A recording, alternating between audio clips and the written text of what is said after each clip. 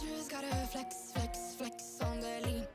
I just wanna rap, rap, rap to the beat. I just wanna back, back, back, cause I'm mean. I just gotta go, go back, I'm a freak.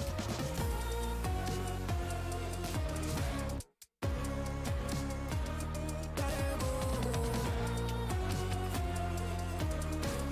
I just wanna rap, rap, rap to the beat. Move of emotion, they drunk at their problems. They always on road and they starting. She knows this cause she is the same. She's trying to stop playing games. Move of emotion, they drunk at their problems. They always on road and they starting. She knows this cause she is the same.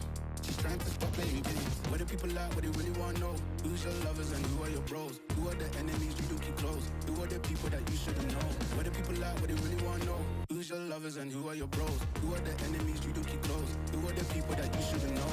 I just gotta flex, flex, flex on the lean. I just wanna rap, rap, rap to the beat. I just wanna back, back, back, cause I'm mean. I just gotta go, go back, I'm a freak.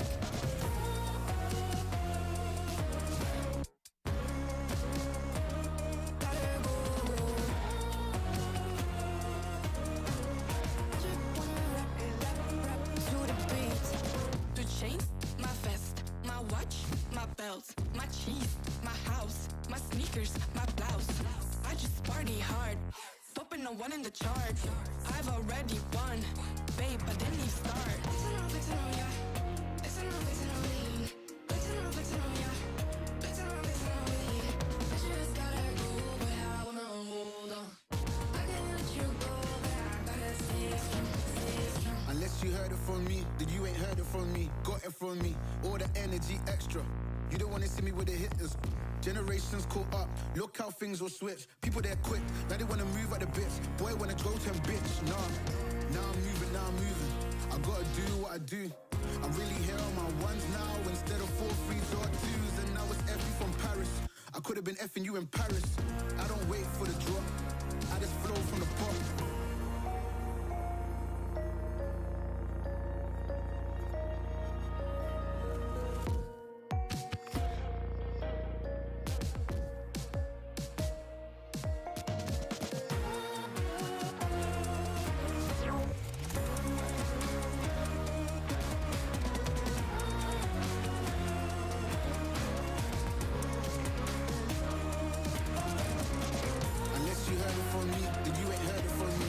From me, all the energy extra.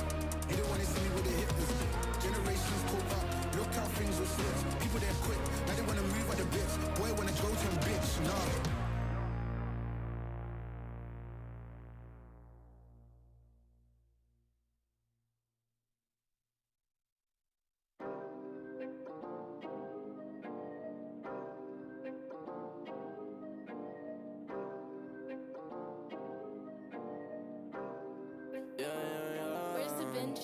Working a 9 to 5, I had to go and feed the guys. Nobody did it right, I had to show them how to grind. I had to beat the odds, this is the life I live for God. Taking a step at a time, we going up, we headed to Mars. Taking them chances, making decisions, you know I'm never gonna lie. Till you let go, I'm copying all of them, who you gon' be inside. I cannot fake it, I gotta face it, I gotta do the time. You gotta wait, make for a great pay, make sure you're doing your job. Gotta deal with the patience, 200 every occasion.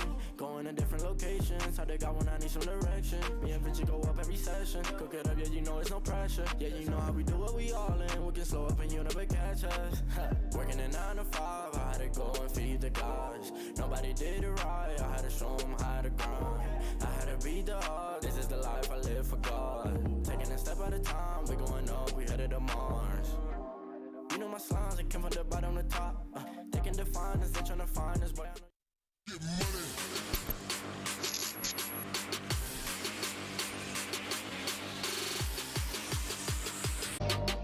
มีเปเปอร์เล็กครับผมมีบีชมีเซอร์เซียครับผมเพราะแต่ละทีมมีประสบการณ์ที่มากกว่าครับผมจริงๆผมกังวลฝั่งออสเตรเลียมากกว่าครับเพราะว่าผมไม่เคยเห็นเขาสู้กับโซนบ้านเรามาก่อนแล้วก็เขาน่าจะมีแผนแล้วก็อะไรมาเซอร์ไพรส์เราหลายๆอย่างครับ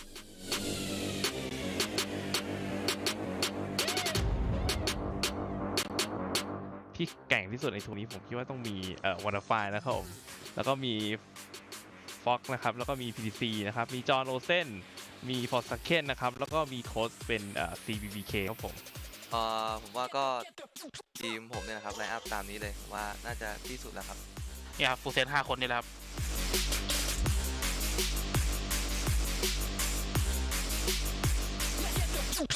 ฝากแฟนๆเชียร์ด้วยนะครับก็ฝากถึงแฟนๆนะครับอย่าลืมเชียร์ MiTH ด้วยนะครับจะพยายามให้เต็มที่นะครับสำหรับรายการนี้ขอบคุณมากครับสวัสดีครับ แล้วก็สุดท้ายนี้ก็ยังไงก็ฝากเชียร์ทีมเซอร์เซียในการแข่งขัน Valorant ด้วยครับที่กำลังจะมาถึงนี้ในรอบ APAC ครับผมแล้วก็พวกเราจะทำผลงานให้ผ่านไปถึงรอบมาสเตอร์ให้ได้ครับแล้วเจอกันในมาสเตอร์ครับขอบคุณครับ ครับผมก็ฝากเชียร์ทีมฟูลเซตด้วยครับจะทำให้เต็มที่ครับขอบคุณครับ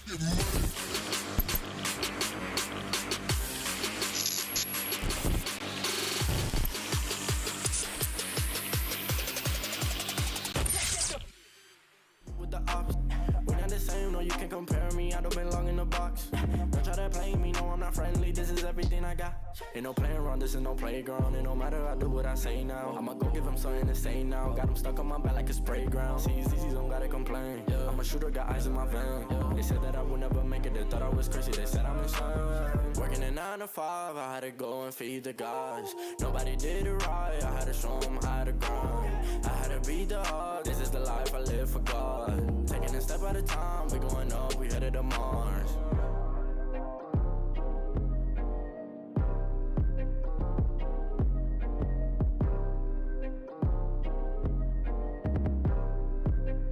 Undefined for life.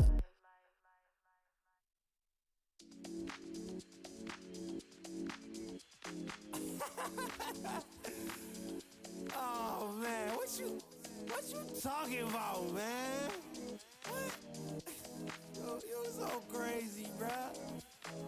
Wasn't too long before I realized a whole lot of truth just realized. Two groups faking the real guys, and both of them plotting on your meal size. Gotta be more, is this real life? Got a bad hand, but I still try. Try and knock me down and I still climb. I can see the promised land right over the hill line. And when I get there, yeah, we all gon' party. Learn how to surf cause the waves is gnarly. Gotta make the bread, gotta bake the barley. But it take a little time, be patient, darling. Working for the people, gotta rake them all in. But sometimes people make you hate your calling. Some people panic when the brakes is stalling. Me, I go to God when my faith is falling. Put it on the tattoos. A righteous man don't know bad news. Found forgiveness for my snafus. Nothing for the pretty girls trying to get a cashew. Bad dude. Sometimes life really suck like a vacuum. The devil I don't never turn my back to. I just wanna shower love like a bathroom.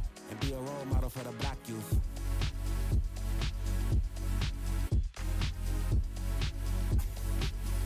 Here you go.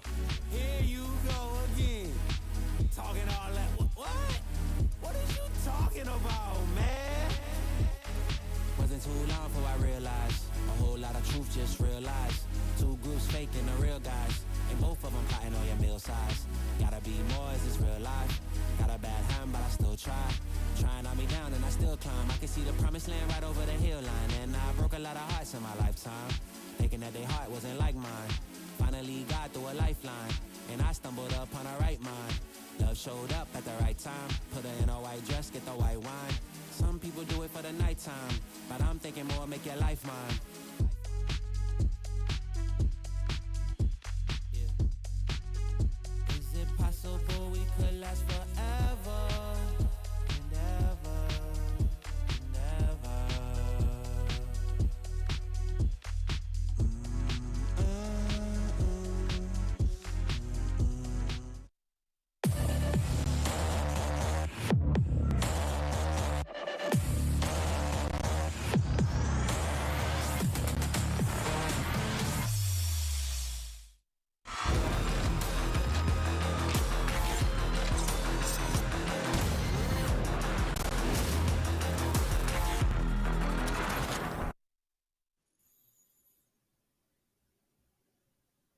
The road to Masters so far has been a road filled with heartbreak. We saw 3 teams bid farewell on their journey here at the Asia Pacific Challengers, and this is also a road filled with triumph as we see the 3 other teams move forward in the bracket for their run in the lower brackets. Now, today, we will be seeing 2 teams enjoy the victor that they will taste as we will be seeing the first two teams to get into the knockout stages, but we will also see another heartbreak later today on the final series. And without further ado, welcome you all to day 3 of the group stages here at the Asia Pacific Challengers. This could be absolutely brutal. Flaring allowed, but then Derion on the edge. What a dodge!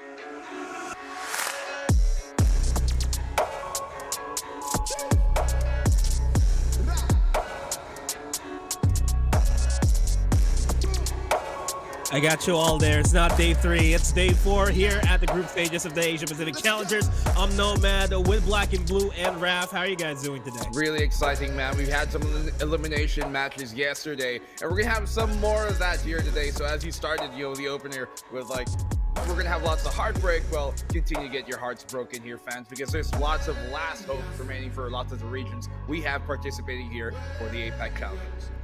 You're making heartbreak sound like it's so exciting. Oh, yes, of course not. Nobody wants their heartbreak. It's like, oh yeah, guys, get ready for your hearts to be broken. I'm pretty sure a lot of people are already fed up with that.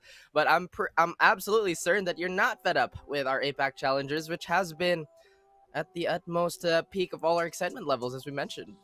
Yeah, it's been a road of exciting matches, to say the least. We've seen a couple of that yesterday in the lower brackets, and we'll have a look at the highlights of everything that happened today. And it was very, very exciting. Like, we've seen a couple of close fights there, a couple of chances for some of the lower bracket teams there, like Naus Esports, who finally woken up just a bit, but then they suffered the same fate. And I could say the same for Bonkers. They are elated with that 2-0 victory against Fancy United Esports. A lot of things in those elimination matches yesterday. Totally. I mean, you put it right on the money, right? We had kind of different results, but ultimately I think the teams that we expected to win did kind of get there. So, with No Namers versus Cerberus, that one was probably the most 50-50. Some of us voting for No Namers, predicting No Namers rather, and some of us kind of going for Cerberus. It did go towards Cerberus' side, but to be fair, No Namers put up a really good fight, especially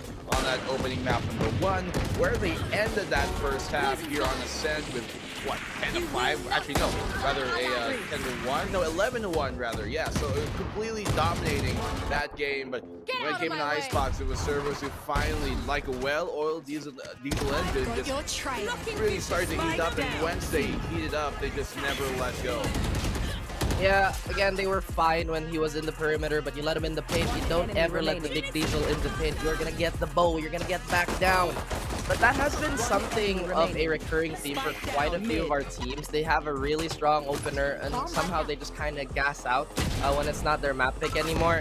Bonk versus Fancy was honestly a very interesting series in more aspects than one. A lot of layers being shown by Bonkers, not just being a team that's able to capitalize on their mechanics like RDW on his chamber, but also a lot of their utility with their double controller lineups. There totally really is. When you look at the composition of both teams, great. You saw quite a big variation in what they're both trying to attempt here. But I mean, Bonkers, even though we talked about and touted that double controller is really good, which they did bring out on map number 1, when it came to map number 2 here, they went with the Brimstone, and because of their playstyle and how they applied that with a Sage of all things, really made work out and showed that Bonkers mean business, and they definitely bonked the competition. Oh, and I feel like this is the biggest heartbreaker for a lot of us Filipino fans. Naus, they had a lot of fuel in the tank, but somehow the engine just wasn't enough to keep up with Onyx. You know how dangerous both these teams are, but it's one of those things. It's a bit of a wake-up call, really. Naus, an amazing team when it comes to just recent history. That strat book was running a little thin once Onyx started bleeding them out. Yeah, I mean, they made it this way with a very different composition, very different style of play that we know from them. You know, coming into the qualifiers for Philippines, they played KO a lot, really kind of centered their core compositions and strategies around that KO pick for most of the map, but it just wasn't working out anymore. And so they tried some new things, but ultimately, you know, maybe too little time to practice those. And Onyx, well, they're going to play their game, and they know that they can win in every category. I'm glad though that they're trying a lot of range, you know, so to speak, because that KO, again, it's been beneficial for them. But as you mentioned, is it really sustainable overall when it comes to a super long circuit just like ours?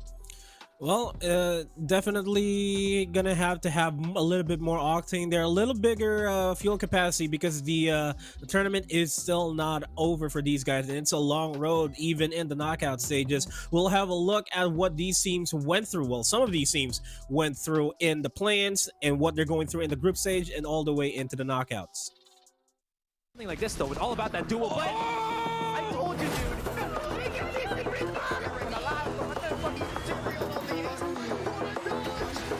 Welcome to the VCT Challengers APAC Playoffs. The journey to Masters starts here.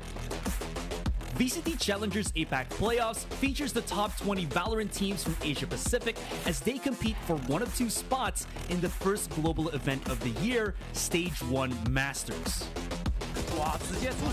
The tournament runs from the 10th to 27th of March and is made up of 3 stages: the play-ins, group stage, and knockouts. First of Paper X now down, and bad guy comes in from behind and retaliates too. The 2 teams which make it all the way to the grand finals qualify for Masters, where they will meet the best teams from around the globe, plus the lion's share of the $150,000 prize pool.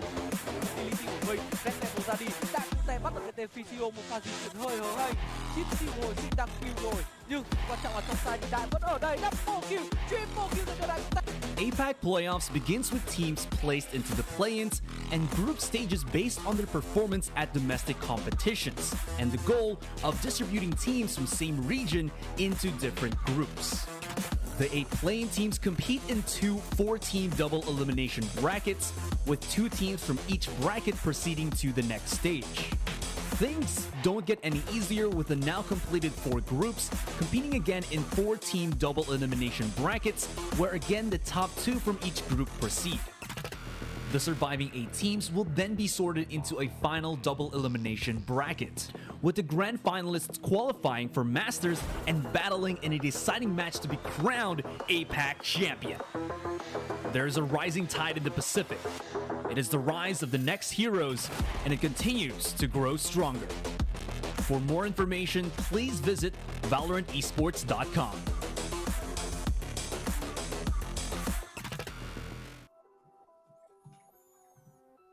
And that's the journey that these guys have to go through, and the journey has been definitely rough, but for now, I mean, for the most part of the day that we have, we're looking at the upper bracket matches for Group A and the Group B hard-hitting teams that we have. And speaking of, let's have a look at the groups. We're seeing Boom Esports and Made in Thailand in that upper bracket, and it's not going to be as easy as it can be. Definitely going to be an exciting game. Over at Group B, we can have a look at Paper Rex and Persija Esports, the second team that we have for the day. Again, another hard-hitting teams here for Paper Rex and Persija Esports, for that matter, having that super team composition, if I do say so myself. But things are a little bit different here.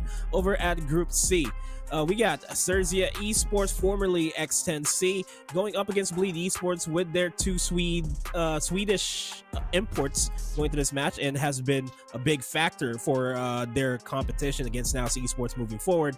And then lastly, over at Group D, we can see the final match that we have for today, an elimination match. It's South Built Esports and Oblivion Force. The South Built Esports look really strong against Full Sense, but going into this matchup, it feels like it have a clearer run, so to speak. I mean, all things considered. I don't know if really strong is the most appropriate term, but they did look okay at the very least, especially going into map 2 and then opening half kind of fizzled out at the end, and so did Oblivion Force. Put up a good fight versus that Velocity Gaming squad, but both of them ending their series eventually 0-2. This is the last chance for either the Philippines or Hong Kong Taiwan region to make it further into this tournament. The last great hope for their respective regions. And again, there's just so many storylines brewing. I just want to highlight whatever happens between Persija versus PRX. Bonkers are going to have a handful of a matchup to deal with. But let's not get too excited. Boom Esports versus MiTH, the old guard versus the old guard. Arguably two of the most storied teams, you know, from different points of their careers and their lifespans. Well, MiTH, Yeah, and that... yeah. Go for it. I was gonna say, like, MiTH, they're old guard in name, but they're new school in game. That's all I'm gonna say. Oh, well, I see you're being fancy with your fancy and fly with those words. Maybe. Some ice in the veins here for Black and Blue. Maybe ice in the veins as well here for Boom Esports and Made in Thailand. They are the first series that we have today and the first teams that we have to discuss here. It's been relatively a solid run for Boom Esports, 2-0 for No Namers. Made in Thailand getting a 2-1 against Cerberus Esports. Might be a banger here just to start off the day, and it might just set the tone for the entirety of the day here. For sure. And you know, that what you're talking about is, I guess, this is basically like a precursor to kind of warm us up, but it's not going to be a warm-up where we'll be like slowly eased into things. We're going with Boom versus MiTH. You know, they're just gonna throw us on the deep end and leave us to basically dry it off, because this is going to be a very, very intense match. I mean, intense is a light way to put it. I don't know what's going on with MiTH. Every time they play against a team, it's a very K9 themed one. Again, that's just something super off topic. All of them have been the very best of their respective regions, mind you. So their journey has definitely been one that you cannot discount. But Boom Esports, man, we have not really seen them flounder whatsoever. Their power levels, even coming into our APAC Challengers, they remained constant. They did not dip at all. Yeah. And with that, we're going to have a look at the Alpha Wolves here in this competition. We got Boom Esports.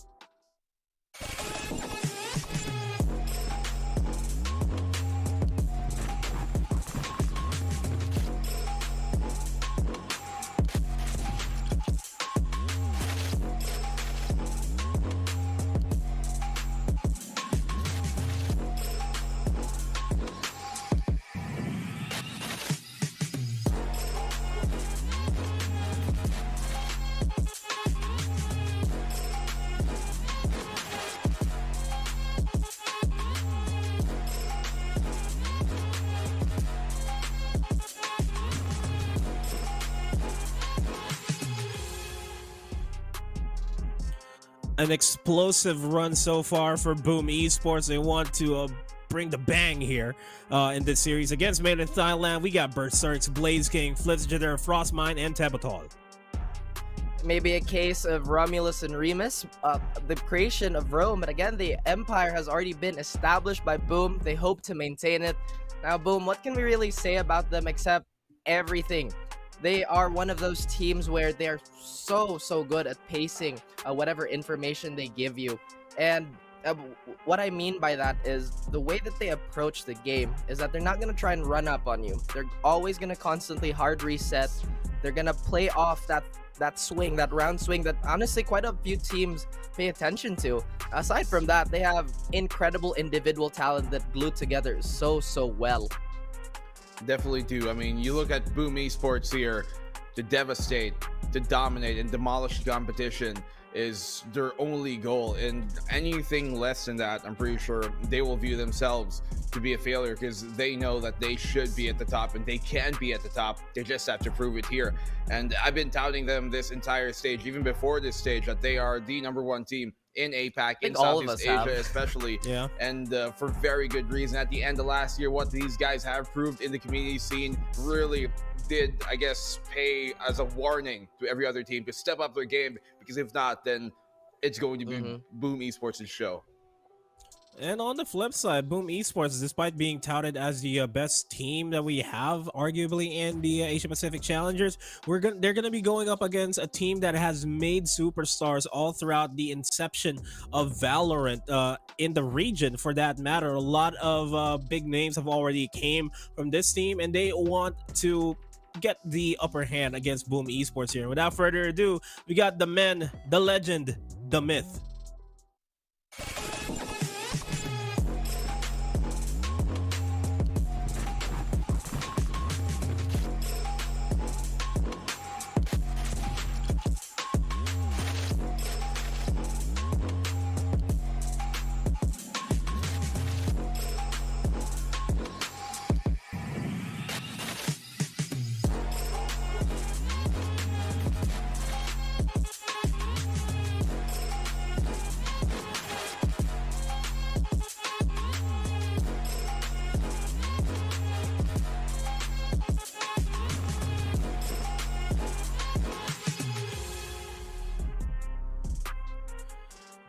Y'all see what I did there?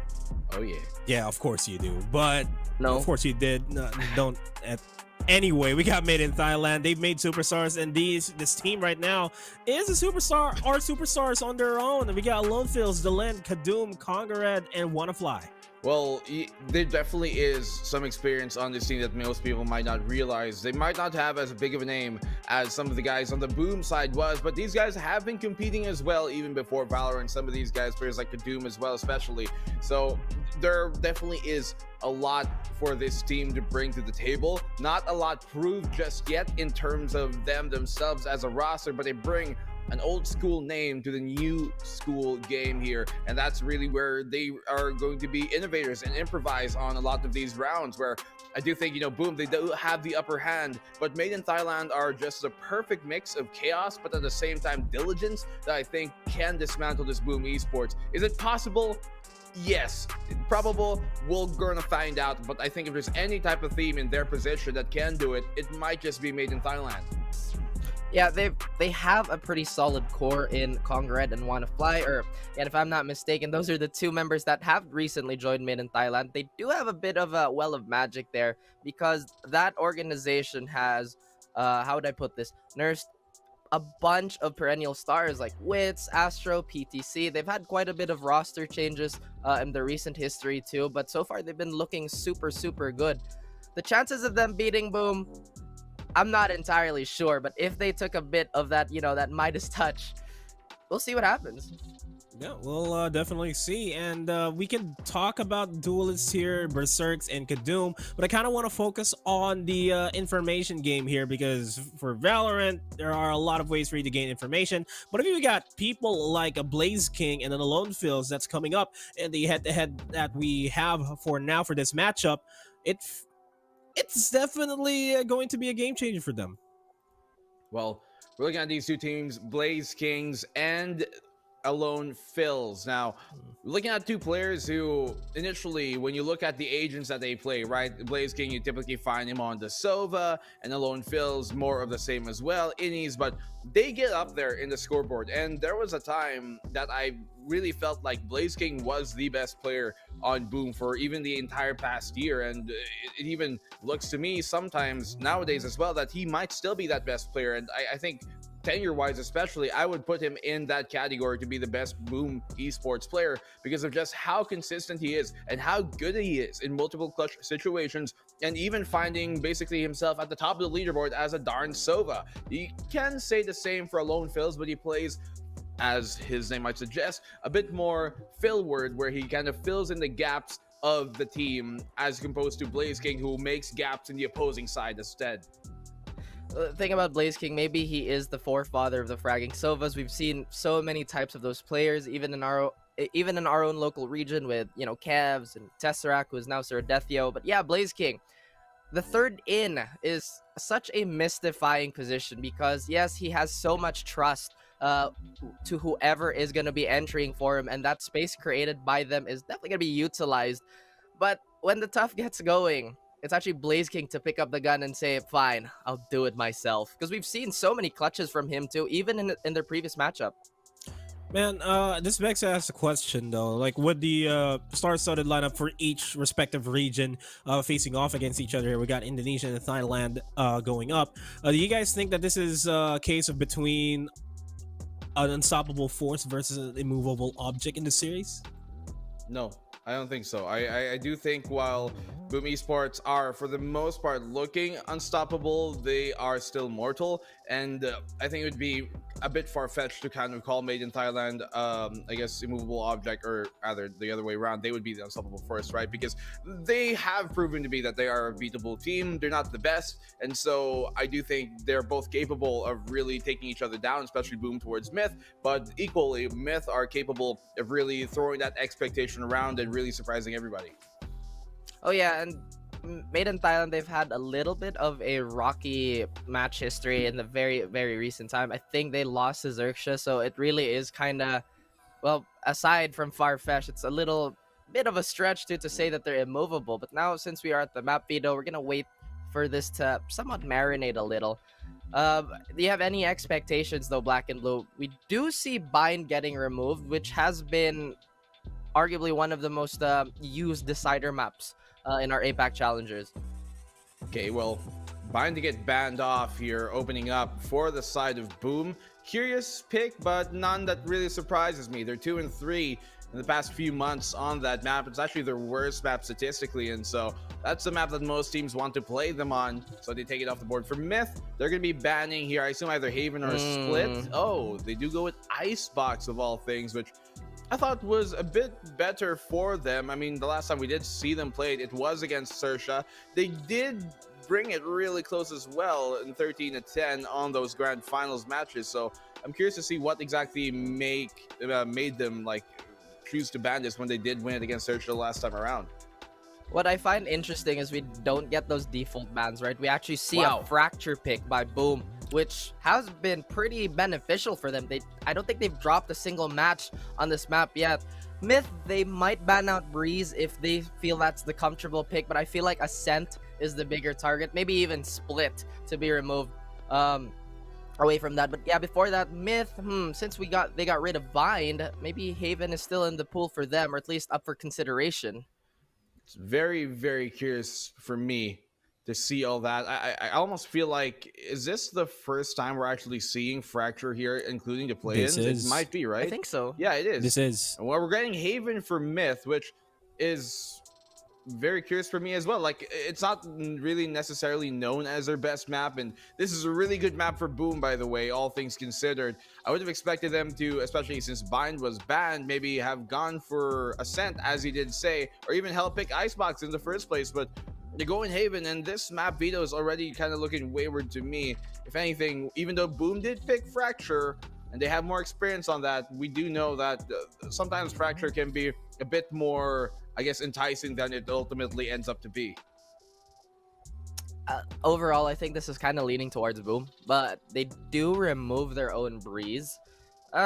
I'm not entirely sure what the overarching theme is for their picks and bans at the moment. Since we have Fracture, I feel like Fracture is going to be one of those maps where they try to demoralize MiTH, because we know that Boom can be an incredibly cerebral team and can be incredibly mechanical. They can be a mix of both if they choose to be. MiTH, I feel like this falls on this Veto right here. Are we going to see... They ban Ascent? MiTH ban Ascent? What? Let them Split. And now, I guess Split is where we're going to be settled, which is arguably the best map of recent time of Boom, Ref. Yeah, and that being said, Split has not been so kind for Made in Thailand. Maybe they have some sort of new system that they want to implement. Again, Split has been a map of surprises for a lot of our teams and has been a little bit of an evolution point. We saw that in Bonkers. We saw that in Boom the last time we saw them play. We even saw that with Full Sense.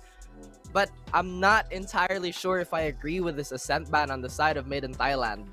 I don't know, man. This map Veto's looking quite heavily in the favor to Boom, to me. I mean, Boom, they take up their worst map, and then MiTH basically bans Boom's second worst map. And so with that, they're good on pretty much every other map left remaining, and that is just not a position you want to be in. when you're the underdog. Half of the battle sometimes isn't that map veto, isn't that preparation phase. I only hope that they left Split open, because knowing that this is the best map here of Boom potentially, they've done the homework and they've done the research, they've done the R&D to be able to counter them and actually make this a full 3-game series. And when they get to that stage, actually close it out. Well, now it begs to ask the question here: are we gonna see the entirety of the game play out in a best of 3? And who's gonna come out on top of here? Is it MiTH? Is it Boom? Who do you guys have for this?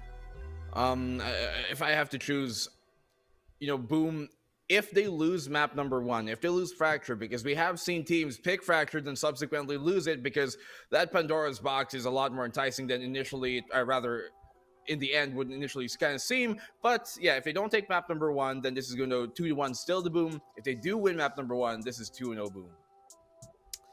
I'm still asking why Fracture would be their first map, because I think this is one of those maps where Sova isn't necessarily a must pick. So Blaze King, he must have a little bit of a magic trick being hidden there somewhere. We've talked about Boom so much. Again, it does kind of come down how well they succeed on map 1. Made in Thailand, they definitely have a chance, but I'll have to go with Boom 2-1 here. Well, I have to agree with you guys there. I feel like Boom Esports may just take this in a 2-0 if we're just judging it off of how they played against no-namers and how Made in Thailand played against Cerberus Esports. I feel like Boom Esports has definitely the upper hand here, but I feel like it's going to go into a full 3-game series. Nonetheless, Made in Thailand going to make it hard for Boom Esports to get that victory, but a victory for Boom Esports still is on the horizon. Without further ado, we're going to break all expectations here as we dive into Fracture, the first map in this best of 3 series between Boom Esports and Made in Thailand.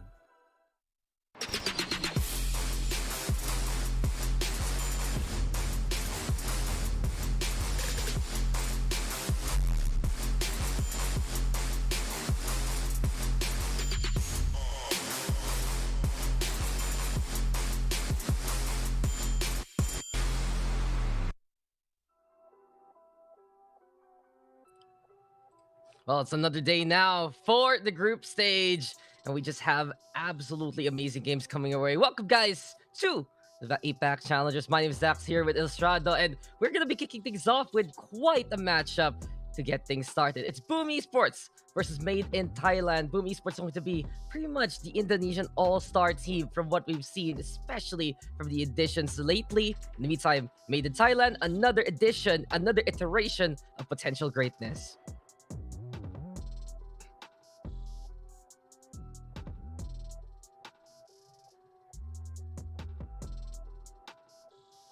Yeah.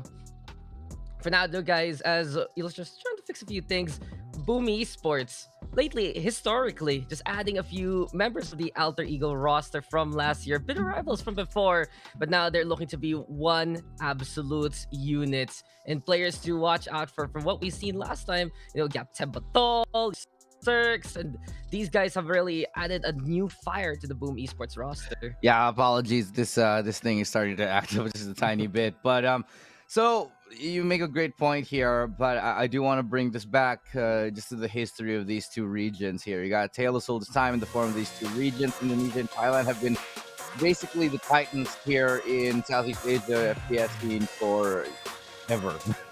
Ever since the beginning. It's always been these two, proud nations that have always been kind of just butting heads. Now we're finding ourselves in Valorant, and it's still a lot of these two teams. Boom Esports, one of the favorites, I think, to make it out of this competition and into the championship. Now they're going up against Made in Thailand, who have very much struggled to survive. Now we're going in Fracture, and it's definitely very interesting for me. It's the first time we're going to be seeing it in the tournament.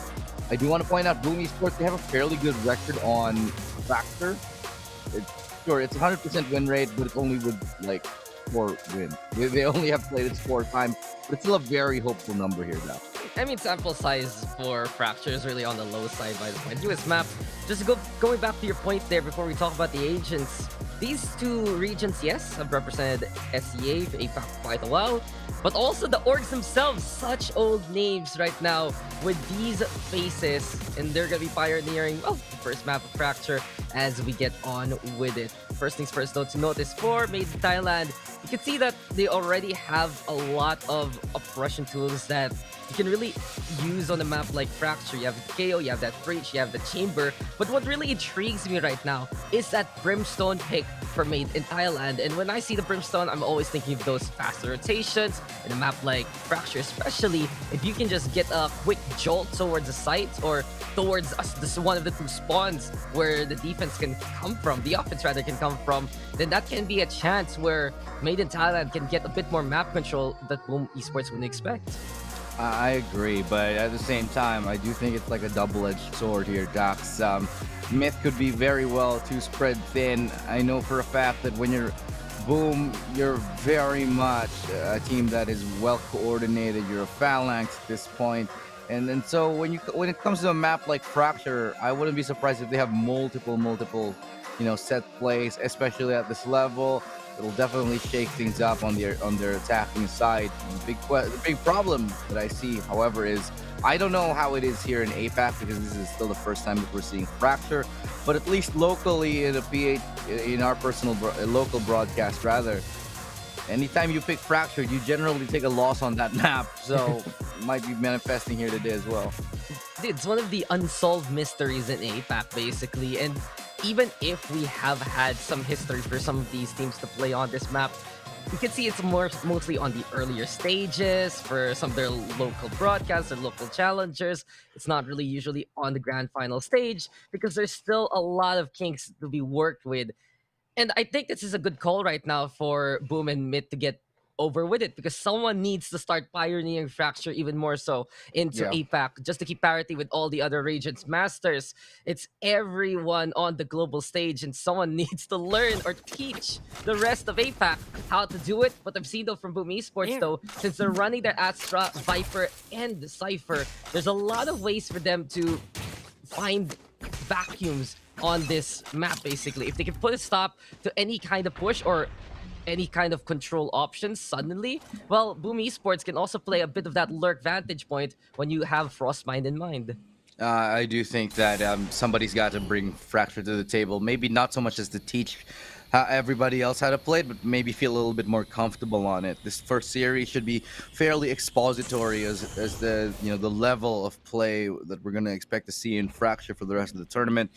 Because let's be honest, if Boom and Made in Thailand, they're a pretty good litmus test as to how well you can play any map in general here in Southeast Asia. So when it comes to Fracture itself, wouldn't be really surprised that it might spark confidence in a lot of other teams now, as the teams they have gathered the forces, towards B site. Spike will go down. Boom Esports, they're gonna have it without contest. I think it's safe to say they're gonna just be happy to play for retake. Yeah, Made in Thailand coming in from the spawn side. Berserk's already though with control of the tower.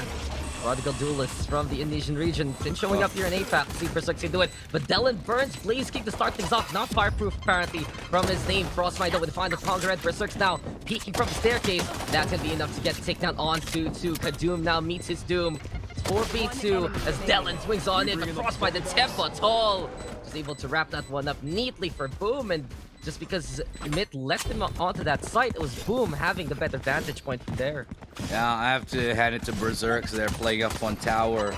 He's able to get a very, very nice double kill under pressure.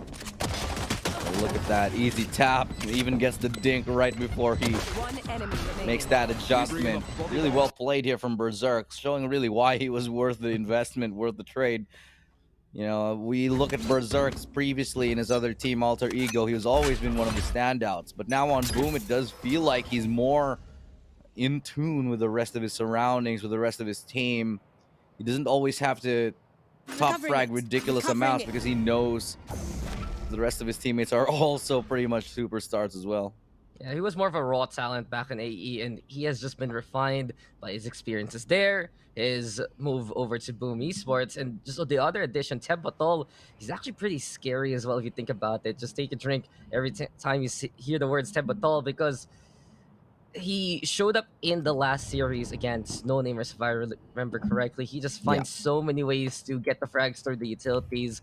For Boom Esports, it's always about that smarter kind of play that they bring here, trying to really increase the aptitude. But Wanna Fly will test the metal. Boom. A good shot there to start things off from the chamber. Oh, we're already gotten onto site here. No one really to contest, but Wanna Fly's found another. They still have not found him. I don't know if he can pick up another one, but Delen is able to hold on. We finally dispatch of Wanna Fly here, and Berserk gets another double 30 to seconds make left. things safely possible. But the swing out will be met with harsh resistance, and that pain shield's gonna do it for Delen there. Good bonus round, no, sorry, good eco round, but they lose 3, so maybe not so good. Well, MiTH Thailand made it costly. It all started with this. Wanna Fly just lining up the headhunter anyway, and you have someone on the chamber. You expect them to hit those taps for such an efficient way. I noticed though for MiTH Thailand here on this defense, they kind of want to play a bit more on the aggressive side also. That's what the Brimstone can entail. But players like Berserk, he's just having so much attitude right now from the angles that we're seeing. Throw the paint shells out, flush out the opposition, forcing Delen to actually push on in. It was winnable. We said it was costly for Boom. Now though, the rifles are out for MiTH Thailand. Maybe we're gonna get more of a, I'd say, stronghold resistance. Already, Doom with a few shots. Facials are there trying to wrap around the screen. And it's Wanna Fly with a takedown. Flips Shadur though. Answers back versus the race. And on the inside, surprise, it's Delen. So 3v4 here as the Pistols doing enough work to get at least 1 kill. They'll be happy with 1 more. But they've gotten another after Frostmine hits a shot onto Delen. Took a couple of tries, but he got there eventually. Now Blaze King virtually dead, already literally dead. Now Tebatol has managed to pick up a rifle. Doesn't really lead to very much at the end though. He followed the path and he's like, okay, I guess there's someone here now. Esports giving up that round, and the better contact play here from MiTH Thailand. They have these players right now staying away from some of the Astro Smoke setups from the side of Boom. And while there is that kind of nebula play to blockade the middle part of the map, there's still so many spots wall bangable on the site, especially right behind the Radiant Knight. And if you're just spotted by any single player, anyone staying either into that cubby or in the tower itself, that's already enough intel for the suppressing fire to come from the spawn side of the defense. But here we have it, go again.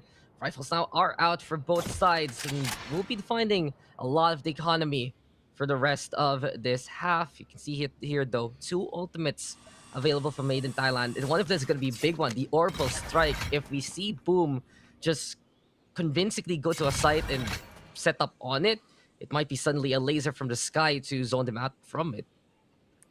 2-1 as MiTH Thailand is going to start things off. Wanna Fly yet again gets the opening pick, is able to get out of their rendezvous as the rest of the members of Boom will be making that connection. Wanna Fly can't get up this time. Misses the shot. That's a little bit more of a path towards that B site. Not really many defenders, so they will have to go for a 4-4-man retake here. I think the site is already claimed.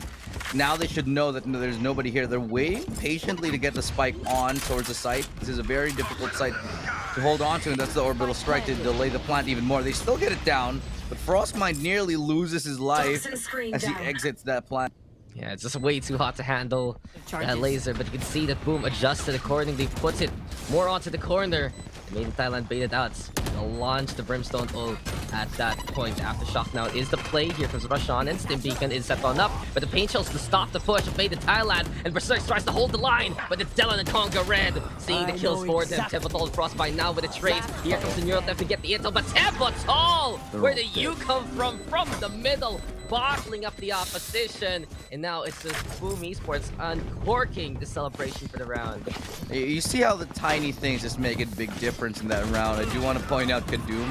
He actually did clip that staircase, and I think it was just the difference of him getting around the corner, getting that trade frag. And instead of actually, and then he just got peeked from the side instead. So Boom Esports, well played on that one. They do manage to keep themselves afloat here. Let's take a look at the numbers. Still 0 kills on Kadoom and Blaze King. Very early on in the game, so still not too much to worry about. At the very end, at the very tippy top, though, we got players like WannaFly, who have been getting the earliest picks time and time again. This is something that Boom will have to address if they want to make sure that they keep their advantages in the game early, especially when an operator comes out like this with a tour de force. You need to be able to find a way to identify where WannaFly is and stop him from taking those early 1v1s. Now they know that he's gonna be coming in from the B side, and a quick repel here from Boom to come from the south instead.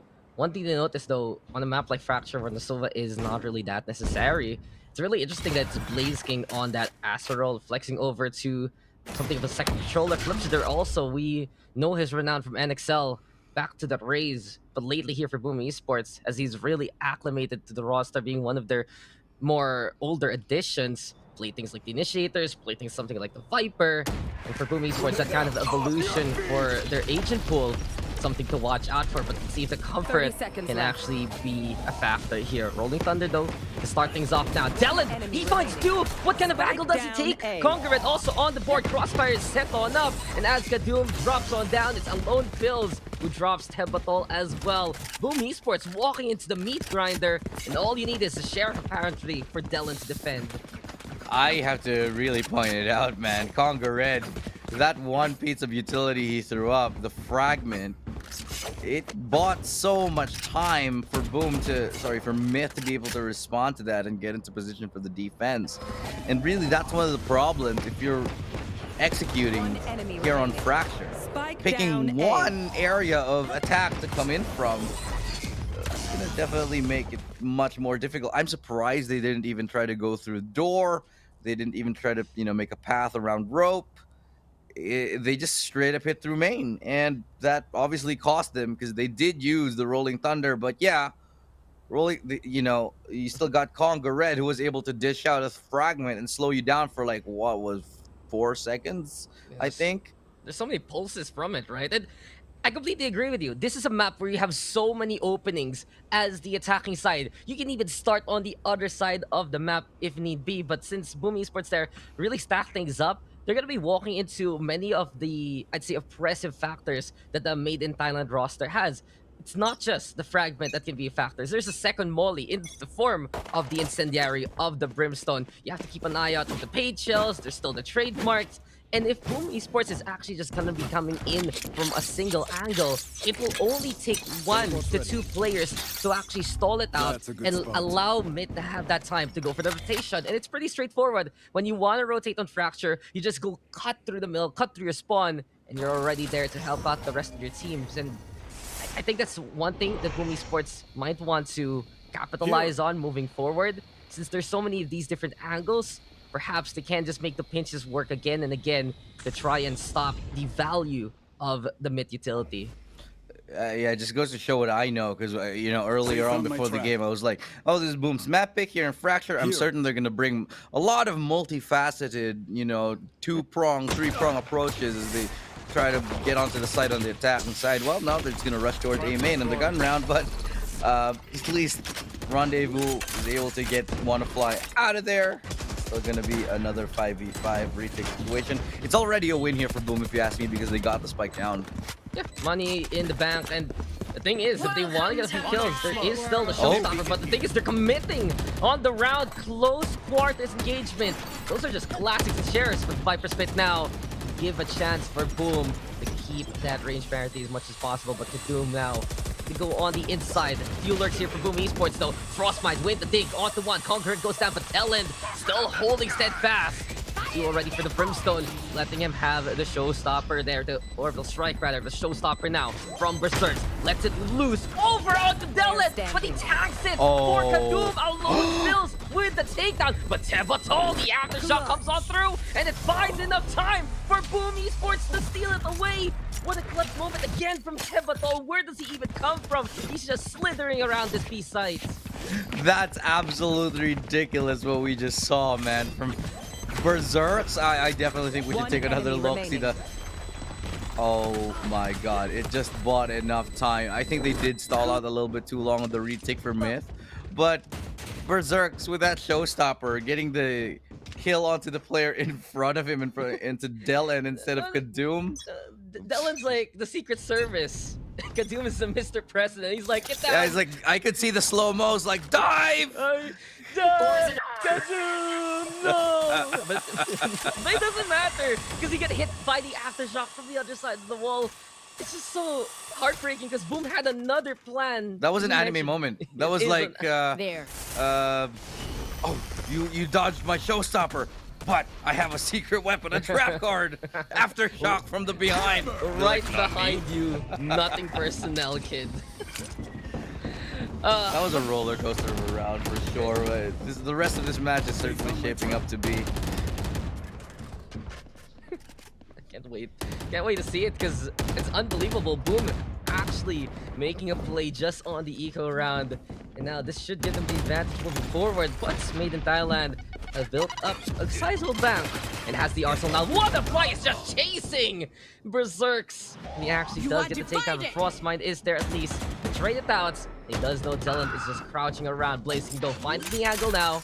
We'll get a takedown to get on the board. Cosmic Divide to give them the space and the quiet to set on up yet again towards that B site. The rest of it now. Oh, the waiting game for Kadoom will spell his own demise. Blaze King now heating on up. Yep, yeah, Kadoom, this is not his game right now. At 7 rounds in, I think he's scarcely got a kill.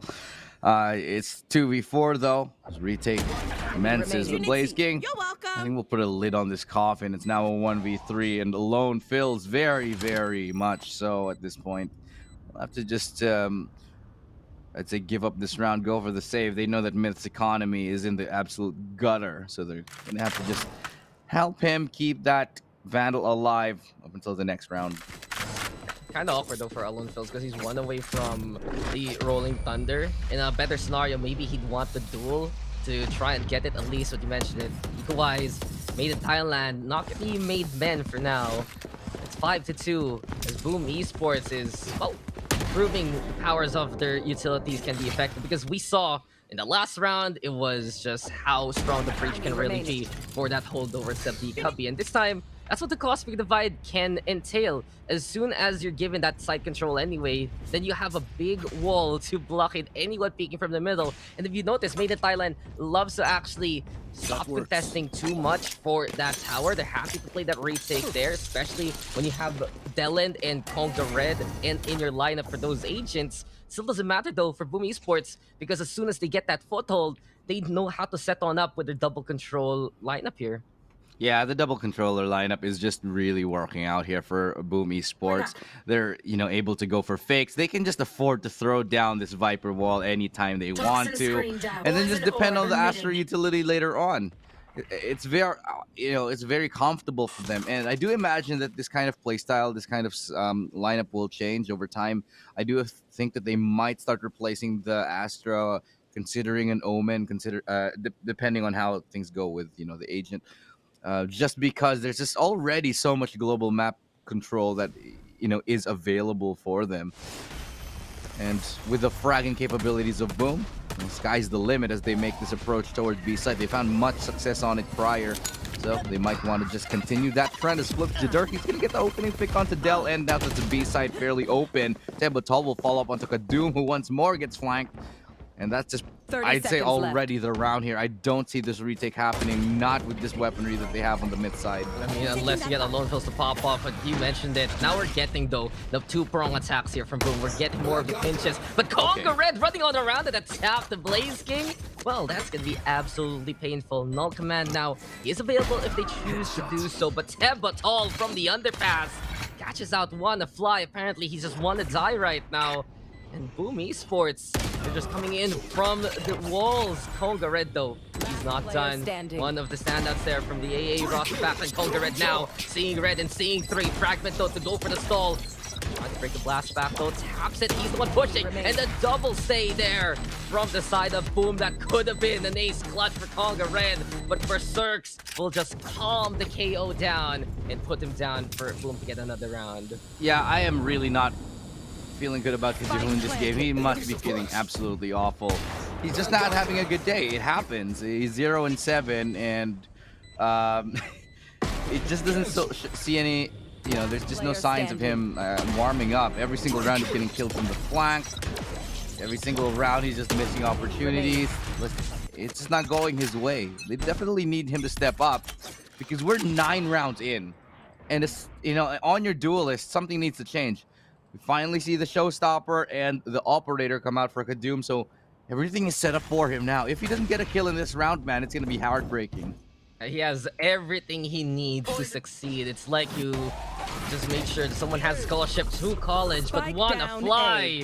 He's just gonna fly on away as soon as he peeks it. Every round he gets one. He's just so snappy. It's so quick. I like the fact that for Made in Thailand though, that because they are that retake centric right now, they aren't that eager for the kills. But wanna fly finally, showing more of his fangs. And 4 already fall to his name. Lone Fields will wrap it up, but Made in Thailand, they were gonna be making that round convincing. Well, it's a Herculean effort from WannaFly to be able to bring it back. Did, however, steal maybe Kadum's thunder in that one that I think he was destined to get a kill in that round. But, you know, when you win rounds like this, WannaFly definitely should inspire the rest of the team to be like, yo, we can do this. If I can get a 4K in one round all on my own, without really any backup, the rest of you should be able to do fine. Now, I want to point out, WannaFly along with Conga Red, these guys have been playing together for quite a minute here. We used to see them play in a lot of other teams. Now that they're back together here and Made in Thailand, this is certainly the farthest they've gone in a very, very long time. I think more than a year, in fact. Yeah, a little bit of a hump, honestly, for that Foxy roster back when in 2021 to try and make it to that stage. And it's good to see the AAA, standouts from AAA actually show on up. And also, for Boom Esports, that's a standout moment for Cirques. With a takedown onto Zealot, Doom now spotted again, set up for success, but falling on that first step. It's Boom Esports going for that B site, and well, I think it's a safe time for Made in Thailand. You notice though that the round that MiTH took a while ago was just single stack from Boom Esports, and players like WannaFly, they can just keep the momentum going as soon as they get the kill, right? But we see it here.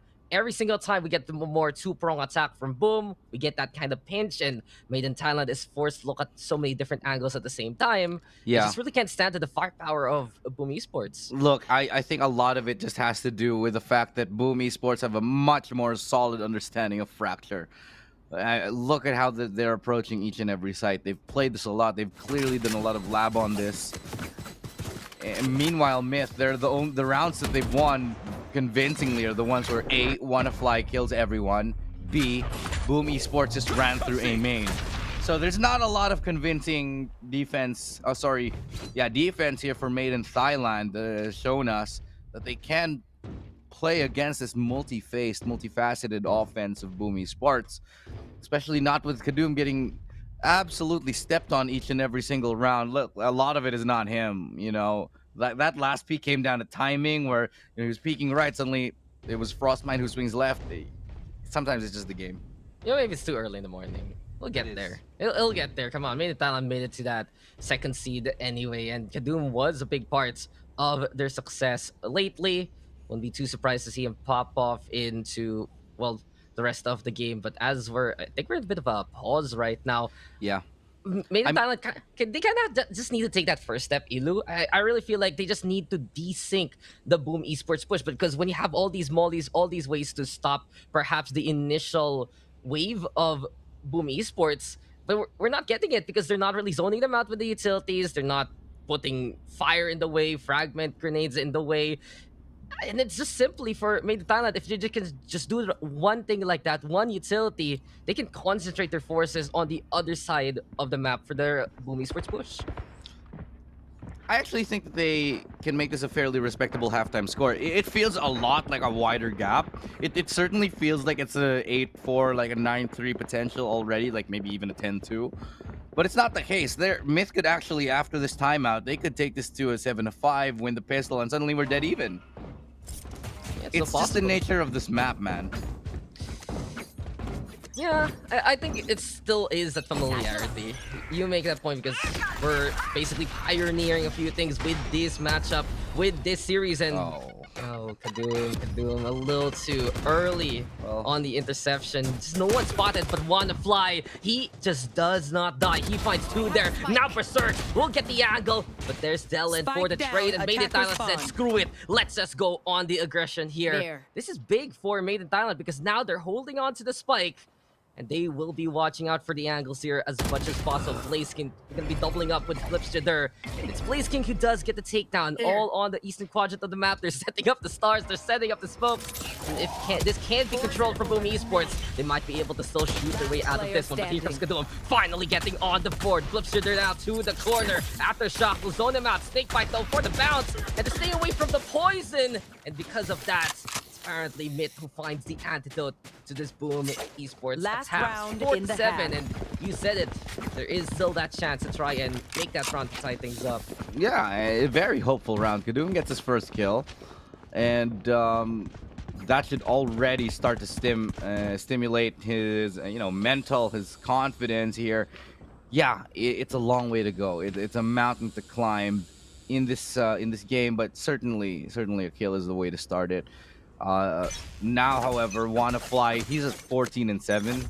He's definitely the shining light on his team, especially on the defensive side. But soon we're going to be shifting over to the attack.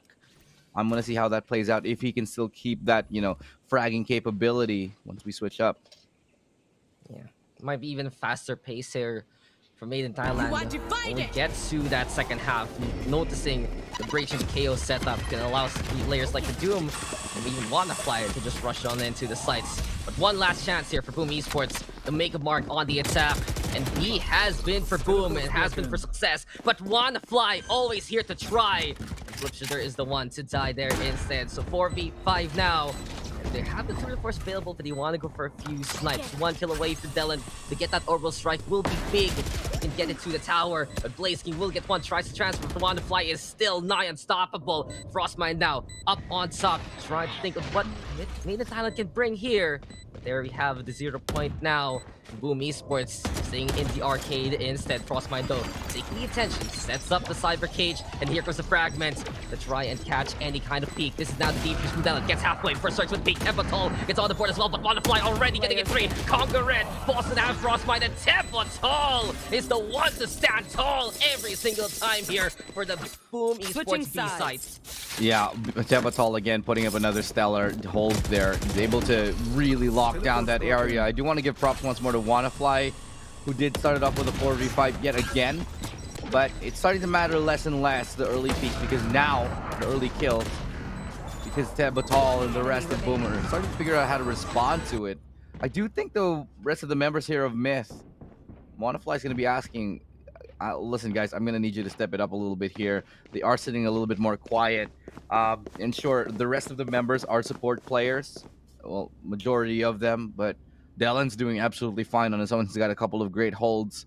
But now we switch on over to the attacking side. The weight now has to fall onto the duelist of Maiden Thailand. Kadoom has to step up massively, especially in a map like Fracture, where his showstopper will be needed a lot of the time, where his utility, where his frags will be of utmost importance. You're talking about the duelist, and I agree, Kadoom does need to step it up for the takedowns. But I'm looking forward to if Maiden Thailand has enough map aptitude to actually play it similarly for Boom Esports, because what really gives Boom Esports a success? Sure, they can get the takedowns early on, but these post plants, it's the crazy post plants that we get here from Boom. Tebotol is just everywhere and anywhere, being absolutely efficient with his breach utilities, and that just shows map mastery, right? That he knows what angles he can get away with, and he is able to stall for so long and give a tactical advantage for the repeaks there from Boom Esports. Will we get that here from Maiden Thailand right now? I'm looking at Alone Fills and Conga Red to do that kind of job, because they have shown that they can set things up, especially for Conga Red, some of the fragments to stall things out. We've seen some 0 points as well for a few suppresses along the way. But really, if they're going to be putting that spike down, I think it still has to be that kind of same game here for Maiden Thailand, that they're able to navigate around the map, use the utilities through the walls, use the utilities, some lineups there to help them out. Because if they just keep on dueling, Boom Esports can give themselves the advantage heavily, since they still have that support crew of Blazeking and Flipshooter to cut up the battlefield.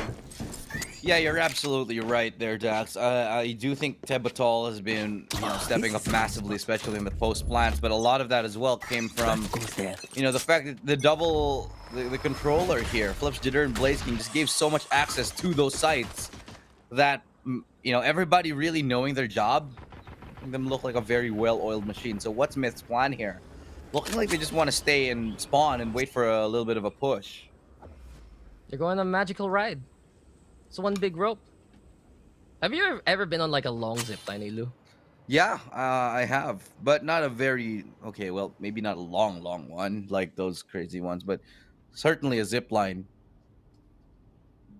Okay, maybe it was more like 2 ropes that I tied to my room And just try to make bed it work. sheets, actually. But I'm gonna tell you a story. When I was a kid, I really hate those kind of heights, and not even zip line, just a cable car. I cried the whole way from one mountain to the I other. love cable cars, but they were very scary. They are scary. It's just like you're so high up, and then everyone was just looking at me. I think I was like 8 years old. My mom just like looked at me, and be like, "What are you doing? Why are you like this?" What are you doing? I'm scared. Made in Thailand. We'll see now what they're doing here. As they go for a push, but Flips Jitter is right there! And you say access, but I say restriction here from both because Flips Jitter will stop! MiTH in their tracks! Tebatol there as well, but one Poison Cloud has already blockaded any kind of hope and insight here for Made in Thailand. Flips Jitter with just those stylish right clicks, isolating those fights perfectly just around the box. That is definitely a highlight. We want to take a look at that yet again. Look at the first shot he lands here. Perfection. Nice shot to the dome. He's able to get another one. Sure, the distance was a little bit questionable, but that third one was chef's kiss. Could have been a fourth. Somebody stole his gun. You know why that worked? It's also because of his snake fight. It was perfectly timed, and Made in Thailand got afflicted by the vulnerable state along the way. So from afar, the right click gets double damage, amplified there.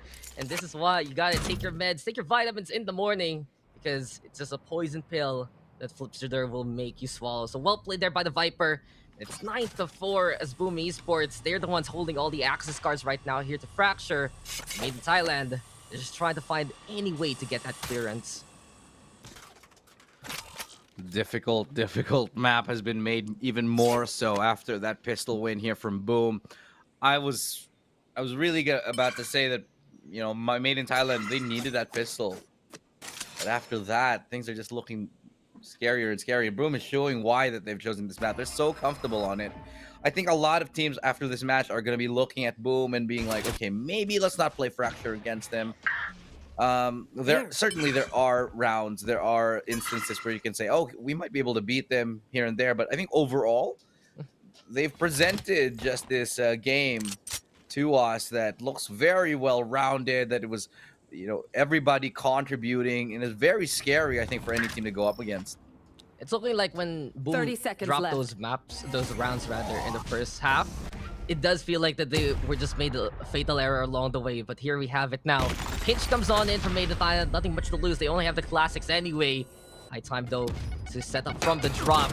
It will be Tebatol to answer closely, but Lone Phil's jumping with Delant. 10 seconds Starts left. there, waiting to get that 2K anyway. The gun advantage now screaming at Made in Thailand to get the hell out of that A side. Delant forced to peek. Thanks to Page Shells, Blaze King is there to catch his life. And with the Lone Phil's now all alone, play the smallest violin in the world, because it's a sad song here from Made in Thailand. They did at least get that spike planted. They at least got a kill.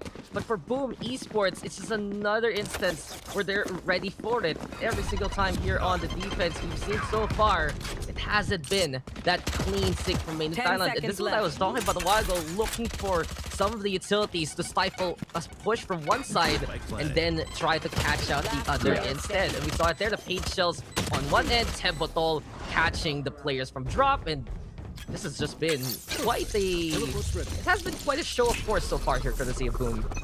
It's very much a game where you look at it and say, yeah, this is pretty much a stomp. But then you start to look at the numbers, you start to look at a lot of those rounds, and the rounds did, for I'd say a lot of them, end up with like the 1v1s and the 1v2s. It's just those marginal differences that MiTH in Thailand have came out under. But look at this A main rush, just straight up hit towards the side. Nobody really coming in from elsewhere. We saw this. It's pretty much a mirror of what Boom Esports brought previously, but can MiTH show them how it's done this time? It's looking like it as a lone Phils actually does get a kill. Kadoom follows up with a double when his team needs him.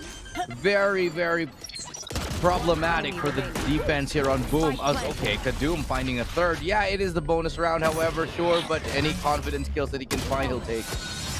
There you have it. Maybe the afternoon rush coming in for Kadoom, as Made in Thailand will flawlessly execute that A-tick. All he needed was to get up on that tower, and he was just nigh unstoppable. You can see it here for Kadoom. This was a position of absolute confidence, and the Rolling Thunder helping him go for the resets, just find ways to reflick, see the angles. And since you're seeing here from Boom Esports, they're trying to anticipate anyone on site rather than that tower. It gives Kadoom that extra bit of time to flick on the round, go for the takedowns. A confident round taken there by Made in Thailand. It's one of the most convincing rounds we've really seen from them, besides their defensive holds against the single prong pushes, courtesy of Boom Esports. So there's a glimmer of hope right now for Made in Thailand. And just to go back to your point a while ago, before the action started, Wanna-Fly, though this lurk does not work out, this Blaze King will get that takedown. It just has been a bit of the outplay from Boom Esports, because Made in Thailand, they understand their plan. They would go for the retakes now. They try and play for those. And Kadoom again getting on the board. You gotta be careful though, because Berserks now looking to start the barrage. Kadoom though still not done. The showstopper flies. It won't make Blaze King die. Here comes Berserks though. He's still fighting on back. H is now gonna be able to get the catch. Okay. And Kadoom has just brought in truly the doom of Boom Esports. A curse inflicted after all these rounds.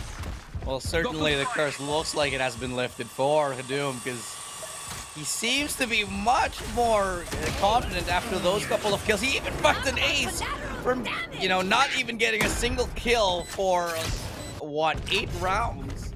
He's managed to bring himself an ace.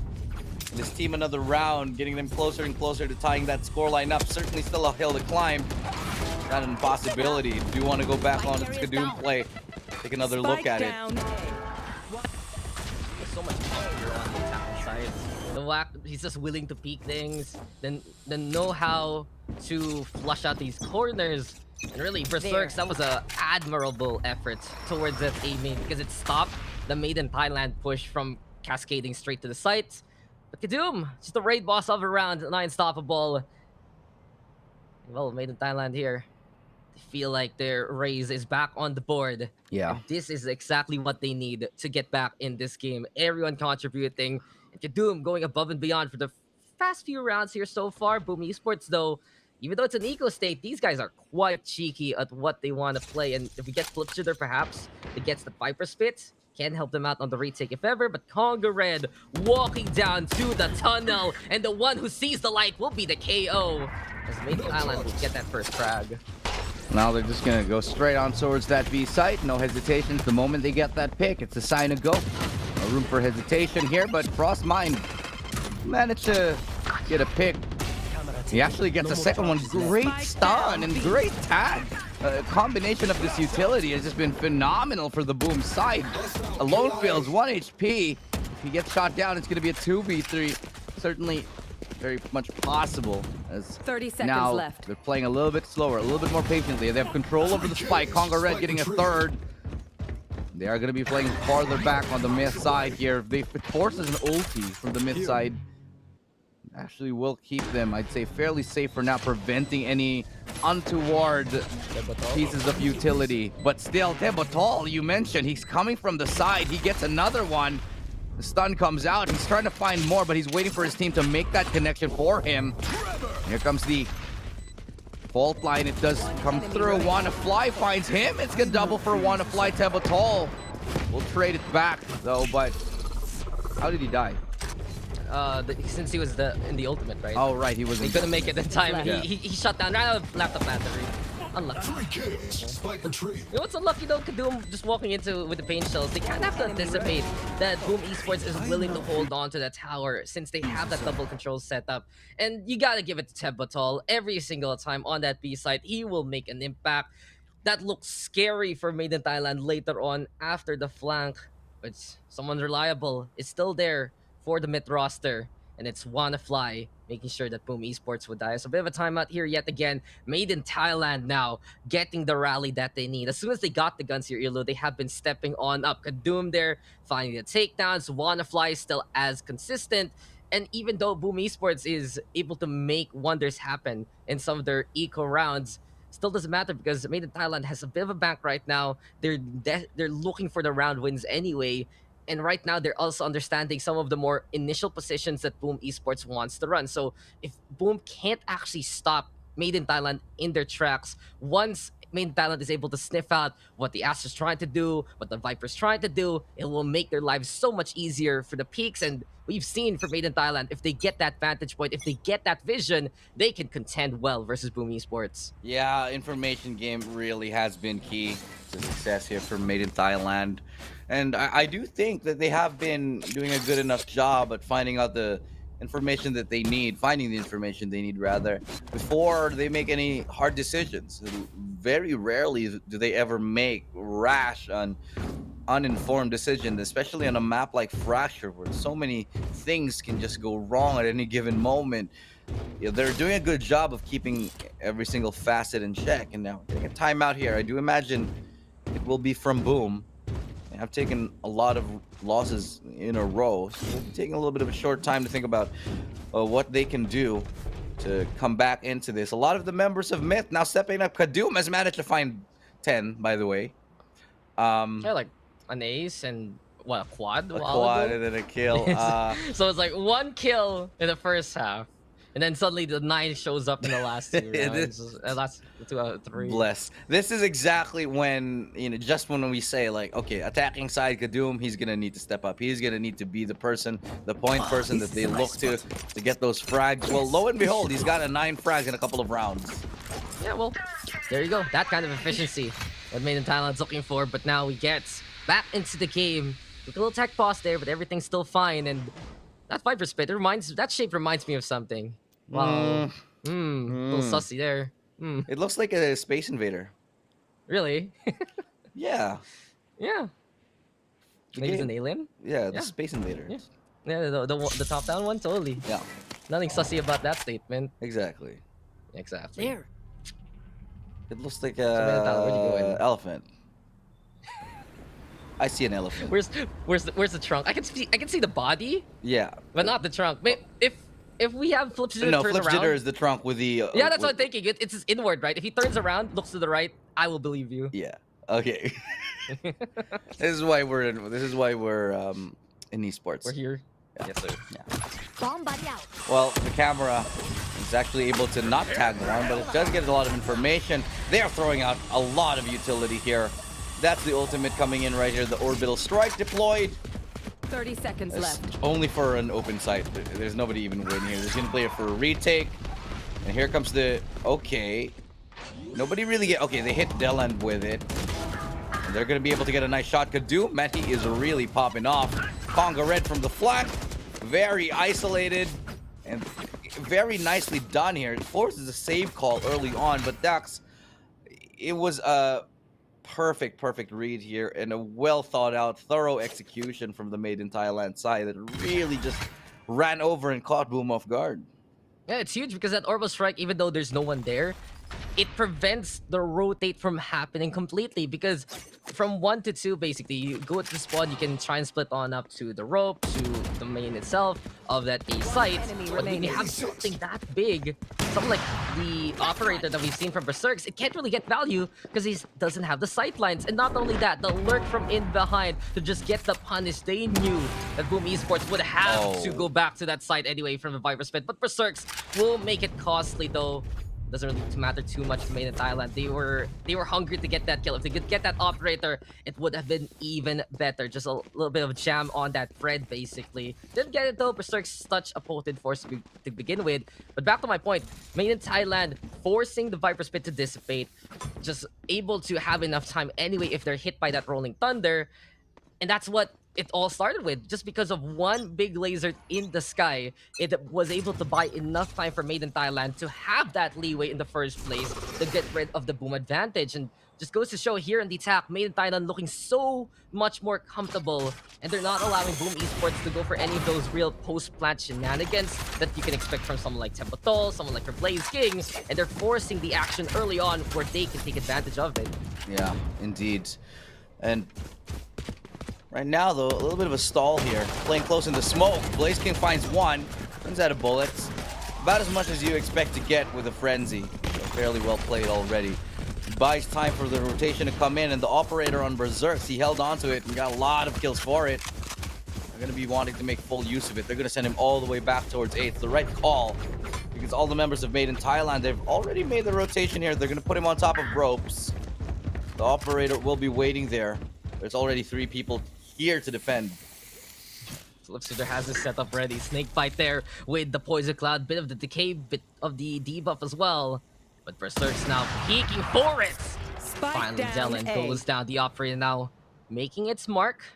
Boom 30 seconds Esports left. getting the right rotation at the right time. Great stalls here from the Breach and the Viper. Berserk's though not done. He heated on up on those exits a while ago. And now he's getting the impact that he needs, but Wanna Fly still with a try. Gets the find and the takedown onto Tempotol, kicking the flash shards. And he goes for another one. 12 seconds left though, and Made in Thailand now caught out from the different angles. And a thrifty victory here for Boom Esports. The stopgap method though, courtesy of Boom. I still gotta give it to Tempotol and Flipster because these two guys have been consistently, I'd say, impactful with the utilities.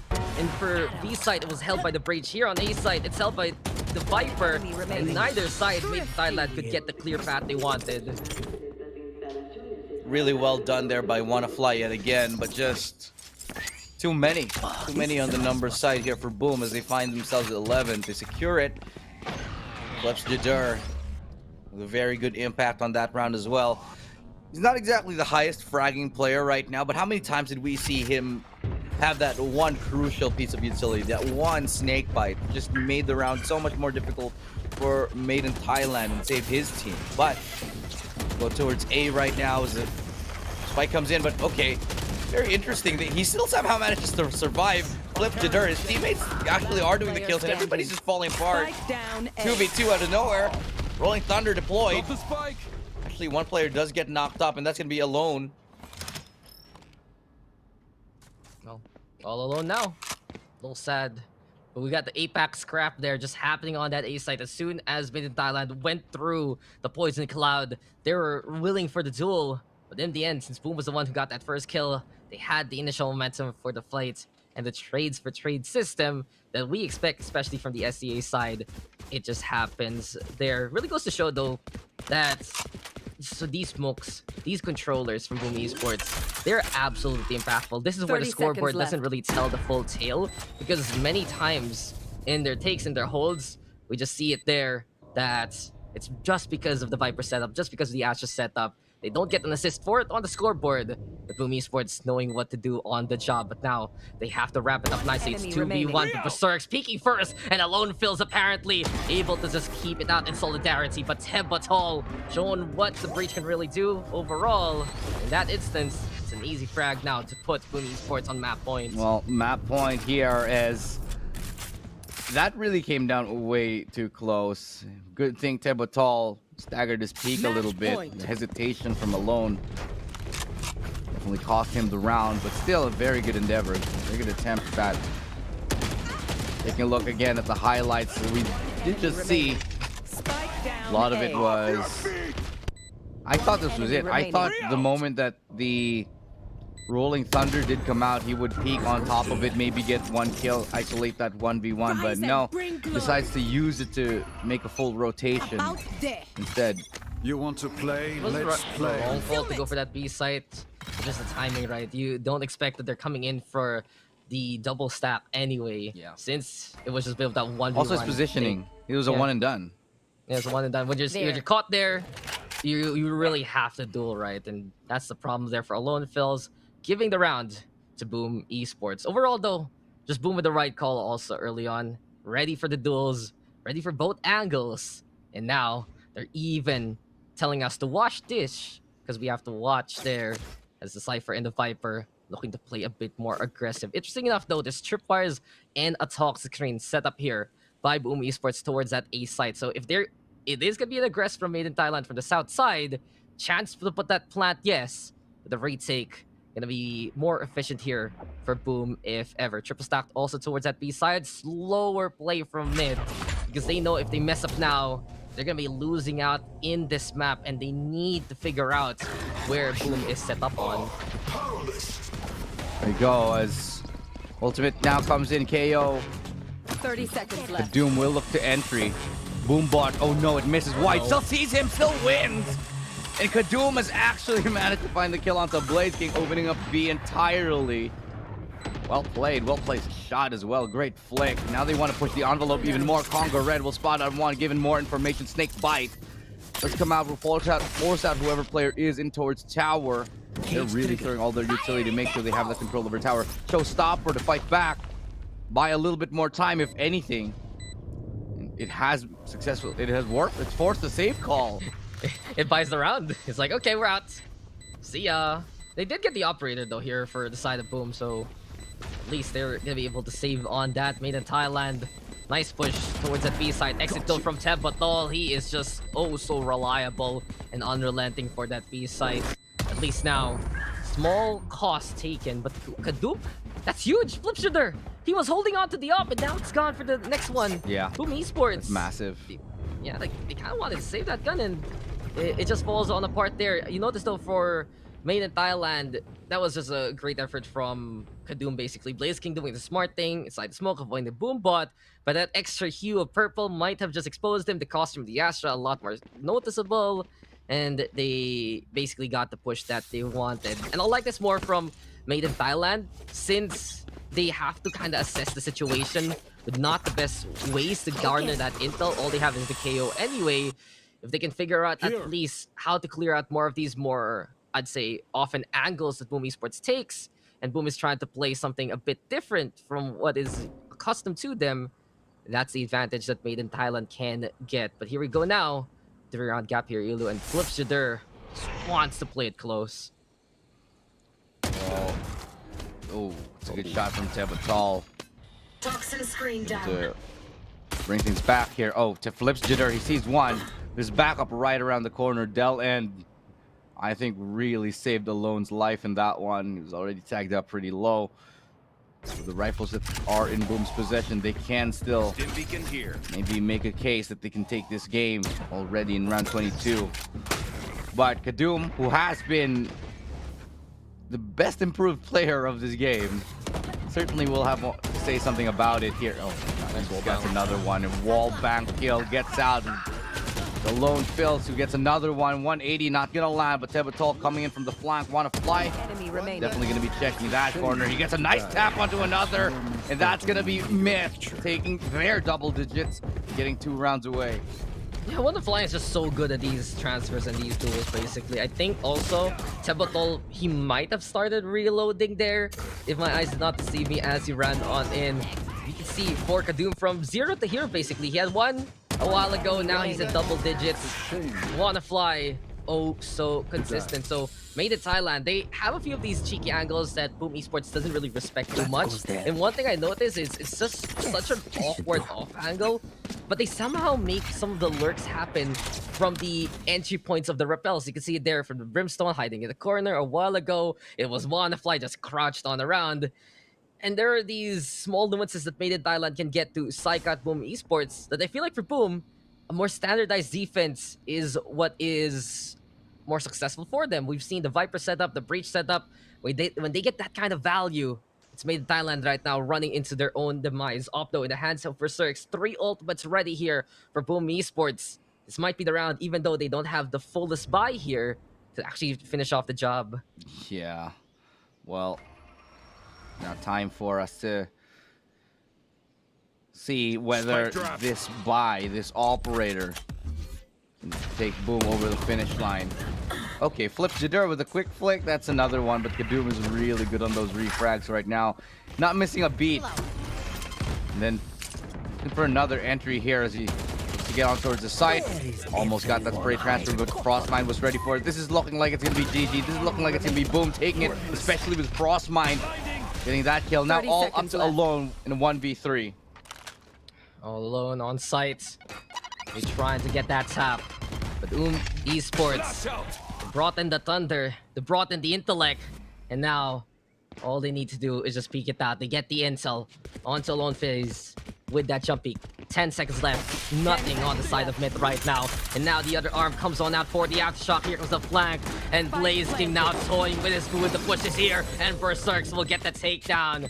This is the Boom Esports experience. They have been bringing in the intellect. They have been bringing in the utilities. They're bringing a completely different flavor into APAC for this year. 30-10. A great rally from Made in Thailand in the second half. But it was Boom Esports in control from the get-go, and they will finally finish off the job.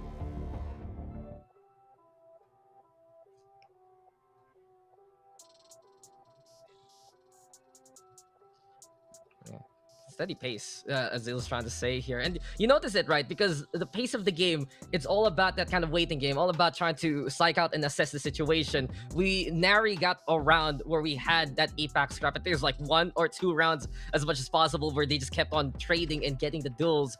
And it just is an indicator of how much control Boom Esports had all throughout the map. Whether on the attacking or the defending side, they would set up the tempo of Made in Thailand on the rounds that they succeeded. For Made in Thailand, it took heroic efforts to get back into it. They had a great run though with some of the rotations, the speeder from the Brimstone, something to watch out for. Kantum, they're stepping on up. And WannaFly, a monster there with 24 kills and a 1.6 KD. But absolute MVP effort there from Tebotol. He only has 21 takedowns compared to the Chamber, yes. But he just did so many impactful utilities, frags, and timings for Boom Esports to steal rounds away when Made in Thailand thought that they already made it for the point itself. Yeah, a big prop here to WannaFly, who was basically amazing for Made in Thailand here. I do also have to give a shout out to Vetoes. Definitely a redemption arc for him in that game. However, I do hope that he will carry on that momentum coming into game number 2, because while he did have a blowout standout performance in the second half of the game, first half left a little to be desired. But yeah, in the end, still a 13-10, much closer than we expected it, especially on a map like Fracture. It just goes to show that if you're not too careful, a lot of teams will surprise you with their ability to actually play Fracture. But Boom, they keep their 100% win rate on it for now, as they hold on to a 5-0 win rate, 5-0 score in their wins on Fracture. This might actually be a stand-up performance that will tell other teams you're gonna have to ban Fracture against Boom Esports early on.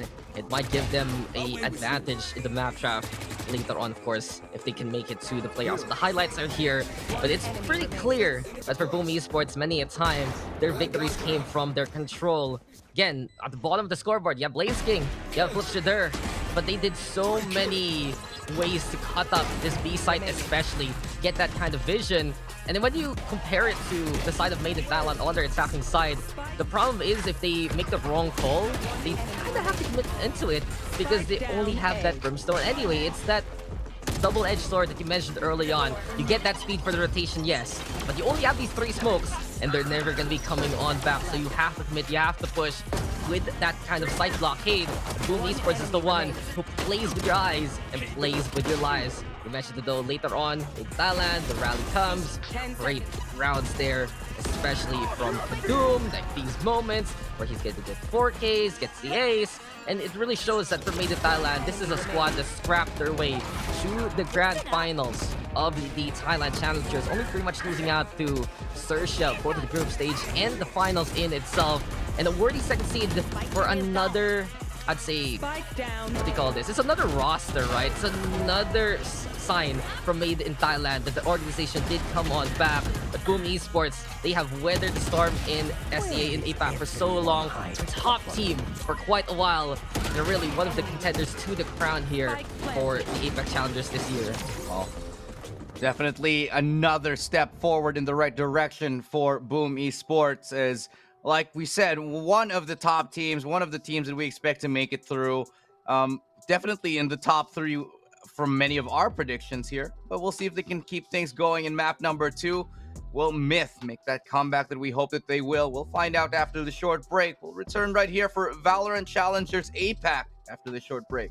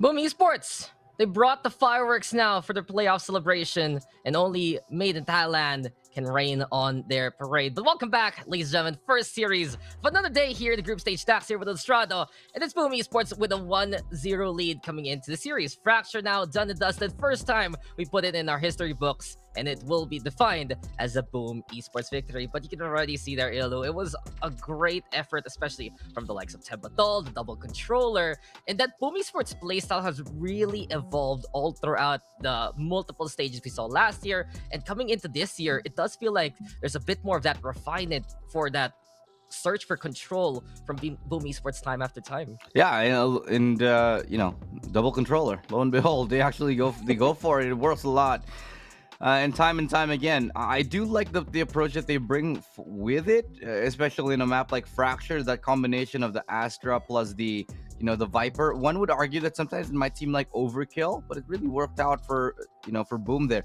I do think in the future they might start experimenting on that Astra, trying to put an Omen instead, maybe even a Brimstone, considering the nature of a Fracture. That, of course, yet remains to be seen. So, coming into map number 2 here, Dax, are we expecting more of the same? Just from the difference it was, I know that the next map is Haven, and it's going to be the map pick of Made in Thailand here. But Boom Esports, they're very comfortable on every map. They're comfortable on Haven as well. Their win rate on it is fairly high, 61%. So, this is a map that they're, tried and true and tested. And they played this a lot. A lot. I mean, they've been playing a lot for quite a while for already. But looking at their history just this year, haven't dropped it more than once. The last time they lost on Haven was against Onyx G. And the thing is, even though this can be a scrappy affair here for Made in Thailand, this is where they can bring the duels. Not the best win rate for them this year overall. It's kind of 50-50 on it.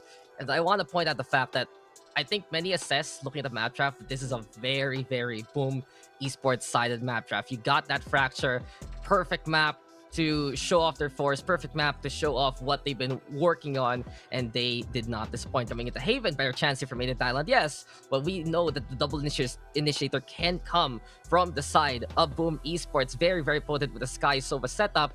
And once we get into Split, if that is forced out by Made in Thailand, I think back then, last year, Kings of Split, Boom Esports, the name was there and the renown was absolutely apt. So Boom Esports, such an overwhelming presence, honestly, in Group A, being the first seed of such a tough Indonesian scene, does come with its own weight and with its own reputation. But Made in Thailand, I think you mentioned it later on into the game, and especially after we finished it, they were waking on up. They were getting more of the kills that they needed. The players that really needed to step it up a little bit more, like their duelists, their Kadum, finding the frags. And when you have someone like WannaFly that adept at getting the takedowns, they can actually contend on a map like Haven, where these 3 sites, you can just peek on out, go for the kills, and try and rampage your way from there. Yeah, you're absolutely right here. But we're going to go into the agent select very, very soon. In just a second, we'll be going into the game itself here. But I didn't get to ask you your prediction, Dax. Personally, for me, I think it's going to go to 2-0, especially with how that first map went. I do think, just because of how Fracture is, you're going to tend to see a lot more closer score lines. Certainly, we have seen it in the past, where even if you do pick it, you still... and you are one of the more practiced teams on it, you get still a very close result going up to overtime in the end. But what about you, Dax? Do you think we're going to be seeing straight up 2-0, or will we go to map number 3? I think from what we've seen for Boom Esports, it might be a little too late for Made in Thailand actually to get the heat on up perfectly. I kind of have to agree with you. You've been the Boom Esports conductor of our talent pool for quite a while. You're like, oh yeah, guys, you gotta watch Boom Esports. I'm like, yeah, they're really good. It's like, no, they're not just really good. They're that good. So you've been hyping it up. And I've been in their camp for a while. I'm in the train. Like, dude, I genuinely think that they can win this entire tournament right now. This one in APAC. I know a lot of people are, saying that they're probably like second favorite compared to Paper Rex. Yeah, I don't know. We'll have to see. But honestly, just the way that Boom Esports have been playing, the fact that they handily dismantle anyone that comes across their way, and they just look that much cleaner as opposed to what we saw from Paper Rex. We haven't really seen much from Paper Rex because, when we talk about Paper Rex, a lot of their games, yeah, they were convincing, they were clean, but you got to think about the teams that they were playing up against, not the most difficult of teams thus far. I'm actually gonna say one thing, and it wasn't really clean. The PRX games, they're kind of scrappy. I feel like there's something they're I was trying to be hide. diplomatic, but thank you. No. I'm gonna call it out right there. And it's gonna be interesting because they're gonna be up next after this series versus Persija, which is the standout really from the Indonesia side, really stepping on up. Just the BWL roster being picked up by such an illustrious org. And it's against a But I good kinda team. wanna- yeah, it's a great matchup that has today is just filled with great matchups, Oh, yeah. especially here at the start of days. If you're waking up for some morning or afternoon APAC Valorant, well, you're in for a treat. But just back to Made in Thailand though. This roster, it's a bit of a redemption for some of them, in all honesty. I think we tackled it just a little bit a while ago. 2 players from that Foxy Oraikodai / attack all-around roster in Conga Red and It's Wanda a name Fly. I haven't heard in a while. Yes, sir. And I think also, if my history is correct, these guys used to play for MiTH back in CS also, Yes. because it's such a big org. So many players have come and gone. So a little bit of a homecoming there. But in the meantime, with Dylan there from Sharper actually getting more of the play time that he has, really one of the more improved players that we've seen. But also Alone Phils and Kadum, kind of journeymen from what I've seen in their history. Alone Phils actually from an Overwatch background of all things. And these guys have been looking for a proper place to call home. Alone Phils especially. A bit of a run there for Full Sense, a bit of a run for other teams for looking for sponsor kind of squad. And this is such a proving ground really for the Made in Thailand roster, because for many of them, they've been trying to grasp at that spot for APAC, but who gets in the way? The likes of X and Persija now, likes of Full Sense, and even other teams that can contend with them like Sharper Esports. So it really goes to show that this is their chance to prove their mettle. They're still in the upper bracket actually, so if they lose this, there is a chance. But if they can beat Boom right now in the series, if they get that reverse sweep, They're in. It'll be so many waves. Not just that they're in, but there's someone to watch out for, because we've seen that Boom Esports playstyle, it's straying away from the APAC scrap that we've loved to talk about actually being the defining playstyle of last year. And with that kind of evolution this year, if you can find the answers to a team like that, then Made in Thailand, well, they have it made basically. You know, I got a fun fact for you. I was looking over, well, not necessarily looking over, but I used to, I was going back upon the former rosters of the teams and some of the tournaments that I casted with them before. And you know who was teammates with John Olsen before? Lakia. Alone Phils, right? Oh, Lakia? Lakia, PTC, John yeah, that Lakia from Korea. Was this, how long was this ago? Well, this was like 2 years ago. Ooh, Yeah, it was not even that far away. I think it was some 2020. So you had players like John Olsen, because the Thai community for FPS games is just very, very tight knit. You see players like Fox actually, who was also teammates with like John Olsen at some point in their team called Lucid Dream, which was an organization back there. And you just see this massive intersect. Now that we're getting towards, I'd say, a more globalized approach towards esports, I do think that we're going to be seeing a lot more of those intersects happening, especially multinationally. Even Wits used to play for the team Made in Thailand before with these guys, right? Yeah, that's true. That was a very interesting experiment. But you make a good point, because coming into 2022, you want a big example of that fact? Play the esports. The Swedish duo that we have right now, Pit and Maxi, they really have stepped on up. They kind of changed the pace of what Bleed Esports was. It took like that first map, sure, for those growing pains, but the second and the third, it was a great system for them to get that victory over Naos. And I really think moving forward, we're going to get more of that from many aspects of the globe. So player 2 from the Korean side, from the Japan side, from EU, from NA. It's an absolute possibility. Not because the competition here is, I don't know, I'd say easier. In all honesty, it's a lot fiercer because it can just be so many of these different styles, these different regions. You have to do your research individually. You have to watch out for. But if you can bring something completely different to break the mold, then that might be the edge. And that's what we've seen from Boom Esports right now. Made in Thailand, trying to chip away against that lead and force out that map number 3. But finally, guys, it's time for the podcast to end and for the game to get on started very soon. Aegis Lek is here, and Boom Esports it's okay, Ilu. I know, you should have a podcast like an hour or two. Yeah. You're just talking about all the issues in the world and I would subscribe to that hard. Okay. Put it anywhere. Well, Yes, sir. thank you very much. I appreciate the show of faith there, Dax. Always good to hear. But you were talking about something just a second ago that these teams are sort of. There are these teams that are like kind of experiencing a little bit of a renaissance for certain regions, right? I wanted to actually bring up where we are. Philippines specifically. Philippines is in a sort of weird place. The top one no longer not so much the top one. The rest of the country is sort of trying to keep up as well. It's not the same thing for Thailand. I don't see them ever having a dip like PH has had. This is what we're seeing in Made in Thailand. What we're seeing in, Persija. It's just always been that they've been good, full sense. There's always multiple teams ready to step up with that veteranship. And that's one thing that you can never, sleep on the Thailand region from, because, you got teams like MiTH out of nowhere. And even then, there's still teams like Sharper who's just waiting in the wings. I think that if you compare it to some of our younger scenes or scenes that really blossomed because of Valorant, like I'd say Philippines, maybe you can even add on in a bit of the MYSG, a bit of the HE Taiwan side. Compare it to Indonesia, Thailand.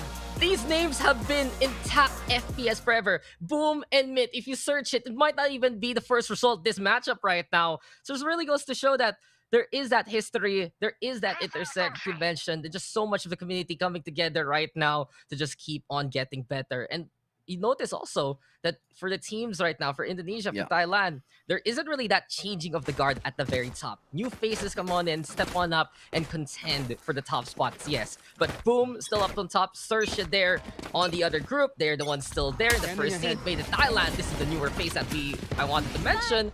And we're going to be getting into the game, and Boom Esports looking to keep the status quo with the first kill there, courtesy of Berserks. An A split though from Made in Thailand. They're going to be running double initiator, but it's the breach rather than the sky. The flip shooter has on the other side, but Berserks now going for the barrage. Finds the second kill already onto Kadu. Blaze King though, the master of the frenzy apparently gets the kill. Oh my. Makes it the second. Oh, it's flip shooter helping on out as well. But the crossfire is through, and Dylan now the only one left. The pistol scrap towards that A site. Made in Thailand, they do see the carpet towards A, but it's Boom able to chip away against those lives bit by bit. Yeah, it was just to me not a very convincing execute towards that A site, man. I mean, let's take another look at it here. Blaze King should not be allowed to reload like that. Okay, yeah, let's attribute it a little bit to that smoke that came out that just helped save his life a little bit longer. But at the end of the day, I just see a lot of hesitation. I don't see that bloodlust, that killer instinct, on that attack. That they were maybe questioning themselves a little bit. We saw it even earlier in Fracture. That maybe was the difference between taking them taking a lot of rounds or not. So maybe slow things down yet again here for Made in Thailand. That's kind of where a lot of their success was found on Fracture, and kind of avoid those early rushes. It was a pistol round, sure, but it was that up. I think for this map though, Made in Thailand can play a faster speed if they choose to, because they can have better intel. But the assessment was successful for Made in Thailand last time with Fracture, and since they only have the Sova compared to the Sova Sky setup that Boom Esports has in the first place, well, Boom might be the ones to figure out what the plan is before it's even executed. In case in point right now, you already have Berserks here, just feeling how hot he is with his hands, with his sheriff itself. And he's only actually going to have that pistol, not going to be investing on the Marshal for a round like this. Kadum, though, on the flip side, trying to find a punish. Quick disengage, though, as Boom notices that they're playing from so far away. Might get sniped on up as the rotation is towards Seaside instead. In this, I'd say, rivalry matchup between the two regions.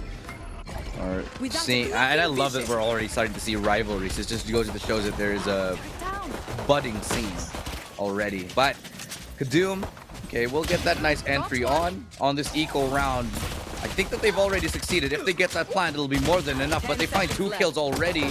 Oh no, awkward timing as Flipjitter pulls out. What is going on in this round? Everybody's dead.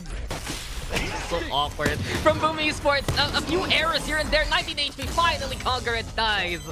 But that could have been cleaner from Boom. I'll be honest. They get a claw to try and wipe the table, but apparently it's still messy, it's still stained, and they realize that, oh, really they need to do some of these things. You saw Frostmine push, but Maiden Thailand set up an interesting shock dart there from Alone Fills, and he literally walks into the... He walks into it, so he just gets tased immediately. And for Flipsider, not keeping an eye out on his ammo count, brings out the classic, gets traded there by Alone Fills. So at the very least, the Sova there of Maiden Thailand making opportunities out of nothing in that round. Still though, it's 2-0 for Boom Esports. Could have been cleaner, yes. The scoreline doesn't lie. That for Boom, they can have someone like Berserk still pop off, get that Blade Storm early. Bit of a buy though actually here for Boom, so not really the fullest bonus they would like thanks to the efforts a while ago by Maiden Thailand. Oh, gun round now here for MiTH, as they will be once more playing very, very far back with good reason. Look at how Boom has set up their A attack. 3 players right around the bend, and I love... Wait, that shock dart stopped the owl drone. I got the spike. Right? Seems like it. No intel for you. Whose so shock quick, dart it's was that? This is what I want to know. Was that I didn't see. I think it was Blade King. Yeah. Yeah, he's the one. He only has 1 shock right now in his arsenal. Oh, that's so smart. That's so smart, because instead of shooting shots and letting them know that they're close, gives them a little bit more of a element of surprise. And through the wall, Berserk will find Dellen. Great flash here. Boom are just so clean on this, but bitten back here on MiTH side. 3v2. They know where another one is. They're just finding them time and time again and mowing them down. Boom Esports with a clinical textbook retake. And it all came, and I think it all stems from the fact that Blaze King shock darted that owl drone. I'd love to see if we can get a replay of that, honestly, just to see how impactful it was, what kind of sightlines. But they were ready for this. The wraparound, basically, for the retake. Who comes in as a 3-man squad from the lobby? Apparently, these guys, we can see here, nice flash, this one Flipsiger. And it's lovely to see him on something like the Sky. He has really evolved as a player to become more flexible. He used to just be that incredible Raze main from NXL. But he is just that initiator flex. He can play alongside Berserks, play with him, play with that Jets, and play, of course, for himself with the pop flashes if need be. Great bonus one here for Boom Esports. And MiTH, even though they got a bit of that range in the middle, they still had to deal with things like the Garage, and Tempotal was able to wrap that one up. Opnum is bought on out. 4 rifles in the hands of Boom Esports as the redraw is there to keep Berserks topped up. But if MiTH here can actually pick off Berserks and find a way to utilize that advantage to go towards that A site, we'll give them a chance. Thing is, though, it's a interesting scrappy buy right now for MiTH. Half buy for some.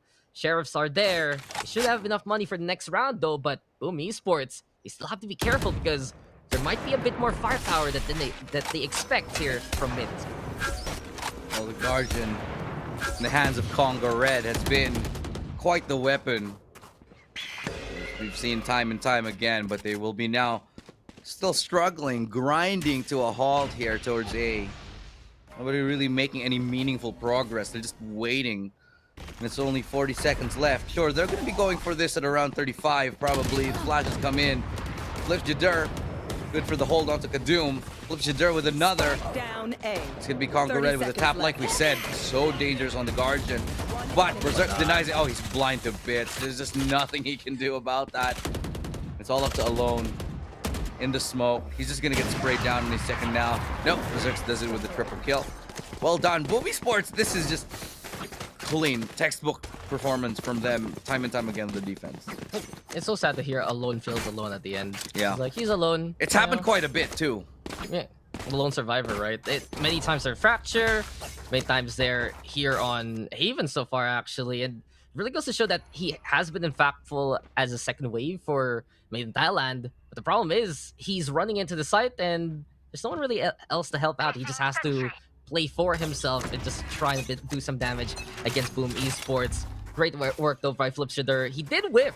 Honestly, great pop flash and smoke, but he did whiff. Luckily, Berserks were there with the frenzy. Beyond that, it really goes to show how comfortable he has become playing like agents like the Sky, playing all of these different initiators for the team, for the flexible role, and you can really see just how coming into 2022, these squads and these certain players for the teams have shifted from that double duelist mindset that we got a lot last time into really this more utility-based composition and a single entry right in front. I think the pioneer really of that had to be that Extend roster, that Persija from last time. And it's interesting now that after all of the evolutions and after all the World Series we've seen here at Valorant, the rest of the scene also looking to capitalize on more utilities to work with. But Konga Red keeps it simple. There's the intel, there's the peak, and the push now coming in from MiTH. Off your feet! Well, that's the Rolling Thunder to start the play off. Nobody's gonna be on site. A little bit more for good measure, a little bit speculative than anything. The retake comes in immediately. They don't even want to let them plant. But Delan is prepared for the counter push. Flip Jadur looks the trade, but it's Alone who gets it. Blaze King on site will only get one. A little bit premature on that retake here. Feel like they should have given them a little bit more space. I get the play. I get that they wanted to catch them off guard here. It's clearly not working out for them because Delan was ready for the double peak.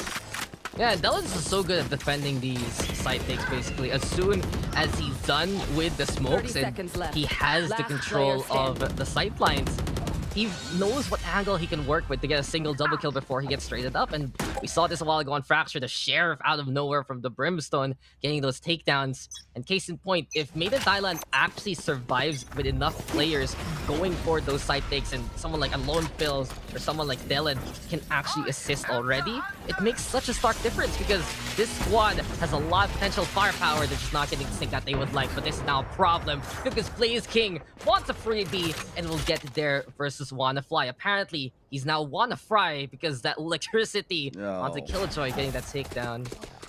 Yeah, well, sometimes you just get a spike drop fry like an eagle. I can't believe you went with it. What? I tried, man. It wasn't an easy pass, dude. Like that was definitely a Hail Mary, and I was reaching. I was reaching you just for drop it. It's like that was an ass right moment. It's like, you know, drop it. I'm sorry. You know, it's early in the morning. This is like gamer early morning for us.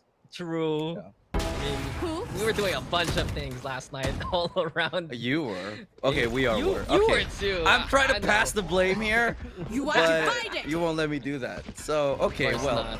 We're getting towards that insight yet again. Oh my god, that's just so awkward for Berserk. He dashes into his death.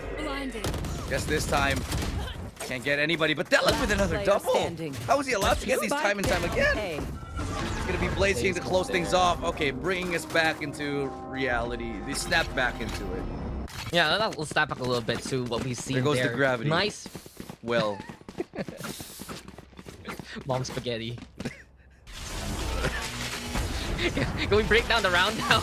Yeah, alright, I'm done. We're good. Can we go back to Valorant? So keep an eye on the short angle, right? This is Berserk going for the pickoff, but a great heads up here from Konga Red 30 seconds. and Dylan at the same time. They use the Cosmic Divide knowing that they're going to be relatively safe to actually pinch the Spike Jet down there. So A. investing a lot just to catch out Berserks, but over onto the Graffiti, since it's only one guy coming in from short, and they use that to make that sandwich happen towards a long angle, no one's actually watching out on the left-hand side, so the repeaks there from left and right. Boom Esports confident enough even to peek through the Cosmic Divide, giving them that vantage point, and while it was a good play from it was an even better reaction from Boom Esports as we go to a timeout. Yeah, I do think that this timeout is very, very aptly placed to...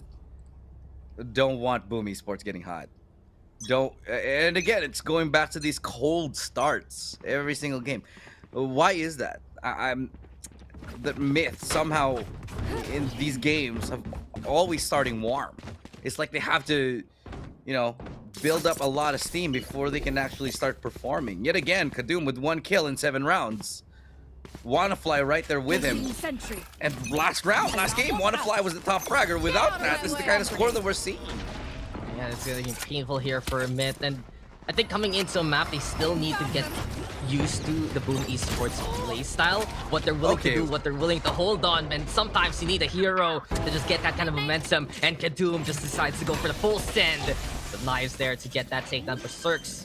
Ready now with the off, got the shots, and has the plates available. And Sizzo's a right click from Kadoom. He doesn't have his ultimate anymore. Pinch comes in though from Boom Esports. Flips it there again. Pop flashed out, perfectly timed. Gets the blind on Kadoom, but Dylan is amazing! And he gets a classic kill anyway. Kadoom now also using the pistol there. 1v2, free guns, beating the Vice, and Berserk. Dylan gets a 3K with the classic! What is this? Why bother buying anything? If MiTH can just play classics and win the round! It's like they hear us. It's like they hear us and it's like, no way you're gonna win this. And they're like, psych, I'm gonna get a triple kill with a classic. It's a free gun. Remaining. And then Kadoom gets the double kill. Most of their kills, the Blade Storm doesn't get a kill. Forget that. The classic is what works.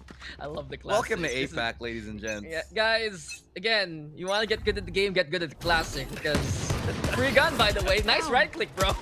Great. I love this region, man. It's just the most fun.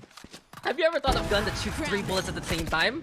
No. Oh, well, that's 1 bullet now from the operator, but still. What? Amazing from MiTH, and that's the beauty of MiTH. Honestly, these guys, they have that experience for playing for quite a while, even though they come from different teams, and they just know how to I'd say exploit the game a little bit more, just to optimize some of these interesting tools. And of course, in a lesser buy, I don't think Boom, you're not really the classic inclined kind of roster unless Frostmind here will show us a Deland and take down Conquer Red. Don't say it, man. Just pretend it's like the white elephant. You just don't acknowledge it. Just pretend it's not there. That people aren't winning these rounds with classic triple kills. Then maybe it'll go away. Maybe we'll see rifle rounds that are actually, that make sense. I love the classic. Everyone loves the classic. Fair enough. It is what we signed up for. It is the most fun to watch. 30 seconds left. Well, Seaside is open. This round is fairly, I think, done here. I'm gonna curse it this time. I'm gonna jinx it. This is pretty much done here. There's double anti-lurks on the flat anyway. And that's nice. Frostman's already dead, so turret will see him. One flies right there too, so. Oh, he's going for exits. Oh yeah, he's going just for staying exit. there. At least he's able to circumnavigate the turret, stay away from the sight lines, and that's the round. MiTH looking very confident as soon as they get that thrifty, and I think it's just that intrinsic momentum that they're lacking at the start. But once they get that win, once we see but them, it shouldn't have to, man. It shouldn't have to go to a triple classic kill to wake them up. Welcome to APAC. Okay, well, that's my only answer to you. That's really it. I think though it was a good sign for Kadoom a while ago. Getting that Blade Storm kill, that was the confidence he was looking for, the willingness to push. And sometimes all you need is that first kill for all the space to work with. And yes, you get that miracle of a classic 3K. But in this round, now we saw something a bit more standard from MiTH, a lot cleaner on the anti-lurks, as you mentioned. They made sure that they were watching a lot of the map, even the garage there quickly flicked. But also, Kadoom now showing off his prowess with the operator. So if MiTH can actually punish anyone from Boom Esports who's willing to peek on early, courtesy of Kadoom, then that's a good sign for the attacking side to take advantage. And you can see now that Boom Esports has to respond in kind. Up in the hands of Berserks, guiding light there from Flipster through the middle just to assess what kind of sight lines MiTH has initially. This just might be the waiting game right now for the defense. Yeah, it's time to hold back. It's a great tag from Berserks. They find him early. That's definitely going to be the key. They're going to try to wait for him to peek out. Op versus Op. Kadoom holding the cross for his team. Making sure Berserk doesn't try anything too funny. But, oh no, they needed... Oh, well. That's already a kill. They find the Op, but they still end up peeking him anyway. He gets another one. Berserk's tailwind out. Gets a third. Looking for 4. He does manage to know. He doesn't land it. Pulls out the classic. Can't do it. Del N to get a 1v2 for his team. Cosmic Divide separates and isolates. Not a lot of information for both teams here. The spike will go down safely. No, he halves it. This is bad, though. He peeks into this. It's a double kill. Certainly. Can't adjust to it. Yeah, Dylan gets 3. A good attempt to bring it to a 1v1, but still, it's going to be Boom Esports to take this round. Yeah, and Berserks, they're just impactful immediately. Catching out alone fills. They traded the guns. They gave the rifle instead to the Jet, who actually picks it up rather as soon as the demise of the Sova, just to get that kind of entry. The thing is, it's still dicey here for Boom. They haven't found an answer against Deland and his multiple kills as soon as he gets that setup. And this was so close. If Hebatol just didn't swing like that at the right time, that could have been another 1v1 that Deland would defend that A site. So Boom Esports now getting to 6-3, but this is an earlier wake-up call right now, courtesy of MiTH. This has been them getting scrappy, getting close to those chances, and it's still possible to tie up the scoreline for the first half, but they need to respect the intel that they garnered. They already knew the operator was there, but they still peeked it, they still went for it, and the thing is, I believe Kadum was all the way in the back of a lobby, so he didn't have those kind of sight lines. Walking like that, you're just asking for trouble. And Boom was able to snowball from there from the start to allow them to have enough resources and players there by the end to win it. Cool. 6-3, 15 kills for Berserks. My god, he is putting up a show. 15-7. Meanwhile, Deland also on the other side. Very different from the first game where WannaFly was just tearing into people. Now it's 2-7. And Kadum certainly has hurt us. It's like, okay, fine. You want me to get kills? All right, I'll get kills. He get kills. He gets 5 kills, like 4 kills in the next round.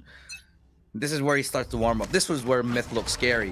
If MiTH warmed up like this a lot earlier on in the first game, just like this one, we might have actually seen them take Fracture. But you said earlier perfectly, Daps, that might be too little too late if the C hit comes in. But now, see if they can be on time with this take. But the Nano Swarms right on top, bringing the damage. And Frostmine will able to burn down Kadum. After a build that Triple Fire does come online. Frostmine though trying to be cheeky. Blaze King instead from afar, able to send it towards Conga Red. And this is a 3v3 after the attempted entry. Kadum Esports now able to stop that initial push. Thing is though, in this kind of scenario, MiTH does have a bit of the advantage if they can just stack accordingly and go to a single site. Boom now anticipating some of these pushes. They have to kind of move on around with the players here, figure out what kind of angles they can take here just to anticipate the push. But the good guiding light here from Flipshider right now tells him that MiTH is just staying around C-Long for now. Just hanging out for a minute here as they want to reset the information, but they can't because the flank is coming in, because Berserk is flanking with an op. That's not something you say every day. But Blaze King looking to hold the line. Deland gets one. It's quickly traded out. And this 1v2, Tailwind through, will probably swap onto the Phantom. Indeed he will. They play towards the back side. Good Cloudburst to get him prevented from the double swing. No, it's just the right time for MiTH here. WannaFly picks up a triple. Yeah, so a second too late, I have to say, for the second Cloudburst. If you wanted to get that blockade still, you should have thrown it while it was still on. But this was a do-or-die situation for MiTH, and it works out in the end. Great initial hold-up for Frostbite, but also another heads-up by Deland. He anticipated that. Why did he find that killjoy? Where is he? So he checks his smoke, knowing when it would dissipate, and it allows him to get that takedown. Yeah, You mentioned it. Yeah, you mentioned it here for that second half of that round, where Boom Esports gets the intel courtesy of the Guardian Light, gets the intel of the flank, and for MiTH, they had to push, they had to make that C take work, and when they win the duels anyway, then they can win the round. So 6-4 right now. It's an eco state here for Boom, but Blaze King, that's a good start. Kadum from so far away already down. Oh, so far away indeed, but close quarters is where Berserks wants to play. He's gotten the Blade Storm up. If anybody dares cross his path, we know how Berserks has been playing. They're going to make a read right now. They're going to try to cheat on away players from that A site. Hold it very passively, knowing that they wouldn't really want to take that full engagement. Instead, it's a waiting game for both of these team stacks. And they're just throwing utility towards A, making sure no one's playing. Both teams are, actually. Yeah, they just like threw the birdie there. Quick little flash just to check out if it's Aldrone. short side. But there's the contact that Boom has been waiting for. And Gets out. Berserks quick assassination, as you mentioned there. Able to set up a C-side. Still, though, this is the lesson by here for Boom Esports. They need to be careful. They wanna take advantage of the fact Mytho.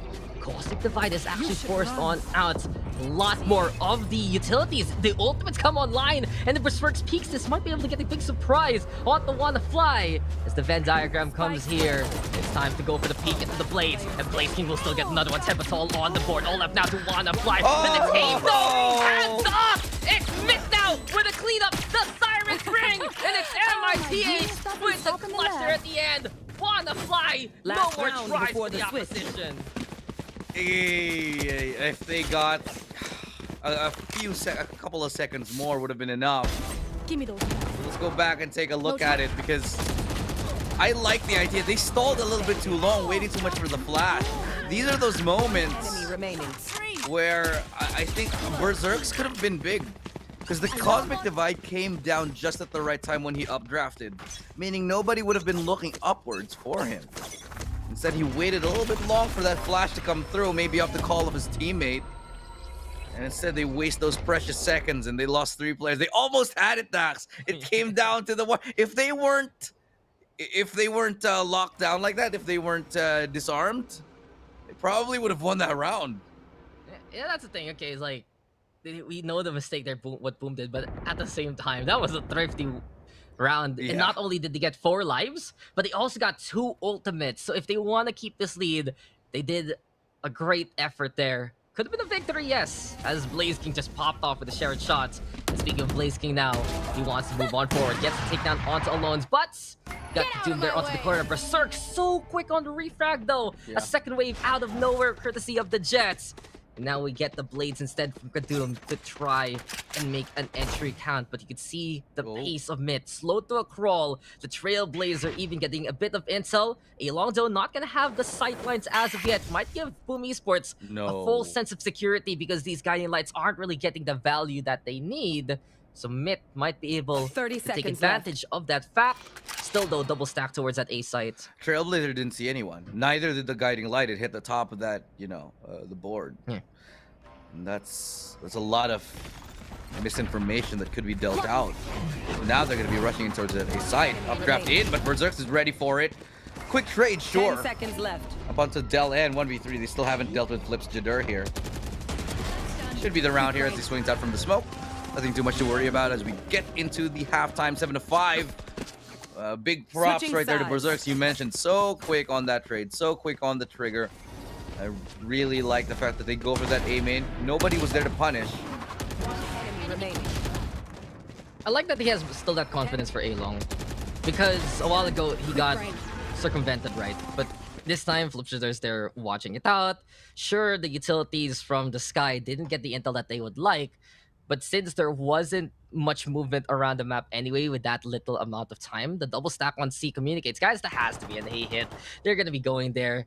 And you can see how simultaneous Berserks and Flipshitter can play off each other, both getting the kill immediately as soon as the entry came from MiTH from both sides. And overall, this was a great rally from MiTH to come on back. It was such a commanding scoreline at the start. It's like 5-1, right? It has become 7-5, but Boom Esports, they really come on their own kind of footing, basically. It's just crazy to think that that pistol win was a possibility, just the detain happening in the first place. And it really proves to us that for Boom Esports, how in tune they are with one another. This roster, you've touted them as Indonesian all-stars, alter ego, having that representation. The lone member from that Boom Esports inception of Blaze King still there. Additions even from NXL still sticking on around, Flipshitter, Frostmind.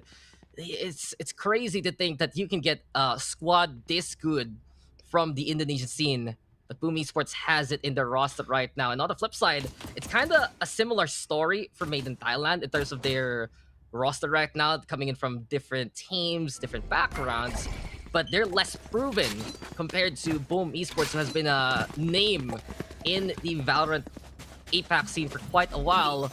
And if they can beat, a counterpart, a contemporary that we can see in them in this series, that will start the tail really of Made in Thailand. Made in Thailand, well, pretty much a household name as well, and so is Placing Boom. swarm grenade. But you make a great Here. point there, Berserk, and you know, obviously the new additions to Boom Esports. It's just a super team. They put all the right people in the right places, but how far can they go? That is the question. The thing is, even if you do say that this is the Indonesian super team, there are so many other players from that region very much qualified to fit within this roster, within the realm of quote-unquote super team. But I just do think that these playstyles that they have right now, absolutely perfect for one another. I don't think I've seen a better iteration of Boom Esports on any other roster, on any other game. This is the best that I've seen Boom Esports, period. But can they win the crucial matches here in APAC? That's what we're about to find out. As they get to that spike plant here towards that B site, they will be staved off, delayed a little bit by that aftershock. They're still going to be able to get it planted though. Admit here, they're actually okay with a post-plant scenario. You can see already, Conga Red, all the way by spawn, looking to set up a fault line. Boom, anticipating what may come. They stay on the outskirts instead. Now then, that's gonna be the smoke in the way. Flipshooter on the inside with low HP. Talon already defusing, but Berserks knows exactly where to ping and where to get the takedown. Two already with the frenzy. Berserks going for it yet again. The claws are out. Here comes the Boom Esports, and the Wolfpack is on the hunt. 5v2, make that 4v1. Alone Bills yet again, all alone, getting taps that he needs to keep MiTH alive. But this legend, this story now going to a close as we shut the pages and shut the book on MiTH. Because Boom Esports will take the pistol again. Well, Boom Esports taking these pistols has just been really a massive, massive problem for MiTH. Because, you know, just when you think that the scoreline should be that much closer, Boom Esports takes those pistols, and once again the lead starts to grow, starts to swell away from the reach of MiTH. But if they can take a round here, if they can steal away maybe an eco round, it's going to be absolutely massive. This is within the realm of possibility. I say maybe it's good to go for a force buy, but instead MiTH, they'll want to play a little bit conservatively. No force buys this time. They're just going to go ahead, keep their buys rather safe for now, as the C hit does come in. They've made a gamble towards A for MiTH, but it's C plant that they're going to be receiving. Looks like it's just going to be exit kills for MiTH this time. Look, why bother force buy when you can put Talon on the classic? Yeah, that is the buy. That is the buy. You spawned with the buy. That's the buy. Great. The buy? Oh, later, Paper Rex. He's in here. Ahead of himself. He's coming later. That's for sure. Del end. The buy. The buy. Paper Rex. The classic? There's a conspiracy here, but the classics are working out, like I said. And we're just being thrown in some full Illuminati eco round right now. This is what we want to see. But Tebatol brings it back. Nope, not until Wannafly gets it. And the pistol versus pistol, the ghost wins. No, wait, hold on. What the hell? They almost stole the defuse. Last player standing. And Berserks actually dies off the back of that. Ducks. What did we That was some Ocean's 11 stuff right there. Distract them and stick the plant. They almost had it. They were so close. I was just watching. Where's Dylan going with this? Why isn't he there to be the classic god? Remaining. And apparently he just gave his powers to the other players like Wannafly. Luckily for Boom Esports though, they knew they had the heads up. It's like, again, where's Dylan? Where is he going? Where did he come from? They checked that spike, and you mentioned it. That could have been the heist of the series here from Made in Thailand. The Boom Esports, of course, a very knowledgeable team, and they had enough of that heads up to check it out in the first place. But it was costly for Boom Esports. They actually have to go for the investment now. Berserks, though, has the rifle in hand. 3 specters at the play, but Made in Thailand, the full buy now to get the advantage. And that's 3 pickoffs here towards that B site. 4v2, Blaze King so low on the HP. And the classics, they're impactful in this game. But really, Made in Thailand, they're making miracles happen in situations where they're not supposed to. And that's the resiliency here from MiTH. That's the story they want to tell. And Kadoom, he gets one. Blaze King, though, at least with a takedown, making it some damage towards MiTH. You can still see that this is a commanding presence towards the mid from MiTH. Yeah, 4 HP still manages to get a kill with a Spectre up against the Vandal. Team Ace. It's gonna end in a 9-6. MiTH closed the gap, however, sure. certainly was expensive. Now, take a look at the buy. I don't think Boom have much. I don't think they can afford a full buy in this one. I'm gonna make a prediction here. I think it's awkward walking some Spectres up. Yeah, basically. it was really strange. They didn't go for the full eco. They might have to go for a full eco now. Or they bought some Spectres because they could afford in the next round. So it's gonna be weird either way. Yeah, for the confirmation, but I think I see some firepower here. Yeah, you're really getting the rifles anyway. Because Boom Esports did the math for some of them. You can see how awkward it can be. Only Sheriff and a Spectre. But why not give Berserks the the Blade Storm and pass the the Vandal to Frostbind? They'll probably do it if they get this orb. If they get the orb, because they're vying for it already. You can see that there's no, but Frostbind is so far away. Right there. Well, Flipshooter has a Spectre. Okay, fair enough. Rifle, but they're forgoing it. The screw up predictions apparently. Yeah, they're straight into a site, and this is where the Spectre can be lethal. Closer quarters. He's still in able here. to eviscerate Kadoom hiding on smoke. And Kadoom though anticipating the short angle. There's the swing, and it was a trap sprung. Just the peek from the short angle, but also from the site. It's 5v3 now as the lockdown is there for the space. And why give the guns away when you can have a 5-finger discount from the corpse? Spikes planted, and Boom is firmly on A side. Wow, this is disgusting from Boom Esports in a good way. That strat, whoever thought of that, I just hats off, man. Because like, they put up that smoke, they hide the one Spectre player in it, the one gun that they need to have in that close range duel, and then they wait. They wait for the flashes, and then they absolutely destroy whoever's playing short, and they just take the site. Masterful, patient execute onto that site. That just goes to show you that whenever you go towards a site, you don't have to rush it. You don't have to full on take it with an execute. You can slowly get up a little bit and then explode on in. It's crazy how they're able to play with how Veto sets it up. Whether he's on that pitch in the first game, here in the second, a bit more really on the supporting role. But the Astra has done its work many, many times. The likes of Boom Esports, they can capitalize on it. It was so secure for Flipshooter, willing to peek towards short, having his back turned towards the back side just because they had the smoke, and of course Berserk's coming in from the long angle anyway. There was just that cover fire, and they won the duel so quickly that MiTH couldn't even react in time. So 10 to 6, and what looked to be an awkward situation was actually something confidently played by Boom Esports. Alone fills though now. The Hunt is Fury, the freebies from afar, shutting down Frostmind for the round. The thing is, he used that lockdown in the last one. Not going to be as impactful here. I'm looking forward to see what maybe Tebatol can do with the Cosmic Divide instead. As again, we're going towards that A side. Boom Esports, they're once more trying to creep up on in. They won't expect a player from the right. Swing out from the left. That's going to be a good cross. Has held up. Nobody over-rotating, though. Blaze King will walk in. One enemy remaining. Not looking the right way. Spike down A. Have this. This contact play just didn't work out for them at all, but it's still a 1v3. They will get the spike planted down. Or not. Stun's there. And he goes over to the right-hand side. Luckily for him, no one up top tower to get that vision. But MiTH, they played that to perfection. Just the wrong directions Boom Esports was looking.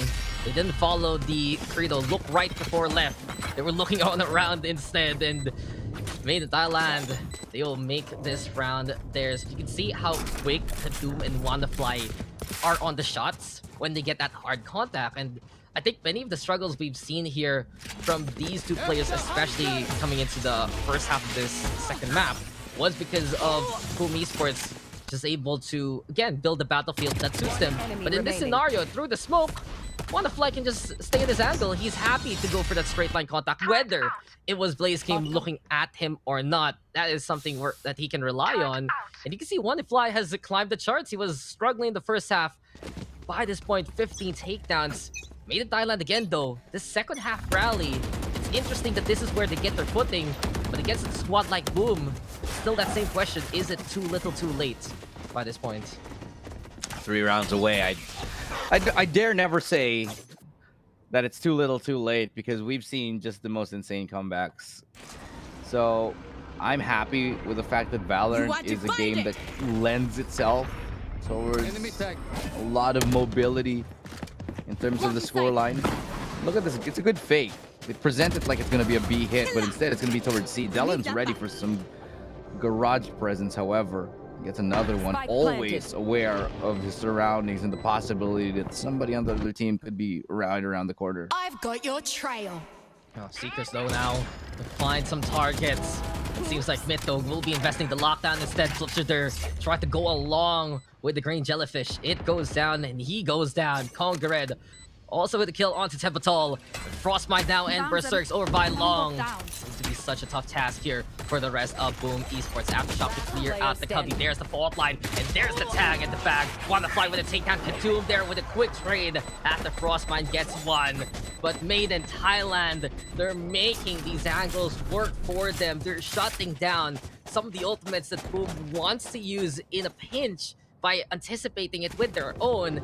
Not only that, frags coming early on, but Dellen just... He can't spell...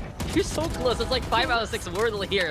Dellen defend many times when he puts the hold on, whether on the attacking or defending side. He's just absolutely potent. From that point on, Made in Thailand, they get that one pick off. It already puts the plans of Boom Esports to the test, and they're flunking it so far.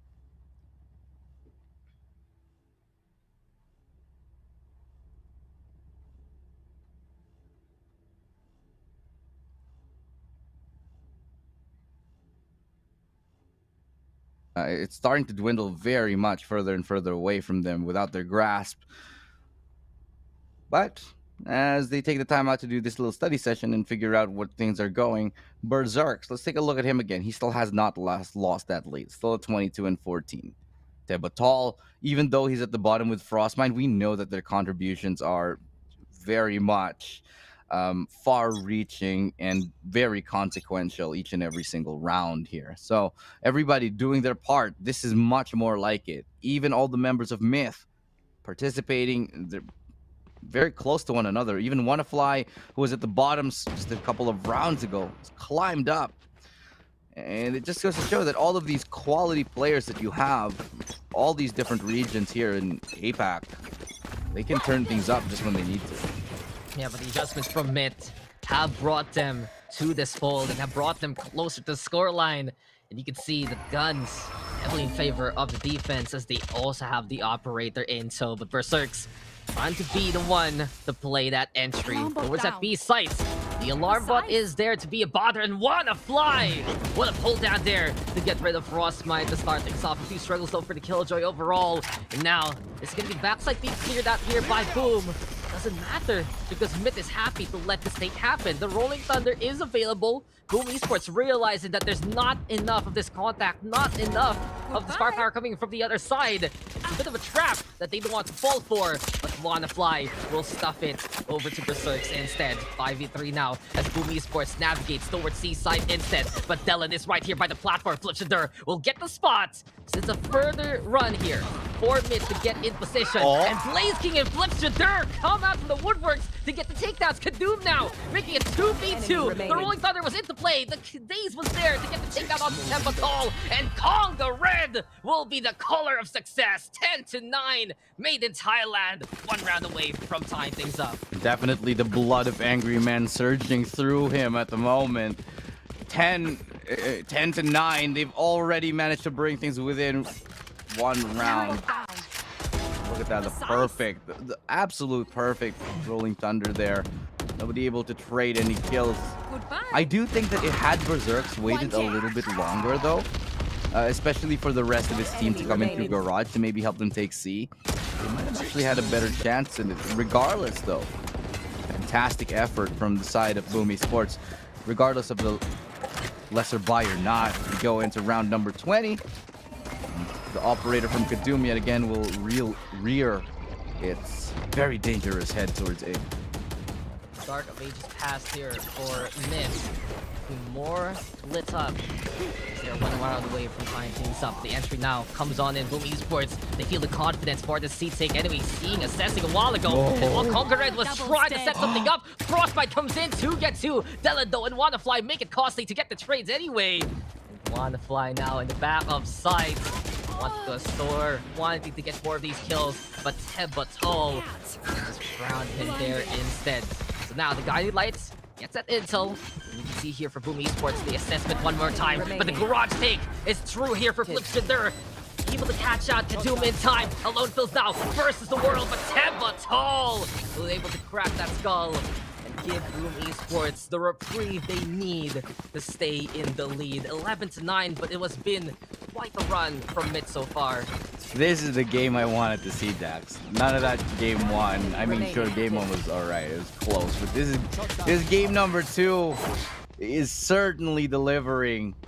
It's coming down to the individual moments. It comes down to great crossfires being set up and dismantled time and time again.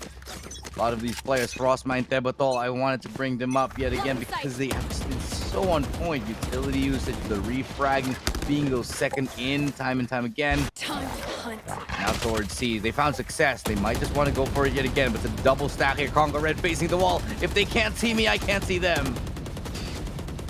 The bullets aren't real. They're not gonna hurt me. And Wannafly also tagged on up.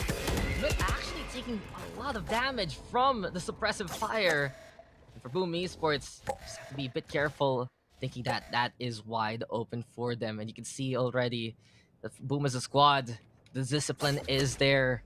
You don't want to over-aggress, over-peak if ever. And instead, it's an A site looking to be likely here. If they can just realize that it's pretty clear as of yet. Well, a couple of moments to wait out. The Aldrone will spot out somebody towards A. Will give them an indicator that there are at least, and they did spot in the entry, so they know that Berserk is here with fair assumption that there are a lot of other players behind him. They will be committing to it. Alone Field just sprays through the smoke and finds a kill. Rotation does now come in because look at where Flipster is. He's cleared the entirety of B. He's even gotten C rather. He's even gotten all the way here. Yeah, time though. That's a problem for Boom. But Kadum walking in just to die. Seeker. You could feel that this presence was right there. And Boom Esports now able to equalize the odds after that suppression fire. Getting a takedown towards that A side. So Sykes planted. And Boom again playing from afar. But simultaneous lockdowns. Hello. Here we go with the Domes of Doom. Trying to spell gloom there 2 minutes. But Boom, they are able to stay on away anyway. The Guiding Light right now, a little too early for anyone's liking. But here comes the Cosmic Divide, courtesy of Dylan. This will force Boom now to come on back. Alone Phil's though getting halfway. He's just staking it already, but the 1-for-1 trade instead. Berserk's able to get 2 so far. Wannafly though with the Operator, trying to push on forward. And it does seem like he will go for the defuse duty instead. And surprise, surprise! Flipster will flip the fate of the round. 12-9. Match point now for Boom Esports. What a play from Flipster. That was all him. Flipster, long lurk, gets into an advanced position, waits for the right time, swings out, gets a double kill. Secures match point for his team. Even though Flipster hasn't had the best of performances in the previous couple of days, certainly makes up for it. Is now 1 round away before Boom knock down MiTH to the lower bracket. Still, MiTH still have a very good chance here. Dylan on a Sheriff, he could drop it for a classic, maybe. Crucial mistake. Yeah, you saw it for the side of MiTH right twice. On the right-hand side of that Cosmic Divide, they were ill-prepared for it. And twice they were punished there by Berserks and Flipster. And only 1 chance left. If they mess up now, they go to the low brackets. Boom Esports will be your first team into next week's playoffs. The hold, though, is through here for MiTH. So you have 3 players right now anticipating the Boom Esports push. Problem is, though, it's not the best buys here. It's light armor even. So less HP effectively to work with here for MiTH. Boom Esports, they just want to find at least a punish perhaps before everything gets started. They're that secure of their take anyway. and they know if they just execute this A take well, this one's in the bag for them.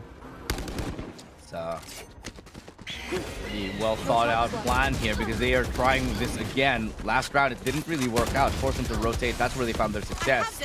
But a quick triple kill right now. Quick kills from the defensive side, shut down, stave off any notions of a push to this attacking side.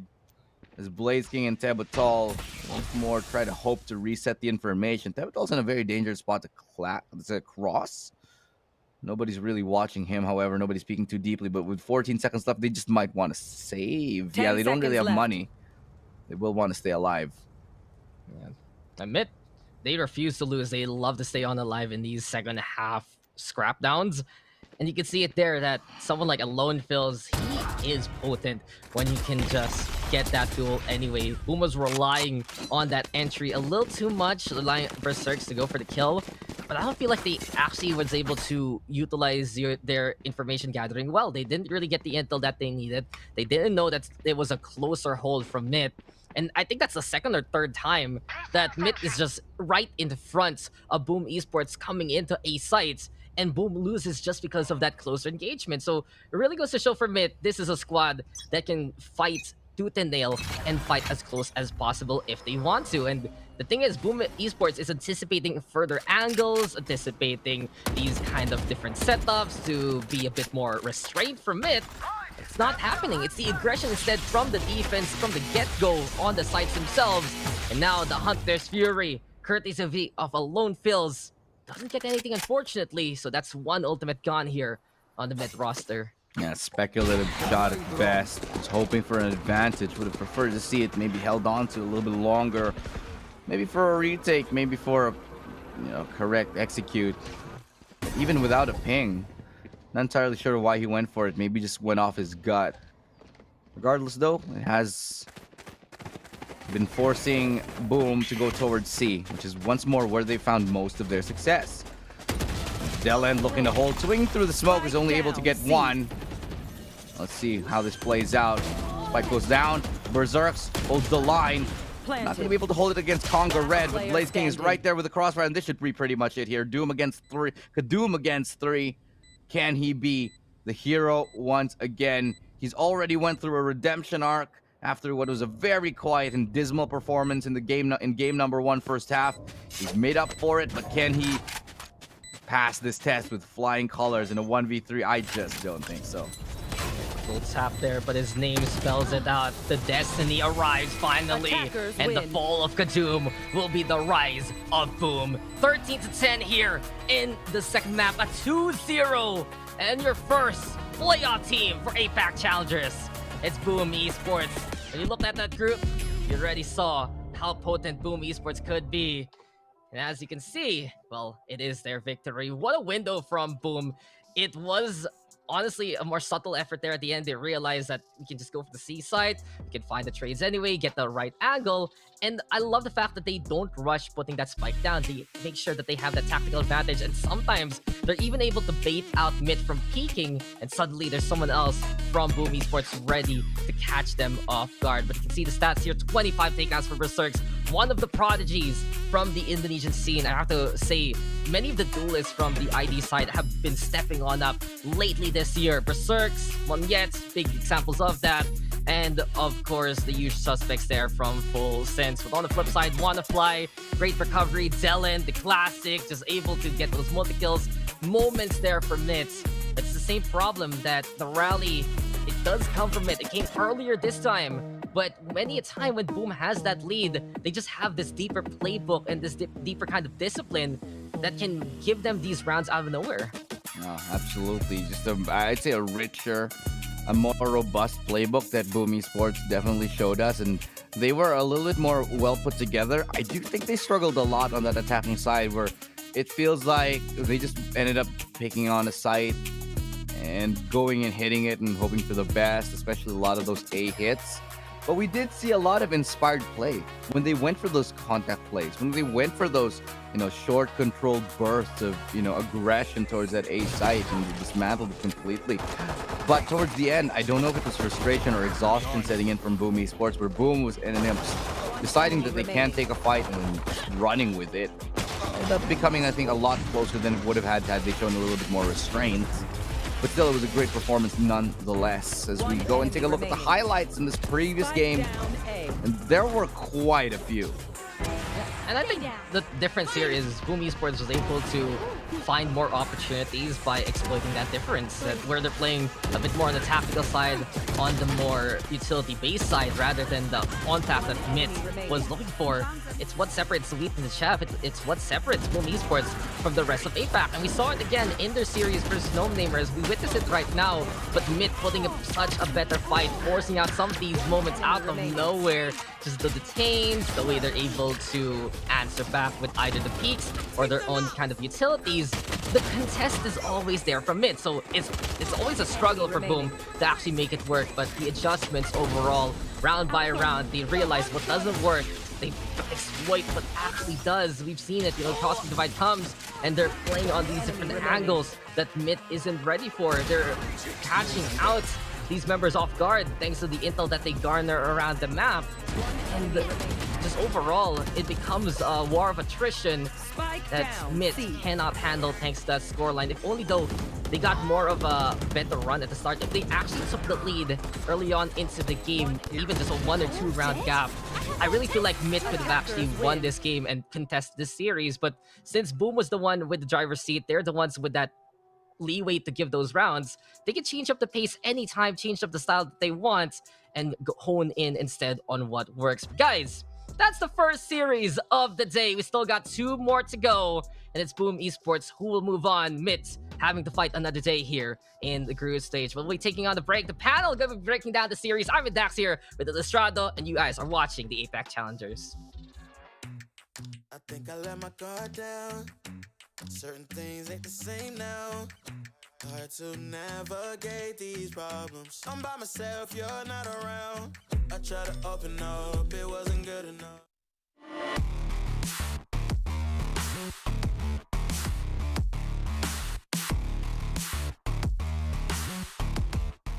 Put in my all and got nothing back.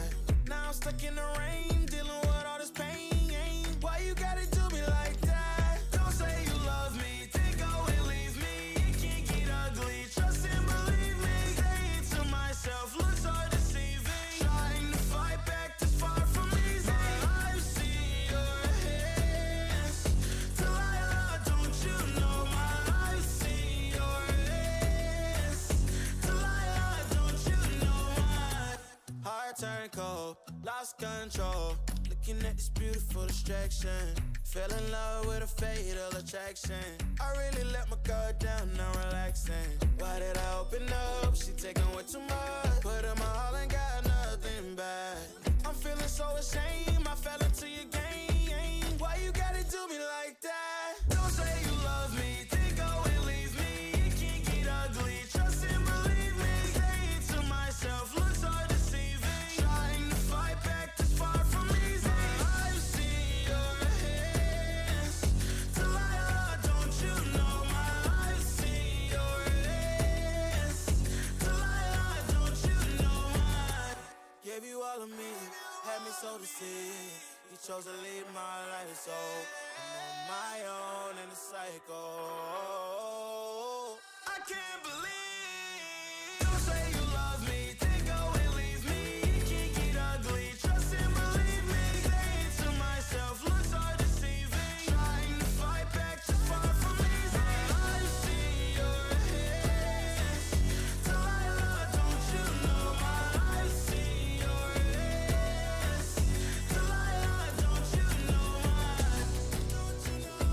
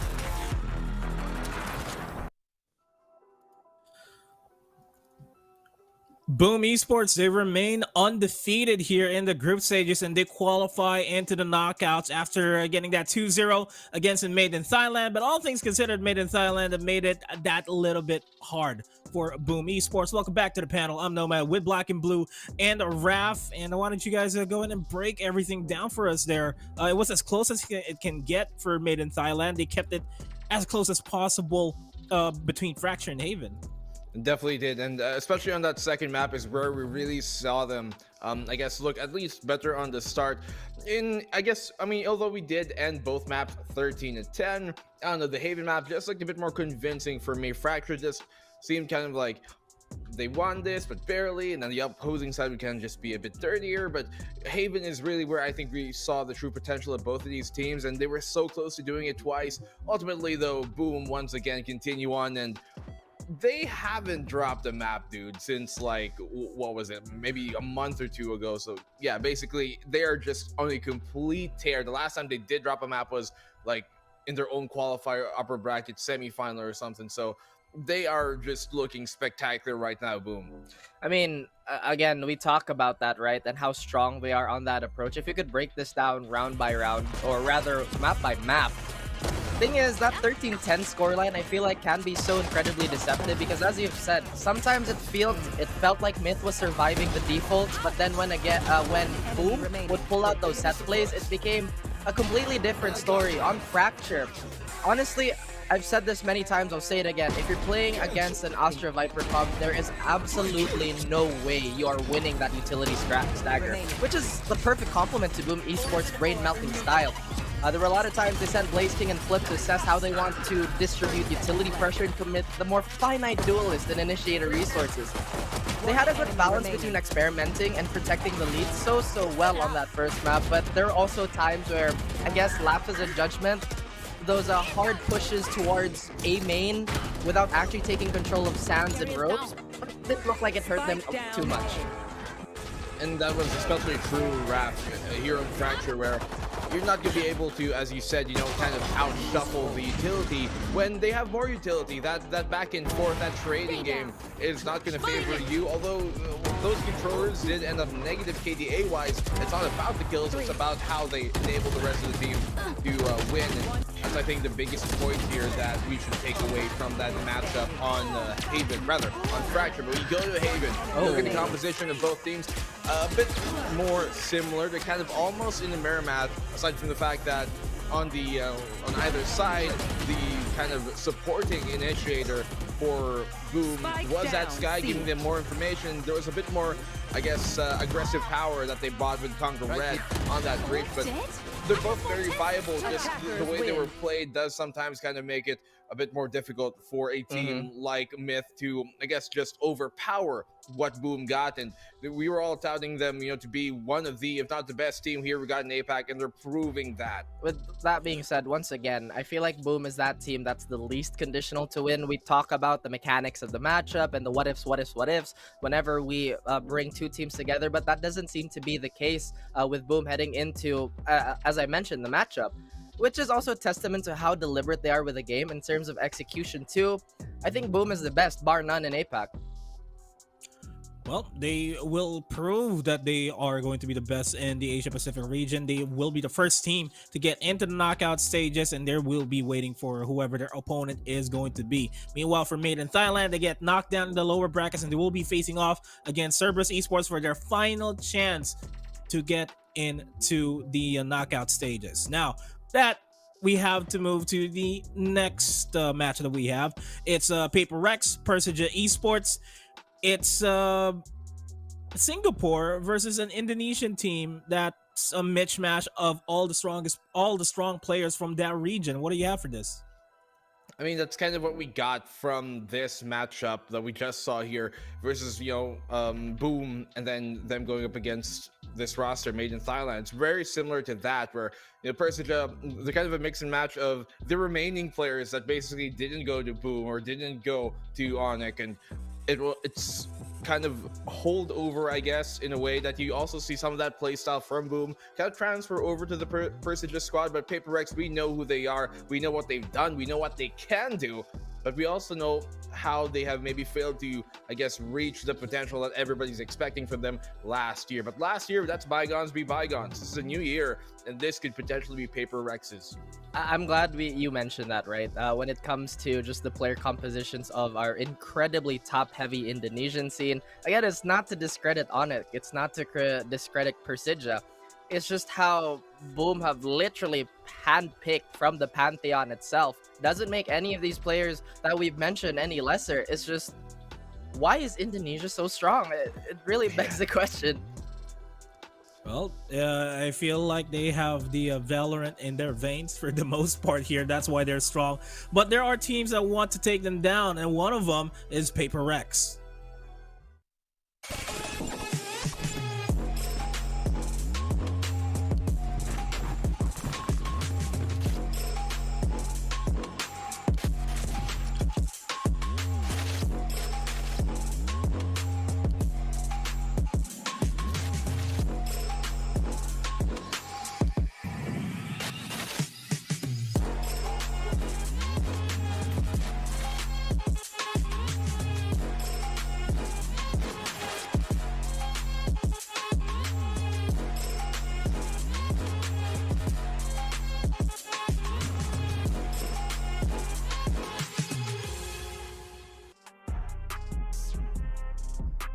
And this is the team that Paper Rex wants to take down. It's Persija Esports. We've got some of Indonesia's finest playing in on the field here. We got Asterisk, Eeyore, Famous, Flinch, and Rozofi.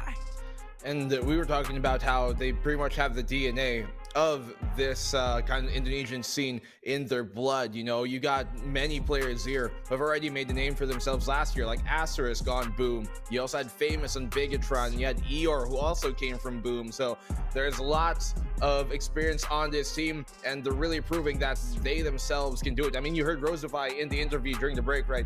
They've been playing together for what, like a month or 2 or 3 maybe max, and then they just suddenly come up here and qualify into this stage, get this far, even go to the playoffs, and they're just such a formidable team that really surprised everybody. People were thinking maybe they would be the 3rd seed if ever, but no, they even went 2nd and sent Onyx down that way. So they really are such a great team who have the core DNA of what it means to be a great team, especially from Indonesia, where they're super tactical and very, very mechanically gifted as well. They have experience, they have the knowledge, they have tenure, they have everything that you need from a championship caliber team. They just, I guess, haven't had the time itself when playing together. They have tenure playing separately, but not together yet as much as the other Indonesian teams like Onyx, like Boom, and that is the only kind of, I guess, factor that separates them. So give these guys a bit more time. Maybe next stage they could be the favorites, but for now they're in the running, but they just need that small factor to be really considered as the top Indonesian team. Yeah, you know, I'm glad that you reminded everyone on how new this team is relative to the competition, right? And I'm glad you went sequential 1, 2, 3, because I get really confused with numbers. What's before 4 and 5? Black and Blue's got me. But jokes aside, Persija has shown to use that map 1 as a bit of an investment, really. Typically that's where they hard scout, or at least that's what we've seen from them. And like I said, this is also a bit of a symptom from being such a recent team. Typically people think, oh, isn't 3 months enough time to really develop a core identity, a core strategy book? No, absolutely not. That is a very, very finite time that honestly is invested in a lot of chemistry. But going back to Persija, they've shown to have that stamina and grit to hold on against hyper-aggressive approaches and, again, the more varied playbooks that our more veteran teams display. But again, they have that fantastic baseline, but I just feel like PRX is a whole different beast. And they are. I mean, you talked about how Persija is relatively a new team joining in on Afraid. The next team that you're going up against, it's Paper Rex. They're not a new team. They've been here before. They have tasted what it's like to be in Champions, and they want to make their comeback there. Without further ado, here comes the squad from Singapore.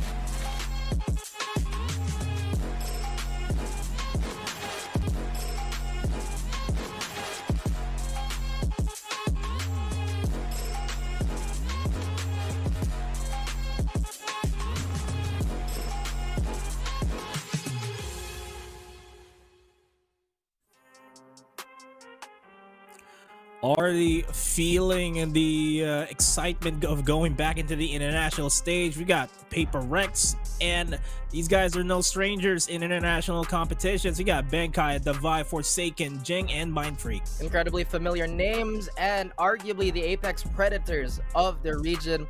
PRX have been... APAC Predator. Okay, I'll give you a pass. No, you know what? No, that's an Asterai moment. That's an Asterai moment. I love you, Asterai, but that's an Asterai moment. Back on topic. They've been given very little reason to use their shiftiness. Again, their raw defaults and dueling abilities have been outstanding. They are the indomitable Rex, as Black and Blue loves to say, but with a team like Persija, I think this is where they kind of have to dig just a little deeper. We've talked about how Persija has been somewhat of an unexpected second seed, but that is, once again, just a testament to how strong both these teams are. PRX, they have to keep their heads on a swivel. I feel like they've had their share of disappointments too, and they just don't want a repeat of that. They've been... Hey, man. Look at put that out there. That's look the... at He's lying down. Oh, he's chilling. He's chilling. He just needs a bathrobe at this point. Persija, yeah, that's all good. We're Paper Rex. But talking about the achievements of this team, their own qualifiers included, by the way, they've taken the first place in what, like the last three tournaments. So that searing streak has definitely shown signs of, well, maintaining. You know, they haven't really showed any signs of kind of icing over. Well, their team captain is is a very entertaining guy. That Benkai, he's like, okay, I don't got a stage to walk out on, but I can lounge in this camera, and so. Well, I mean, there's no lounging to be done here by Paper X. They are the favorites, but not by much, even if the odds might say so differently. I do think otherwise, that Persija are really in the running to potentially even win this game. So Paper X, they can't get too complacent, but they have to be confident that they are the better team in this case. Yeah, and with that, we have to really have a look at the head-to-head that we have, because this is a look into Roseau and the Benkai, two of the brains in the operations here for the teams. They get as much information as they can for the team, but at the same time, for the case of Benkai, he has such a varied agent pool that he can just fill in the gaps for Paper Rex. We have seen Benkai, throughout these past few months, just be such a flexible part of this whole, I guess, assemble that they got going for them, right?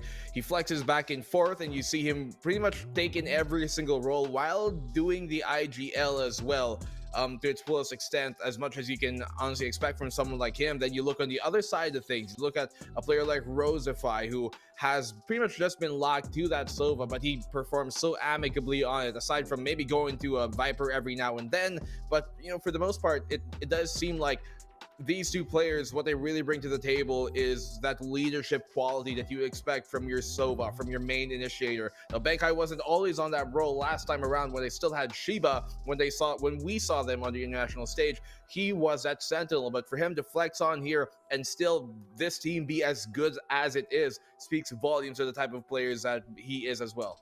With, the variation from the personalities, like you mentioned, one is definitely incredibly loyal to that role, while the other is incredibly flexible. This is also an overarching theme. They'll do whatever it takes to win, whether it be locking into one role, as I mentioned, or doing everything. Now, I just want to highlight that Benkai, no matter what role he's undergone, he's always there for the kill participation. This is something that we constantly have to highlight, especially when you're not just the duelist, right? Again, it's those recon darts, it's those cypher traps, it's those killjoy turrets. It's basically just the utilization of everything that's not a gun. And they have to utilize everything at this point onwards. I mean, for Paper Rex, at the very least, they're currently undefeated here in the group stages compared to Persija Esports, who've lost one map on Bonkers. But do you think that Paper Rex's streak might just end right now going up against Persija Esports, or would we see another 2-0 for them and keep that clean record?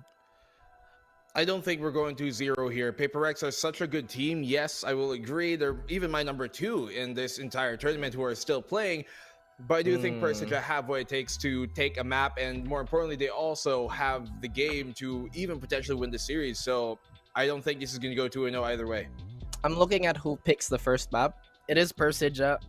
I've talked about this also previously, that they kind of have a very, very slow start to their play style. It's really a hard scout. I don't think they can afford doing that against Paper X, sorry. But the Veto, it is winding down. We are going to see Split being removed. I would say kind of let the bans marinate just a tiny bit, but Split is incredible for Paper X. I think they're sitting on top of a 70% win rate, if I'm not mistaken. They've also shown quite a number of approaches for this map, to whether it be fast or whether it be that utility stagger that we've seen pretty much all APAC long. I mean, their playstyles between these two teams aren't super drastically different. Maybe Paper X does kind of rely on winning those gunfights a bit more often, but that's where they're super good at. They still are a tactical team at the end of the day, and that cannot be discredited. But Persija simply aren't in the luxury of relying on that. They're mechanically gifted, yes, but let's put it simply, they don't have Forsaken and Jing on their team, who are just complete, utter destroying monsters when it comes to the mechanical game of things. They might be doing stuff sometimes that makes you go like, what on earth, but they work, and so you can't discredit that factor. PSJ, they pick Fracture to start things off, and just to back my point up, sometimes it ain't just about how the tactics go. It's basically who clicks the head first, and Paper X, they're really good at doing just that. Do you think PSG is banking on the fact that PRX has had one of the smaller sample sizes when it comes to Fracture? Let me double check that, actually, so I don't spread misinformation. Again, guys, don't do that. Don't pretend you know everything. Now we have Fracture. They've only had two games on this, rather, on the side of Paper X. So PSG, once again, I think they're playing on the fact that this might be the map that PRX don't have a lot of depth. But that's also the thing, like we mentioned, they have Jing and they have Forsaken. They have absolute Terminators that, well, will terminate. Well, Breeze. Who needs depth when you bring a bunch of death with you wherever you go, basically, for this Paper X team? I mean, they might be the dinosaurs here in terms of their stature, how huge they are, indomitable Tyrannosaurus, these guys. But they also can be mortal, and we've seen that, those type of incredibly awesome creatures are just very prone to being extinct. So for Persija, they know that there's a game plan here. They know that there definitely is a chance for them, and they know that, I guess, what they have to do has to be done, and how to do it as well. I'm pretty sure they prepared for this matchup. And the thing is with Paper X, they've been in the limelight for so long that people pretty much know them and know how they play as well. And for a team like Persija, who has those players who have been competing for so long, they might just have the secret sauce. They bring it, they've got it to, I guess, turn this and flip this around. I did mention that PRX have not been really forced out to bring out their playbook. Their raw dueling has been fantastic. This whole map draft seems to benefit Paper X at the moment. So PSG, I hope they have their Model 1895s certified for hunting those TRX type opponents. But now we have yet another ban on the board. Bind is still on the table, as well as Haven. I feel like it'd be better. Okay, never mind. Before I could get the point across, they get rid of Bind immediately. Oh, Icebox. No legacy maps. All the new ones. Yeah, Icebox. All the latest stuff. All the new craze. Apparently, you can teach some old dinosaurs new tricks as they take off Bind. I wish I had a pet dinosaur. To be fair, they haven't rather played Bind since the start of the year. It's been quite a while since we've seen Paper X on Bind, and they've been doing pretty good, to say the very least. On all these maps, I mean, they haven't dropped a single map in the ones picked remaining since the year started, but it's a very small sample size to go by. Meanwhile, I think it's more important to look at what Persija start with, and for them to go with Fracture when we actually haven't seen them play Fracture at all, if ever. Really seems like a risk that I do think at the end of the day is worth taking. So I have a question before we kind of close this one off. So Icebox, we know that it had the most recent changes, and again, it's being shown on screen right now in front of our faces. If you forgot to spell that, write that down, take a screenshot, do whatever. But again, Icebox, how hard do you think the beat changes affect the lineups, right? Because we've seen very little variation in our usual Icebox lineups. We still see the Viper, we still see the Sage, the Chamber does come and go every now and then. But do you think Paper X is also kind of hoping for the fact that maybe that slight, minute change could butterfly into, that brawl that they would love to prefer? I do think that they are pretty adept at playing the new Icebox. I mean, it always has been one of their better maps, and I think that's what they're banking on. If anything, it is the maps that we do see, like Breeze and Icebox, have been some of the best for Forsaken himself. He really does pop off there, but I think the latter, especially Breeze, is one that Jing has had really good performances in. And so for Icebox specifically, yeah, they're a pretty good Icebox team. They almost did it when they were playing on Icebox during Masters Berlin, and that was a matchup that we could have maybe thought that if not for the 9-3 curse versus Vision Strikers, they could have beat Vision Strikers in that series. So now DRX, and so the curse does happen, but I do think that they are a very adept Icebox team. If not, it could be even their best map, if not the second. So I think this is a really good veto, at least on the latter end for Paper Rex. Fracture is a complete unknown. We've never seen either of these two teams play. Not enough, at least. Not enough, at least. But we'll get to see that right now. But the question at hand here is, will we go into Icebox, and who will come out on top of that? I'll start with you, Raph. No, you're not gonna start with it. Go back to you. No, I'm joking. Nope, not gonna happen. I'm joking. So, like I said, Persija's biggest what if is really using that one map leeway to benefit them and gathering that info. But Paper X, they're just gonna keep shooting you in the face. That's all the data they're gonna give if they don't feel like they have pressure, or rather being pressured enough to open that strat book. I've said that many times. So I'm gonna go with PRX 2-0. It's very difficult for me. I mean, I do think Persija have what it takes. That map number 1 is a map that we've only seen Paper X play once, and that ended, by the way, in like 9 overtimes when they played versus Bleed. And I'm thinking that Persija here pick Fracture because they have a VOD on Paper X's Fracture, but Paper X don't have the same against them, and I think that's where it really comes on into. So I will still say that Persija will take a map here. I think they're taking Fracture, fair enough, but I do think Paper X will close it out on map 2 and 3 to go 2-1. I'm gonna have to agree with Black and Blue there, and you guys for that matter. It's a Paper X win for me, but I feel like with what Persija Esports has is just the raw experiences they've had from different teams, different ideas merging in together to try to take down this Tyrannosaurus of beasts that they're going up against. And without further ado, we're gonna drop into Fracture. The second time we're seeing that here in the group stage. It's Paper X versus Persija Esports.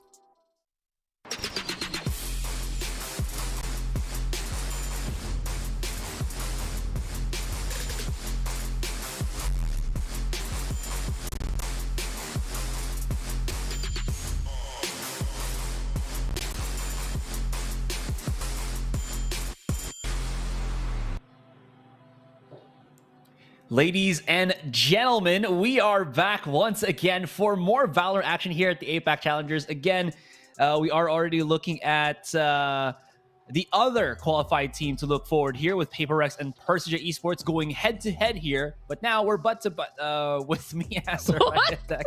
No, we're like side by side. I mean, like sitting on with our butts on the chair. I need a second. I need 1 second to process that. Okay, we're good. Second series, guys. We already get Asrai with the... This is why we have Asrai moments here on the cast. But thing is, it's going to be an interesting one. Paper X versus Persija Esports. Top seed of MISC versus the second seed of the Indonesian side. And a while ago, we said goodbye to Boom Esports Asrai in the group stage because they already made it to the playoffs for next week. But we're going to start things off on Fracture.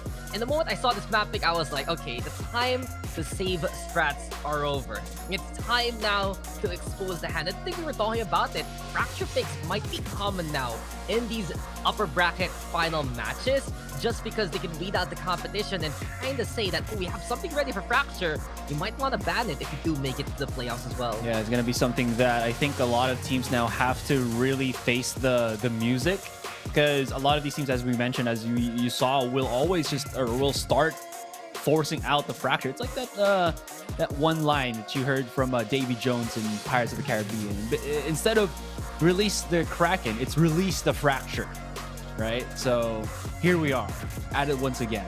It's finally time to get into it, and historically it's a very short history actually. One time played by Paper X in the grand finals against Bleed Esports, and actually watched that match. Yeah, it's kind of interesting because Bleed played a Yoru and PaperX was losing really badly, and then they came back. So I don't think it's really a best indicator of their performance. Different lineup. Also, this time we got Forsaken on the Neon.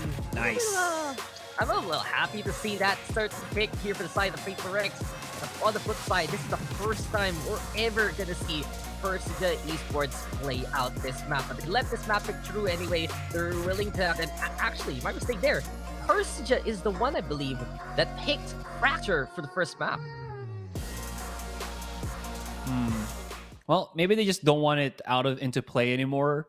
There's always a point where people will say, "Oh, why did you pick up a map that you're not really as well versed in?" Even though it might be counterintuitive, you just don't want to have that pop out when the series gets deeper in. You might not want to play game 3 with Fracture when you might not be as comfortable with it. I don't want to say that they're not prepared for it, but that is one of the reasons why some teams just want to get their quote-unquote worst maps out there, even if timing is going to be crucial. Almost on the charge out there from Forsaken as he comes in for the pinch, but the rest of the attackers now from Persija already gotten their way on the beat.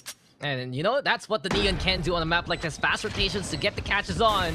It's a fast take here for Persija. Just trying to shoo away the scoreboard. Go away. We want the action here, but drop down immediately as PaperX is all stacked up by the arcade. Jing though, with a find on the lurking Eeyore, and MiTH gonna get on the board as well. The buy right now whipping out the Headhunter. Here comes the push, gonna see a Forsaken, but it's Asteros who does get the takedown. BSJ though, stuck in the middle of this tower, and the siege is here from Benkai and the Vi, who say bye. PaperX!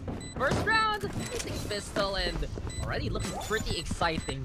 I have to say though, Asteroid, team ideology-wise, PaperX and Persija, especially for the PaperX we're seeing right now, who's more willing to keep on fighting in these earlier rounds. This can be scrappy because we saw from Persija against Bonkers how they took control of the last 2 maps when Bonkers couldn't keep up with the, I'd say, the style and speed of their pace. That might work against Bonkers, but PaperX is a team that thrives in that in those very forced encounter situations, and we saw that when they faced off against their opponents, Fancy United Esports, the other day. That Forsaken and Jing would just always love to go for that challenge, to go for that aggression, and get that aggressive map control. And speaking of which, they're the ones that are actually initiating the fight here as they charge right out, using the relay bolt of Forsaken alongside Jing to kind of help him out push further. If he takes damage, Jing can always just refrag or even heal if need be. Eeyore, always a good shot, but actually he is a good shot, but only good for the one. Yeah, so if he's the rank C demon on that on the usual aspect, right now he's the rank speed demon. But as of yet, guys, the round isn't over yet. There's a big scoreboard in the way, but we'll do our best to call the action. And Asterix right now able to get the bow down onto the Vi. Spike is in his hands. He picked up a Spectre, but Peekaboo MiTH sees you. And there you have it now. It's the right overlay and the right peak for PaperX, 2-0. But you can see that there's a lot of initiation courtesy of PaperX. Forsaken will run at you. Benkai will set something up, and Jing is there for the heals for the slow orb if need be. It's triumvirate looking to triumph here for PaperX. One enemy remaining. Now it's going to be the buy round for Persija Esports here. I think everything that PaperX have just done is just, again, that forward map control that we saw them have utilized when they went against Fancy United. We are seeing a different composition to that, but I think the mentality is still the same. Benkai! How? What? That's a good spot. Where did he do that? Where did he throw it out? Where did it come from? Yeah. That's an interesting angle. I'd love to see where he actually threw it, and then I'll try to use it in ladder. Thank you, Benkai. Thank I saw you you for the that. other Pro day tips. online with like 4 other people. Who were you playing with, Dex? Who were you playing with, huh? I was actually playing... Oh, so, funny story. As Eeyore and Benkai do get the takedowns, Benkai, they're getting 3. I'll tell the story afterwards because PaperX is already finishing up the round, and there you go. Speedily done. And it's interesting because Persija didn't even have the buys for the 3rd round. It's 3 already in a row for PaperX. But just to wrap up my story, I was waiting for the Naos boys to be ready to go out, and I ended up playing Valorant. Yeah. And yeah, I was terrible because I haven't played in so long. Yeah. Thanks for the invite, by the way. TFTI. Oh, Oh, you were asleep already. What do you mean? What? I asked you. No. You know you didn't know the ask two words at I all. always ask you. What? I didn't ask at all. I'm pretty sure I would have. I asked you. You know the two It is words a I rare tell you, occurrence you're to see like, online. no. Like, oh, the Valorant. You know what? I'll invite you to the other thing. all right, flash out. Well, let's invite ourselves back to the game. Fame was there. Good start first, Joe.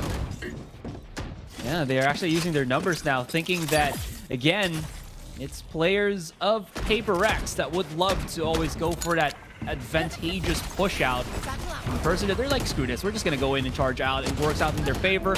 A couple are gonna be stuck onto the side. Mindfreak still somewhere on A, but there it is. Famous finds him.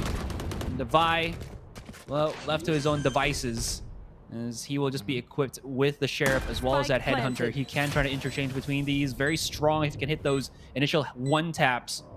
But his opponent is plenty, and their angles, multitude or multiple. Multitudes, layers of Sheriff gameplay perhaps, but the Headhunter now with the first find onto Famous. In behind, we are making noise, forcing Devi to look there, and Rose 5 will take advantage of that fact and then get the takedown. So I think these rounds kind of formality in all honesty, that's right. We saw the rush on downs, we saw Paper X taking the initiative, and this time we see Persija finally picking up the guns. And you can see the first answer they have for these initial plays with Paper X. They just heavily stacked that dish just to deal with the push of Paper X. Forsaken, he's an amazing player, but you know, the 1v5, I don't think you're going to be able to shoot yourself out of that one. So this is the point now where the game really starts. Paper X will have the buys. Persija finally puts the stop to the initial antics that Paper X is playing, and we're going to be expecting more of a, I'd say, usual defense here from the side of Paper X. But since they got the kills a while ago, it's already the tour de force here for Devi. Forsaken just want to destroy that tidbit of utility. Devi, he does get blotted in terms of vision, but Eeyore still wanting to force the issue here. Doesn't really rotate back, and look at Famous. This might put Devi in a really cheeky spot if nobody's actually going to help him out. And he hits a shot. Eeyore does, Devi does not. And here we go, they start chiming right in as the orbital strike, even allowing the rest of the attackers to just keep pushing. Forsaken, though, able to anchor just for a teeny tiny bit as he does get the trade-off. The spike will get planted. And Paper X, how many do we have? 3 versus 4 as they try to retake the site. Yeah, Neural Threat forcing Forsaken's hand. And also, he tried to use the fast lane for the cover. But it's Persija now on site and ready to frag out. Mindfreak caught out here by Flinch. Really, Famous and Flinch, this is a strong connective duo here for the side of Persija. If they want to win this against Paper X, you have to see these two guys pop off, especially as they have improved. And we're seeing a bit of the scrap here already, as right. Paper X willing to fight very early on. The Veto punish, you talked about the cheeky angles Persija has.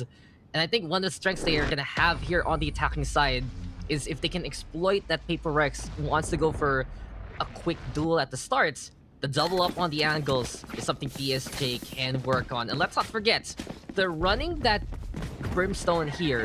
So expect a lot of speed also for some of these peaks. But Eeyore and I believe Aster's right on the Persija roster coming in from the Boom side. We've seen Boom a while ago make it to the playoffs. They have this different style. But I noticed from Persija that they also have a completely contrasting outlook to the game compared to Boom Esports. So that might be the reason why, you know, they have their own roster right now. They came in as BWL, picked up by such an illustrious football organization. The game is afoot, and Devi is not going to give up with the sniping. He has the op in hand towards that B site. Very quick dash there to utilize for Forsaken. Really wants to get that initial little push. And I do really like this from PSJ. A lot of the things that people just, when they play, you know, from a normal perspective or normal standpoint, this Fracture map is they don't really utilize the long zip line, but it allows you for so much control because it gives you that access to dish as well as arcade pushes, you know, where some people might just go to underground, but that takes so much time. And with this one, it does give also Persija the understanding that there is so much more on dish, and it is actually difficult to push out of dish. It's more of a supplementary angle, but if you want to use all of your numbers, it's way, way better to actually just keep charging out onto A main. That being said, though, okay, these flashes are from or from Rosify. I thought it was actually from Benkai, but I was looking at the minimap. He was nowhere near there. So Team Flash is abound, but PPGL are here to fight. Eeyore is already knocked off. The stun not really connecting. And Forsaken smells blood in the water, keeps charging right in. And Persija, they found themselves in a very, very sticky situation with 2 members onto the site, 1 coming in from the flank. It could work out, and it seemingly can, as Asters and Famous take kills apiece. Yeah, single file though, dangerous, but right now they're shooting them the way out of this one as Flinch finds MiTH. Benkai now all alone. Aftershock to try and flush out the push there from the Raze. Looking to force out the 1v1 versus Flinch, but he just doesn't play to his namesake. Steadfast on the tower. It's Persija who's able to get their goal towards that A site. And I personally think it is a gamble to go for the single file, but it's really just to try and stop any of these antics from Forsaken. But Forsaken, the adjustment there, go through the door, get the flank on. Persija just didn't have such a stellar hold on the site itself. This would have been another PPGL victory, but you can see already the rostering that the Persija roster has just in these aim duels. Just as soon as they've taken those sites and simplified the angles of attack there from the opposition, that's where they thrive. And I think when there are teams that try to keep parity with that, that's where the problem entails. We saw it in the matchup versus Bonkers. We might see it right now if PPGL doesn't adjust in time.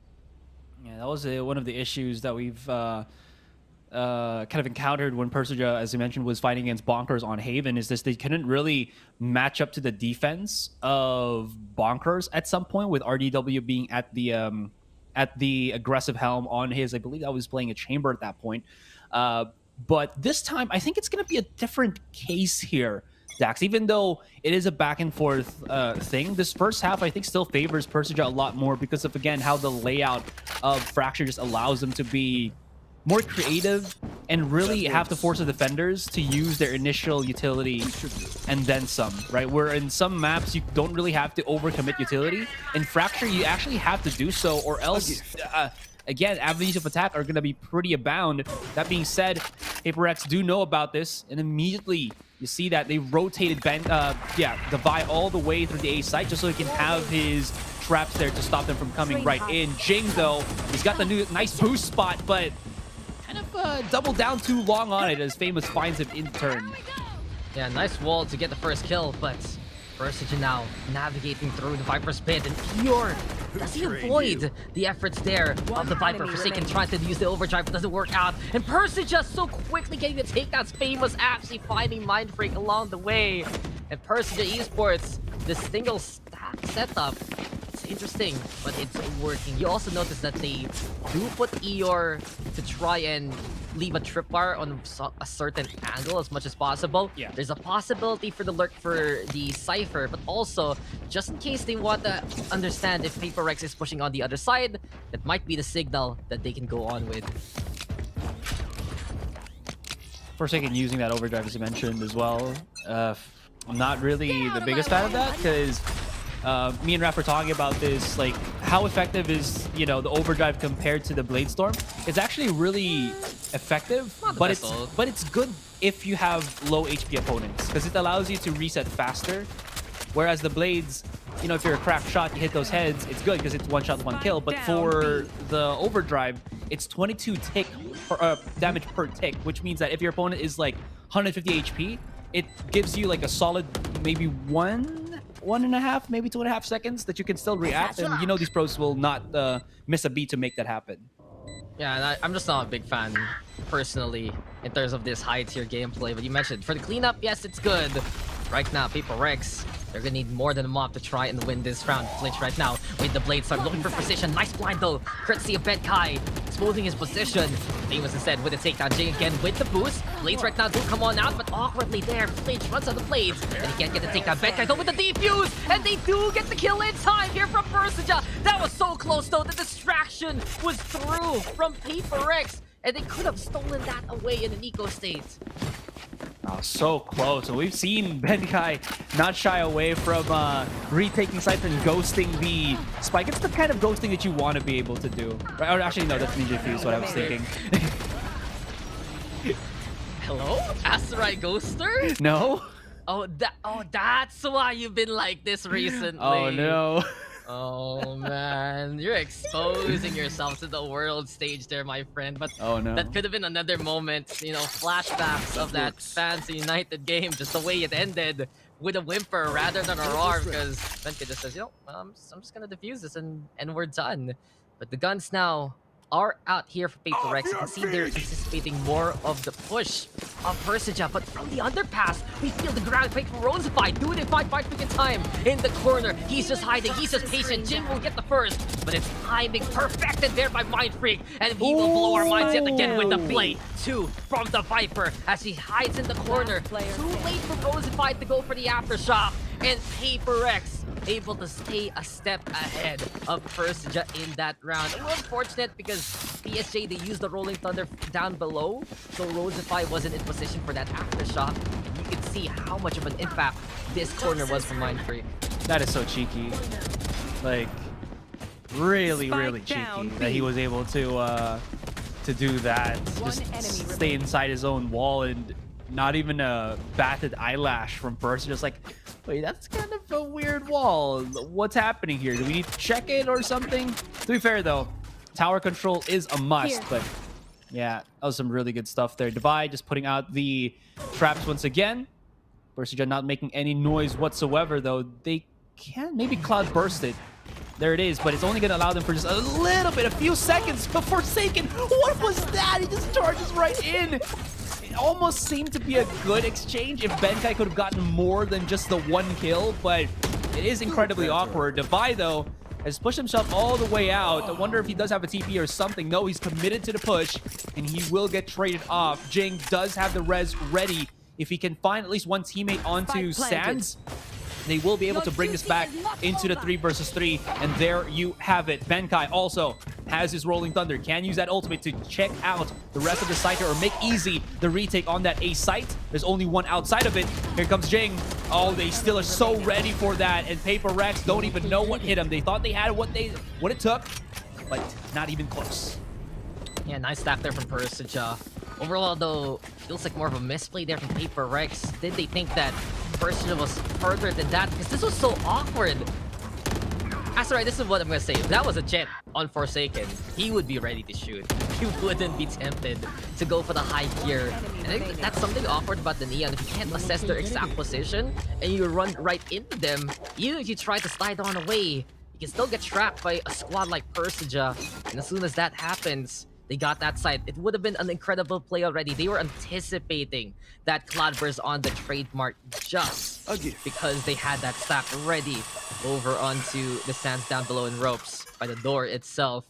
The case in point now, Persija is in the lead. That double stack by the staircase, effective enough to surprise Paper Rex despite that Rolling Thunder. And this time right now, it's a drop, applying the pressure. We get the shock ball for Forsaken to try and get the cusses on. Fast lane's there to navigate through to the other side, give them that kind of cover. But Famous went for the showstopper, and it's Flinch instead, getting a takedown. Forsaken though with the Guardian gameplay. 3 already here for the side of Persija. It is fast frags all around for this matchup. Jing and Mindfreak have to retreat a little bit, but the Neural Death will expose their positions, and they only have the pistols anyway. Might as well fight till they die. Flinch now, no flinching whatsoever. 3 here for the Jet. Eeyore is his name-o, and it's 7-4 for Persija Esports.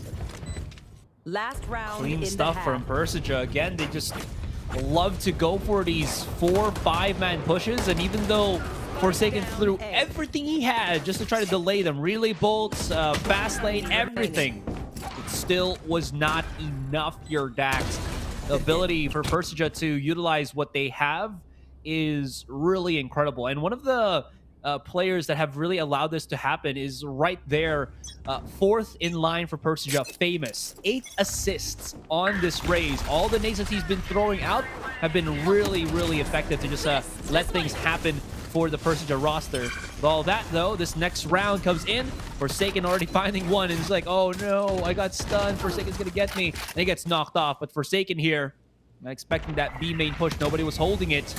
And Jing gonna try to hold again the angle with the wall. They've heard it, they know it, but they don't really have any control in Arcade, but it still works as Jing incapacitates 2 players of Persija, but Flinch, all right, he stepped up to the plate, but he'll have to do a little bit more than that to open up the site. There you go, can't even close that lid and close the chapter to this first half. It's 5-7.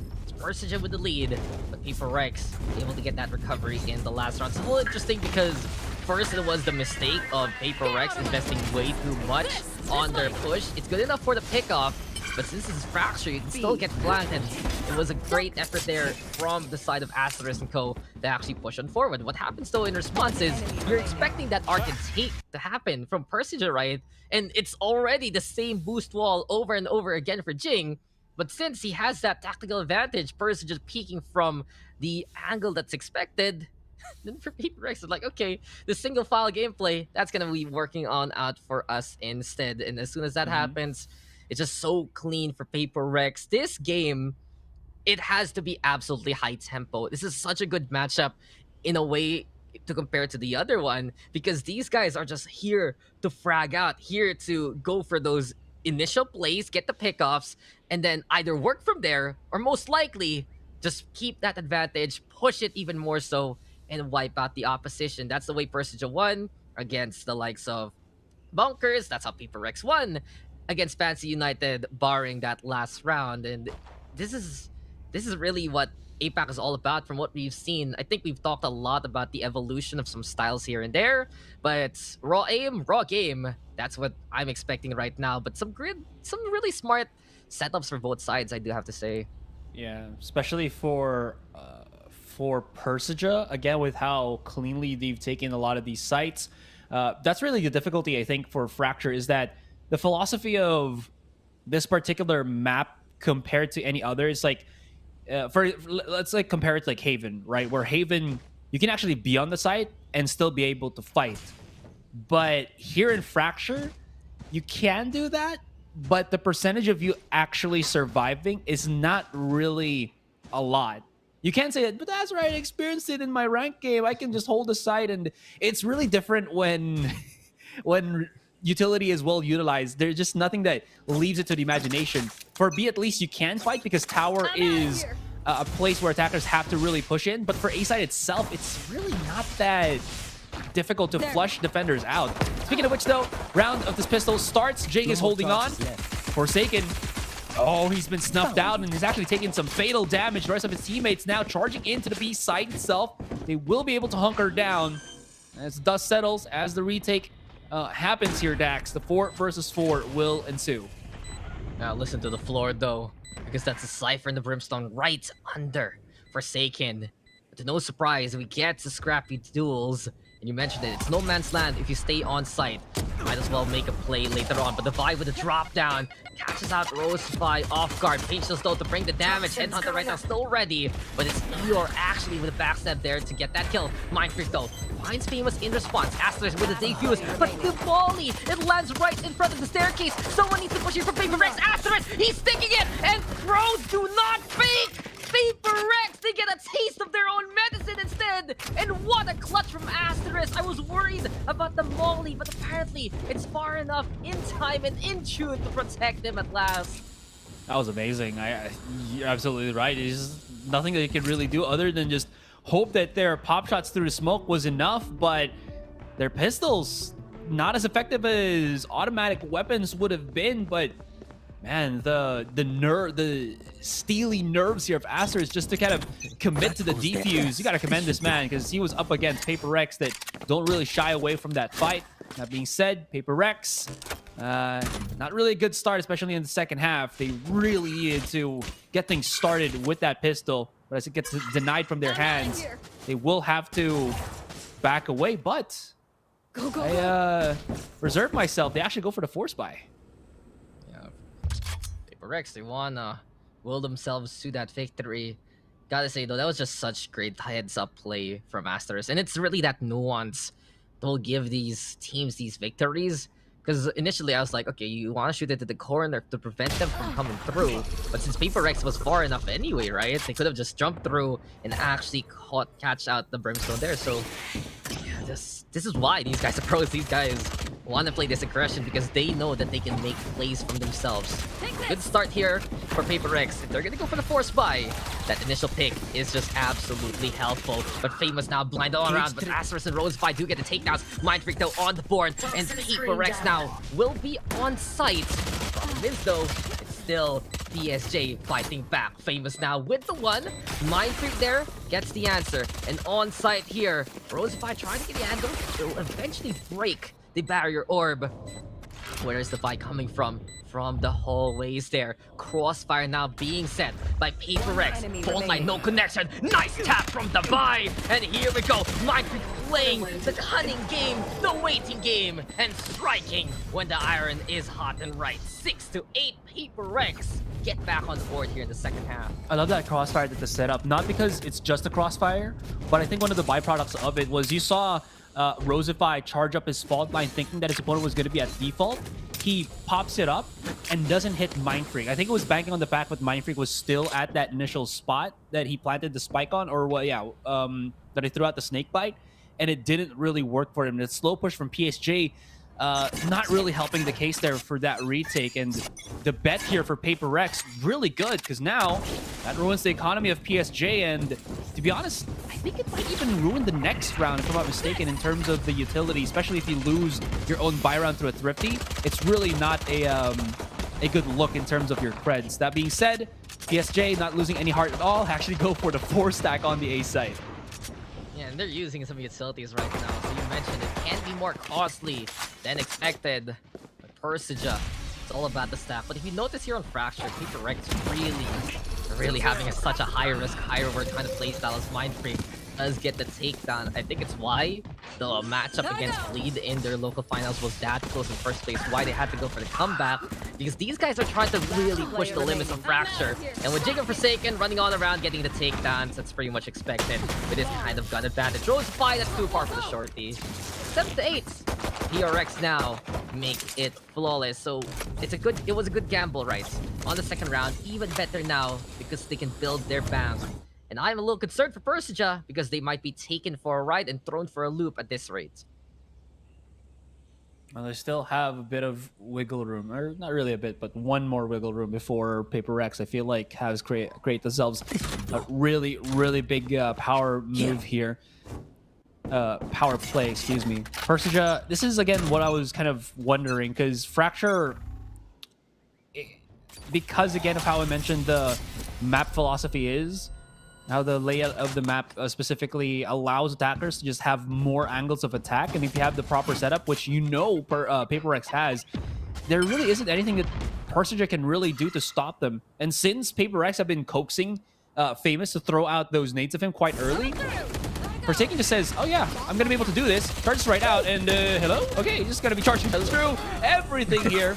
Even wants to pick up a weapon, but that's a little bit lighthearted from him. Jing boosts himself up onto spawn, but somehow, some way, Eeyore spotted out the double kill. Allows himself to get through. And even though he wants to get a weapon here, or maybe even reposition, maybe I think even use his ultimate, he will get denied. Still plenty of time for the the one remaining member of the buy to just rotate back onto the B side. The flinch has already rotated himself. That's going to be the knockout. And Persija somehow, some way, find another round against Paper X. That's right. I saw Forsaken play at the start of that one, and I went back to 2017 and 2018. That was not tactical FPS movement, mind you. Did you see how quick this was though? And you mentioned it, the paint was being baited on out, slides on in, and he's running and gunning towards his opposition. There's a chance also for Jing. And that's the beauty of the efforts of Forsaken and Jing together. They play off each other so well, they understand that sync. But this is even better by Persija, and big kudos to Eeyore. He wasn't phased by everything happening on that A site. He still kept an eye out on B anyway, since it wasn't the full commit that they noticed from Paper X. Just because of that, they were rewarded by the hold and they still win out the round. So flashy plays are good and all. They still need to make sure that spike is planted firmly. And for Paper X, that's a lesson learned. PSJ in the meantime ready with 2 ults. They can wait for this for as long as they can. And as you mentioned, those 2 ults, one of them being the Orbital Strike, it's going to be a huge undertaking here for Paper X to get the site early, get the plant in, and maybe even fake the plant if need be, because that's going to allow Asterisk again to try to make things, more spicy for them. The peek out from Flinch. He's been spotted already. Does have the Cloud Burst to get through. Spotted through that little crack in the wall, in the smoke. And this allows Paper Rex to get free control of the A site. That being said, again, Orbital Strike is not far behind. They spot it. They try to run away. Who's going to die? Nobody. All right, they still have time to plant the spike in through this Viper Spit. Yeah, MiTH finding always these corners to hide in. Just understanding where to set up on the site itself, but Famous from above apparently tries to put the star here on this boardwalk. The Rosify now with a takedown off the Forsaken Benkai. Finding two on the inside, and while MiTH gets tossed on over, Rosify will take advantage, make the Viper fly, and it will die. Persija now back onto the 2v1. Defy is there for the takedown, but Eeyore again in these tense scenarios, he is just oh so reliable. But what a play from Rosify. Apparently, that's how you counter the Viper Spit here on A site, Aserai. Not gonna lie, I really felt that Paper Rex should have won that round, but I was curious how Famous got the knock on Jing when he was boosted somewhere on top. Maybe just a wild shoot through the Viper Spit. Yeah, there it is. Oh no, it's because Jing was helping out the plant on the spike. That's why he got knocked off. But that was a really, really quick reaction time from Famous, giving even more opportunities there. I also thought that the boop from Rosify would have allowed Mindfreak to survive, but since he actually dropped back into his own ultimate, only showing his legs, you want to play? It was very easy for Rosify just kind of screw him over. That being said, Forsaken now trying to at least close the distance here. Does have a Frenzy. This could be a really good utility to utilize. The PSJ as well as Asterisk is trying to aggress. Oh, he got stunned. He's getting zapped. The Finger Blaster is too strong from Forsaken as he now allows the rest of his team to come into the A site. They were not really low in money, but the change of a pace here from Paper Rex opened things up beautifully on A. Yeah, entertainment indeed. Forsaken there, getting the stun for himself, setting it up. And that is the beauty of the Neon utility. Spikes planted. Persija, they can't even find any frags, so they look back on that. But you see the hunt is on from Paper Rex. They still want to wipe the floor. The Persija opposition. And Rosify now, as well as they are hiding into the corner. This is going to be a vital pinch. Good tag though. On to the Vice, seeing him coming. Benkai might be seen here as well, but the setup is getting ready. It's the Chamber making the noise. Shot does come, but ER with a takedown. Now the fault line doesn't really get much, but where is Forsaken in all this from the tower? This should be around for Paper Rex. Rosify though still defending for these exits, and ER on the board. This is costly right now for Paper Rex. Rosify running on away. And PRX can't even catch him now. 8-10, but did they need to lose that many lives here for Paper Rex? I'm pretty sure no, because PSJ would have been able to purchase weapons regardless. And you already know the Paper X is a little bit on the weaker end of that buy spectrum. All that being said, though, still a pretty clean round here for Paper X. They kind of utilize, or not really kind of, but they really did utilize the I'm gonna keep calling it Finger Blaster. The overdrive of Forsaken. Yeah, just to kind of they did it in such a way that the overdrive actually became a lethal ultimate than just a a minor hindrance. It works. He's running so fast, might as well pop the ult, and you can see it here again. The fast lane executes to just get onto the site. Problem is though, he's using the slide for these entries. Not gonna have that anytime soon, but bolts do come. The spike is planted one more time. Flinch now proving the better ultimate there with a Blade Storm. Benkai with the trade, and he's been consistent with the shots here so far. Aftershock though putting Jing in the bad spot, but he's still able to get the takedown. Now flicking forward to ER there. Even finds Famous! It's a shooting range here for Jing! The things do come, and the 3K is just absolutely magnificent from Paper Rex. Take a bow, Jing, because you were center stage and you did not disappoint.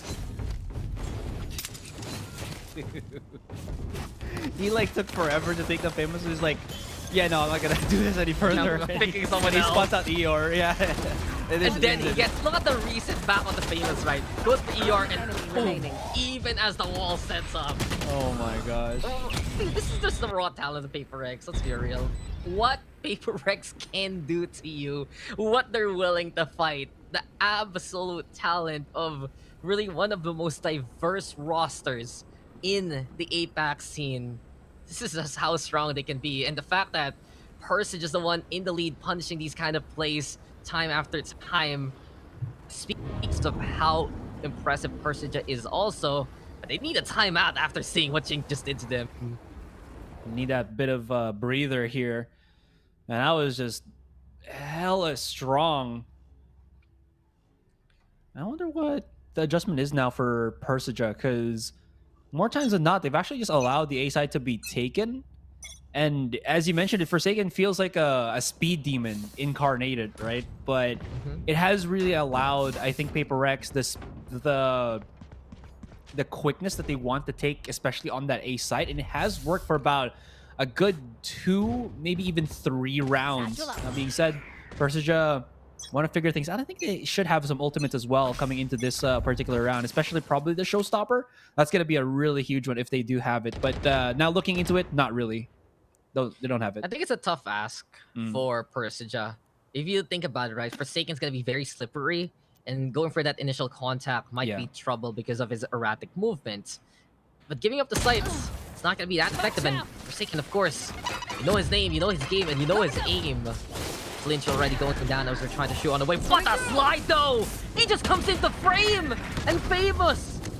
It's like his moment in life wasn't captured by a picture, because that's the only still image he gets for the round. And this is why you don't want to go for that first contact against Forsaken. I'm thinking for Persija instead, they look for the frags on players like Benkai, MiTH, and Devi, who can control the battlefield after the space that is given there by Forsaken and Jing. So Waldo gonna be set on up to try and bait out the extra peek just in case. Devi, though, he still wants to push this anyway. But you can see here for Paper Rex, the transit towards the A site is clear, and they're headed out already again. Device now going to be pinching in, wanting the attention of Eeyore there, but might not need to fully commit into this one, just to give the pressure that he's already showed himself out, and he can go back if need be. But that being said, oh my gosh, they actually rotated all the way, and it screwed up what Eeyore wanted to do. He was like thinking, what is going to happen? Is it really going to be the B side? Is it going to be A? Well, regardless, the speed at which Paper Rex can actually rotate back and forth is faster than what Persija can actually react to because of the lesser players that they do have on to play. This puts them in a deficit, in a really confused state as well. And that 10-10 is now here. Have you ever seen those like infographics of traffic and like the circles keep moving on around to show what roads they're gonna take? Asarai, you know that, you know, can't visualize it. That's how Paper Rex moves. They're just running around this map, showing us all the paths that they can go through in the first place. And the high octane speed of Forsaken is risky. You can see he's just been dying again and again and again. But when he gets the impact, then it is quite a force to begin with. Not this time though, as Eeyore is right in front of him while he was ill-prepared. But lucky for him, Jing is there ready to prop him back up.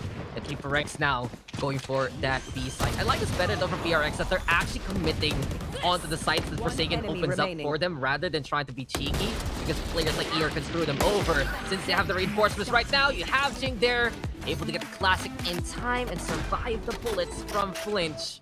11-10, and I think Persija just getting taken for a ride here by Paper Rex by now. Forsaken is like 12 kills, but honestly it doesn't matter because he has teammates that will always be there to refrag him, and I love this this style, this kind of play of info gathering where you use your own teammate to actually do something, right? And it's not as messy as I think a Jet does, because I think if Jet actually tries to initiate, the Tailwind becomes a weird gap tool, or a tool that kind of just makes it so that your teammates are farther away from you, so they might not be able to trade you efficiently. But because Neon just sprints and just mini dashes, it makes it easier, at least for Paper Rex, to follow up. Yeah, I think Asarai, that's a good point, because you can follow the path of the Neon, but not that path because Flinch shoots you in the face. But if you're playing the Jets, there's that sudden, I'd say, translocation that might not be available for any of the other players. But this is a big pickup here by Persija, because before Forsaken even makes that space, they're ready to get the takedown. But Benkai, where did you even come from again? Goes through the doors, through the ropes. takes control of that high ground for now. Speaking of the high ground here, Flinch wants to peek, but the Vi has his own operator and has Flinch's number. Even without the Neon space, it's still Paper Rex getting the frags anyway. And I can't even peek this thanks to the snake fight. Paper Rex now looking to set things up. A little bit though of the utilities from the breach. But the case in point here, a Neon comp like this wouldn't work if you don't have absolute trust on the frag potential of your teammates. You have players here for Paper Rex that can do so. The one man who has been fragging out like crazy, Jing, is caught out there by Eeyore instead. Nice intel here for Persija though, flushing out Paper Rex and their initial locations, but the Vi, he just does not relent. 3 already. Benkai watching the flank, and this is it. Map point for Paper Rex. But the stats don't lie. I'm waiting for the scoreboard to show my point. Look at Jing and look at the Vi. 23 and 20, and who has this many assists? The Sage. Jing is just doing everything also with the space that Forsaken is giving him. Who says you can't be a top fragger as a secondary? You definitely can, especially with how Paper Rex have been utilizing this specific roster, this specific agent lineup for them. It really is super good. And look at that. They also have these setups right there. Forsaken, as he spots out everything, he's just charging through.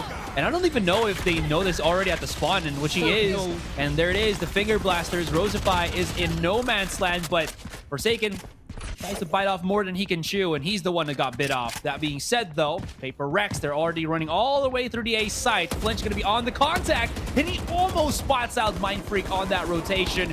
Not fast enough, not quick enough. But now, they've activated the ultimates. The Molly to separate the rest of the squad, but at least they are making it so that they can delay even further, especially with Jing popping out his slow warp there. Even though that was a good Rolling Thunder, the follow through from PSJ, just a bit too lacking. Oh, Eeyore, he's stunned. He is so screwed when he comes out here. Days now. Oh my god, no! Oh, and Paper Rex, this is it. Red card given. The Persija Esports as Paper Rex will start running and running and running to this victory. 13-10. Just absolutely high octane. The reactions, of course, the speed of the Paper Rex executions. You can see how they're able to separate themselves from the rest of the field. What a play though from Jing. Not just the Barrier Orb in time, but also that slow orb. It really put a stop to, I'd say, the second wave of contact there from the side of Persija. And you know, the thing we were talking about, can anyone else keep up with that Jet really?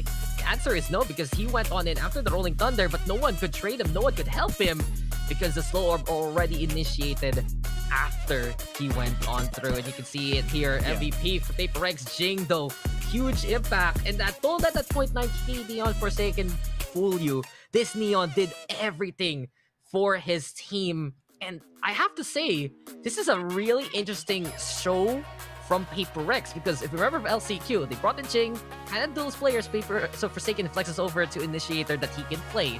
But you still want Forsaken to be that first contact. You want him to impose his presence. And how do you get the talents of someone like Jing to the forefront? Instead, you make that space with Forsaken, and then Jing frags on out. It's just such a smart, I'd say, adjustment here for Paper Rex that really works for them. And I think this is where we finally see these Paper Rex compositions that will just make them and their run more unique compared to everyone else. Yeah, I think one of the things that makes Forsaken such a deadly opponent to go against isn't really the fact that he has insane aim, but the fact that he just knows where to get things started. Does that make sense? His entry fragging, I think, is one of the best in Southeast Asia. And if you compare him to any other duelist Jet out there, it's his ability to figure out where his opponents will be, like his prediction, or basically his instinct to get things started as that duelist has been very vital to the rest of Paper Rex here. That being said, he does tend to go over the limit sometimes, but it hasn't really messed up Paper Rex just yet, and that's why we're seeing Paper Rex be if not one of the best teams right now in MYSG and maybe even Southeast Asia. I mean, did you see that just navigate through the fault line? I think Forsaken here himself is using these games to measure how far he can go. And the more Paper Rex plays this, the more refined it will be, especially for that Neon. But the bigger plan is really this. Just the amount of utilities they have for the holds, the better angles that they can take. And it's big kudos, honestly, to Persija because they did not really falter against this kind of pressure from Paper Rex. Many times, it really took either just these incredible angles from Paper Rex to win it out, or just the better timing overall from players like, I'd say, Dubai and Jing. Because there are moments where if Paper Rex is trying to play a distraction play, or trying to go play across the map, it's Eeyore, Asterisk, and of course, what we've seen from the likes of Flinch, who can hold them off. So this series is not done. Paper Rex will win out map number 1. But for Persija, there's a lot of fights still in this club.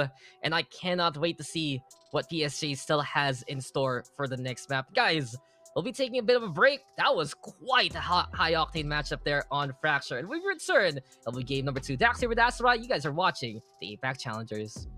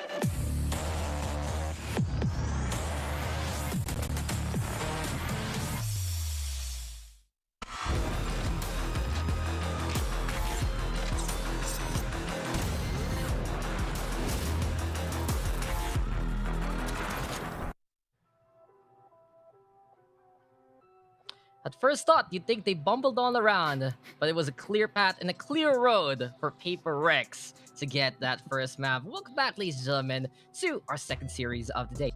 With the ever lovely Asra, you can see the smile already on his face. And Paper Rex, they're able to just get that run, get that victory there on Fracture. But a great first showing, honestly, from Persija. First time they've ever played Fracture in the VCT circuit.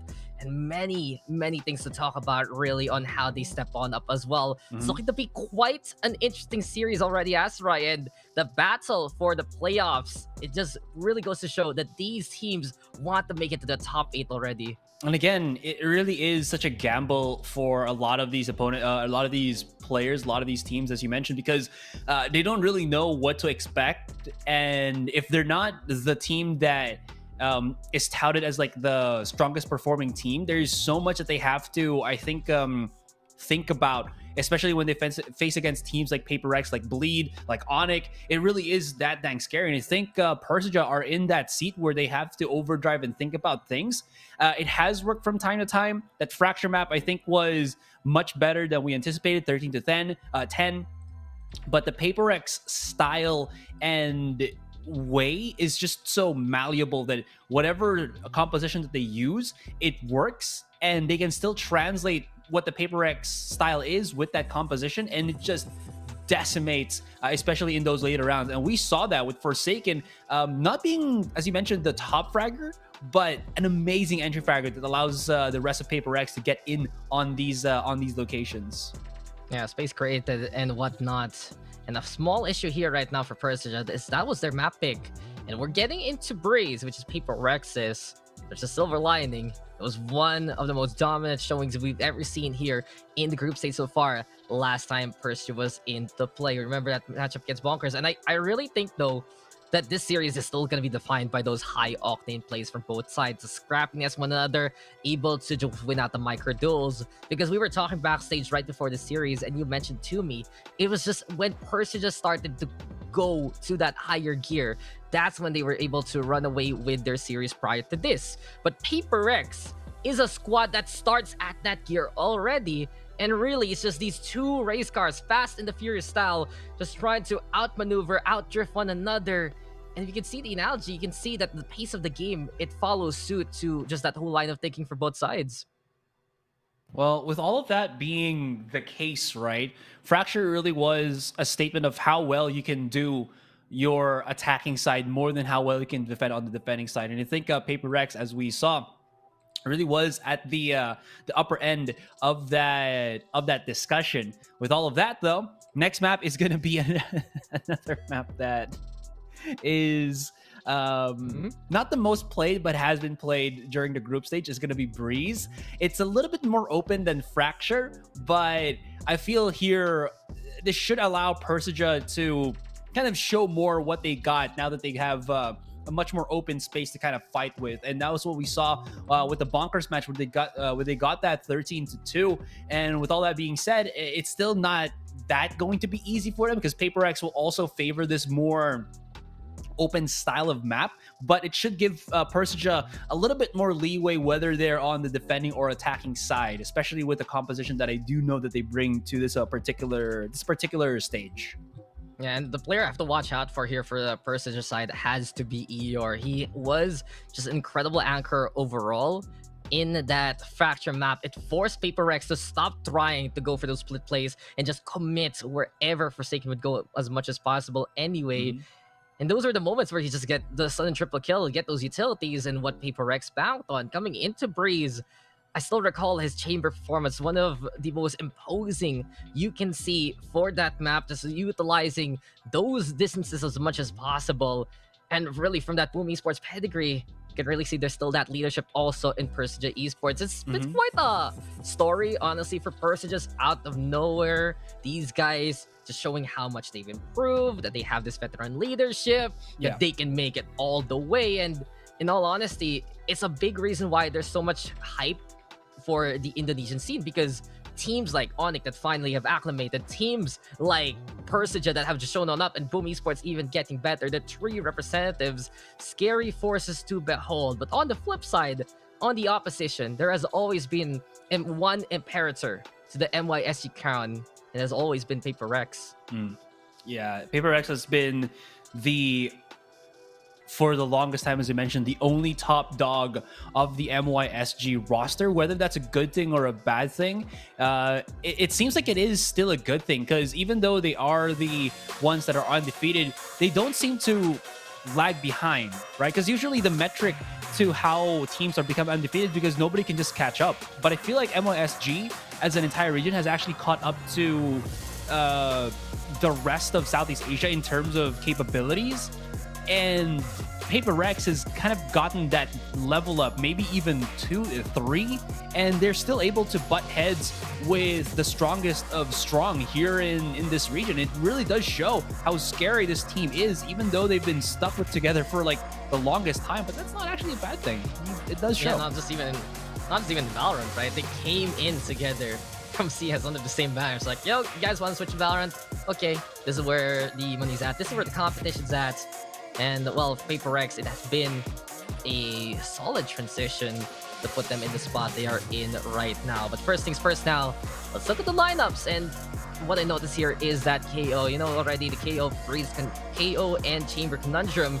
But for Persija, if they just acclimate and adjust in time, I really feel like someone like ER can find those angles anyway if the 0 point is coming on through. It's a bit more standard though from Paper Rex. I do believe they have run this composition before in their local stage, and you're just banking on the fact that you have a lot of ways to gather that intel between the Sova and the KO, and it's of course up to the Jets and the Chamber, usually Forsaken, pushing on in to make it happen. But this is it, match point now for Paper Rex. If they win this, they're not playing anymore this week. We will see them next time. Persija, though, can they actually come on back? They've proven already that they can dominate on a map like this. Keep an eye out on that Sky, making that difference. Guiding Light versus the 0 points. Which one can get more value? It's PRX now. Scattered around the map, vying for control, but Persija, they're going spelunking here, ass right into the caves they go. Benkai's already been spotted up. Well, good enough that he can get the trade. They've spotted at least 2 coming through. Devi will be holding the lurk as the rest of his teammates now doing the assault on B. Rosify spots out the TP and actually breaks it. So Devi here gonna have to try to run away the old-fashioned way, and that is just to rotate back. He's caught rocking the hard place, but maybe he's quick enough to actually hit a couple of shots here. But he does soften up the blow, as the rest of the remaining members now Persija are actually incredibly low. Forsaken already on the case, challenging, and oh boy, that fadeaway is a beauty as Rosify gets demystified. There on B main, Paper Rex claimed the pistol. Yeah, not even needing the ding there from Jing. 1-0 for Paper Rex, and was a good call. Honestly, for Persija, they noticed the dart was flying up in the air. Could have actually pushed it over. But since Paper Rex is still that lethal anyway, they find the frags from afar. They are able to chip away at those HP values. And since Paper Rex pushed onto B side for free with ghosts in hand, there's enough firepower there to just tap and take down the opposition. So it's the same kind of case. Persija will want the brawl. Paper Rex will be happy to have that dance.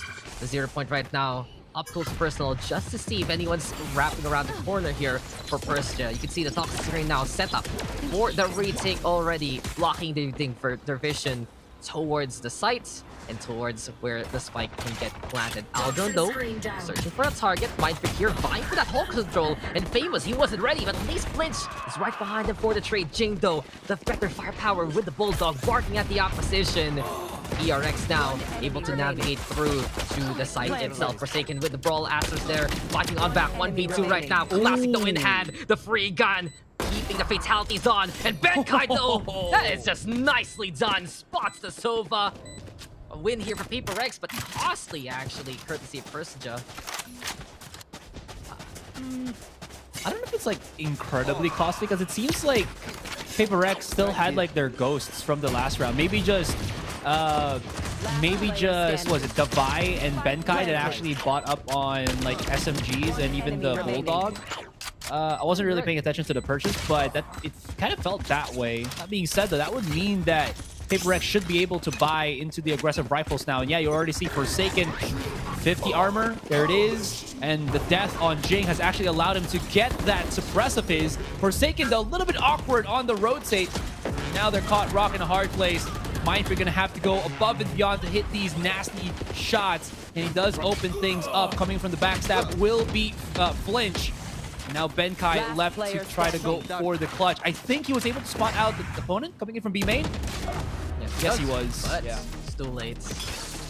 Persija, man, the scrap is real, and you were right there, Asarai. Thinking about it, they did get that bulldog, they had the arsenal, but now it's all down to the ground. And what happens here is when you go for those Nuggaman plays, but you're still stopped in your traps, then it's immediately that kind of momentum that falls apart because you're expecting the suppress to encompass that site as much as possible. Something also, since Paper Rex went for the rushdown, they gave up a lot of that mid control to Persija.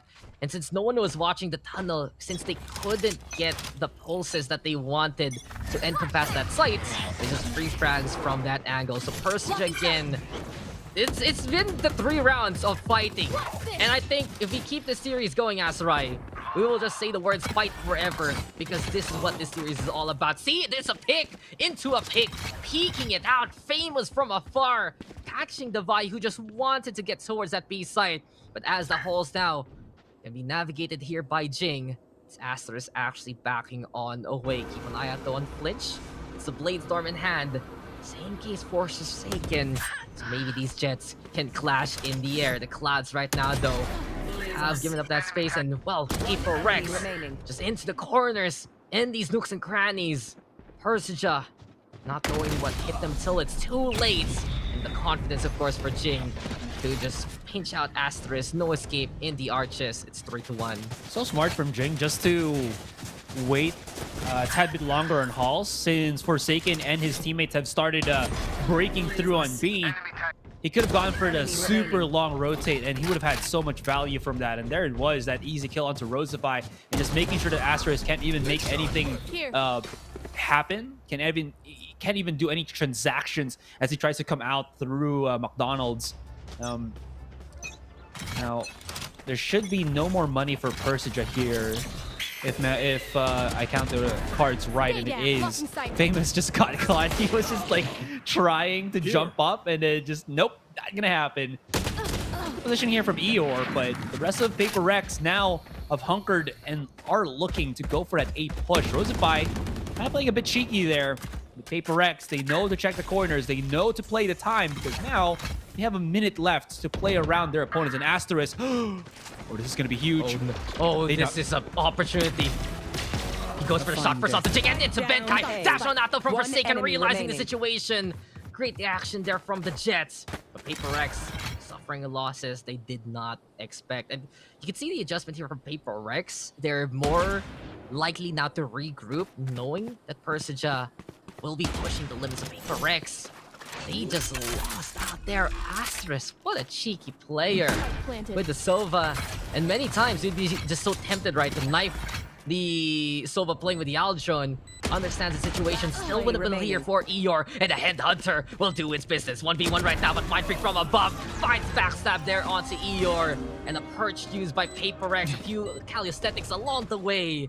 And it's 4-1 right now as PRX just keep on rolling. But Persija, look, if it's not gonna be costly on the economy, it at least is costly on the lives here for Persija. And they're building up their ultimates for it. They're gonna have that backup kind of setup. They're still making sure that Paper Rex has to be on their toes even in non-eco states.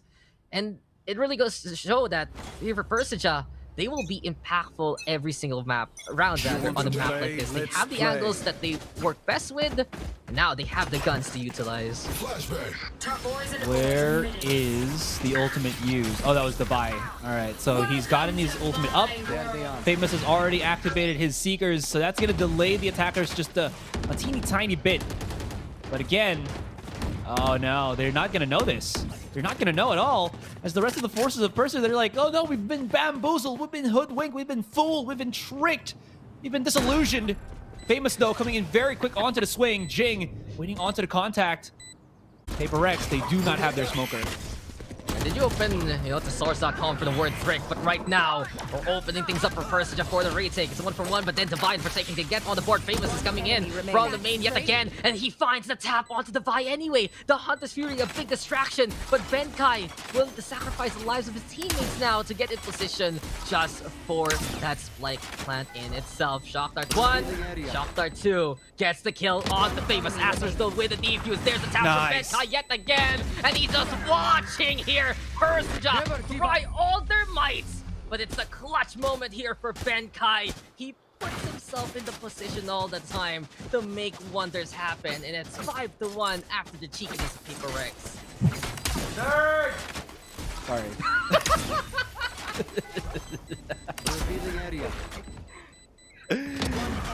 That's a compliment, man. I mean, he studied. He's learned the arts of geometry and have used it to allow him to win the round. I mean, obviously, if he jiggle peeked that, the chance of success would have been maybe put down like single digits. But since he did have that lineup and time was not of the essence for Persija, he just had to commit to it. Which was incredibly tedious for Persija to just deal with. And Benkai, he's not just a handsome person. He's just not someone that wears bathrobes. He's someone that wears that bathrobes to school and uses math to win rounds.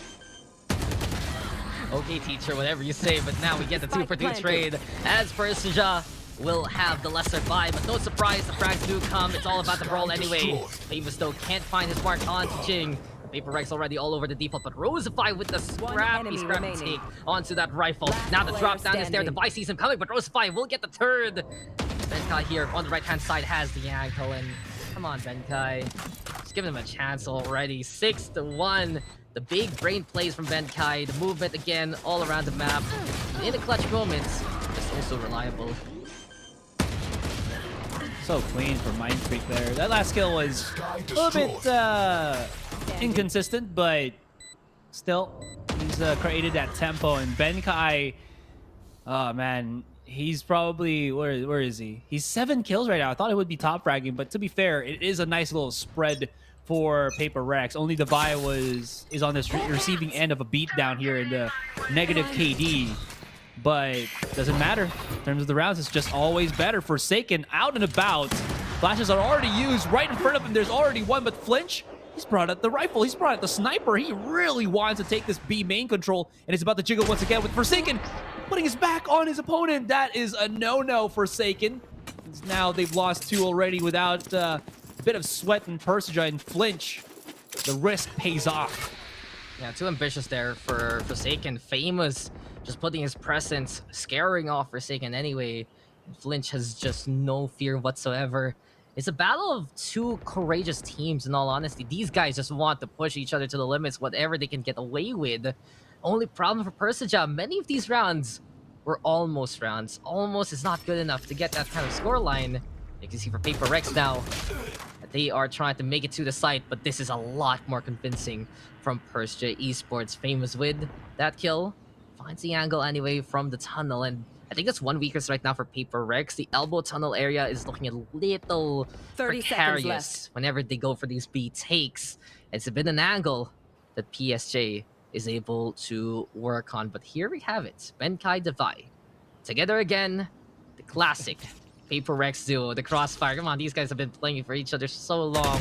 These moments are defined by them. And Benkai still heating on up, but Famous finally cools him off. Devi though with the shot, turns on the round, and he's running around! Because of it, Flinch can't hit the shot, and it buys enough time for him to put that spike down. Paper Rex, how do you get away with these kind of things? I don't even know.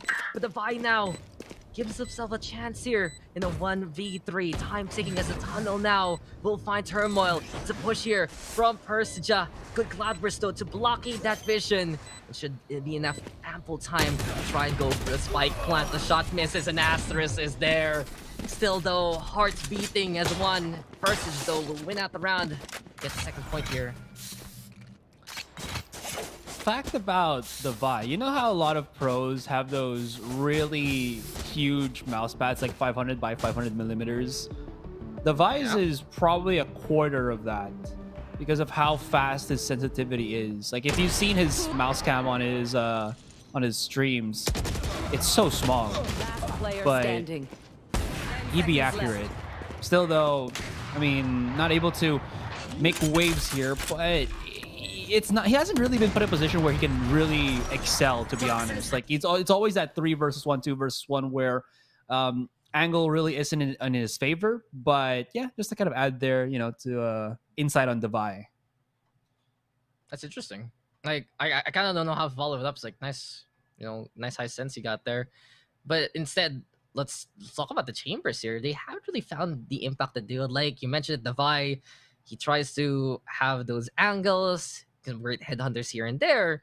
But in those kind of moments, he's just gonna be whittled on down, and he doesn't have the cheeky capabilities of like a agent on the Sova with Benkai there to try and do something about it. And on the flip side, Eeyore is actually struggling. I was looking at him to be the one to perform, but since Paper Rex is just going for the overrun, Persija is also willing to fight that early on, we're not really seeing too much of the chamber value here in terms of the hold. He gets put in scrappy situations wherein his teammates aren't really that there to help him out because they already went for the push. And case in point, look at this. Famous is right here in the middle, looking to go for the surprise. This time does get the kill onto Divide. Rosify also with the catch on Divide pick before second Benkai to get kills of them on Famous though. With the Seekers, with the Guardian Light and Ching right now, caught for a loop. The Animal Kingdom going at him. Food chain is real. The food web is there. Benkai right now able to feast on 1. 5 seconds, make it 3 overall. And even after everything is said and done, it's a 1v1. But from afar, Flinch screams from the cave, sees the opposition. Here by the beach, trying to relax, trying to get a little bit of a reprieve. But it's Persija again, able to duke it out. Not really a lot of time for Benkai to react to that peek out from Flinch, but Famous, the arbiter of this round. Oh my goodness, he just, that was so sick. He just held that pillar angle using utilities left, right, and center, and Paper Rex didn't even know what they needed to do in that encounter. But that last one, Benko was like, oh no. It was at this moment he knew he messed up. Just a freeze frame, a zoom in, and he's like, oh no. Well, you know, we've had some more, you know, slower pace, tactical kind of games. It's like we're back in 2021 here, Asterai, with this kind of series.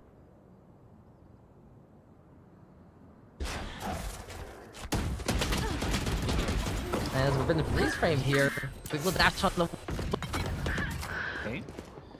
Good start, great start, actually. Ooh, Devi! There you go, tiny mouse pad, big swing. Player standing. Now we're just left with Flinch. Spike planted.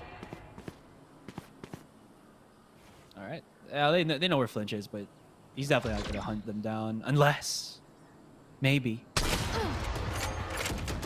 All right. Well, they know where he is. He still has the dash, so he can just keep doing this, tempering fate, as it were. But Forsaken already prepared to actually go for the trade. Is he going to pick up the operator? That's the question. Seems like we're still going to be fine. I'm not sure if anybody can hear me right now. Hopefully they can. I think we're having a bit of issues on the broadcasting side. Hopefully you guys are still fine there. Gonna hold your hand for the rest of this. There you go. Dax is back. Am I really? We'll find out. But let's get back to the action. Like first, we tried to go for the run. Rex still in the end position. You see the struggle right now on the economy. The experience the call. Paper Rex now. Use that for up close personal. Rosify. He goes down. With this kind of space, Paper Rex willing to push the limits. Forsaken though, turning on to double doors. The vibe with the option. The blade storm counts, but Paper Rex still with the anyway. Oh, he's getting the distance as he's been asked for his team for him to pop off. And with Asteros the only one left, updraft right now from the bridge. A quick little drop into a takedown. 3 kills, 4 Forsaken. 5 last gap now as we're looking to wrap up this first half. He has Blades up and running. Not sure if there will still be that purchase power here for Persija Esports. Looking out for Forsaken again. I think the best way, because I was describing such a long description of how Forsaken does things, his spatial awareness is insane. I think that's the best way to just, you know, talk about how Forsaken does things. Is yeah, his spatial awareness is incredible. Comparing him to like Onyx G's Mwanya, who I feel is all about the reactionary, just being overly aggressive. Forsaken uses that spatial awareness to full fruition. Went in a little bit too crazy there on A, as he still wants to dip his hands in this fight. Flitch does have the operator, so if he picks out, this might be a little bit risky for him. Forsaken is just strafing left and right. It's done the damage to Jing as well as the Vi. They can always pick up Jing if need be. Eeyore's picked up the operator as well. Done some damage.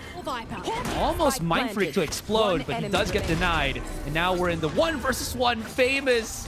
What a reaction. Gets it and gives Persija another round to fight with. Yeah, and you really just have to keep an eye on this guy. Famous has become one of the more renowned players from the Indonesian side, especially under this Persija roster. And the way that they're able to shut down these null command plays from Paper Rex has been at least a tenet for their hold. To swap onto the sides right now, up on top, it's Flinch and Famous. No surprise, as they've been putting on the impact. They're the ones who are willing to push the onto A. But many a time, it has blown up in the face of Persija. This is where you kind of have to consider maybe you would want to have some of these holds a little bit better, to be more on the standard side with Chamber, with the Sova. But in those tense scenarios, it's a big reason why Persija is willing to play this game, because the roster that they have right now, the reaction that they go alongside with either the sightlines or the Sova utilities, they're absolutely on point, and it takes an absolute villager. In this case, it takes Paper Rex to punish the plays. So really, we're just getting two giant Gundams basically trying to kick each other. But for Paper Rex, they're the ones with the advantage because they kind of been doing this longer together. They have more of that renown right now. And players like Benkai just out of nowhere can pull rounds out of his hat, basically. He is able to be that that strong pillar for Paper Rex, right? And it really does goes to show. Now we are taking that quick little mid-game break here. And it's not going to be Persija on the attacking side. I honestly think that Persija just loves to be on the attacking more and more.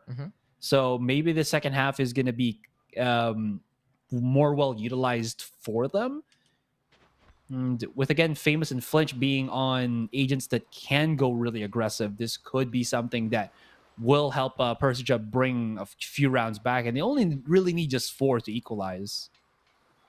Yeah, it's still a chance. And the thing is, the story of this series has been almost rounds for Persija. They get close. It gets dicey. Rex just able to eke it out at the end. So there's always a chance, I feel. If another dimension would probably have Persija in the lead, would probably have the play sometimes from Rosify and Asterisk to get even more done. As it stands now, it's Persija having to climb the mountain rather. The lead that is Paper Rex. Still very doable. And you can see that the playbook is pretty similar. Paper Rex also wanting to go for the push. You have Jing there to play off Forsaken if maybe a 0 point. If you think Forsaken is getting rushed right now. As it stands though, it's B site instead. We have Mind Freak and the Vi waiting for them. If they play contact here and not really set up any flashes, Mind Freak might be a bit slow in actually throwing out the snake bite. Okay, the Vi, never mind. This is going to be very, very risky. They're already sold up by the trademark. And look, a coiled Viper. He strikes! And now there's only one player to remain. Rosify running for dear life, but Paper Rex, cool, calm, collected. They get the round, as the announcer has mentioned, flawless. I'll play along, that's alright. Snake style. Snake style. Whoa, wait. Asarai? Yes? What? You trying to say something? Yeah, you know. Spike down, B. It's how you fight, you know? Different styles. Snake style. I think that's instead of a 1 versus many, it's a 1 versus 1 situation we're looking for, good sir. Yeah, exactly. you don't get this, and I love it. The Paper Rex now, They are going to be playing the aggressor here. Here we go again, though. We see from Paper Rex, they don't actually go for the investment, as you corrected a while ago. They have the single Bulldog, they have the Spectre. But since Persija is expecting this now, they not only go for the full eco, they do rely on ER to go for the shots, but Famous with the find. This is what the class can do if given that free time. And MiTH now that has to be careful. Paper Rex, they've thrown in the bowl of chaos. They want these kind of scrappy rounds to happen. But sometimes, just gonna need a bit of that order. Persija here, looking to exploit. Rosify from above. Does he even see Benkai? Yes, he does. Taps onto the shoulder. And these backstabs right now. It's a brotherhood of assassins here. From the side of Persija. Beautiful scan into the takedown. And what is going on here for Paper Rex? It all falls apart now. As the Vi only has the Ghost and the Headhunter. The guns have been picked up here by Persija. Steal the round away. And this is why you don't turn your back to Persija or give them a chance to be behind you. I guess it's also the greed of Paper Rex to just not buy proper weapons on most of their players, just probably like the two. It does pay off because they're cracked shots, but in the off chance that it doesn't, you really do see the difficulties that the remaining players kind of forgo on, right? Where, again, because Jing and Forsaken always are looking for that contact, they get slapped away and they're like, oh no, we don't have any more weapons. We can't pick up the weapons of these guys. And Paper Rex are like at a deficit. They're back to square one. That being said, though, Forsaken, Hero Vandal. But this hero can only survive for as long. You either die a hero or live long enough to see yourself become the villain. Yes. Who's the villain here? Who's the bad guy in the story? These guys are just trying to win the game, man. Persija, they did win out in that round, put the correction in a tough spot. Now they will be looking to navigate towards B side. Don't tell me that you think the Trailblazers evil, because this is a nice dog that's going to do its job. MiTH though, finding the taps and the brain blast coming in from the Viper. Gets the and they never force! The shots come, and MiTH celebrates a standing ovation here for Paper Rex as they win it out in thrifty fashion. No. Yes. What? Persija already were at a upward trajectory, and then somehow MiTH activates. Look at it. And another 4-piece. And he's just like freaking out on these shorts just because. You were gonna call it out. Shorts exposed. Hey, man. This is why we don't stand up on broadcast, man. Yeah. And this is why, but to be fair, you know, you gotta be as comfortable as possible.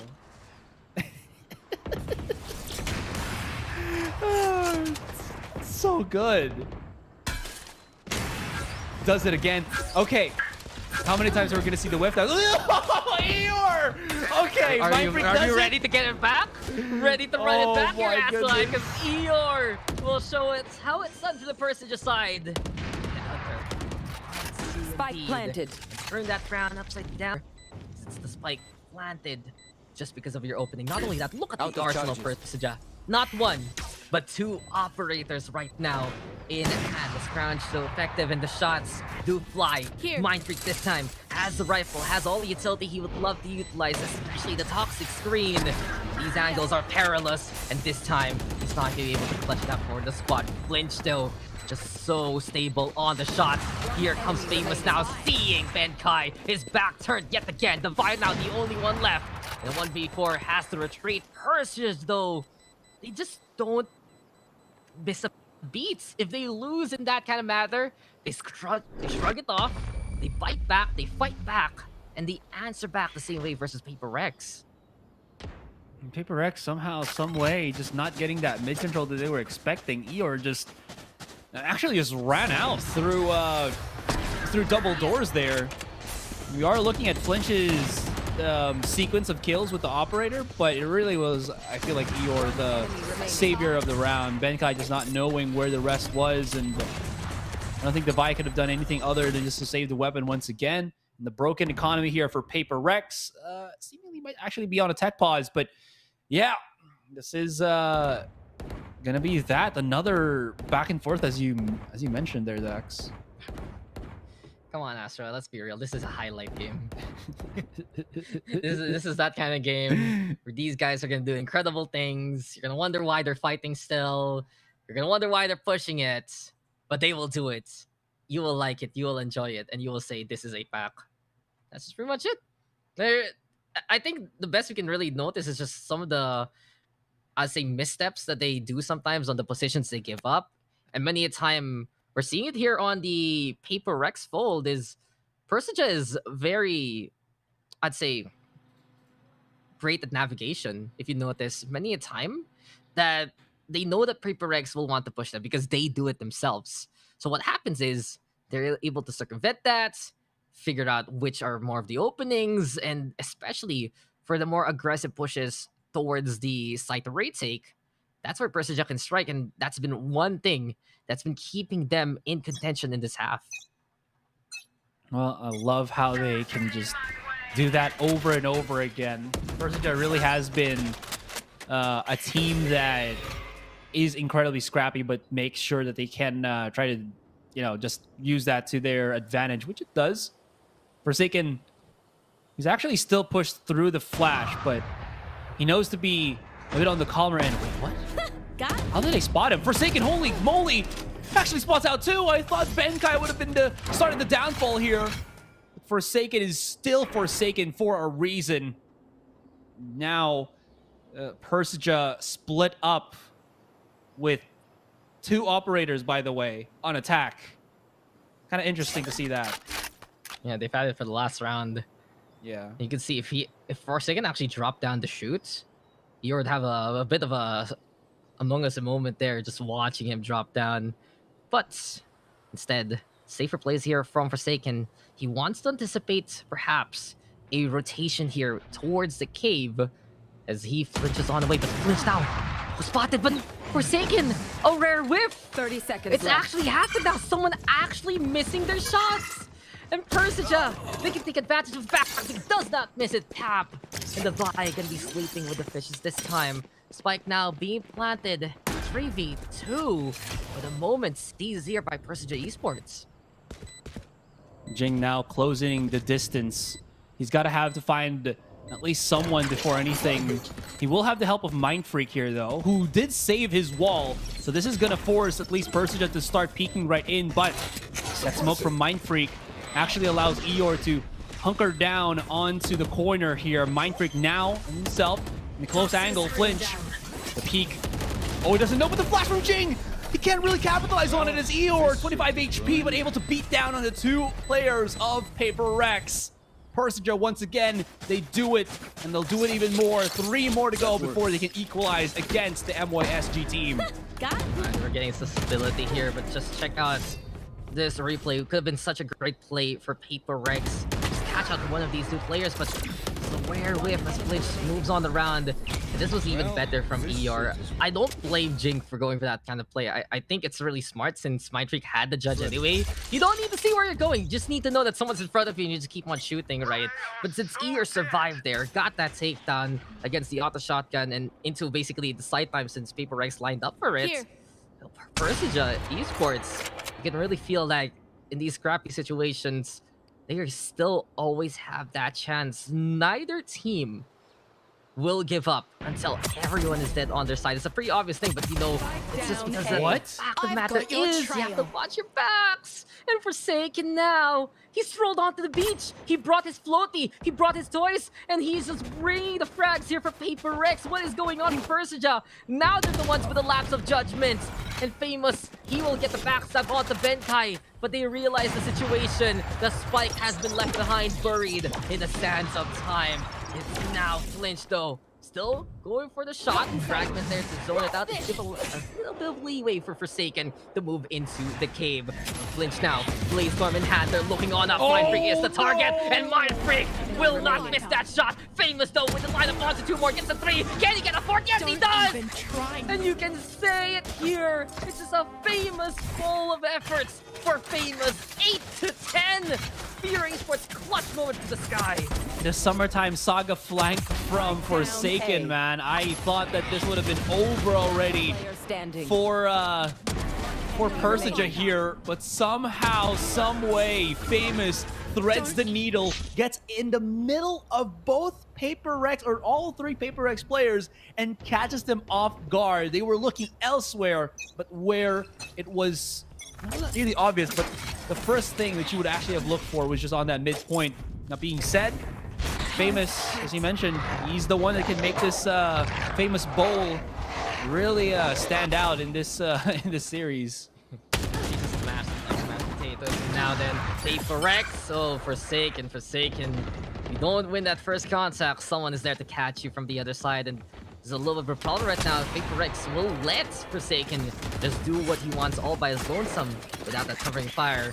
And that might be the problem there. Good off use here from Flinch so far. Not only that, Persija themselves to stand on site.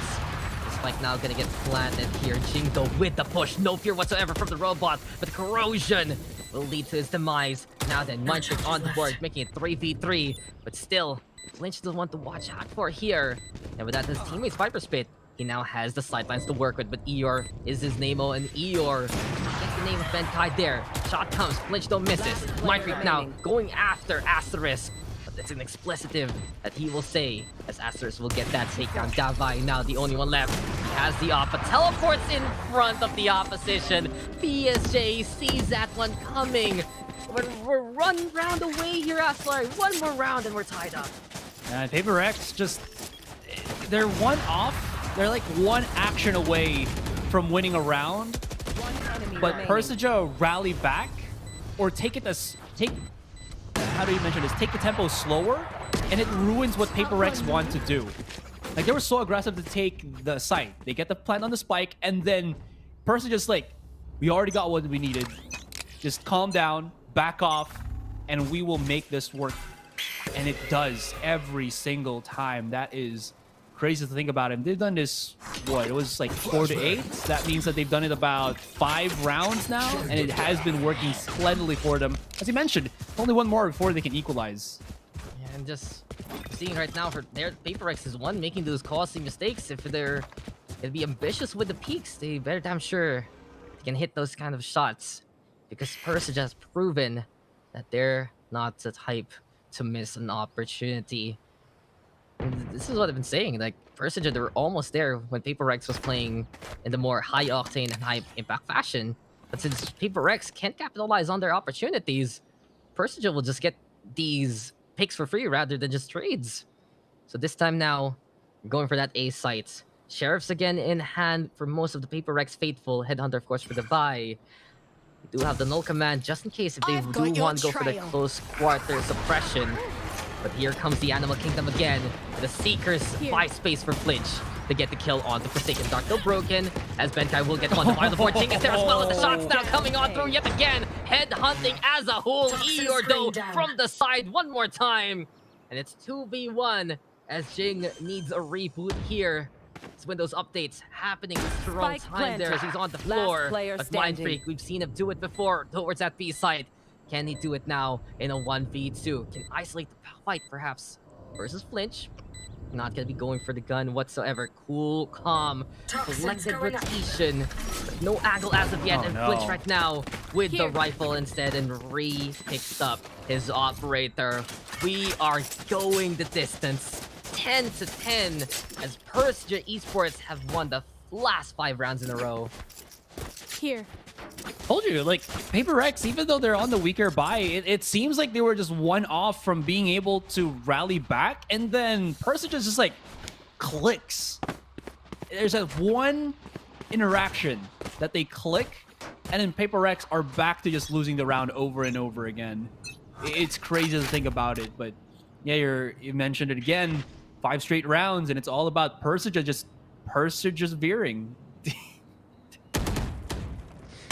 A little too forced right there, good serve, but that's key. Also a little too forced from Eeyore, as Forsaken now has brought out his own operator. High time to make the shots and get that takedown. Persija, they kind of have to respect this now. It's either they put Flinch duel against Forsaken's up, or in this instance, they navigate towards that A side instead. PRX, though, they're hiding here with the 5, ready to just anchor on in and be a bother to those defaults. Does he have the rendezvous in place? Yes, he does if he needs to get away. But Flinch already knows he's in the corner, and he might be peeking that one out. But by the opportunity, the only time Flinch goes back into cover for the Blades. A good pick off there by the Chamber in the first place. MiTH though falls to his hand now. 3v4, the Vi on the board again. This is PaperX, a bit cleaner, but Flinch is just absolutely ambitious as he gets the 3k for himself. 1v1 right now between Asterisk and Forsaken. Doesn't get the angle though over out to Asterisk. Drops on down, throws the Cloudburst. Is waiting for the peak to come from the Sova instead. But look at Asterisk take that risk. Shot doesn't hit from Forsaken this time. Dashing on away, a second chance, a reprieve perhaps.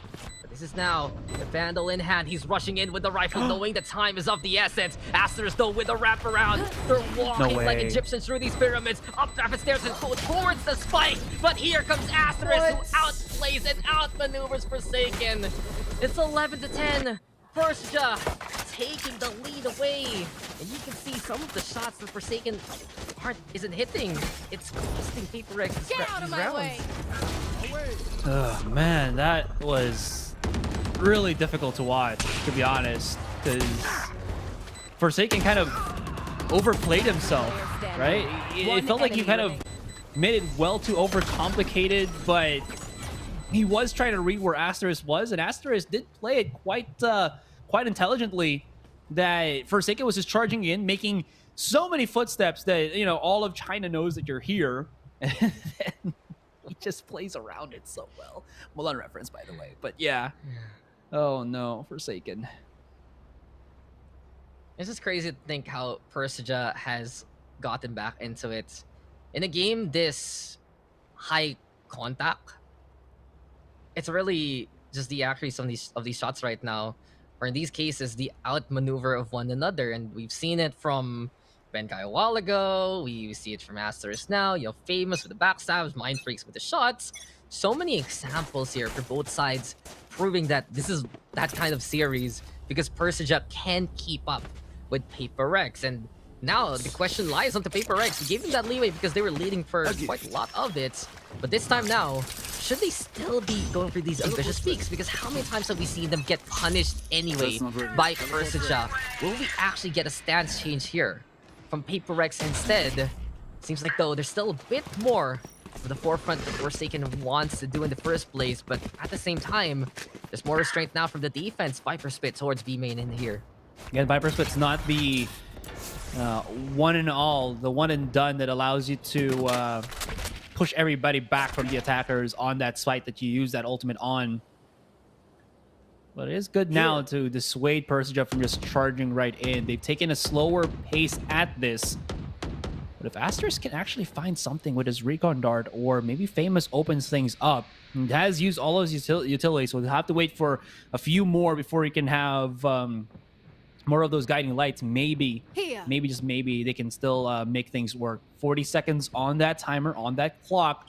And it's still like Persija is undecided about where they want to go. I think PaperX might have found a good route to get things started, and Persija being forced on, again, weird timers would be very awkward. Ear timing. But Forsaken was just faster. 30 seconds back left. into it. This is the rhythm that PaperX wants. And Hunt Sphere here for Asterisk to scope out that B site. Flinch though, all the way on B side. Let's get the kill on to Jing. First, just running out of time. Flinch though, bailing them out at a moment's notice. Here we go again. Flinch one more time. Just a steady hand that guides Persija towards the A side. He points in the direction and clicks at PaperX. 4v2 now. And this operator in the hands of Flinch, this is not a drop. He has been absolutely on point with the shots. And for PaperX, it's conundrum. Do they go for the saves? It's such an awkward setup here. They have the Judge, they have the Bulldog, and no even avenues for the exits. What a commanding presence here by Flinch, putting his name in the bucket hats of incredible Jet players.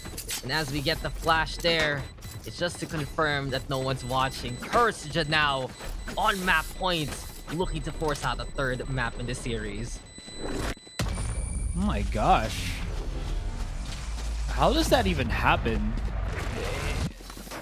Like, Match as you mentioned, Flinch was just on point, and he's about to hit that 30 bomber. Forsaken and the rest of Paper Rex, they've already bought so many times in the previous rounds, and I don't know if they still have any more left in that vault of theirs to keep funding the purchases of these weapons. But wow, just Persija, I don't know how to describe it, but they could just make so many things work with people in their with the players that they have, especially as he mentioned it with Flinch here, taking that slower pace. Forsaken trying to catch him on the cross, good enough because Jing is hitting the crossfire. He's done it. He's made the waves, but again, they can't be too complacent, as again, Rosify and Flinch are still here playing, and this tandem is very damn scary. Oh, Flinch! Oh man, yeah, he's right there. He's ready for it. That's right. Now 2v2 as Flinch. One more time, showing how cool, calm, and collected he can be. But the backstab here from MindFreak now might be able to get the outmaneuver. Benkai making noise, and it's all about the pinch right now here, courtesy of Paper Rex. Rosify though, low on the HP. Now the victim here of MindFreak. There we have the scan. He's in the corner. Cloudburst to go for cover, but the snake bite is thrown on now. Here comes the shot, but Benkai is there to save his teammates. And the DQs here for Paper Rex to stay on alive. I love the adjustment there for Paper Rex. Even if Forsaken isn't going to be able to win out that duel from afar, you mentioned it, Jing is ready. We've been lacking that for a while here for Paper Rex. I think that's the one weakness we've seen here so far from them on the defense, but this time they're prepared to protect one another. It's not just a rampage of a single player anymore. Well, it has to be Persija here prepared for that coming into the last round of regulation. How are they going to be able to do that once more to push it into overtime? Right? I felt like that was just a really well set up play between the two of them, but to be honest, the synergy right now for Jing and Forsaken have been quite shaky, at least for this Breeze map. That being said though, Flinch has taken some pretty fatal damage. Might need the heal of Famous there. And Famous for now is just backing away, but there it is. Yeah, the nice little top off will give Flinch another chance to just charge right in. And Benkai, I wonder where this will pop off, but seemingly could be just a lower mid. But if he uses that right now, he will not spot anybody for PSJ. Deploying drone. The Aljo now though, the scouts. First is just still loving this cave angle because Flinch has found so much success with it. So they're gonna try perhaps one more time. They have the spike though near the spawn as they're looking for a few pickoffs towards the middle. But Paper Rex, they're not biting as of yet. Forsaken though, moving on the round. He might be able to get spot. No, he does reinforce the site instead. So this is now going to be more of a potential second angle here for Persija, as the chamber is right there in the midpoint. But the buy again, looking for redemption. Asterisk though with a shutdown off the Jing. Really, these non commands, just the execution leading to the blue screen of his own death.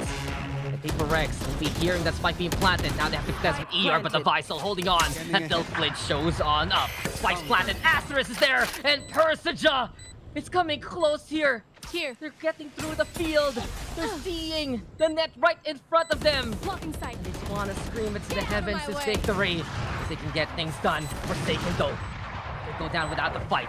Catches out Famous. Flinch right now in the place not to use it, but Benkai coming in close and gets the trade after MindFreak falls. Rosify now and Flinch inside the cave. They're just watching this angle as much as possible. Creep on in though. The Cloudburst here from Forsaken right now, and will we get the push from Paper Rex? It's the defuse though from Benkai. Forsaken. We'll see these two, and Paper Rex keep control. This is gonna be close though, and Persija will be witnessing an overtime in front of them with half a second to spare. Paper Rex barely getting away from that one. Oh my gosh, Forsaken went absolutely banger mode on this one. Not this fight specifically, but the ones before this.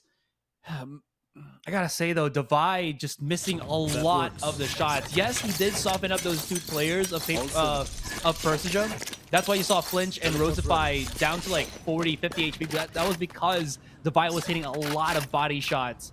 But his life in the back of A hasn't been as fruitful, as I think he wanted to be. It's either he played it so passive, or he was just having an off day that he couldn't really find the shots, even if it was there right in front of him. And again, you might say that that's fine, it happens, but when it's this important, when the match is this crucial, you really can't not have those kills fall into your hands.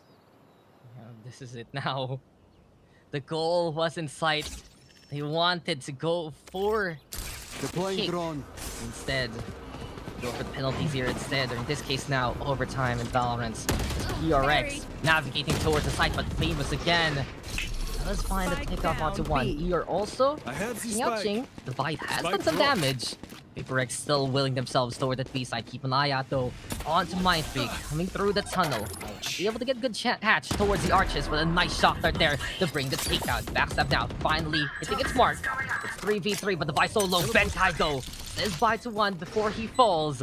And it's Flinch and Asterisk now to try and bail out Persija on the rating. You can see for PaperX, they're setting things up from B main. Already halfway here for Asterisk. The Cloud Percenter for the cover. Yo, again? And Persija, will they do it again? Yes, they do. PaperX, what is going on with you? Because Persija Esports Switching not sides. only just gets the defuse Match under their point. noses, but Flinch still popping like crazy. 35 for the Jet.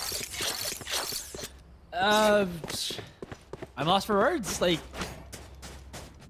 they just needed to not respect that the tap was gonna be just that, a tap. It was a full commit to the defuse, and Persija a second time, but this time hella crucial, because now they just need one more round. PaperX, I feel like they're gonna be so pissed about that, but how did they bounce back? They need to if they want to force a second overtime. But what a whimper of a setup, honestly, from PaperX. You'd think that they'd have something with Mind Freak, perhaps, Snakebite, maybe just peek it out anyway, whatever utilities. But then again, the guiding light comes. PaperX, that Forsaken at least anticipate and attempt a shot. Didn't hit his mark though. Over onto Persija, and here we go again. A site is the call. But the big difference here, Asarai, is like we're in overtime. Flinch cannot buy the operator and the armor at the same time.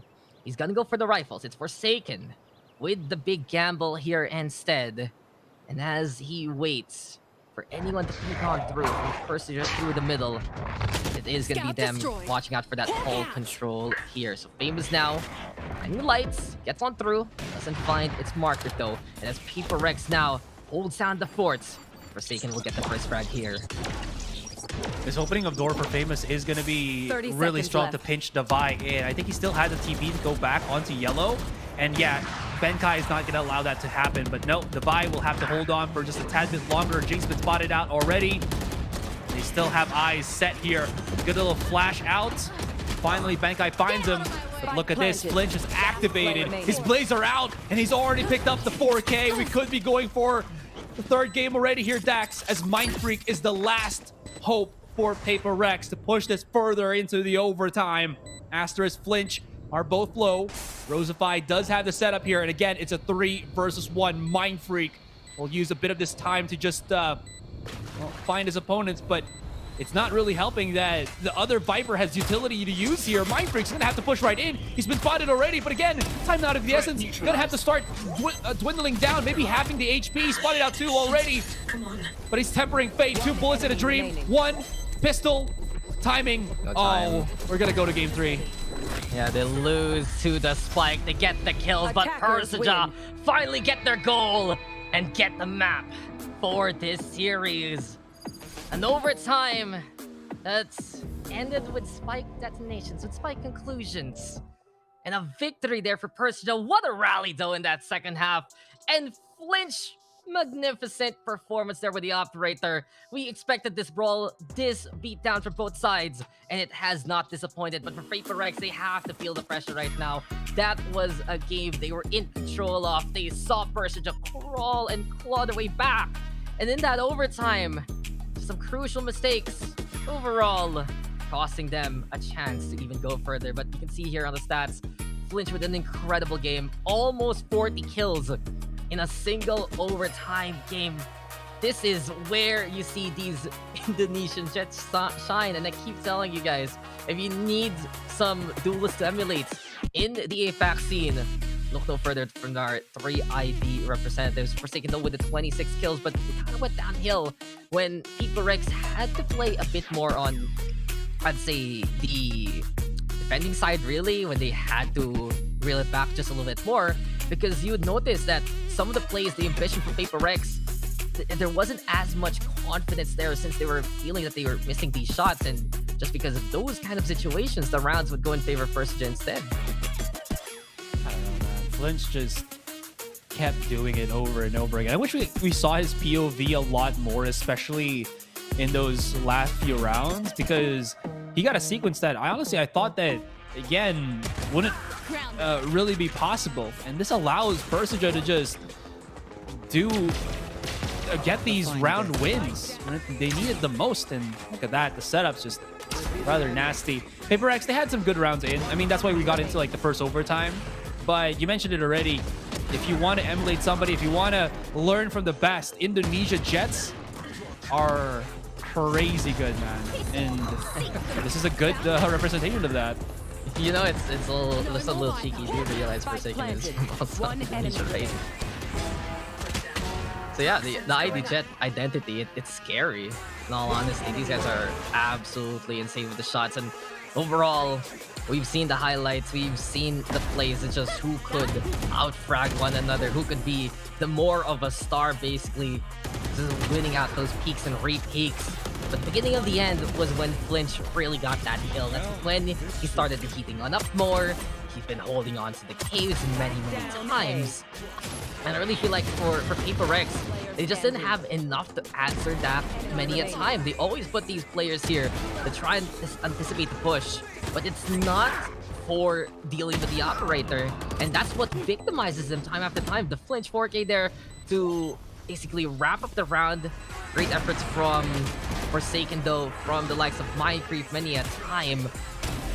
But this is just that kind of game where you feel like it's dicey, it's crazy, it's high octane, but maybe PPGL themselves should not have put themselves in this situation in the first place. Yeah, I don't know. There was a lot of rounds as well where they kind of lost control on mid, or actually didn't even get any control on mid, which allowed players like Eeyore to just sneak by in and help the pinch happen for Persija. With all that being said, Persija, they're here for a reason, and now they got a legitimate chance at still keeping themselves in their bracket. So we're gonna go for a break. When we come back, we'll see who wins this series. Is it Persija or PPGL? Stay tuned, guys.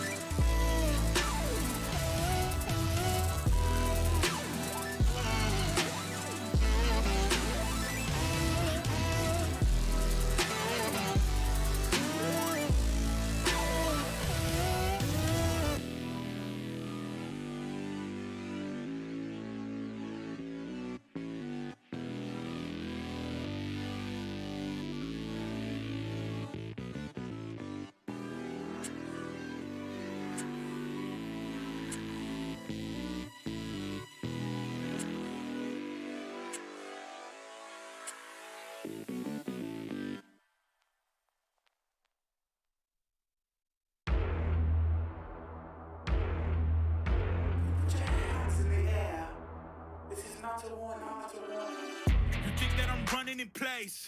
Y'all really testing my patience. Right before I blow up the spot, I had to get back to the basics. What if my talent is wasted? And see what I'm lacking the placement. Thought since I rap in the basement, but my come up is legend, is greatness. I don't care now, it's pedal to the metal. I can never quit now, I will never settle. Puppet to the game, I'm pulling strings like Geppetto. We in the same game, but I'm on a different level. I passed it. Gotta keep grinding till I'm laid up in the casket. No fake round, but you feeling too plastic. Yeah, y'all feeling too plastic. They say my style crazy, but then it's straight jacket. Wow. Why you still testing my patience? Trying to turn me into something I ain't trying to be. All the hate is in heavy rotation. You gon' lose yourself, quit testing me. Don't make me lose my mind. Don't make me lose my mind. Don't make me lose my mind, cause I'm looking like Wesley, test me. Don't make me lose my mind. Don't make me lose my mind. Don't make me lose my mind, cause I'm looking like Wesley, test me.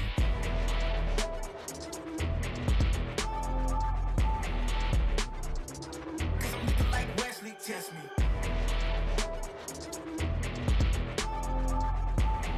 Don't make me lose my mind, cause I'm looking like Wesley, test me. Yeah, guess I know no better. I ain't got no chill, so they call me a devil, I know. Look, I am just a man on a mission. If I want it, then I get it, I go. And if you're trying to test me a beast, you gon' need me.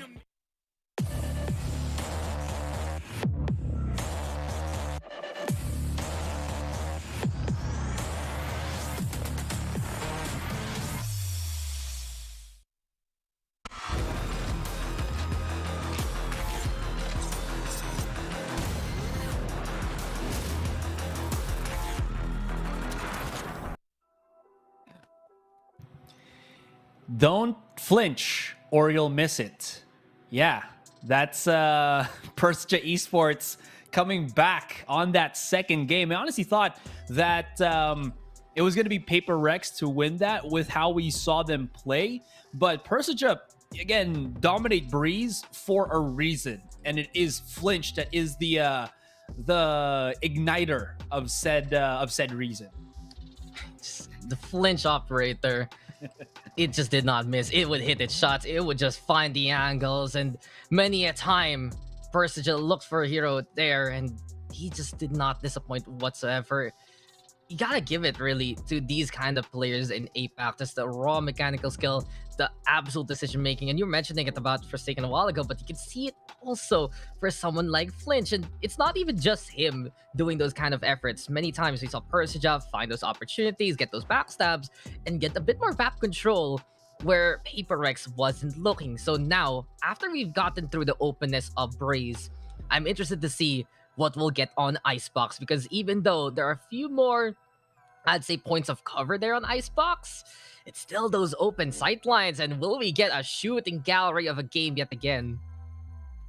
I think it's gonna happen here, and even more so because this is the map that we do know Paper Rex love to play the most, and we might also actually see Jing now be put on a duelist, which I feel like would really help out Forsaken here, because it feels like Jing didn't really have the utility or the abilities to get out of harm's way, because he always has to flash and like peek out because he was KO, and that's the whole ideology of that particular agent. But when he goes to like a secondary duelist like Arena or something, this does give him access to helping out, I think, Forsaken a lot more. And we did see them try to go for that two-man push a few rounds in Breeze, but once they didn't see that it was getting any merit, they started to kind of spread out across the map. It did work for a while, but again, you really do see the lack of needing Jing on a more aggressive duelist. That being said, though, it was still a close endeavor, but you did see a lot of rounds where a lot of the members of Paper Rex lost their lives and really had to rely on like singular players to try to go for clutch plays, which was what happened, especially on those later rounds. Well, I don't necessarily agree with him needing to go to a duelist. A second duelist in this day and age isn't as potent. Yeah. But at the same time, you can see the difference compared to Fracture, where it's always Forsaken making that space and Jing is there to catch him. What happens with that KO Jet setup is later on in the rounds, sure, the KO is there around the area. He can potentially go for a refrag if they're in the sight lines and help out with the suppress, but he's not actually there. And we've seen it from the side of Persija. Did find that punish, did find the rotation, and not only would they still win that duel against Forsaken anyway, there's no one to trade, and then suddenly the backstab comes. So it's like a domino effect that Persija is able to bring there and able to exploit in, just because of, while there are very long angles there on Breeze, sometimes when it's not that straight line, it's more the angular angles themselves, like in Cave, like when you're at the entrance, right? You can actually get those takedowns for free. And Paper Rex couldn't find those answers early on. It still was a struggle for Persija, don't get me wrong, because Paper Rex would always put a fight back. But at the end, really in that second half, that big run for Persija will give them that kind of creed to push on forward, because we said it about that first map, those are so many almost rounds. There on Breeze, there were actualizations of reality. But guys, we're moving on in to a third map. And Icebox is the place to be. Paper Rex, the history to be the kings of Icebox here in APAC and SCA. And can they hold on to the crown as the hot hands, the hot feet of Persija are ready to step up to this field. You can see it though to start things off. It's Chambers on both sides. A mirror matchup underway, the perfect way to end our series. Well, we are going to be seeing Devi once again on that Chamber. He wasn't feeling as hot on Breeze. If you saw his performance, there was a lot of missed opportunities for Devi to go really wild as he defends certain sites on the second half. But maybe this time it's going to be much, much different. You were talking about how Jing doesn't really need to go for the social norms of going for double duelist. Well, he breaks the mold? Expectations. Yeah, the mold as it is. And I'm actually pretty happy about that, because that means that there will be, again, that Jing that can get kills with good utility, adding good utility, as well as, of course, the multitude of the Resurrection, which we saw was pretty actually good when Fracture was the map that we were playing on in this series for Paper Rex.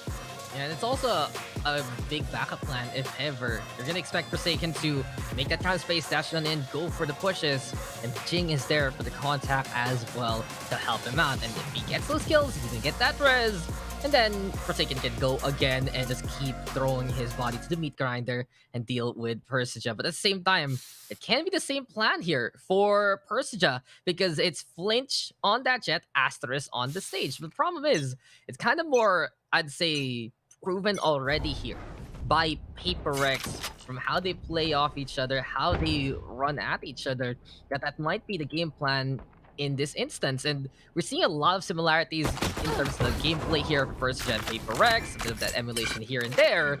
But of course, the proof has been on the Paper Rex side, and Persija right now just keeping the fight on. But here's a fun fact as to right, Persija has not dropped an Icebox map as of yet this year, and they're looking to just keep on with that kind of train of thought. But Mind Freak now breaking the train of thought of Flinch to start things off, coming in close, nice scan there to force Rosify away. And this Viper now has navigated towards the site, but Eeyore does not miss and is able to hold. Thing is though, it's a distraction as we go towards B instead. They really love to go for these distraction plays for Paper Rex, just making big, chunky utility, just dissuade opponents from thinking, oh, no, it's going to be a full commit to the A side, not going to be a fake on B. But it is that. Forsaken now holds a Sheriff in hand. This is a 4 versus 4 on the retake. Good shot to start off from Devi. He's angry now here, Dax. Doesn't want to allow the opponents to match up even further. Instead of 2 versus 2, Devi gonna have to try to make something happen. Coming in from the side here. And Benkai, oh, a tiny little wall. He knows that Asterisk is out, and he's trying to run for dear life. Back into the corner. Wall is about to break. Benkai can always just swing out here. And Asterisk, oh my god, how is Benkai alive? He's gonna go back once again. And there he is. He's got it! Finally, Benkai understands they're not gonna be afraid to keep defusing this spike over and over again. But honestly, 4 HP in a dream, and Benkai achieves his goals. The mind games of Benkai. The spike games, honestly. It's a different kind of, I'd say, situation. When you're 1v1, and it's Benkai there running around on the other side just trying to psych you out. Could have been a victory there for Persija, but they did realize also, you know, this hole that they're gonna put just in case they want to go for the covering fire, it can fight them back, and the wall shatters on the other side. Persija there, they could lose out to the antics of Paper Rex yet again. You can already see it was a great chance for that retake. Paper Rex now They're gonna have the gun advantage, I think, push towards the side. So Forsaken and Jing, they're looking to climb the charts here, get those kills, get those ultimates as soon as possible. Forsaken, though, called out by Rosify. Does seem like here for Persija, they're looking to just get this pinch. Hey, Jing, there's no one watching for you. Asterisk will get the takedown, and it's Divine Mind Freak clean up the round. A few more losses than necessary here for PaperX. There's some laps in PaperX's push, but that's his Persija, I feel like, having good timing as they try to, you know, mull through the save round there, or the bonus round rather, or not the bonus round, but the buy round rather for PaperX. This is the bonus round for them. That actually allows Rosify to get closer to his Hunter's Fury. I'm not sure if he has it right now. It might need like 2 more kills if ever, but getting close, especially on PaperX's gun round, is going to be incredibly, incredibly huge. Now, Flinch, I wonder if they're going to try to pop shot through this nest here, or something to catch out Flinch, because he's not going to be able to dash away back into the safety of his position. Now it drops down, and Jing was prepared for it. Yep, they knew exactly what was going to happen. Yeah, they expected already. Persija there. Face of aggression all throughout the series. PaperX now a bit more wary to some of these angles in the first place, but the Clouds now gonna be set over onto the pipes. There is that blockade of vision, but PaperX, they haven't even committed towards that A side. You can see them that they're moving forward, that B push instead, and Mind Freak has already made a meal in the kitchen, and while he's snacking, he also shoots Famous along the way. So 5v3 now, PaperX having the guns in so even. And this is looking really dicey here for Persija because they're not too sure the PaperX is going for that B site. Now they get the confirmation. 30 seconds left. The problem is the clear out hasn't happened yet. The Vi here from above, just able to shoot Asterisk there. Execution style. Eeyore now able to get a takedown. Forsaken though with the trade. All left out to Rosify. He will bloom here on B side for 1 takedown. But that's all she wrote. And this is now looking more convincing here for PaperX. 3-0 as they win out in bonus, basically. True enough. Persija, they're starting to... or not really starting, but they have been doing these in the past couple of rounds where they just keep pushing singularly and hope that they can catch off PaperX more than just the 1 kill that they always seem to trade for. And it's a nice idea, but PaperX, at least for these couple of rounds, have been spot on, if not to stop the trade, or if not to stop the death on their side, to actually still get the trade regardless. Eeyore, he's taken quite a bit of a beating here. We'll have to back away to get the heal from Asterisk. There it is. Benkai making sure that every spot, every nook and cranny will be squeaked clean as they try to push for that A site. That being said, they haven't really committed to the fight yet. They actually spread themselves out, and Forsaken is close enough to actually touch Flinch there, if ever Flinch does go for the peak. Oh, but there you have now the 1-for-1s as Jing up top the nest, and Benkai is there for the takedown. So 410 control gives them all the angles that they will need, and the wall set up to allow the spike plant to happen. Forsaken with another one. That's Rosify going down. Asterisk, he's the one with the gun, but can't do anything. Should be around here for PaperX, and that they do so to make it 4-0. Here's the point I want to make here, Asarai. Persija, it does feel like their defense is a bit more predictable compared to their attacking side. On the attacking side, they get better of the flanks, they're better at getting the backstabs, good at taking the angles. But on the defense, when they even want to play alert play, it's already covered up by PaperX. So PaperX gets that intrinsic intel, expecting maybe some of these cheeky angles. They'll take a bit more time just to make sure someone like Flinch or Famous isn't able to get away scot-free with a random pickup out of nowhere. So far, it's so good here for PaperX. Now the updraft to try and get the catch. Flinch taking a bit of damage. He has the operator though, and we've seen how magnificent it could be for Persija. But the Vi here wanting to get a bit of playtime, and he's going for his own tour de force. I'm actually surprised that the Vi didn't really commit to the fight there for that long. Famous just sneakily placing himself at the back of Yellow. Forsaken holding the cross here. And Famous has already known that he's dropped the spike of the attackers. All he has to do now is wait for his teammates to play with him. And did he just... Oh yeah, he refunded his TP. That trap's about to activate. They still haven't checked him out there, but finally MiTH explodes. Here comes Forsaken to help the rest of the squad up. And that wall at least allows him to pick up the spike before somebody comes in and gets a bit too wily. That being said, he might need to back away for now, not knowing that what comes from behind is going to be Eeyore. And he almost actually incapacitates Eeyore there. Still not going to matter. And now PaperX again back onto the mission of trying to pick up their own spike where it's out in no man's land. Flinch is so close with the operator, and he has slapped them in the face with it. Not careful. Standing. Mind Freak. Okay, he's made something happen. There's not a lot of time. 12 seconds and oh, that's a shot to remember. And Persija, they needed the 1 round. They brought out the operator and they will get it. And as soon as I said, you know, Persija looking a lot more predictable, they suddenly get the off angles to work with. But it really is just the constitution basically of Famous to stay there over at yellow. Remaining. He got the impact that he needed. And from that point on, that's where Persija is able to start snowballing for the round. Thing is, PaperX, it has to be more of a sure, secure if they're going to be going for the site. If they are going to be coming from mid to B, they need to have someone there yet ready by yellow already.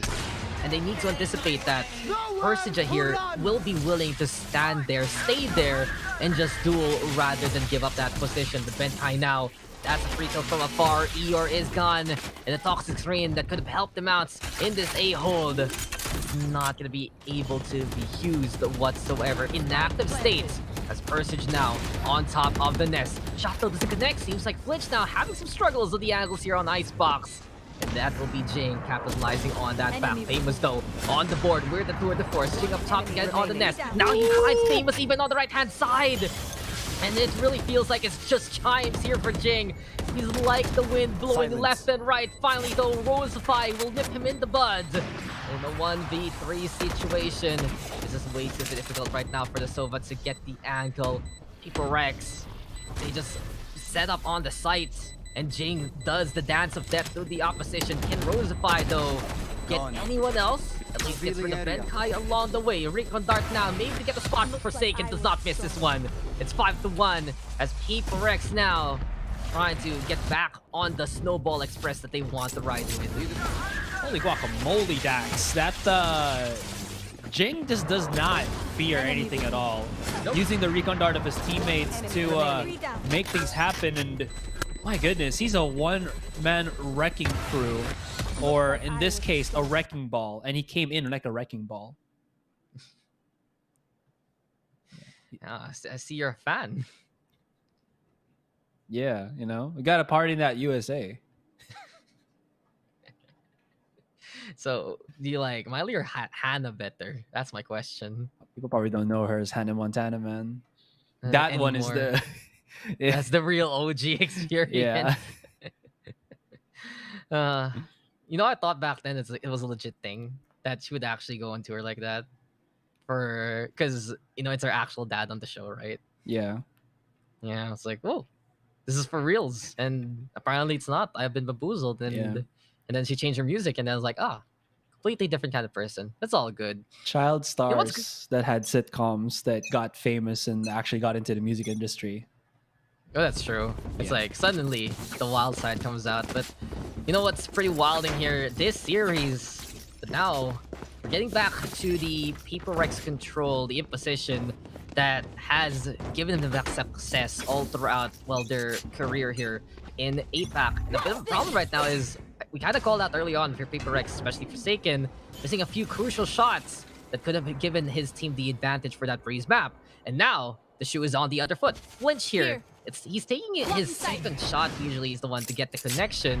And against a team like PaperX, you don't have that kind of time. Famous though, great relocation with the rendezvous to get on the way. The Vi, he's watching for the push. And this is now the problem of Persija that I mentioned. These guys on PaperX have that chamber on watchpoint duty. The trademarks are set. Even if there's a cloud burst, they'll be anticipating that. And oh my goodness. Jing? Awkward scenario playing with your Legos? Getting shot in the face? Heart Freak though will get a takedown, but despite that one small misstep, it's PaperX confirming their A-side take. You could say that he came down to break your walls. All he ever did was wreck those walls. There they are. So he's a wrecking ball still, but low with a shot. Finally, Rosify with the correction. Divide there with the operator anyway. Time not ticking. It's 3v2. Asterisk does have a rifle and the resurrection. Mindfreak though still up top. The high ground vantage point again, bringing him to force. But Rosify now with the catch was up with Paper Rex running into the members of Persija Esports here. As Rosify will go for the tap, he just wants to bring some down along with him. But Benkai, can he escape? Not gonna happen. Still 6-1 though. Persija Esports getting the frags. It's another institution and another round where there's still a survivor for Paper Rex. It's fine. Again, they've won so many rounds that I feel like they should have money to keep. Yeah, that's the thing. Yeah, just keep the weapon still alive. But that was really awkward. I think the problem there was from Jing, which is he just started running as soon as he spotted his opponent right in front of him. Do you think that since he saw him like that, just casually strolling through, that was his teammate? But I think more so that since he was awkwardly with the barrier orb, but also trying to just be like, maybe he doesn't see me, maybe I can get away with this. You know, that's not gonna happen in this kind of series. But here we have it now. Back in the game, Asterai, as Jing will be able to get the takedown and the resurrection. But Mind Freak, that is painful when you not just die once but twice for the lack of cover from your team. Still though, this has given Paper Rex the push that they need. Scratch that, as ER will shut the door onto Jing there. And it's now 3v3. It's Forsaken though with the blades this time. Flinch there with the operator. Either side giving an inch, but ER, he's just not missing whatsoever. Absolutely accurate with the shots. And Paper Rex now, they're forced to play on this A site here. They have Divide on an operator. Might not be the best weapon if you can't find anything. ER though could be the first recipient. Transaction complete, mayhaps with the op here. Divide hiding inside the box as Benkai now being hounded down by Eeyore. There's the shot to start it off. He does have the headhunter, but his head will be the one that is hunted. As Famous gets the headshot, that's going to be the retake. And Flinch with the defuse. They get themselves a sniper. And all that through the messiness of the mid push from Paper Rex. Yeah, Paper Rex, costly mistake. Why bother resurrecting your teammate if you're just gonna let them die for free anyway? They might have backed on Mindfreak there to help on that, but this is how it started. They went for that mid-fight thanks to Forsaken, but Eeyore is the one who anticipated the upcoming A push. Since the wall was set up there anyway, it was pretty streamlined for Paper Rex. Seems like first just saying, okay, these guys are actually the ones who are predictable on the other side. Instead, 6-2 right now. Rosify, though, having a game to remember with the 10 frags here. It seems like the Sova finding his heyday right now for Persija Esports. The fact still stands. There's that mid contest here from Paper Rex. Problem is, though, Aserai, BRX is running out of money, so if they lose this one, might not be the best, and it's even worse, because Famous is right in front of Benkai playing with his toys. Look at the slow orb, though, courtesy of the side of Asterisk, actually. Nice lob to put a stop to any kind of peek there from Forsaken. Not only that, the Hunter's Fury has been unleashed, and Rosify trying to just keep the zap on to the corridor. Test the Coils Prime. Forsaken, though, finds a takedown over onto Flinch. And this is now going to be the high ground take for the plant. The Viper Spit, absolutely essential for this take. Let's see if Persija can fight on back, but the Vibe will stop ER in his tracks.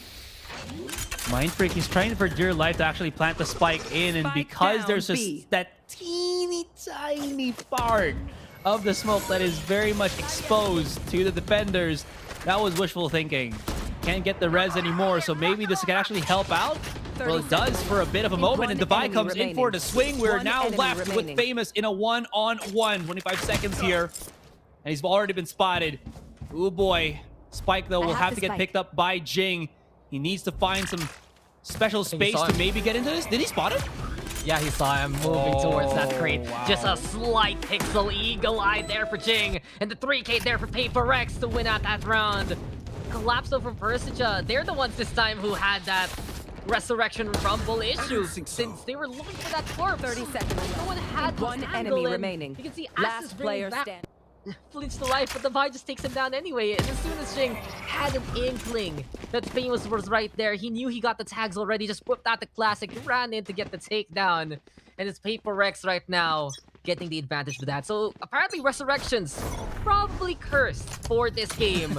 But this is just painful here for Persija because Paper Rex, they're the ones not missing many beats right now, and really PSG had such a cleaner second half there on Breeze, one of the best we've ever seen from them. They're gonna need to play at that level if they want to deal with Paper Rex. Jingo with a find onto one, nice spray down for Forsaken, catching out Eeyore by the center after the spots.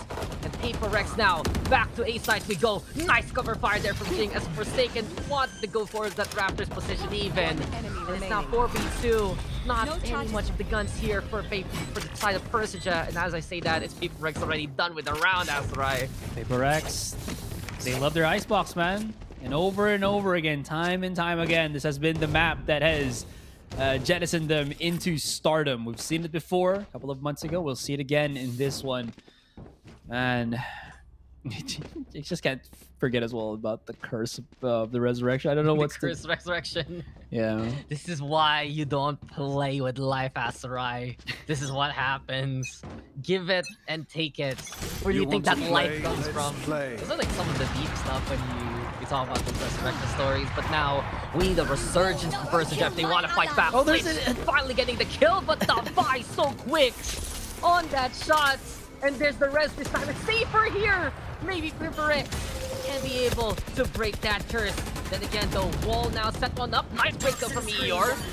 Give a chance here for Persija to put a stop to this push. Forsaken though, with a relocation right behind the court and right now.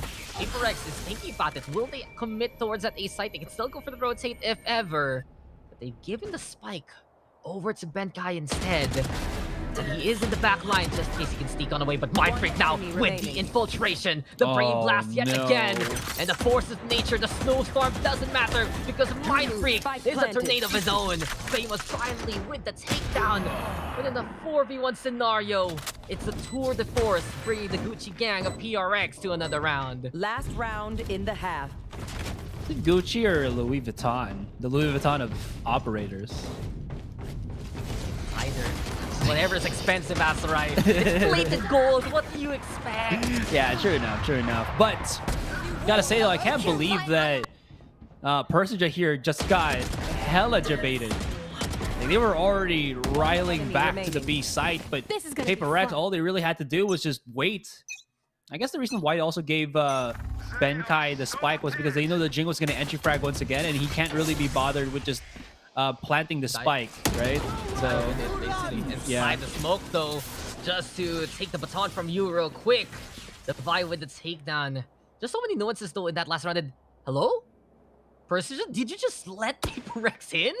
Okay, this is dangerous now, but Asterisk, nice heads up, and eventually the guard just taps there to get that takedown. A side though is in control here for the side of Paper Rex. And it will be the 4v4 scenario. Steer low on the HP here. Jingo has already gotten on through right beside the rafters here, the staircase. And apparently the ascension to heaven, not through the stairs, but because their souls are brought to the higher grounds by the Sage instead. Paper Rex with a 2-10 scoreline. And I think this is the perfect time to talk about what just happened in those last 4 rounds. Remember that whole instance for Paper Rex swapping around that spike.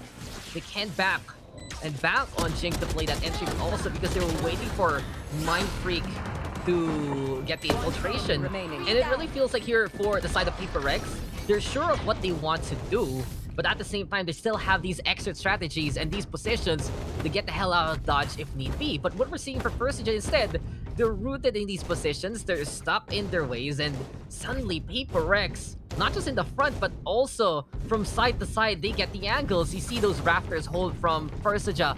Usually it can work against a normal outlook, a normal push. But what Paper Rex does, since you have someone like Jing, that aggressive to push on forward, and you know Forsaken is going to be trying to play an off angle, they suddenly get the right turnaround at the right time to make the sandwich happen. And you can see the difference. This is another game where Jing is taking control of the scoreboard, 17 takedowns for the Stage, and this is the sync that we get at what we wanted compared to that last map from Paper Rex. I don't know. It's just how Paper Rex forced the hand of Flinch every single time. And look at that. Speaking of Flinch, he's not looking too hot right now.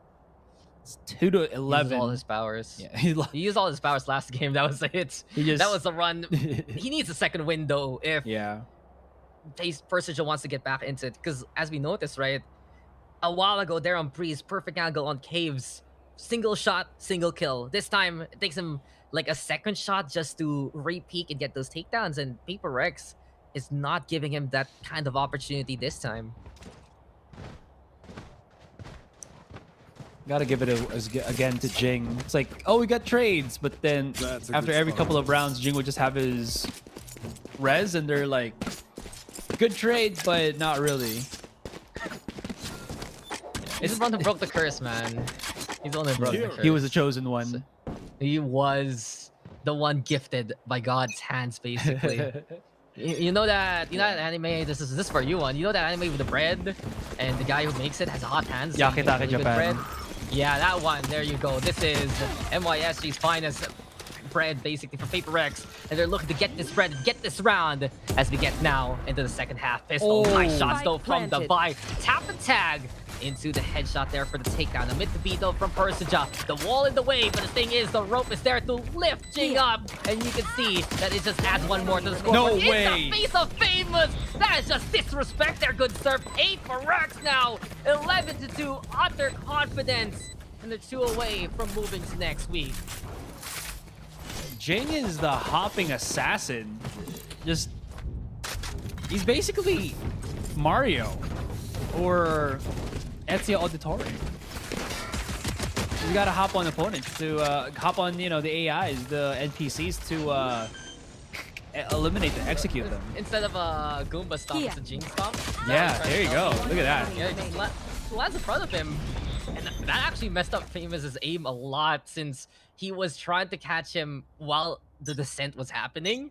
And when he's in your face, you're aiming a little too high up, and well, that is where the free gun, the best gun, you know, you just get up close and personal, and that should be enough for People Rex to go for the takedowns. Anyway, though, it's 11-2, and this is desperation for Persija. They're not even gonna go for the save. They want to still stay with People Rex on the regulation score line, and if they lose this, just might be the end, really, of this series. Flinch, though, finally getting the first frag here. They desperately need the opening, but Ben Kai just with a lowdown. MiTH is there, and whether from top to bottom, it's just a shooting gallery here for Paper X. It's like that duck game in the arcade. They just go on through, you get those takedowns, and it's Paper X now getting the stuffy and the grand prize. It's match point for them.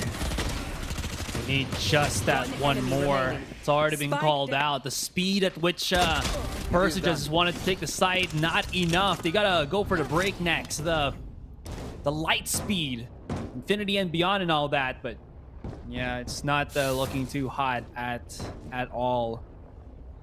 I don't know what the problem now is for Persija, but it seems like they are just batting multiple players into just the one side and hoping that it is enough to overwhelm the rest of Paper Rex here. But again, this is their domain. Their territory. This is their kingdom. For Paper Rex, you can just really see the nuances on this map is something they love. Persija, though, feels like in a scrappy series like this, Azurai, it's a matter of running out of steam. They still have a little bit left in the tank with those 2 takedowns. Forsaken now spotted, but the mowdown is through. They line up for him. Here we go yet again, perhaps, but Rosify now finally getting a bloom there with the Sheriff. Able to have a Marshall picks up the Vandal instead. It's a mad scramble towards that B site. The 2 versus 2, though, Standing ahead. Persija Esports alive. There we have it. Ben Kai again from above, looking to say goodbye to Famous, but no, it's Famous instead. A Chamber Superstar for his liking, apparently, to keep the team alive. But here comes MiTH. And you know it's been cold here, but the weather front now will actually blow in favor of Persija Esports. They stay alive, but it's still such a difficult scenario. 9 more rounds to gap. Rex has all the rounds to give by this point. And they still have, again, a lot of ultimates that they have yet to use coming into this one. I think it might be enough that we probably will be seeing Forsaken have his blades once again, and how scary that could be. I really wanted to see Forsaken's POV in this one and how he held the angle. That's how. Oh my goodness. Again, just able to just reposition and catch off players left, right, and center. Crazy stuff, but really, really good persevering round there for Persija. As you mentioned, it gives them a bit of leeway here, and oh my gosh, maybe it's just time for Flinch to start working his magic as the two-piece comes falling into his hands. Maybe in the third. Oh, Benkai, he's running away. Chasing him. Yeah, no chance. No chance. No getting away from the hunter. That is Flinch right now, but Jing from the spawn. Well placed on the angle. Still not the best buys here for PaperX. Mind Freak only with the Sheriff. Let's not forget, this was the side where they started losing rounds against Fancy United. So chance still for Persija to impose. Drop down there from Jing. Doesn't need much. Mind Freak though with the trade of please. And then 1v3 stage. I don't think he's going to be able to do the same thing he did on Breeze a while ago. If he does, he is just a miracle worker here for PaperX. And no, not this time. No holiness for you, good sir. Rosify. Keep Persija alive. From 9 to 8. Still a long way to go. Such a long way to go, but those frags from Flinch is making me hopeful that Persija, they might be getting their second Steam here. The big problem to that is that Steam can always be dealt with a lid. You know, you gotta find the lid, nothing but the lid. What? What's that from? Come on, entertain me. SpongeBob reference, as always. We only reference SpongeBob here because, you know, we're that cool. Maybe we'll ask the Magic Conch who will win this game alone. But now, game is afoot again. As Flinch and Asterisk. Yes? Okay, he died. Okay, never mind. Your eyes are blinding you, good sir. But now it's clear that PaperX will try to hold off this A push. Seems like though the top screen is still set up here for defense. And Jing, as soon as the wall comes down, it's also the fall of Flinch along the way. Oh, the shots are though bouncing on out. Here we go now with the second lob. Eeyore now with a find on to Jing. Big pick off here for the side of Persija. The find though might find the lineup here, but Rosify again. Blooming in these tense situations. 10 HP though, and the Dream still finds a shot onto Asterisk anyway. 3v3 right now though. Rosify with a takedown, but a quick trade from Benkai. This is getting too dicey though for Persija. It's really close, but eventually the will to win, the movement to that A site does become a 2v1 here, Aserai. Speaking of which, it's going to be Mind Freak again left to try to handle the situation, but this time he's much better equipped, but oh, he guesses wrong. He thought that they were probably on the other side of his own wall, and he gets confounded. And Persija, they're building up the building blocks of comeback. Bit by bit, it is allowing them to reach the pinnacle, which is the 12 of PaperX. Just a little bit more here, Dax. But again, it's not that easy when they only can play perfection.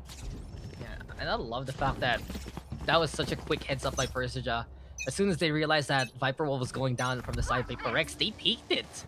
Just in case he wasn't looking. And you know, the timing has been one of the biggest deciding factors here for Persija. When they start winning these rounds, it's just because they have that kind of impeccable timing, the know-how and the nuance to peek on out. But let's be real, that was such a scrappy round, and it could have gone into PaperX's favor. But here we go, Famous right now with a takedown. But Jing! With the ding on the 1 and 2! Are the bells ringing here for PaperX for victory, perhaps? Now the wall is being set. Oh, the slow orb, though, but still a chance to go for the resurrection. Jing, though, might have to use this as bait instead. There we have the peek on out. Can't find the head. Finally, Nick After is dead. And make that 4 from Jing. Ding-a-ling-ling. The 8 there to end it all. And Jing will rule the Icebox Kingdom as PaperX moves on to next week. What a victory for PRX. Jing is the absolute law.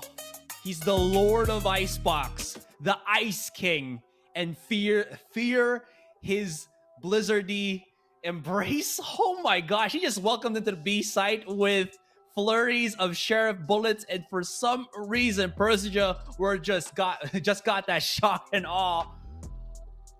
Dax, no, this cannot be it. This cannot be it for Persija. That is. I mean, they're still in the lower bracket. I think it's a rematch actually looking to happen now. But the MVP is the king of this domain. Sage. Jing is just incredible. When you have a Jing and Forsaken together, it makes sense why it's still Forsaken on that jet duty, because this is where Jing really thrives. Then situations where he doesn't need to make that space, he works really well with that kind of space, or indirect conflict in that last round. Just absolutely imposing there for Paper Rex, and that is the pop-off potential that can always happen when you're facing up against PRX. There is no way to let up if you want to beat them. Beat this kind of squad that can make absolutely amazing Valorant happen. And for Persija, first 2 maps, you could feel the fuel there in that tank. The overdrive there, the extra nitrous on that second.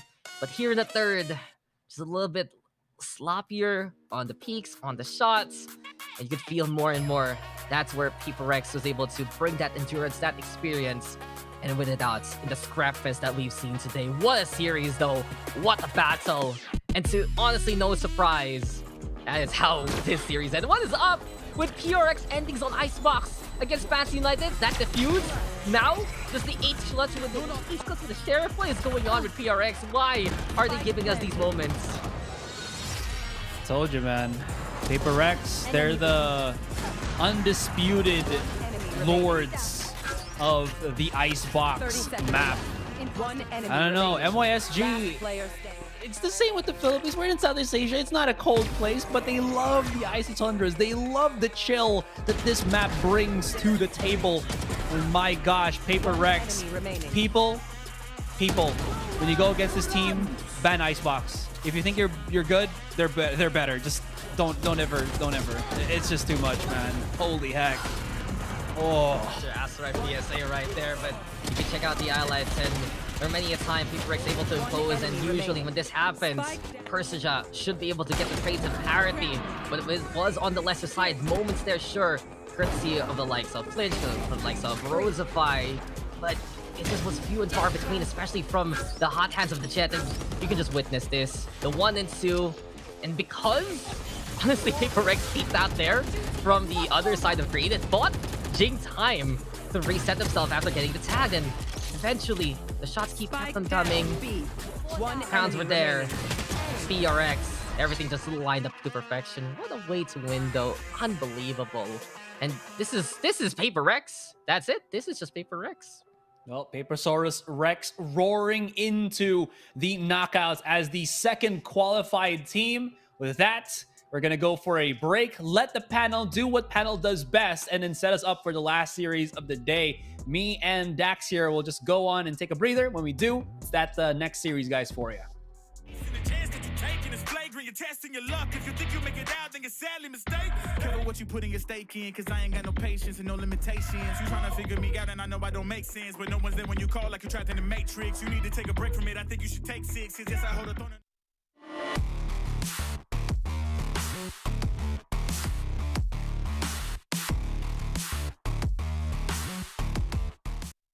Replace this. The pain will only go deeper the harder you chase it. I'm the greatest that you ever met. It's time that you face it. So tell me, why you still testing my patience? Trying to turn me into something I ain't trying to be. All that hate is a heavy rotation. You gon' lose yourself. Quit testing me. Don't make me lose my mind. Don't make me lose my mind. Don't make me lose my mind. Cause I'm looking like Wesley. Test me. Don't make me lose my mind. Don't make me lose my mind. Don't make me lose my mind. Cause I'm looking like Wesley. Test me.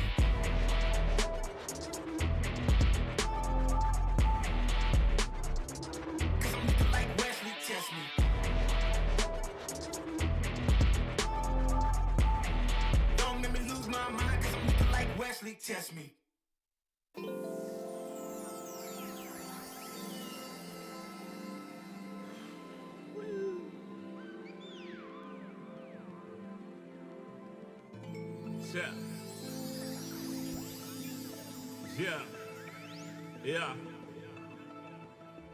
Yeah. The rise before the fall, the glide before the rule, the eyes that saw the soul, the cheer before the goal. I'm here to let you know. Yeah, I'm here to let you know.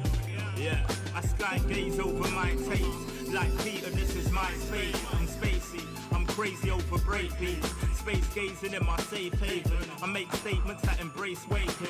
Awaken, I'm woke. Taking the road to fool you ashore. The celestial scope. The stars explore in your inner. The starts at the core. Inner space and more. Your body's a planet for sure. Nurture it with the words I've written. Scribe like highlights. Flying saucer. Supply the order. It's the author. Walking on air. Walking on water. Blending between borders to let you know this is here to support you. The blend. The blend. The blend. The blend. The blend.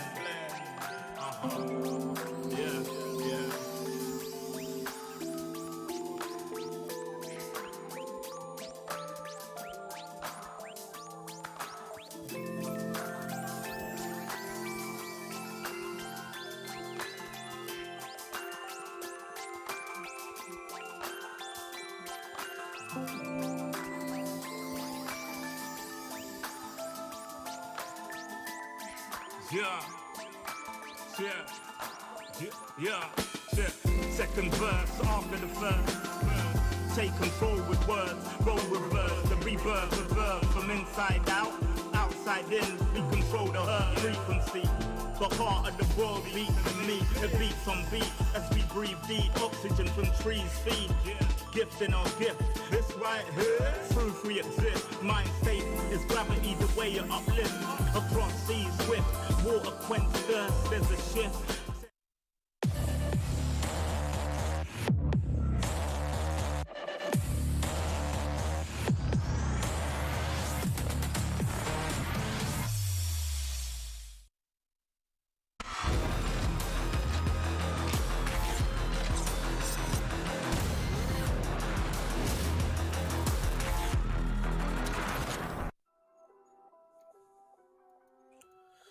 As close as it was in Fracture and in Breeze, we went to Ice.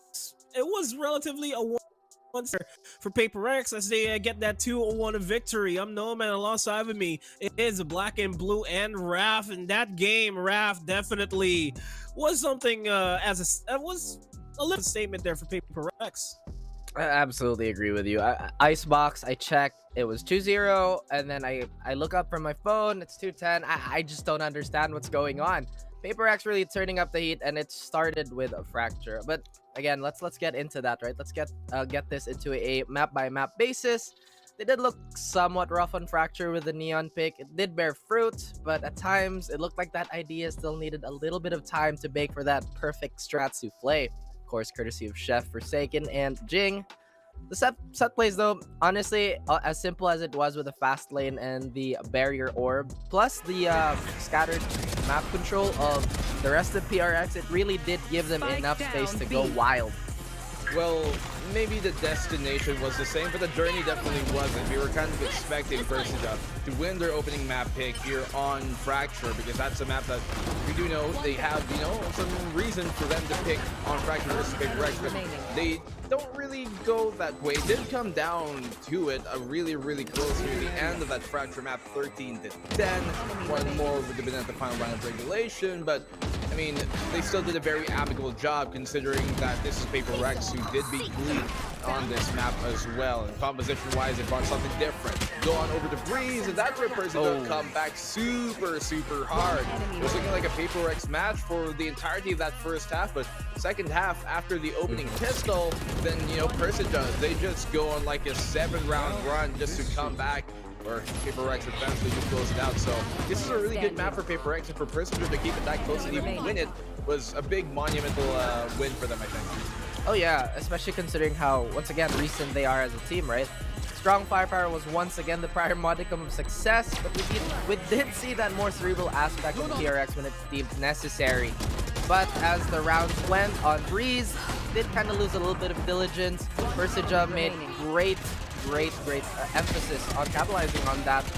But oh boy, Icebox, like I said, I looked up, score was there. Well, that can't be right. Yeah, it definitely seemed like a quick Breeze, if anything. Just Icebox cool and put on ice here, they did. Especially with Jing, man. He is so insane. How do Paper X have like 2 of the best aimers in the entirety of the continent, right? Man. On one single team. It's crazy. as soon as Jing was added to this roster, no knocks on Chiba, he was great to be the support player and to be that utility player on the Sova. But Jing was an entirely different beast, and everybody knew that Paper Rex were going to look even more scary as soon as they come into the year with Jing, now that they've had that practice. And Benkai is going absolutely So insane. animated. You love the energy here from this team. Yeah, they Again, go ahead, my bad. No, your opinion matters more, sir. Go ahead. I'm glad you know. I'm kidding. Absolutely, I'm kidding. Wow. That's just a little bit of banter to spice up the afternoon. Again, just to keep the juices going, because we are nearing that summer heat that's been kind of knocking us over. And that fire that Flinch had, again, I just want to point out that Flinch was absolutely crazy when they needed him to be. We talked about Jing. We talked about everybody else on PRX, Forsaken also popping off. Yeah, let's give credit where credit is due.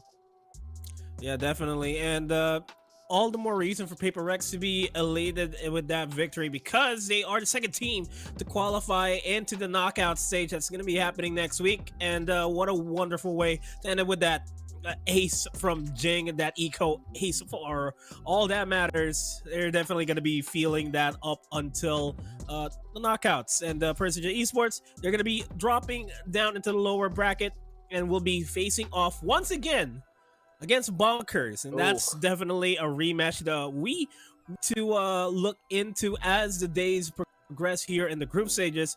But we have to look at the other side of the coin. Paper Rex is late. One of the teams that we have up next will definitely be definite. It's South Built Esports and Oblivion Force in a best of 3, and we just have introductions going here. So without further ado, comes the first team into the fray.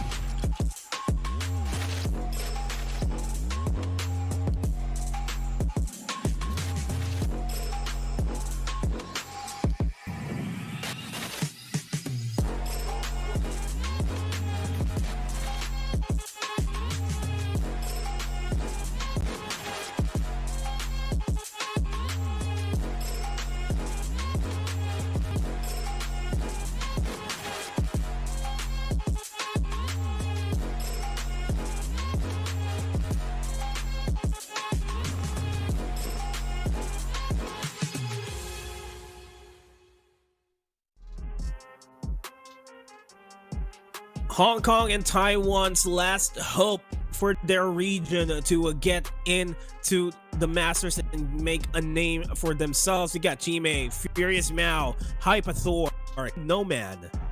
They are the #1 seed of Hong Kong, Taiwan, but they are also the last remaining hope for it. And for a region that has constantly been, looked at as, having less of the structure that most of the other C regions might have in terms of, the esports infrastructure that they got there, for them to get this far is already a really big, accomplishment for them. But they have still yet to really win a single series here in the APAC stage. They played against Griffin in their own grand finals, and we know how Griffin went, a very valiant team, but ultimately could not get it done. And we look at them playing against Velocity, and they did bring it really close, right? They went to double 13-10 scorelines on Icebox and on Ascent, but couldn't close out either. So they definitely have what it takes to beat those kind of teams, but they're definitely as well the underdog in this situation. Although we love to root for the underdog, and so Oblivion Force, they can obliterate the competition here if they bring things full force, steam ahead.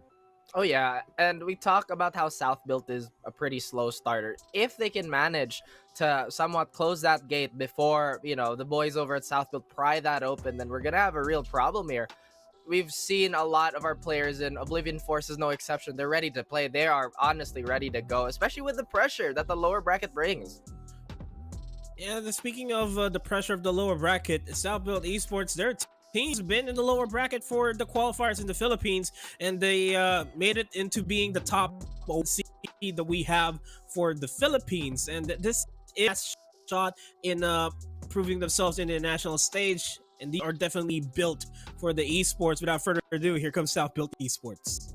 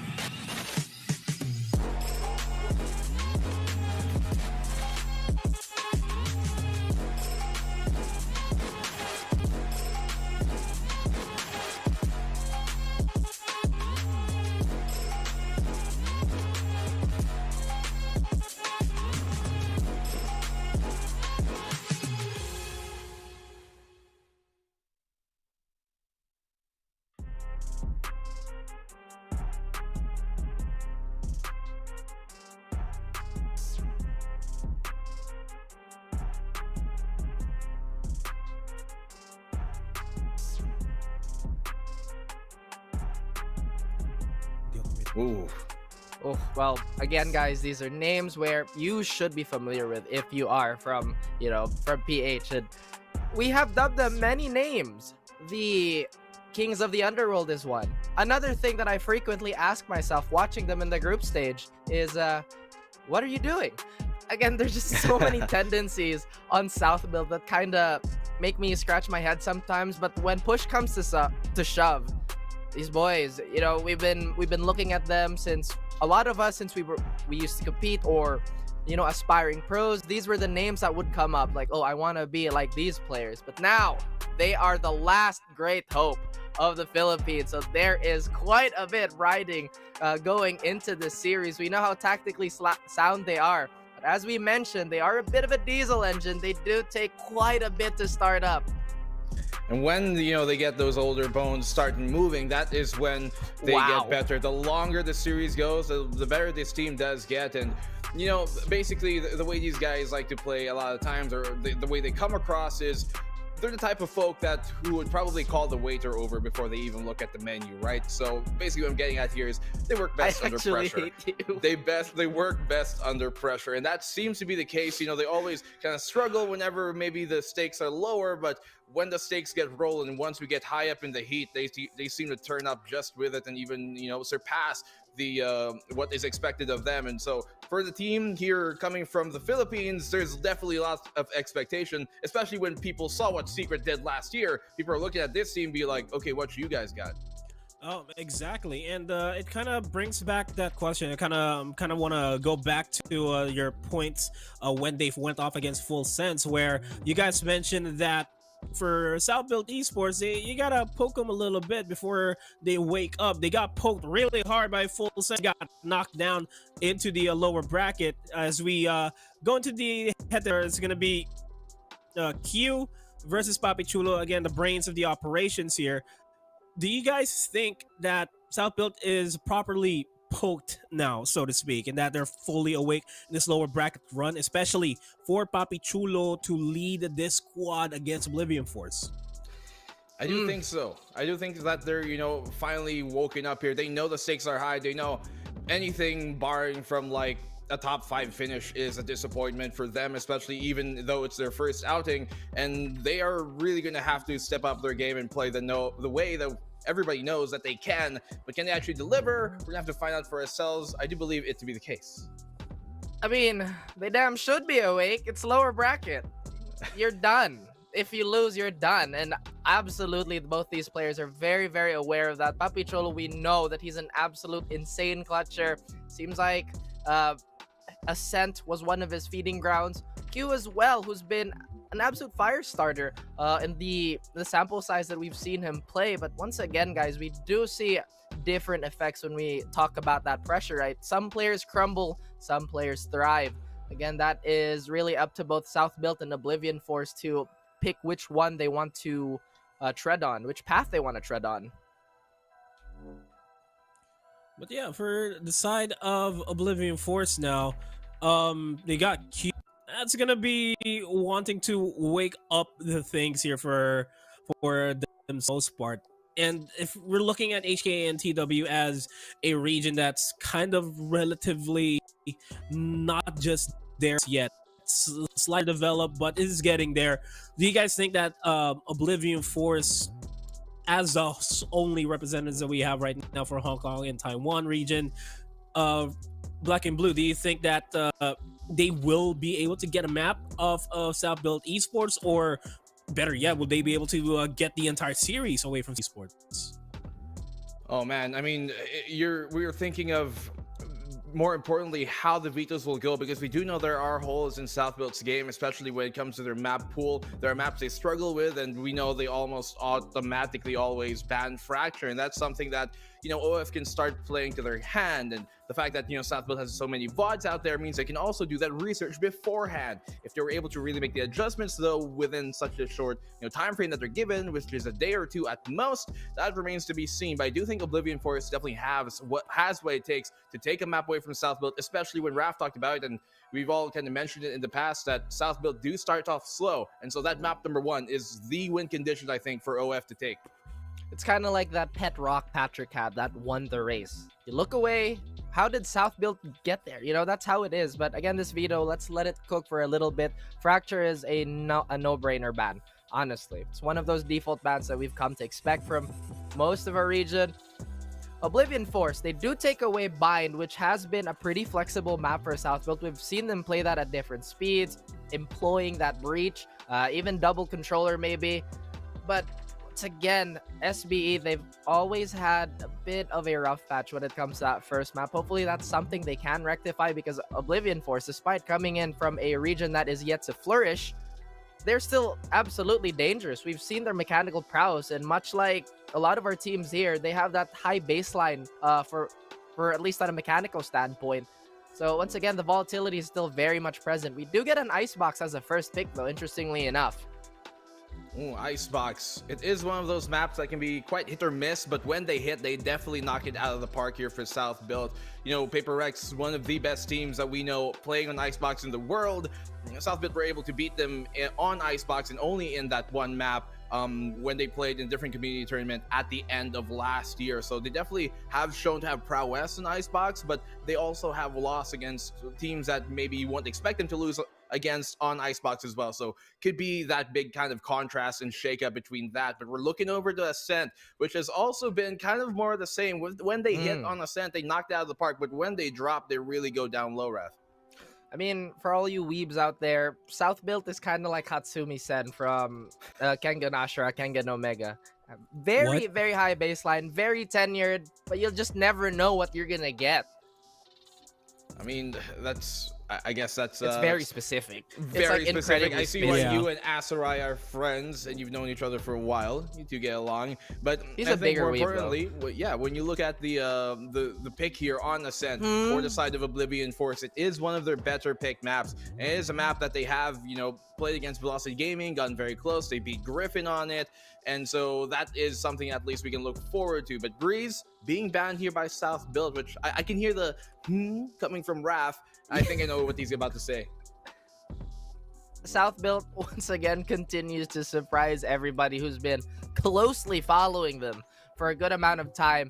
Oblivion Force, though, very, very smart taking that split away. We know how comfortable South Built is. The decider map has been, once again, a bit of a toss-up here. Haven, South Built, they've had that on and off performance. It's either a 1 or a 0. It's either a very, very big hit or a huge whiff. Well, Haven is one of the best maps for both of these teams. In recent times, it has been the best map actually for Oblivion Force. So if we get to that third map, they definitely have a chance to close it out. The last time they played this was against Griffin to open up that series where they beat them in the series. And they went 13-10 on that, so they were able to beat Griffin, not super decisively, but hey, they still got the job done. And South Built, we've seen them, you know, do really good things on Haven as well. Playstyles kind of differ, and dare I say, I think map as a Haven, even though it is probably the best map of, you know, Oblivion Force right now, playstyle-wise, I think it does favor that tactical side to South Built more than the bit more aggressive like stance that you see be taken by Oblivion Force quite often. Well, I kind of want to pick your brains here a little bit more, Raph. Who is the region that's going to be moving forward, and which region is going to bid farewell in this matchup, looking at the maps that we have? Look, man, you know I've talked about so much South Built, and I'm pretty sure you guys already know my prediction, but I just want to flesh this out just a tiny bit. Oblivion Force, I think, or at least I believe stat-wise and in their recent history, they haven't really run into a team that's had the same kind of level of success like South Built. This is honestly a great test for them to see how far they can really go, and a great baseline to, well, base for their future performances. At the same time, this could be a compatibility issue for both these sides, so still, it's pretty much a toss-up. But I'd have to lean with the stats, the tenure, and of course the achievements that South Built have well built upon themselves. South Built 2-1. Well, when the going gets tough, we know that the SBE boys get rough. And from what we've seen in their local qualifier from literally the bottom of the leaderboard to the #1 seed at the top of the end, I think it's only be given due respect to what they've done, the benefit of the doubt. But if they get I guess, too confident in that, they can also lose these maps because these are also very, very good maps for the side of Oblivion Force. I will say, there's a real good chance Oblivion Force could upset this, but it's an upset for a reason, and Southfield should have this 2-1. Well, you guys made the valid points there, and I am inclining to agree with you guys. Southfield Esports should be able to take this out in a 2-0 fashion, if I do say so myself. Oblivion Force, yeah, despite the fact that HK in Taiwan's finest is here, they still have a little bit to go through going into just the international stage, and hopefully this may just be the spark that HK as a region would need to get into this. And speaking of getting into something, we're about to get into the first elimination game that we have between Southfield Esports and Oblivion Force.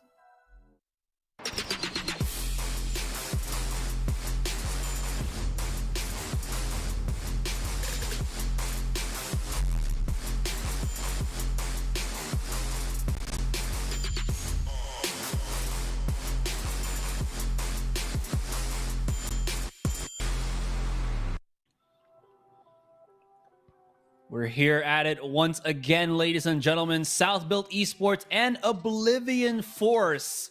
The South that built strong and the Force that will obliviate you. Yeah. Nice try, that's right. That's a 5 out of 10. It's a good attempt. It's a spell in Harry Potter, dude. Yes, I'm very well aware of Oblivion. Harry Potter. Anyway, so, before we nerd out a little bit too much, game series number 3 of the day, and Oblivion Force is going up against the heavy favorite Southfield. I honestly, I'm just gonna have to say this, man. Southfield, they're coming into this not exactly with the hottest of records. They're dropping a map here and there. They're dropping a series here and there. But honestly, they should be coming out ahead in this series in terms of the pedigree, in terms of the ability of the individual players. All the pieces should fit. Sometimes they just don't for Southfield, and that's been a problem for them for a very, very long time now. Although, if there's any team that I honestly think they have a little bit of wiggle room to make those mistakes, to start slow, it's got to be against Oblivion Force here. Yeah, we were kind of memeing, or not kind of, but always memeing about how Southfield just does not feel proper during the group stage. Even during elimination, it doesn't feel like they were able to close out their matches against the stronger teams when they were playing in the previous in PH and APAC Challengers. But I don't know, maybe this is the time for them to for that to work. It felt like they did much better against Full Sense than Oblivion Force did against Velocity Gaming. Even if the numbers were much better on the Oblivion Force, they were much closer when they face up against the South Asian roster. I think Southfield still has the edge in this series, as you were kind of describing there. But again, I don't know. It depends on like what they brought today. Is it the Southfield that clutches, or it's the Southfield that feels very off? Yeah, you're absolutely right. But honestly, a lot of it feels like they're just not comfortable until they get to the lower bracket and are facing elimination. Sometimes it's just the way the cookie crumbles for those guys. It's always the round robin, the double elimination that wakes up some teams. Sometimes single elimination isn't their cup of coffee because they just don't really, as you mentioned, rile up at the start. So yeah. They gotta take a little bit of a loss first before they start feeling that adrenaline kicking in. It's like working out of the gym. If you don't warm up or you don't drop the weights on your feet, how are you gonna get muscle? That's how it goes, right? No, not really. Okay, well, it just goes to show how much we know. But I know. As we go towards him, pushing here towards the B side, it's Ja to open things up with a great pistol entry. Sees the tip of the head. Nice ding. Find the follow-up. Yeah, it took a couple of tries, but eventually Southfield, they come out of this. Not squeaky clean, but clean enough that they keep 3 of their members alive so far. No man standing in between them and the pistol round. And he actually, oh my god, okay, for a second there, I was a little bit worried, but in the end, they get the kill anyway. And I think a lot of whiffs coming in this first pistol round. Very much acceptable. It is, of course, just their first series of the day. True enough, but gotta give this one to Ja. I mean, even though it was like a couple of whips there, he was suppressed firing. So it was fine. Here, No Man, unfortunately for him, he got HP reduced by the wall, and then he got through the snake bite. There wasn't really a situation where he could have fought those two players with full HP and maybe even a peace of mind at that. With all that being said, though, SBE now have purchased 5 SMGs. I love this. They're gonna just charge into the site with all of these auto weapons. And look at how easily they just work the magic. No Man can still make some damage here with the Marshall. And there you have it, the first headshot onto Micro. And not looking the right way for that last kill. As is able to pick it up. 2-0 for Southville. They keep 4 players alive. It's going to be a healthy bonus round for them. Should be enough to challenge the economy of OF with the full rifles on board. I am very much interested in seeing how they do play this. Southville can be one of those teams that are known to have those very, very clean anti-equal rounds and very much decent bonus rounds when it comes down to it. So we'll see how that plays out here. But for now, it's going to be OF with a full buy. They have everything they need. They have armor and a couple of players, though, but they're not going to be too worried about that. They're going to make their way towards B site. Looking like it's going to be a swift push here. You know, they are looking to make it as fast as can be, but Chime, he does have the angle. He hears it. He's going to be looking... Yeah, he was a little bit excited, but he still holds the angle. He hasn't TP'd out. They know that he's still somewhere hunkered in there, and they keep charging in. Whoa. And as the traps activate, so does the rest of OF.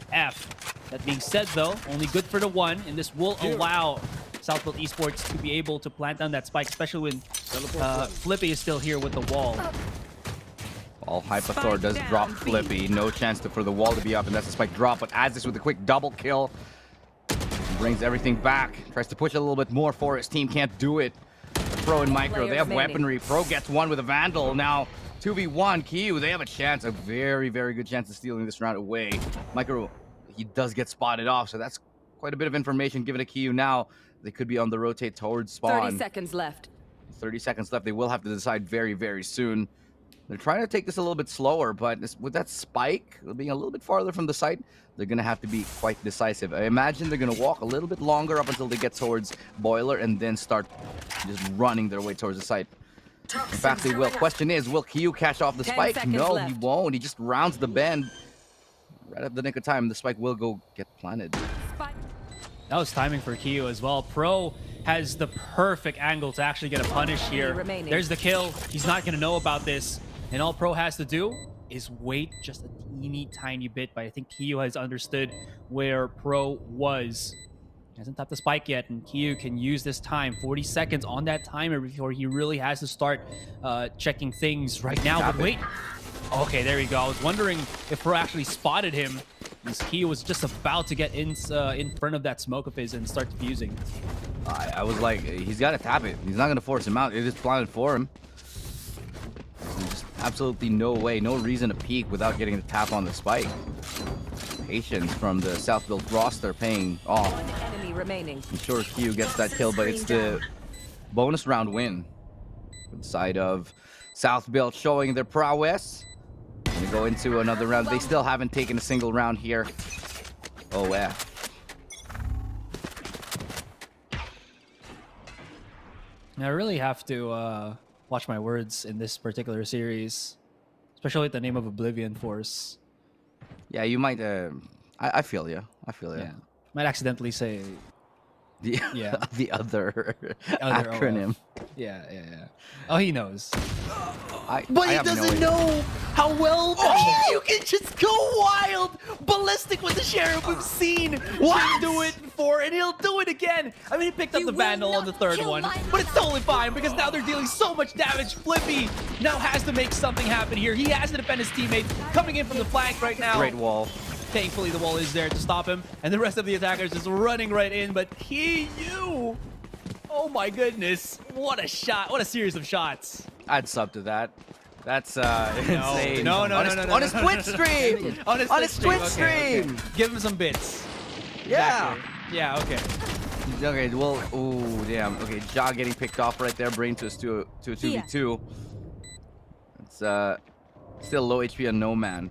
Way to heal him up, obviously. So we'll be playing close together here on the South build side. Trade will be important. Flippy went to the duel. Should be able to get the next one. Yes, and a 4K to save his team. Amazing comeback from South build there.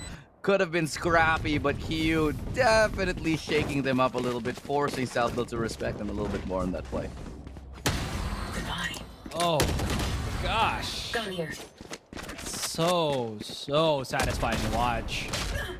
And even at long range at 5 HP, he still gets so much value.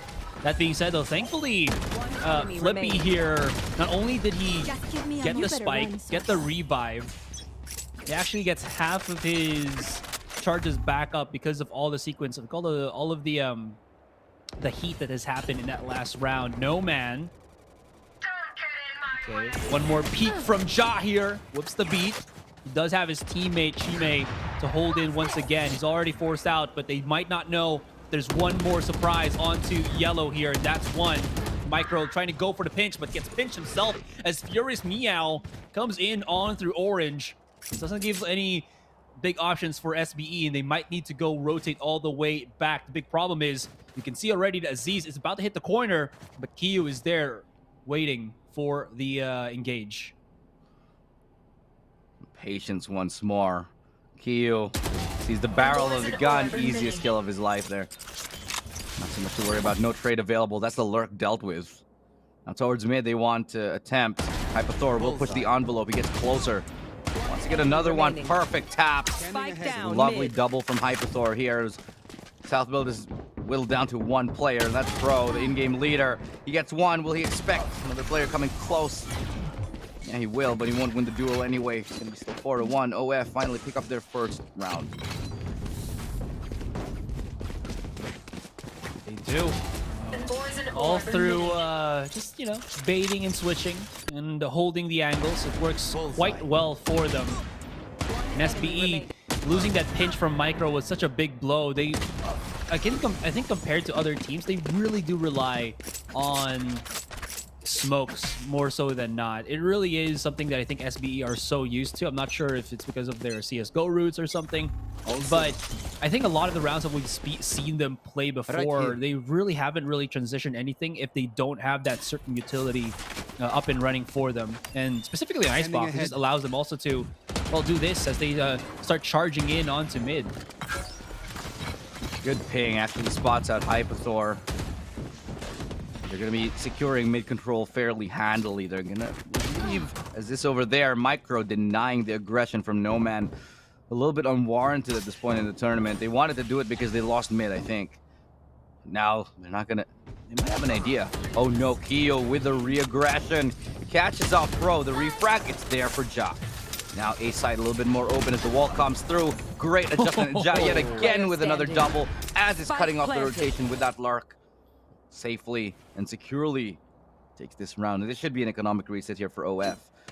Yeah, definitely will be. But thankfully enough, Chime, if he saves his Vandal, he will be able to drop this to a teammate and then use that third to force coming in. And then he can even buy another one. Oh, that's true. He does have the money for it. Yeah. Just how much money Chamber can bring, right? So he can keep this rifle. That's one rifle already. He drops it to a teammate, and then he buys himself another teammate another one. That's two. Picks up the 3 to 4. That's already 3 rifles in your hands. If anybody else has enough to buy, that's 4. That's enough to justify a buy. Whereas most of the time, you might have to force on a round like this. I mean, save on the next round after this. Yeah, I'm gonna be honest. I'm pretty sure, like somehow, maybe the next patch or something, Chamber's gonna get a nerf, and the nerf would probably be hitting his trap. Yeah, his trap at least specifically, because it's 100 per trademark. And you don't really have to buy his Headhunter anymore if you have like, you know, the proper gun. So that actually only nets you 4,200 creds when you try to buy just the trademark and full shield and rifle. So that's really cheap if you think about it. Absolutely. And the just in general, the amount of economic stimulus, if you will, that he can bring to the table is just unprecedented here. That on top of maybe you have a Jet who can Blade Storm. Tip of the head, and it's enough for No Man to take that shot onto Jet. Just a pixel. It's good enough. They don't have a res available. Might, if they actually do get this orb for Flippy. Maybe. It is a possibility. They might actually need to use a wall or multi-peek this one. Well, they did bait the dash here of No Man, and this could allow them to do so. His angle right on top of these part of Raptors will actually punish the res, if ever, or rather taking on that orb, but... yeah. That's at that point, I'd consider saving it, but the Hunter's Fury comes in. It's gonna tag one, should be able to get a kill. No, it tags somebody else, actually, but they're gonna be all right for now. And South Built, they stay alive, they stay in this. But they're locked in here. They have not moved. They only have 30 seconds left, and there's 3 defenders. That's right. Oh, how did No Man not hit that? Well, Hypathor is here to help out his bro, and this should be a fairly clean round, if not almost flawless, for Oblivion Force. Yeah, I don't like that. I think South Built, they just stalled out in the middle of nowhere. The moment they got that res, sure, it's nice, but then it took them so long to do it. They even lost a player in the process. At that point, either rush in or go save that, you know, save the res, save the 3 rifles that you've kept, keep it a 3v5, try again for the next round. It just doesn't make sense to me because they forced the res and then they just used so much on virtually nothing. And now South Built, while they still have money, it's dwindling away fairly quickly. They have taken quite a bit of a beating here in terms of the economics, as you mentioned it already. Chime does get tagged and spotted and backs away immediately. There's the ultimate being committed, and he has been actually half tagged. Pro not able to follow through, but they've actually pushed out about almost all of the defenders in the near vicinity. It's all about Snowman and what's on the site itself. But again, SBE, because they take such a slower pace, this is allowing Oblivion Force to rotate. Now we're looking at a 3-stack with Chime back on the heel because of Furious. I like this strat here. That wall, that Viper's wall, is so that they can challenge all the way up to Snowman, get players up close. This is something that's not entirely foreign, but when it's executed properly, up until Chime mows down a couple, it can be really worthwhile, especially in the post-plant. But Flippy from up close, Chime will find a 3rd. Try to scout out for a 4th here around yellow. Footsteps are close enough. All up to him. It's Pro, once more, the only one left standing. Not going to be standing for long as South Built take another loss, and OF, they find themselves 2 rounds away.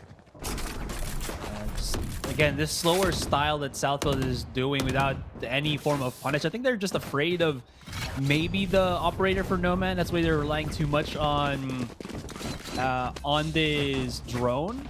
But if you think about it that way, it's not as efficient because they're taking so much time to actually push forward because they don't know what's waiting on the other side. I think they're afraid because Flippy doesn't have his res, that they'll have to play this in like a 4 versus 5, 3 versus 5. But right now, SBE, keep up. Because of it, they've really struggled to actually reclaim the site on that post plan. Yeah. Oh, that tap. I just heard that from mid. And a tap in response. Hypathor gets another. He misses that shot right there. Tailwind's out, but the res is available 5v4.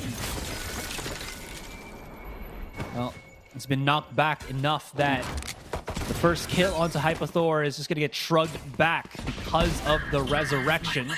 Micro always good on the lurk here. Maybe he can pick up the Vandal there if ever, but Furious Meow scratching the claws at the post, uses the wall, boosted up. I'm not sure if Ja will actually find him, but he does, and he opens stuff up. Ja is an absolute monster on this Jet. Maybe, just maybe, he can make it work. It's still a 2 versus 1. Spike is out in the open, and he'll be able to plant this for default. But does he know? Both of the opponents coming in from behind him. He's hiding inside with the Cloud Burst, but again, he might not know where the rest of the opposition will be coming from. He needs 1, and he's trying. He's trying desperately to find something, but they're both coming from the flank. He's not looking the right way. Can't hit the shot. Good triple kill, good plant. Ja was able to dig deep in that round, but OF are just better. They keep 2 players alive. They even retain the operator. Find themselves 1 round away from finding equilibrium in this game. South Built are doing that thing, the opposite thing of what they normally do. They start warm and then they heat up. But in this particular game, it's like, okay, I guess we're just gonna start losing every single round now. I think I think you summarized it perfectly earlier. They're playing a little bit too slow. They're not exactly getting the map control that they need. I don't know if it's nerves because they're in the lower bracket, but there is some serious decision making in the mid round and the late round that just isn't adding up. Q gonna be able to use immediately the ultimate there. No Man has yet to really find these initial frags, but to be honest, it doesn't really matter as much. And South Built can get some of these frags, maybe even more of these frags. We'll see if they can follow through, as since they haven't taken down Kyu, this Viper Spit is going to be a huge hurdle for them to get through on. Kyu, I like the cheekiness, is actually going to be pushing farther into his Viper Spit to get some vision through if he wants. And because of that, again, SBE cannot push forward. And they're still staying here. For what reason? Hoping that somebody pushes into them. I doubt. Here. You know, this logic to me right here from South Build, Here. it just doesn't really make sense. They're hanging around the Viper Spit, hoping that somebody's gonna push through. Maybe they get lucky and find Q. Instead of making meaningful progress elsewhere. Now they're even getting flanked. They're waiting for the recon bolt, but it's too late. Yeah, it's brought down to a 2v2, sure. But how much have they lost? They have 26 seconds left. They might be able to make this happen still. It's a 2v2. The Viper's Pit will be deployed now. Micro will be able to use it. Human's going to be coming for the flank, though. Yeah, that was the first thing to have to worry about. Again, it's only a game of who can shoot who. But Micro's good on hiding inside his own utility. He hides across the smoke. Doesn't make any noise, but Furious Meow. How did he spot him? Did he actually see him inside his own util? He just peeked out around the wall. Just peeked out around the wall. He wasn't in the Viper's Pit. I think he was. That's why he was like 65 HP. Nah. He left. Micro was on the edge, and then Micro left the edge. Yeah. No, I was just wondering if he actually spotted Micro exiting the 30 seconds left. the ultimate there. One enemy remaining. This one, as he was like pushing forward, because he was already right in there. I wonder if he saw the tail end of his back. That's why he wanted to go for the swing and actually stop them coming in. Yeah, okay, fair enough. I might have been a guess, but if I'm being honest, I think that was Southwell totally dropping the ball on that round. They took too long. They just waited kind of outside A. Nobody even dealing with the potential flank play. It's incredibly frustrating if you're probably on the other side. You know, if you're a fan of South Build. And No Man's just gonna mow down a double with a nice collateral. It's another one, triple, and it's just falling apart. This is very rudimentary stuff from South Build. It's just, what is going on? This is not the South Build that we're used to seeing. Not at all. Not at all. They've done the trade against Shime and No Man, but they have very little to work their magic on. Hypathor, my goodness, Oblivion Force. Well, I was touting Southville to be a team that should be able to make things work in this one, but you mentioned it, we mentioned it. They just have that off game from time to time. And even though they got those consecutive rounds, that was long, well in the past, and now Oblivion Force is the new hot sauce in this. Here's Meow, though. 3 down. Does get Flippy some fighting chance here, and Flippy, he still has time to actually keep fighting if he needs to be. 30 seconds left. There is that little bit of angle, but I don't think the timing was enough that he's going to get spotted. Now, ooh. All right, he still has all his utility, so he has a fighting chance in this planted. Well, I don't know, dude. You know, Flippy, he can pull it off. He's a great player. But at this point, it's looking like the mental for South Build is shattered. It's looking like they're kind of, I don't know whether they're frustrated or whether they're nervous. Let's see if he can line it up, though. They push onto the side, can't even land the first. It's going to be Hypathor yet again to come through, and up on Icebox, finally. have managed to find the lead here, taking it for the first time. OF successfully stealing away the lead from South Build, and they've secured themselves at least a 6-6. Hypothor are not always the person that pops off the most from Last Oblivion round Force, since before he the is that switch. Sova, he's the one that set things up, but right now his follow-through has been insane if you think about it. He's able to again challenge these corners. That collateral from Nomad was, I feel like, just the ruining point of SBE, and as Flippy, he just immediately revived and then left his teammate out to dry, which what he did, I think, previously as well. It was kind of awkward. Revealing area.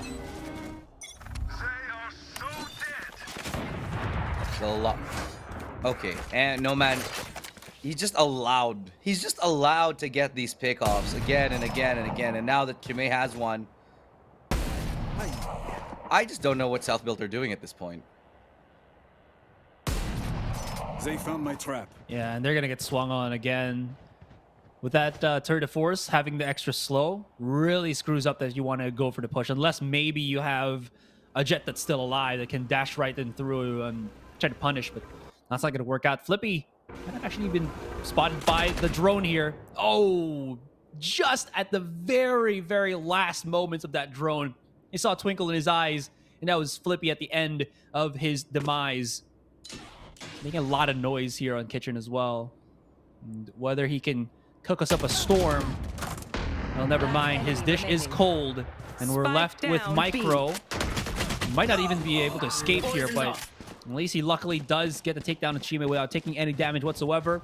But the spike is out in no man's land. Oh, 30 there you go. seconds Literally. It is in no man's land, literally. It literally is in no man's land. He's gonna have the perfect line of sight on the spike. There's two and he's getting shot. Okay, that's fine, Q. You've made other great plays. He's made other great plays, and shooting from the back sometimes it's a little bit harder. But yeah, 7-5 South Build. They're looking lost, man. They're looking lost at this point. Very much dazed and confused. I would have called a timeout a long time ago. Down B. Poison's off. Yeah, well enough. Like some people can hit these shots, but it seems like they just can't concoct a formula here that'll just allow them to get anything other than. So that was still the first half. They got themselves 5 rounds in.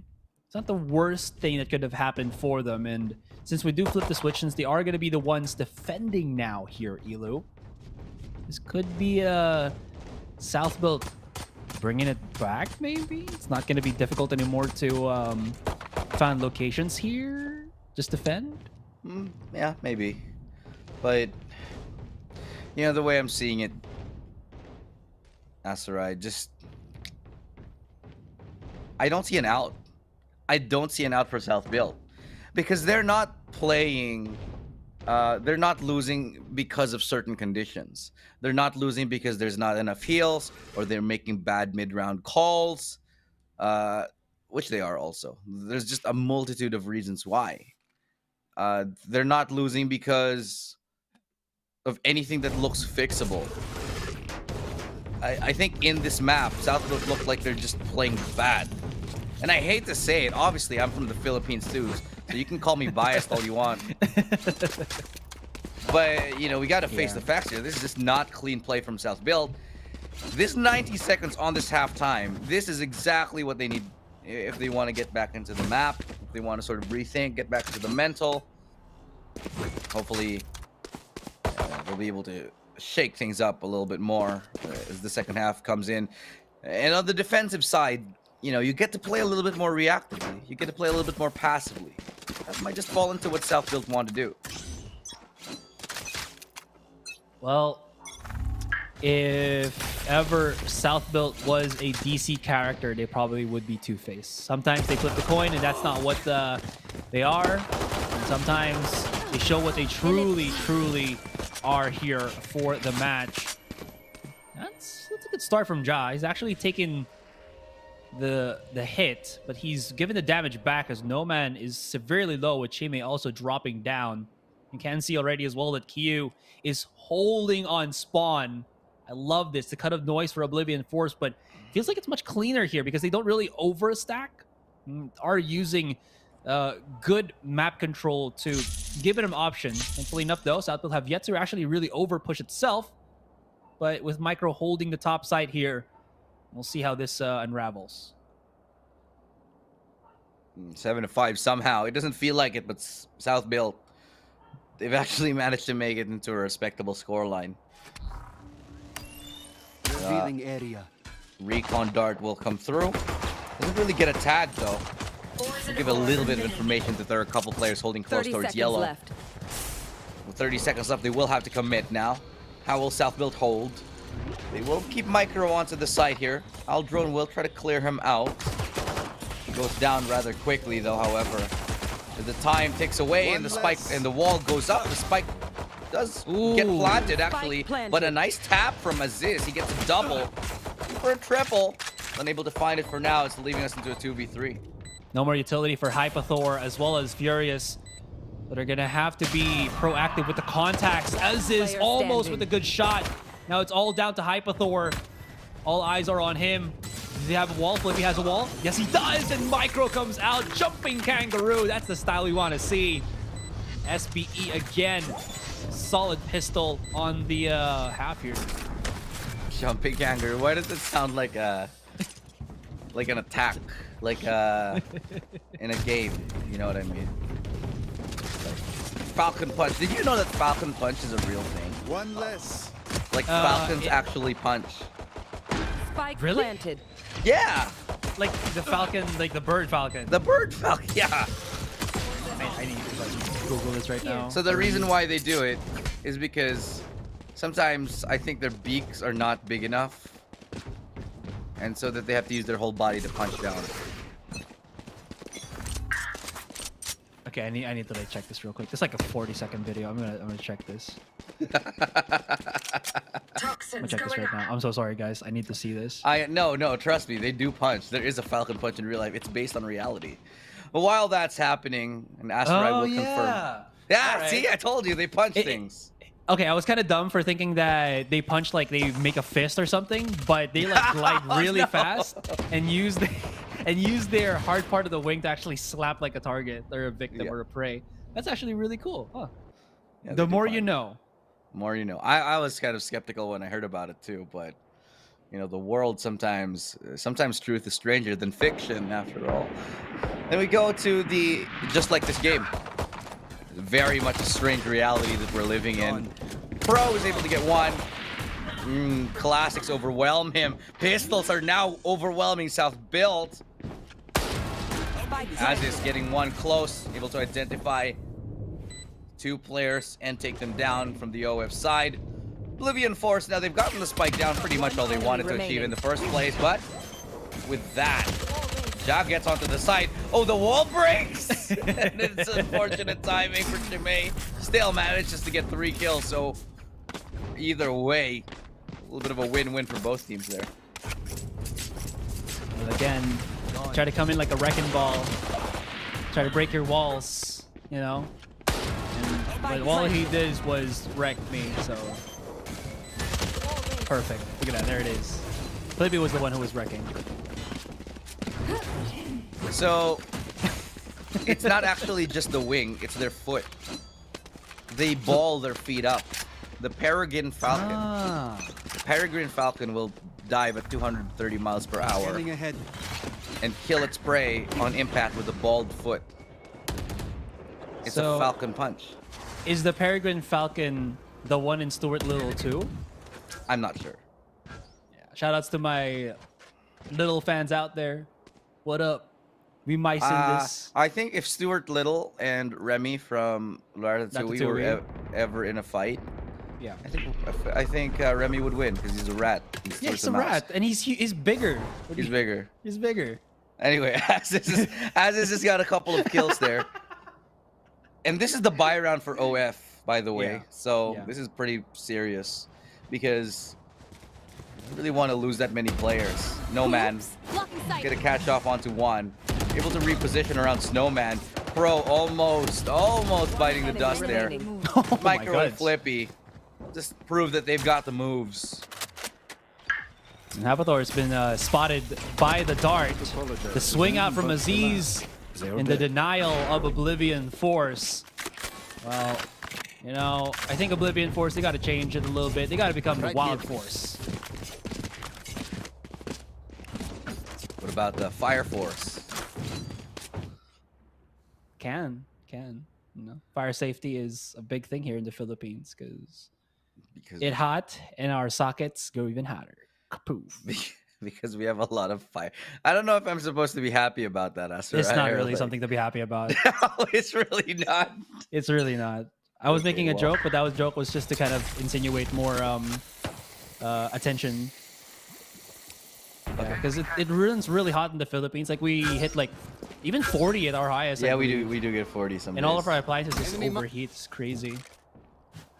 But well, you're talking about overheating. If there's any team that's kind of overheating right now, OF, they've lost a very crucial buy round. True enough. The swing outs though, as is. Oh, there's always that other swinger. Hypathor able to pick up a Vandal here. He's been such a strong piece for the Oblivion Force to work out with. Maybe he can make that damage in, but unless they do get trade for trade, Chime goes out, but a little bit weirded with how he kind of approached that fight with Pro. There wasn't really much that he could have done. And with all of that being said, SBE, they're rallying back the troops here, and they're building again a lead against their opponents. Yeah, the lead now being swung as well into the favor of South Build for the first time in a while. They will reclaim it. They're looking much more put together come the defensive half. And that's all, I'd say, but expected. You can't play a little bit more passively. You don't really have to come up with strats to, you know, break through the defense. This is where you kind of, you know, slow down. You can kind of figure out what you want to do, push if you want to. But no man's going to get the better of Aziz right there. Aziz re-peeking that angle, getting punished for it. And sometimes re-peeking it just might not be so worth it. Yeah. Trying to go back to what was is not the smart way to go into the future. No man though, creating some space right now. Kiyu, oh man, you know he can always convert, but this time Pro's the one that converts him into mush. All that being said though, just the an angle that operator there. That's gonna be so frustrating to think about it. Spike will still be planted here. There it is. The retake numbering the favor, or favoring the numbers of SBE as they start to slowly charge right in. Is there a utility that Micro can throw out? They do not. It's all about the smokes here on the other side. Hapathor comes in from the flank. They're breaking the wall as fast as they can, but this could be the no fake onto the spike, which it is. They've already defused it. SBE taking a play out of the book of Paper Rex. They take it to 10 rounds already. That's amazing to me that Southfield just straight up stick it. They just straight up stick it despite the Hunter's Fury coming in. A little bit of a misread, I think, on the miss ping on the spike. Don't know if they pinged it correctly because the first hit, if I think they got the first hit on the Hunter's Fury, might have been a stop. But instead, Southfield, they find double digits. And the operator does come out from Just. So they're performing so much better. A little bit of a sigh of relief, not just for the coaches and analysts behind the desk, but for all the Filipino fans as well. As is playing a little bit aggressive, decides he doesn't want to overextend himself this time. He's happy to take that 1-for-0 exchange and start to fall back. Did they have to? Oh yeah, they did. He had to wall up to actually... It's either he didn't have the wall initially, or he had to wall up to pick up the res there onto No Man. It's a very early wall, or very early use of that res. Yeah, there it is. You can see the red line adjacent to their Viper line. So he had to use it to get up on that one. So that means, and why I'm also pointing this out, is that if they try to go for the A site, they will not have that default wall to help them out with the plan. They're gonna try to get towards A here. Let's see if they can isolate the fight. There's an Opera on the other side. That's Ja. He's been proven to be quite accurate lately. Sees the shoulder, sees the leg, can't hit either. Fall back towards that site. Now Ja gets another chance. This time he hits that connection. Quick flick to the left.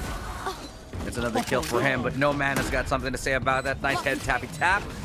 He falls back as well. Here. Try to challenge Ja yet again. Ja has not been hitting his shots on this operator. That's the third whiff that he's had in a row. And that just punishes South Build. They've pretty much lost this round. No Man looking for the ace here. Micro, I think his position is known. They're gonna give it to No Man. Oh no! EY! Even I was feeling they were gonna give it to him because there were like about 4 They were peeking. grouping up. Yeah, grouping up to help him out. That's And then Q decides to just yoink it, you know. Yeah. All right, let's see this jiggle from No Man. That was so good. Like, he doesn't re-peek the angle, more so that once he sees like part of the body of the opponent, he's already expecting them to peek out, and then he just preemptively controls the spray as quickly and as efficiently as he can. Yeah. And that's why I think, I think that's why I felt like Ja was just missing the shot because No Man was forcing him to miss it. Yeah, you're right, but it's not just No Man who he missed. He missed the shot onto Hypathor, missed the shot onto Furious. Oh jeez, oh my god. Okay, just stay on the eco, South Build. Just stay on the eco because they're hitting their shots now. And they're very convincing shots. Look at what I mean. Aziz gets another one. They still have a player close to deal with. Micro. Yeah. Spike is here. Spike is here.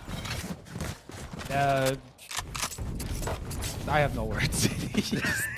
Just stay on the eco, like I said. Because I feel, you know, for a lot of these teams, I feel like it has to do with the fact that, you know, when it comes to an eco, the mentality is, yeah, let's just play loose. Let's see what we can do. Let's go for the picks. We don't really have to try and, you know, think too hard and try too hard. And that might be a little bit of a breath of relief for some players and some teams. Playing loose like that to get you back into the groove. That's exactly what we saw. Because when maybe some teams playing structured, and yeah, playing structured is great. Sometimes it's not the best thing to help you feel out the game. It has really allowed, again, as you mentioned, SBE to just kind of swing out so well into that. Flippy does have the res though, so he can bring back his teammate to life if need be, but No Man. He's created some space already. They've called the rest of Oblivion Force because they know that if it's Ja that's revived, that's going to be a huge help for the retake of SBE here. If it's Pro, maybe not so much. We'll see how this goes. No Man. Oh, this actually might work in his favor. Never mind. 5v4. As South Build have lost a player already. No chance for res. Viper's Pit has been utilized here towards the A side. It's actually worth considering saving already if you're South Build. Let's give up this round. Maybe try to make things expensive, but with 4 players in, yeah, No Man is just unstoppable here. They managed to find him, sure, but the damage is done. And a 2v3. What a flick from Micro! Sort of Force is able to get one, but Pro is able to bring it back. 1 versus 1. Chimay knows his position, so he will be trying to get close. And I like this reposition here from Chimay. Did not. He's gonna get the kill. Easy win for Chimay here. Wow, so smart. Yeah, definitely. For sure, we already knew, especially where Pro was looking at. That's what I was mentioning. Pro might not be the best player to hope for the clutch, at least for the moment for SBE here. Micro was definitely good. Ja to revive would have been way better. 3 down. Toxins going. This is just so unfortunate. Pro even got the pick off there onto I just want to give now. a shout out to Raph, by the way. He says Kyu stealing aces like Asarai. Yeah. Thanks, Raph. We all know what you've done, Asarai. We all know. I secure the round. All right, I don't steal no ace. Is it really just aces though? Yeah. Yeah. Okay. I ain't no KSer. Talking about. Okay. Well, I was Yeah, talking about kill stealer. I'm the kill secure. You know, I help secure. If you know, you whatever know. helps you sleep at night. That's all right. I sleep like a baby, bro. I know. We all know. 5 versus 1 minute left. and they're still hanging out around spawn. That's all well and good because, you know, sometimes they like to push, they like to play aggressive here, especially when you sense desperation in the air. That they might want to, you know, close the game a little bit earlier, or rather more immediately. But they don't. They don't make that push. Southfield is one of those teams that are happy to just play back, happy to play passively. Sometimes much to their own fault. Now John, the operator again. This time, let's see if he can hit the shots. 30 seconds Can't even hit the owl drone right now. That's the tailwind out. Well, he's going to start initiating again, but the shot on the operator not connecting, which leaves Flippy out to dry out in the open. Now, Ja wanting to break down the wall, but it's a bit too early here. 13 seconds. If they can shoot through this, maybe, just maybe, they can actually deny the plant. Yes, they do! SBE deny it once again. We're now left to maybe just... Wait! 1v1! Can he find? No, he ran out of time! But he gets the kill anyway, and Southfield are going to be broke. Match point, yeah, sure. No, they have money. They've built it up over the past few rounds.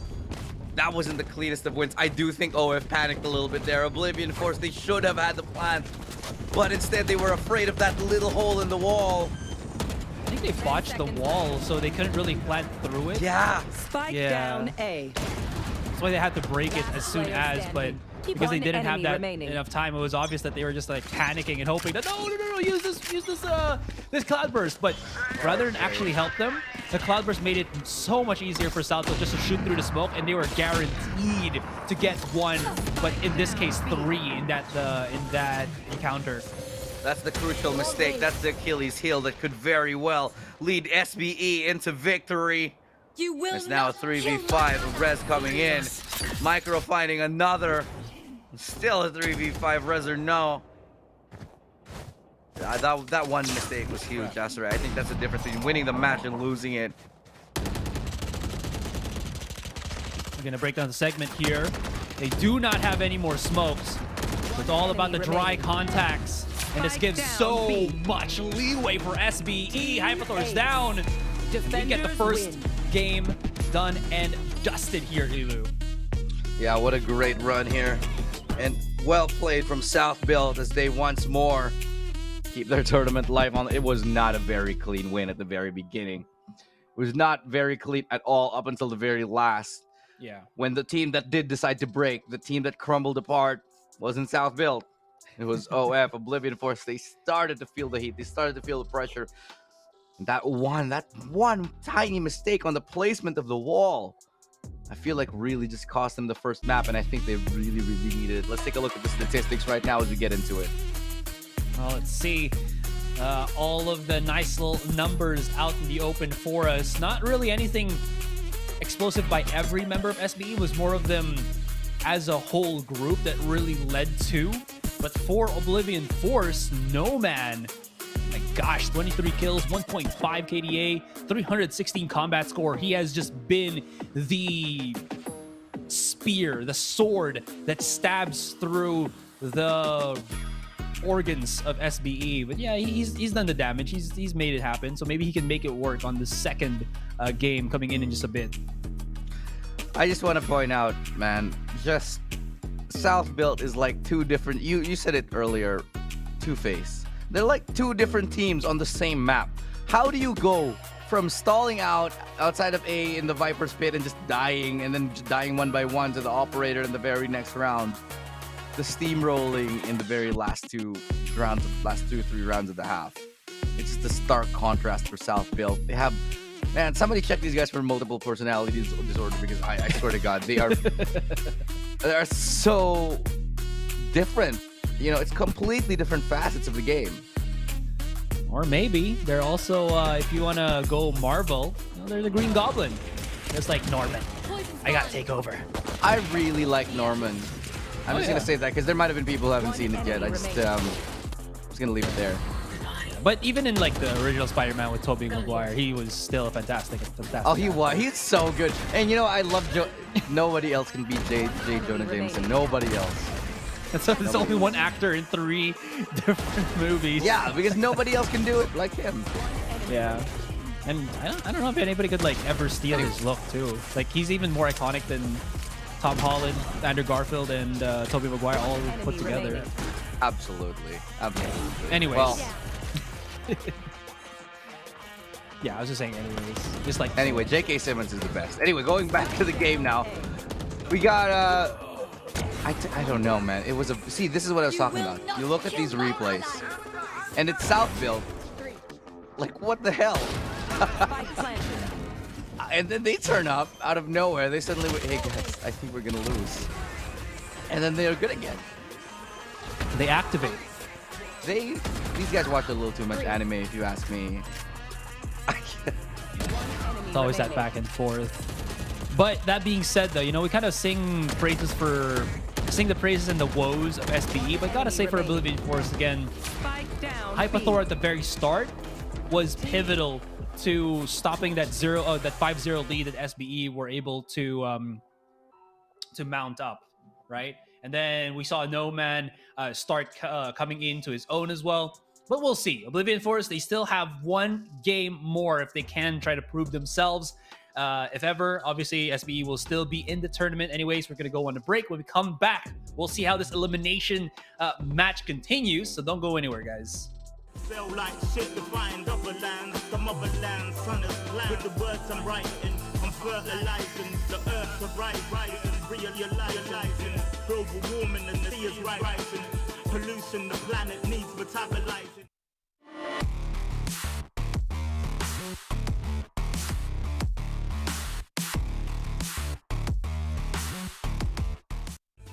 Full of fire like a dragon fighting, creating hot springs when the pressure rising. It's terrorizing, but I'm never frightened, cause the days will brighten. Yeah, the blend.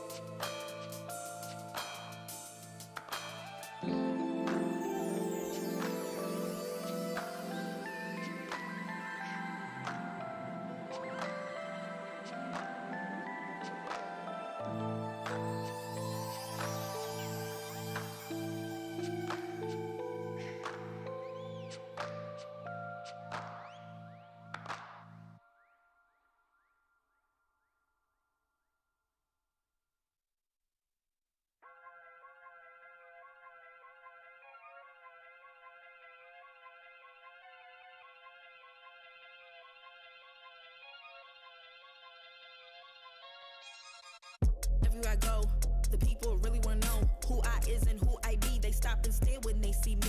If it's said it once, no need to repeat. Run up on me, watch you fall to your knees. Tip my hat when it's time for the kill. Ain't no beast when you're really real. I am the boss, I am the dawn. I am the one they call Lucky Charm. Got my own shit, I don't need your farm. Life was so hard, it made me weak. Built to last, this girl ain't weak. Sturdy and still when I plant my feet. Got it out the mud, now it's racks in my sleep. Look to God, he supplies my needs. Endless faith is what brought me next level prosperity. Silent power moves is what I'm giving. They love to hate the world they can't live in. Always present for the high roads. Go swim within the deep lows. Low. What tells the future? Who knows? I don't do it for the likes, I do it for the love. Do it for the ones who really needed a hug, cause they had it tough, never had enough. Feared, loved, and respected. Using words as a weapon. Test and she. Hurry up quick, El Jefe's coming soon. Sit up straight when she enters the room. Be enthused, but don't look too amused. This is her queendom, please respect her rule. Hurry up quick, El Jefe's coming soon. Sit up straight when she enters the room. Be enthused, but don't look too amused. This is her queendom, please respect her rule. Smile in my face, would in my place, but act gully on cyberspace. Let's pump brakes, let's be frank. Running after him when you're the chase. You are the catch and he's the net. How quickly do we all forget to honor these small policies, my darling? You are the empress queen. Man, respect or he'll neglect. You are the wind beneath his wings. You are the season, you are the reason why this world can breathe. Giving sons eyes to see and daughters.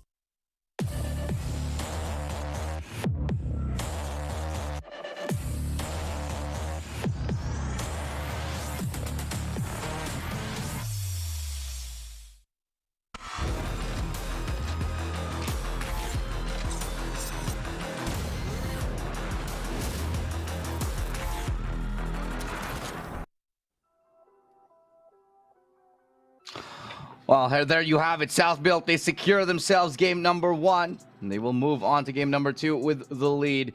OF having a little bit of trouble, even though they started quite strongly. Loving that smile of yours, Asarai. Care to share with the class? Yeah, I felt like some frustration or like some hint there with when you started describing Oblivion Force's name. Like, it really did feel that they were at some point struggling to find the picks that they need, and then they just again really dropped the ball in that last round. There's nothing else to describe it other than just making the huge mistake of placing the wall in a awkward spot where you can't do the tiny pixel plant on the spike, and that really messed everything up for them. I mean, I can't blame them because, like, you know, errors like these, they're unforced errors, sure, but you know, in the pressure of a tournament, it's APAC after all. It's a big tournament. These things are bound to happen. Unfortunate that it's happened to them, but anyway, it is what it is. We have to move on and go to the next map. Let's see what map we have in store for this game. Let me just double check. Actually, what map did we say we were going into? I think it was Ascent for the second one, if I'm not mistaken. Right. Sorry, excuse me. It was Ascent. Bind was banned. Yeah, we're going into Ascent here. What are your thoughts on this one? I know that South Built they're pretty much decent at it. Actually, they're very good at it as well. Yeah. But it was not picked out here by. Sorry, it was picked out here by Oblivion Force. They chose this map. And both teams are going to be knowing how to play this, you know, very much well. Yeah. As we said before, Ascent, it's a kind of map that you have to rely on your fundamentals a lot. I'll just say this. I feel like this map is going to be a 50-50 between two teams. We already saw how South Built can really work their magic on Ascent. The problem therein lies, I think, sometimes similar to like Icebox, but more punishing on Ascent. They do like to play that clock as much very much, and then start pushing in around like 15-20 seconds where they really have to take a lot of angles here, and it didn't really work out well for them. And that was, I think, especially the case when they went up against Full Sense, if I'm not mistaken. I believe that was actually Full Sense that really destroyed them in one of that Ascent map. Yeah, it ended like 13-9 for the side of Oblivion Force. I think they are slightly better here, so we'll just have to see how that goes. I do like how Oblivion Force are playing somewhat here, using No Man as that initiator, and with good intentions, because whenever No Man actually starts fights for Oblivion Force, he usually gets a good, what's the word here, success rate on the entry frags. Like in the match that they had with Velocity, he's had about 11 first bloods out of all of the rounds that they've had in those 2 games. And then for that previous Icebox match, they actually have like 5 first bloods or first kills. So that has really give you the statistics that No Man really does know what he's doing as the entry jet, and it has really allowed Oblivion Force opportunities as well as easy access onto sites, which will be very pivotal now that they are one game down in the series. Oh, there is still another chance here for Oblivion Force for them to get back into it. So let's go into Agent Select and see what we're going to be picking up right now. Map number 2. It's going to be Ascent. South Built in the lead by a lot. Obviously, not very convincingly, but they still have the lead. Yeah, they still got that chance if ever. Yeah, this is basically what they used when they went up against Velocity. On the other hand, Aziz now back on the jet. Ja will be playing as the Astra here. So I wonder how this is going to work. Again, I'm not the biggest fan of Ja when he plays anything other than Duelist. I think he does it better than Aziz. Aziz does have his moments, but I think Ja is way more consistent than his teammate. That I love said, Aziz on the Sky. I love him more on the Sky. I love Ja on the jet. You know, it just feels like it, you know, works out more, because when we see like Flippy on the, you know, the KO, there just some things like these just don't make sense. When South Built just stick to their guns and what they know, they're amazing. And it did show in Icebox. Like, even though they were losing some of the rounds, you saw how, I think, just much more knowledgeable they are when they do use those utilities. But, you know, who am I to judge? They're the ones actually here. I'm not. And this possible last game could be the chance. And I wonder how the other people at South Built are feeling right now. Shoutouts to the Filipino broadcast where Vil and Black and Blue are doing some wily things with the broadcast, with the cast. I would be very much disappointed if they weren't. But yeah, let's get into it. Game number 2 here. South Built. They're in the lead. They want to end things as early as possible. Not their map pick, however. So they'll have to tread a little bit carefully for a lot of the surprises that OF can be throwing their way. They start on the pistol with a very passive approach. For the side of OF, they just keep everything in check, making sure nobody pushes and does anything untoward. Leaving the spike near top mid and just checking out mid itself to make sure that no one's getting cheeky and pushing. Speaking of cheeky, well, nothing left to the imagination. I'm pretty sure, yeah, Aziz got spotted. Also tagged. No man. Are they looking to actually challenge this one as he tries to isolate the position of Aziz? Aziz just smartly backs away. Actually, no, he's going to try to repeat this. Since he hasn't been followed up already, gets that aggressive information, but it could work because now they spotted him rotating all the way back onto short here. Lim is going to get blinded, not really opened up, and No Man activates himself with the frenzy, gets the pick. Papi Chulo spots out one in turn and actually turns it into a 2-fer, making this into the 3 versus 3 on the retake. Yeah, Papi Chulo definitely missing his presence in the previous game. Here. Now, 30 seconds left. With him back in this map, see what he can bring. It's not often we see both Pro and Micro playing at the same time. Now Papi Chulo's in. That's him with a really good triple. A quad kill there for Papi Chulo. Another way to start. Just the star player of South Built. Once more, but a drop down right click from Hypathor biting back Aziz. Playing the time, he's got the angle. He's gonna take it for South Built. Hypathor was so sure that Aziz was gonna be at hell that they didn't even second guess to double check on Dice there. Look at this. What is up with people jumping through onto Jenny and actually getting the kill? Well, it works. They're gonna keep doing it until they change it a little bit. Papi Chulo almost licking the ace. But because he did get that nice little 4-piece plus the death, he's 2 away from his ultimate. And this could actually really help him out. Now they're going to try to just intercept him, and that was smart. You know, you can just allow No Man to get into the site because he only has everyone else. Shorty, and exactly, fight everyone else. Brilliant play. I absolutely love it. Good awareness right there for the South Built side, leaving only No Man as the last player. As this is going to be able to take him clean. Eco round, anti-eco from South Built. And again, if they can secure Papi Chulo with an orb or he gets a kill, this would really help out in the gun round. That lockdown is going to be insurmountably helpful. Now, let's just look at a quick little replay. Yeah, there's nothing left to do. They just like shoot everybody out there. I wonder if Aziz is going to start hot into this one. Because again, I am very skeptical about how he plays the Jet. Obviously, he's way better than me, but you know what I mean? Because has to be the most explosive of ones, but we'll see how this goes.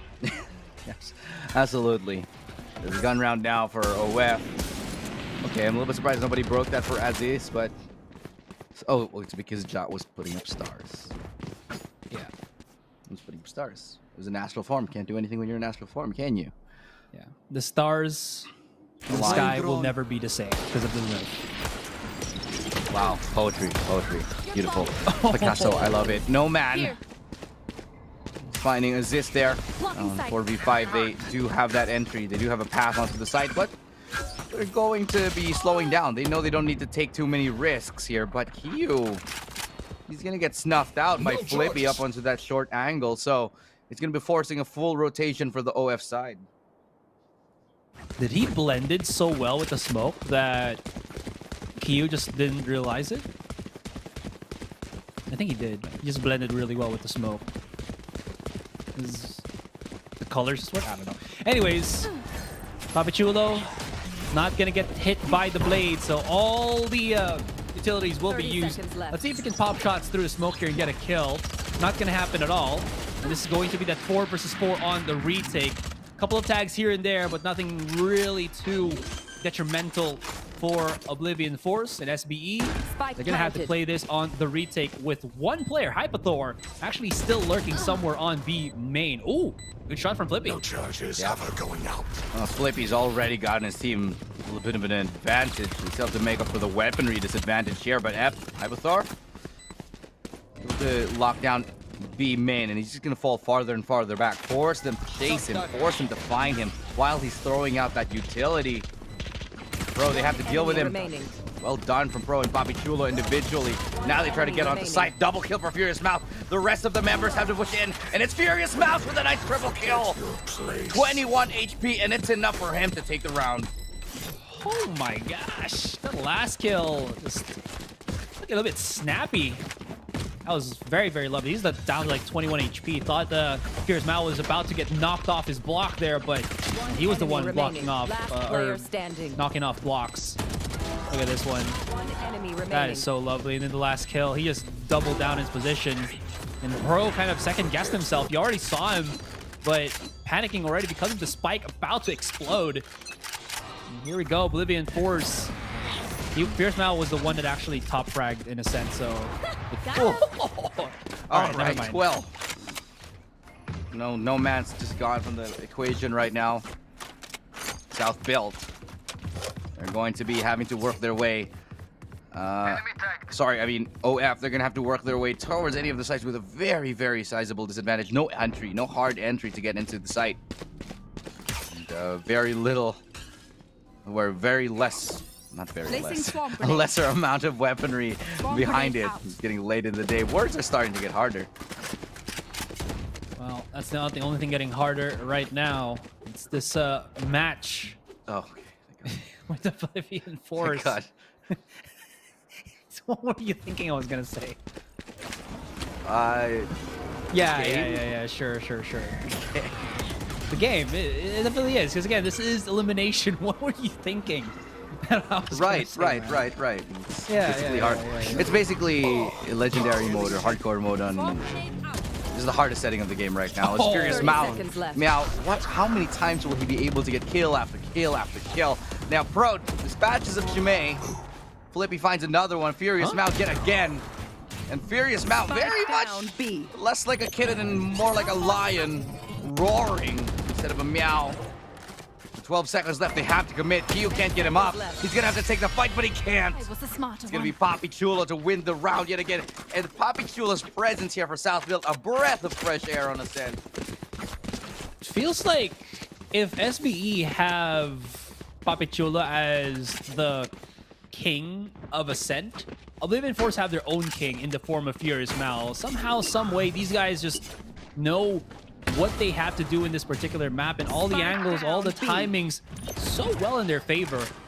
And it's only just a little difference that separates these two. And it goes to show, look at that, 6 kills for Furious Meow and 7 for Poppy. They've ruined the economy of Oblivion Force, but they still can't really, you know, tighten the grip, as No Man does have the blades, and we saw how well he can really make matters worse when he does have these ultimates up and running. Yeah. Well, as well as Hypathor, who has really not missed a beat a lot of these matches. It's so nice to see when, you know, just a lot of these plays that you don't expect. But before we get to that, it's No Man with a wonderful entry. Ja, it's a good denial, but No Man's still doing the work in the back. Has an opportunity to find Ja. He isolates him. He gets a 3rd kill. What a brilliant entry from No Man. A perfect entry onto that A side. Really shaking things up and giving a very good chance. The OF side, here's the Hunter's Fury. It does come in.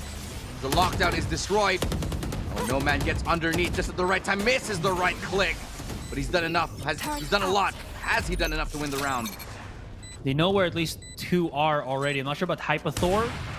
Yeah, now nothing left to the imagination, but they cannot get tagged by this because they will get blasted by the remaining players of Oblivion Force. Furious Mal actually smokes himself up so he can start rotating with the rest of the team, but time is of the essence. They gotta have to go in now on this one. Illustrado, there's one. No Man right down below. Jenny's right there. Somebody has to start going in. No! That's it. They've lost. Oh my goodness, no way. Well, OF, they steal away around. Bobby Chulo, the last man standing. What a clutch it was. Very esports clutch, in fact. Will bring us to 3-2. This is game number 2. It's already much better than the first one.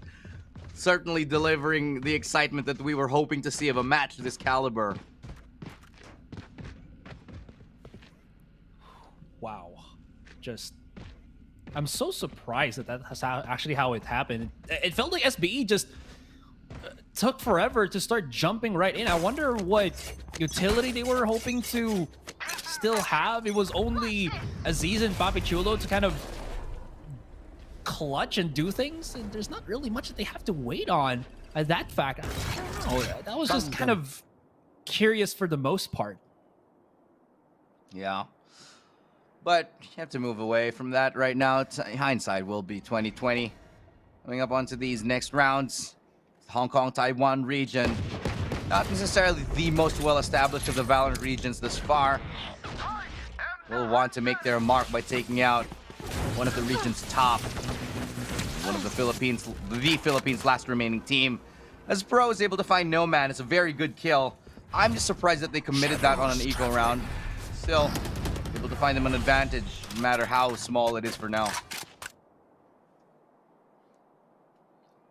Every bit that they can try to take is going to be huge, because this will force Oblivion to, well, just stack up as the rest of the team. There's only one smoke here. Oh, ja! Collateral! Whether that's timed or not, that's definitely won them the round. Oh! I thought he was going to go down, Elu, but he was so well prepared. The collateral from SBE. It happened in Icebox. It's going to happen again here in a sense. Let's take a look at that once more. That collateral just catching them off. I think this is going to be it. Yeah, over here. Ja, my God, he finds 2. I think he even finds a third right inside the smoke. No, it was Aziz who does it, but still, good double kill. My God. Just when you think things are looking scary for South Build once more, they win another round. They pull a rabbit out of the hat. Pro kind of fearing that maybe his opponents will have weapons that can bang. Well, he's not wrong. There is Sheriffs as well as Nomad with the Guardian. But it does not dissuade Pro from holding this angle here. He does have Papichulo right across him that will be helping out. I wonder if Kio's actually going to commit this lockdown, though. Maybe if they get a pick, that might be what they do. But never mind. They did not know that Pro had a big surprise. It's the Odin. Papichulo will follow right up. I'm just so... I cannot begin to explain the immense amount of presence that Papichulo brings to the team. Down, B. He really is... Oh, okay, he sees that teleport, but does he know where he's gone? No, absolutely not. Aziz... No idea that Furious Mouse might have gotten in. Not expecting the player up close, and that's in fact it. Picks up a Vandal. Turns into a 1v3. But the spike is so far away, and he still manages to get a kill. 30 seconds 1v2 left. right now, doable. B main, the spike is. They hear each other. No, only Furious Mouse is heard. Still gets around the bend. Still will get onto site. He's gonna go for that plant. Not a fake this time. Good flash. Will it matter? It's gonna be a smoke to obscure vision. Not entirely sure what it was for. Double peek and oh! Ja perfectly covering Flippy. He had his knife out. He definitely saves his teammates behind on that last one. That was close. I thought Ja would have also gotten a... Or rather, Furious Mal was going to get another collateral. That would have been really disturbing, I'd say. It's like the day of collaterals. We do a series of collaterals here. Furious Mao, Meow, by the way. Sorry, not Mao. Mao has a different meaning. What does it mean? May all unite. M-A-U. I thought it was just short for Maurice. For Maurice. Yeah. Okay, well, brain cells officially gone. Back into the game, 5-2. That's Furious Maurice. Meow Reese. I wonder. Oh no. Okay, we're not going there. It's A side that's gonna be the target here for the rest of Oblivion Force. You should run. Can they find the timings? It's a great setup right now. Look at that from Flippy. I wonder if it's going to be landing on top of the lockdown. Yeah, I think it does. Brilliant lineup for the lockdown. He was waiting for it. Perfection right there. And South Builds, they managed to clean it up once more. Only 2 players left. We got 1, but not for long. Look, it all came down to because of Flippy's great lineup, seeing that the lockdown was ready, and he just tossed it out. Yeah, it's similar to what a Raze can do before with the Satchel. You do have certain lineups here that's not like the shot dart that can break that. That was really, really good. And Q, just last bash. I think Furious Mao got hit through the smoke, and no one was actually expecting that. Like, he just was collateral. Sorry. Curious Meow is, you know. Furious, not curious. Sorry. Well, he was kind of curious to get into the site, but... He was. He definitely was. Yeah. Now, Curious Mao, that sounds like a very different kind of thing. Sounds like a very, very Curious different kind of Maurice. children's exactly. Kind of different kind of comic book. But it is 6-2. In South Build, they do have a very large advantage now. 4 rounds ahead, starting to swell away. Should be 5 after this. But Flippy, easy 1-2 punch from him. We'll even get back up from Ja. Man's gotten all the way behind, but Pro's easily finding this time. Sheriffs don't matter in this round, because now it's a flawless from South Build. This is more of the South Build that we expected to see Asteroid today. None of that stuff that we saw in Icebox when they were kind of... Yeah. Look, man, let's be real. We got to... Telling the truth is part of our jobs. And that's South Build in map number 1. I'm kind of a little bit worried about that one. Yeah, that was kind of sus, you know? That's how Bill was sus.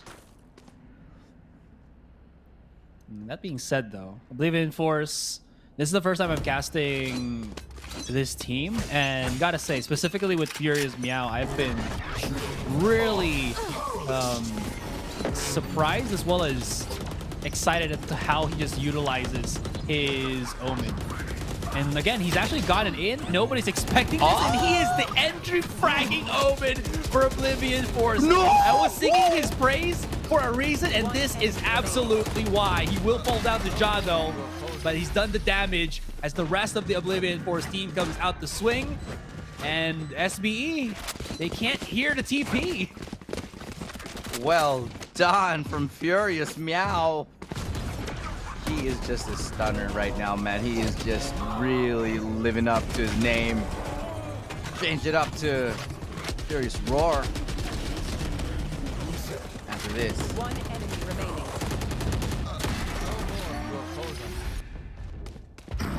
We're gonna let that sink in for a second there. Just gonna let that simmer. Yeah. And Cover going out. well played though from Furious Meow. I do want to give him the largest of commendations, because without him, honestly, I think this match would be done. Without Furious Meow, absolutely, anybody else playing, I really think this match would have been already over. But he's still keeping his team in it. Enemy mark. He gets attacked. Oh my God! So unfortunate for No Man there. Guess he's no, and there's no trades available as well. Look at this, bro. It's just out for blood. He just wants to run up. And 2 of them are blind, just hopping around, but Az's backs them up. The Hypethor gets a trade, but the push from mid comes in, and this is looking like South Build are so much more confident already. Oh, hell yeah. They're just charging every single one of them, vibing. 8-3. Last round in the half. There you go. Last round into the half. Any purchase power right now for Oblivion Force.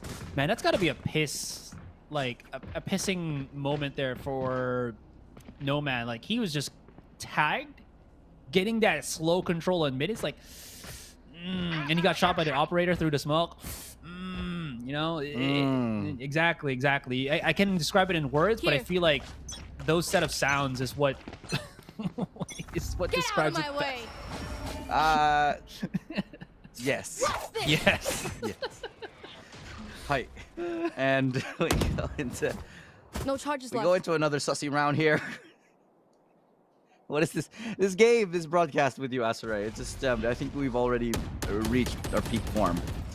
It's 8-4, 8-3, excuse me, as the Blade Storm does come out from Nomad. Not Nomad. He would never get to this level. He oh, ripper of a shot from Nomad though. Yeah, I'm not sure if anybody has said it. Oh, sorry, I'm just gonna say he's up in the sky. This is No Man's Sky. Oh, well played. Yeah. And that's gonna be PPGL and John to bring things back. They still have a player Chimay in the middle, caught in between two players. They snuff him out. 2v2. Flippy 30 HP. Ja ready. Grenade. Swarm grenade. With the Cosmic Divide. There's a lockdown as well. Will they push up on top of it? Will they wait? They have time to wait. They could. It allows them to get... Yeah, there's a lot of time because the spike has not been planted yet. It just will go down right now. Spike planted. This is a very, very winnable round here for Oblivion Force. Flippy does have all of his utility, so he can start using this to give space to his teammate. If he throws this out... Where is he actually going to throw this out? If he throws it out in fast lane, I actually really like that because that will force Q to actually go back just a tad bit more. Player standing. But not really. They were expecting maybe B main to be where the rest is. And if Flippy makes too many waves on lane, this could actually be bad for him. The flash comes through, nobody gets blinded. He's expecting somebody else to be on the side itself, but not really. 2 versus 1, time not of the essence, as Flippy here will be flipping out. Instead, 2 versus 1 again just seals the deal. And Oblivion Force will take a round to end the half, 8-4. Switching sides. A decent halftime score for OF, sure, but they're gonna need to do a lot better. Remember, this is their map pick, and honestly, their attacking side left a lot to be desired here. Didn't really see very many convincing splits or executes. It just felt a little bit cut and dry. A little bit too standard for OF and that attacking side. Hopefully they have a little bit more to offer on the defensive side. Now for South Built, I feel like it's just a, I've said this so many times already. I love Pro on the team. I love Micro on the team. I think they have a lot of great things to offer. I just don't think they should be on the same lineup at the same time. Because we talked about this team being like, when Pro is in game, he's calling the shots. When Micro is in game and Pro is not, he's calling the shots. Yeah. And Aziz is calling the shots when neither of them are around. I feel like there's a good balance there. You don't need both IGLs in the game at the same time. When PPGL does step in, you have a Sentinel that can keep up with the best of duelists, and that's already such a big factor that they should account for. Gotta say, it still has not the really proven to be the downfall of South Built Esports here, at least with what you've mentioned. Well, they are going through, and honestly, to add to that as well, whichever players they use from their roster, they are one of the chillest teams that I've ever come to see. Like, if they win, yay. If they lose, oh, like, really just really that emotion. But it's not like, it's not bad. It's more of just how they are. And I feel like it's such a good thing that they're so chill, because they don't really get anything affect them. But I don't know if that's like the truest good thing, but it really has been such a awkward but yet unique experience compared to the other teams that we saw us be super hype about everything. I agree. I mean, the entertainment factor is just all there. So we're hoping that we keep the ball rolling, keep that entertainment value high as we get into the second half, 8-4. And there is, yet again, a little bit of a standstill here. 2 players towards that B. It's a 2-1-2 split for the defensive side. South Built are looking to go on ahead and make a 4-1 split here. They've only really left Jot towards mid. He should be able to cut someone off. Oops. No way. No man somehow still wins that. He snuffs out the lure. Jot's absolutely going to be livid about that as they get him towards the side.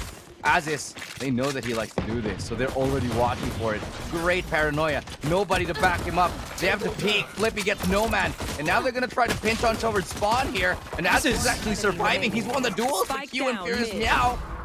They managed to make things interesting. It's only Pro left standing with 7 HP. Don't think he's going to be able to do this. Not with that amount of HP. Not with 2 players left on the other side. He does have time to find a different avenue of attack. That smoke is going to dissipate quite soon, but I love the placement of where they actually will be peeking through. Now, Furious Meow. 30 seconds left. Yeah, they know what's up. I mean, that turret is going to be holding on B main. And the Spro comes in through market here. He's the one that's going to be taken at a discounted price. Well, discounts are great. Yeah, buy one, take one. That's all I wanted to say. Yeah, exactly. I love discounts. Buy one, take one, get one free. That's my favorite. Down, mid. When you get 3. Yeah, exactly. Yeah, you get 3 things. You buy instead of 2. one, you get one, and then you also... And then you take one for free. Take one for free. Only in the Philippines, ladies and gentlemen. Yeah, but only in the Philippines. Only in the Philippines. 8-5. The 3 rounds apart do these two teams stand in OF. They're looking like they want to make a comeback into it. Could be 8-6 if they keep this clean. If they manage to take this one round, they do have a little bit of a push here coming through on B main. That's going to be spotted out by that turret. But what will it matter right now?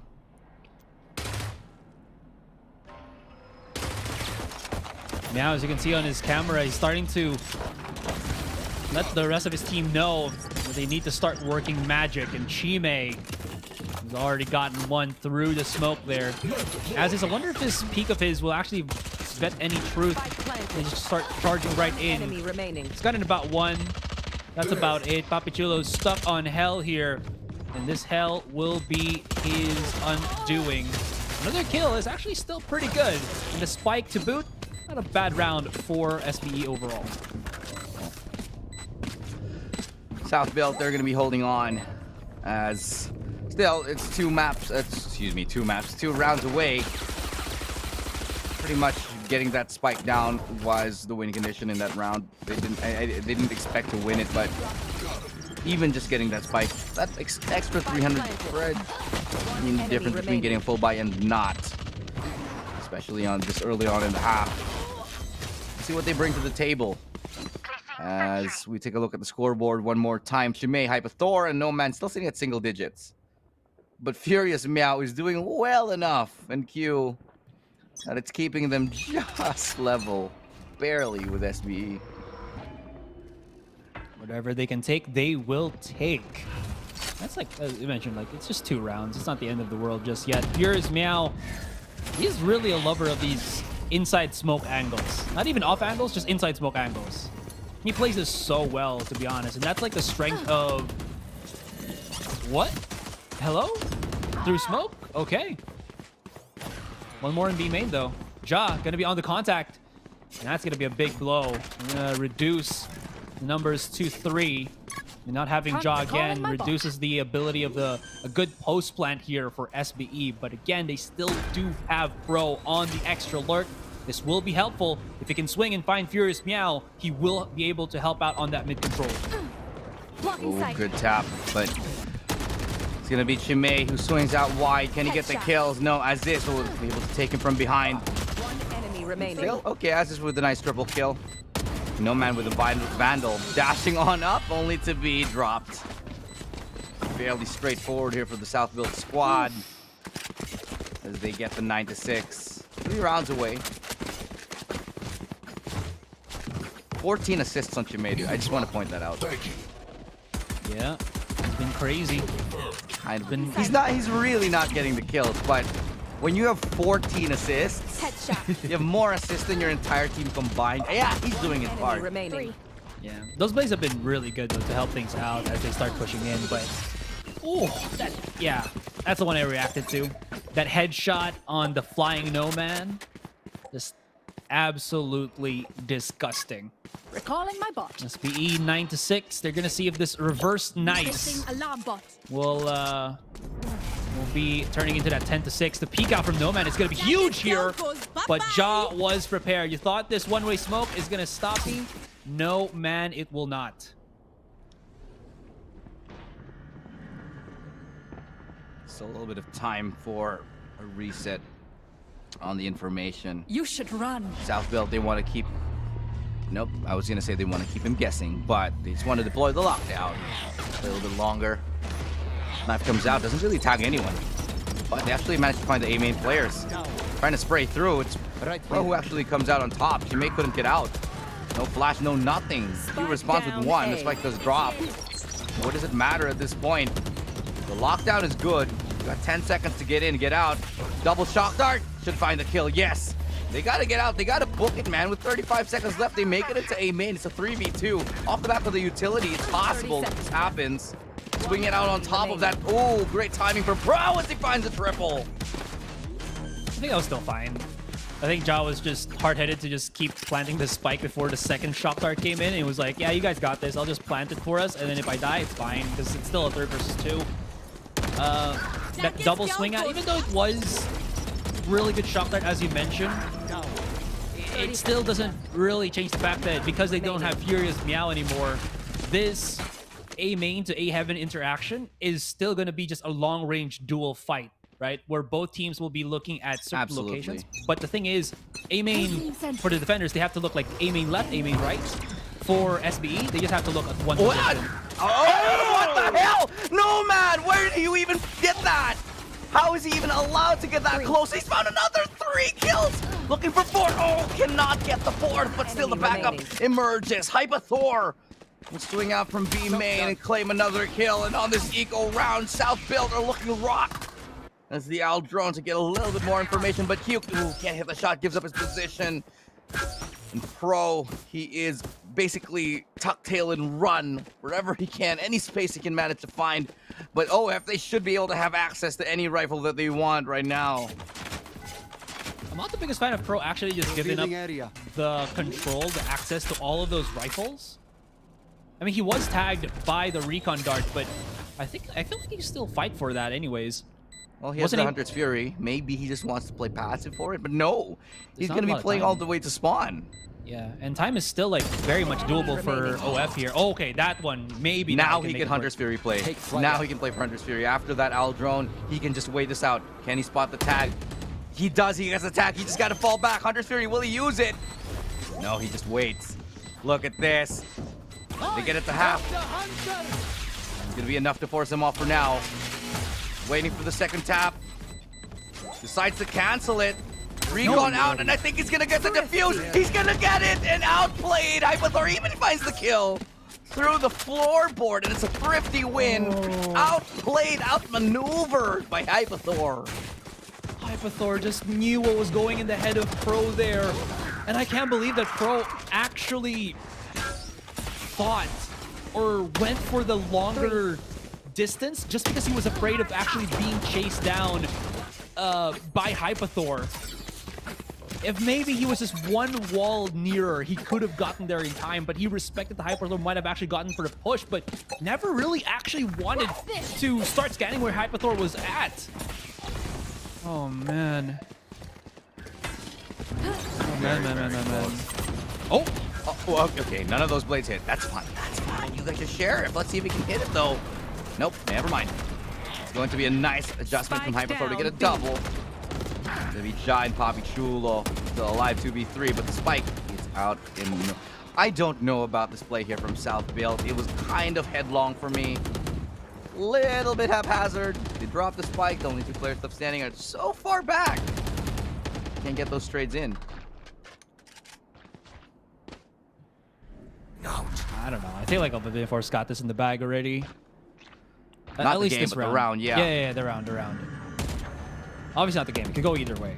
You might even see a game number 3 if ever. But yeah, this round in particular, there's nothing left really to do. They're gonna bank on the fact that maybe Papachulo's lurk is gonna pay in turn because the door has been closed. You can see already how No Man is last player standing. Already aware of the lurk to come through. So it's all about Ja. It's all about how well he can manage this, but the smoke not giving anything, any space whatsoever as he tries to eke his way out of B main. Yeah, there's no way that you can isolate that fight and get onto the site. Claim the spike and plant it too. Just an impossibility. A little bit unfortunate here. I do have to say, I don't want to blame him or anything. I just have to say that if I just hit a shot, 30 seconds any of the blades, might have been an entry onto the site. Not saying it's his fault. It's just kind of what happened. Shimei, though, look at this. Look at this guy, dude. He's got 17 assists. 17. Criminal. Let's hope that doesn't turn 38. I get it. Okay, there you go. Thank you. I'm not too old. I'm not too old. It's a reference to Freaky Friday. Maybe? Right? Yeah, 1738. Hey. Okay, you are old because I don't know what that is. Oh, no way. No way. You ain't an OG then. Asteroid the Boomer. Chimay, though, getting a shot onto Pro. Is he... Oh, Jiggle Peek is good. Spots out Aziz, doesn't hard commit to the duel. Aziz gets onto site. Can't land the entry yet again. Aziz struggling. Flippy who actually picks up the pieces for him. Papi Chulo getting a brilliant shot. Fake tap. He's gonna look for the shot. Okay. Definitely bamboozled Flippy enough. Wasn't expecting what to do in that situation, especially with the recon guard gonna expose him to the world. His hold from Chime. Actually quite, actually from Furious Meow, quite ridiculous. Fortunately, did not have enough bullets. Was traded with enough, slowly but surely again, Oblivion Force building a good case in these rounds. Oh, they spotted his head. You're peeking out. Yeah, he was already aware that he was about to peek. Yeah, I just had to have the patience to hold his crosshair in the right area. Yeah. Now, bit of a technical pause here. We'll be able to check out what is going on. Still don't know why, but thank you for production for clearing that up with us. We're going to a technical break just for a minute while we sort of figure out what's going on. Let's take a look at the score lines. Really, nothing to stand out. Nobody standing out in this entire series. Papi Chulo, yeah, he's ahead, but everybody else behind him is 1 point. 17, and then 16, 16, 16, and 12. On the other side is Kyo with 15, 15, 13, 13, you know, and so on and so forth, up until Chimay comes in. And yeah, he's the person who was way, way, way back, way down in terms of the kills. But who cares when he has 18 assists alongside it? Definitely. The flashes, he could have one kill for all I care at this point, and yeah, like 25 assists, and he'd still be a vital member of this team. I can't remember who posted that, like, on, or tweeted about it somewhere, like Reddit or Twitter, but they says that it doesn't matter if you don't get the kills, as long as you do your communication, use your utility, and help out the team, it's good enough. Yeah, just, you know, follow what Sova says. Doesn't matter if you're a good shot today. There's other ways to be useful. Yeah, don't worry. There are other ways to be useful. Shock dart. Shock dart. Never do that accent again. That's not, we're not very good at that. It's not part of a job description. Yeah, not really part of that. No, not at all. I just we can barely speak English. Yeah, I heard this from Neon's voice actor Vanille, that she mentioned how you don't really have to have, you know, 100 voices as a voice actor. You just have to have that one, even just like a few tones of your voice or something like that, that you do really well. Especially cool. like full conversations, you know, for script and everything. That's inspiring. And then you hear people like Matt Mercer, and then they have like a million different voices. And Critical Role. Come on. What do you mean? No, I'm kidding. They're so good, don't you dare say. Don't you dare. Exactly. That's why. Yeah, they're all ridiculously good, aren't they? They're all ridiculously good. They're all ridiculously attractive people. And talented. And talented. They even got their show, Vox Machina. I know. I love Vox Machina. Yeah. Okay, I haven't watched it, but I am very excited to actually also get into it. Absolutely. Yeah. It's on Amazon Prime, which we can actually say because we're live on Twitch, so you know they won't be angry about us promoting. Yeah, they're not gonna get any. There's also some cool new stuff for Valorant on Prime. I just checked. Really? Oh, Prime. Okay. Yeah. Prime Gaming. Yeah, I thought like a show or something. No, that would be cool though. Yeah. Arcane Season 2? No. Valorant Season 2 or Radiant Season 1. Dance of Luck Gun Buddy. Yeah, that's what's free. I can't get my stuff from Prime anymore. It's connected to like my other older account, so poor you. Yeah, I tried like connecting and disconnecting to the new one, but it don't work. For some reason, it don't work. Yeah. But what is about to work is the technical issue, which has been worked out already. And Oblivion Force just one more away from equalizing this. Let's see. Throw the dice. See if you get a 1 or a 20. Is it going to be a natty 20 or a critical fail 1? Or a dirty 20. Yeah, dirty 20. That's what you know we want natty 20s. Yeah.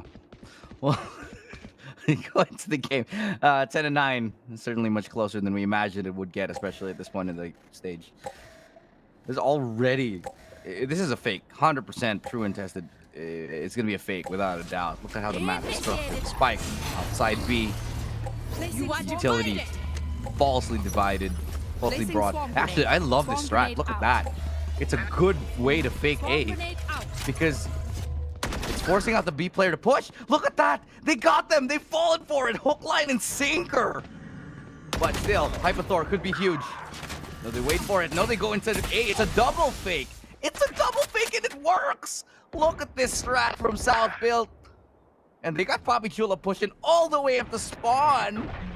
It's OF that's just looking completely bamboozled. It's the great debate mate. Back. 30 seconds left. Q! Who's right behind? No! I thought he would tailwind out. I guess he didn't have it. Yeah, he didn't have it. He's gonna pick up the operator? Might save it for the next round. Yeah, okay. They know they can't really do anything. Yeah, not a 2v4, not on... Yeah, not like this. Not with the Sentinel still alive. But I do want to go back to that round answer. What a great fake that was. That Cosmic Divide that was thrown up looked like it could be for either site, right? It could block off B. It could it blocks off majority of A. It's just up to them how they want to use it. But this time they get a kill. They decide to go to A. They run with it. They push all the way from spawn, all the way to spawn. Get a couple more kills and win the round. Never knew SBE were this mischievous. That's dastardly. Yeah. The dastardly Dr. Dickens. Where's that from again? I don't know. I've heard it before. The dastardly duo, and I think about a guy with a mustache. I can't remember something. The dog from like Looney Tunes or something like that. Like, yeah. What was that show with like the Flintstones and whatever, and they were all racing, and Speed Racer was there. I can't remember. You know what I'm talking about. I know right? what you're talking about. That was like you know, before a very old Looney Tunes like before show. Avengers had their assemble, we had our Looney Tunes assembled. Yeah. Well, that's all we know for certain because we're too old because we know that reference. Anyway, getting back into it, 11-9, as it is gonna be 2 rounds away for OF to tie this up. Still a lot of work to do, but they have an operator. Okay, I might be able to get a pick here towards mid. Q? Oh, he just misses the timing. Yeah, and interesting enough, he's actually the one using the operator compared to No Man. Even though No Man can have the blades, I guess this is a risk that they're gonna just be willing to take. No Man. Okay, gets away with bloody murder. Now rotates back onto Heaven here, and this that was just hella awkward. Right, there they go. They're gonna stop Furious Meow from throwing out his paranoia. This could be huge as Josh sets up the site. No Man now still trying to use his blades. That was actually very close to the head of Pro there. And now this Killjoy ultimate. They're gonna push for it first. Fight before you plant. The Hunter's Fury delays even further. Hypathor is there. Flippy, now the last bastion of hope. Is he gonna get tagged? He will not. Only has 15 seconds to try to work his magic through the B site. The question now, 10 seconds left. Does he have time? I don't think so. I don't think he does. No, wait, no chance in hell. 5. Wait. 4. No! 4. Oh, no! He barely made. He missed it. He missed it. No, he can't get it. He does. Wait! Oh, the shock there as well! Are you crazy? How does he line that up? Oh, okay. No, he doesn't. But yeah, the shock there is kind of nuts. Oh. That's so disgusting that he has a lineup for that. Who has a lineup for that? I actually don't know if that's like Where did he even... I need to see that shock dart again. He was in Where spawn. Did that even come Damn! He was already on spawn, I felt. Yeah, I saw it, but... Who has the lineup for that? I think he angled it just right. I don't think there's a No, lineup. no way. No chance in hell. All right, we got to have a replay. You're the one that need the says there's a replay. lineup. I'm the one that says that he just felt it. He angled it, but there was no real lineup for it. Because who on earth has a lineup for that exact position? That is that. Yeah. I need to see the replay. I'm gonna take a look at it again in a minute. Stream or something. In like 5 to 10 minutes, you'll see it on the stream. Oh yeah.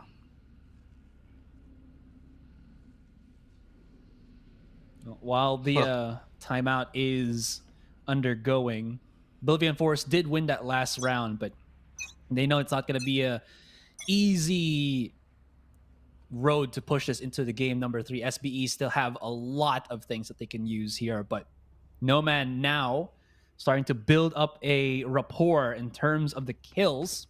As before, he was about 5, bottom fragging, but now he's actually there with the leaderboards, just like 2 or 3 kills away from top fragger for Oblivion Force. Oh. I am really surprised this game got as close as it did. And I could not give you a very good reason as to why. I'll let the boys on the panel, and the analysts, the proper analysts, really tell you guys what happened there. Because they're going to know a little bit better than us, because we're stumped. We're stumped.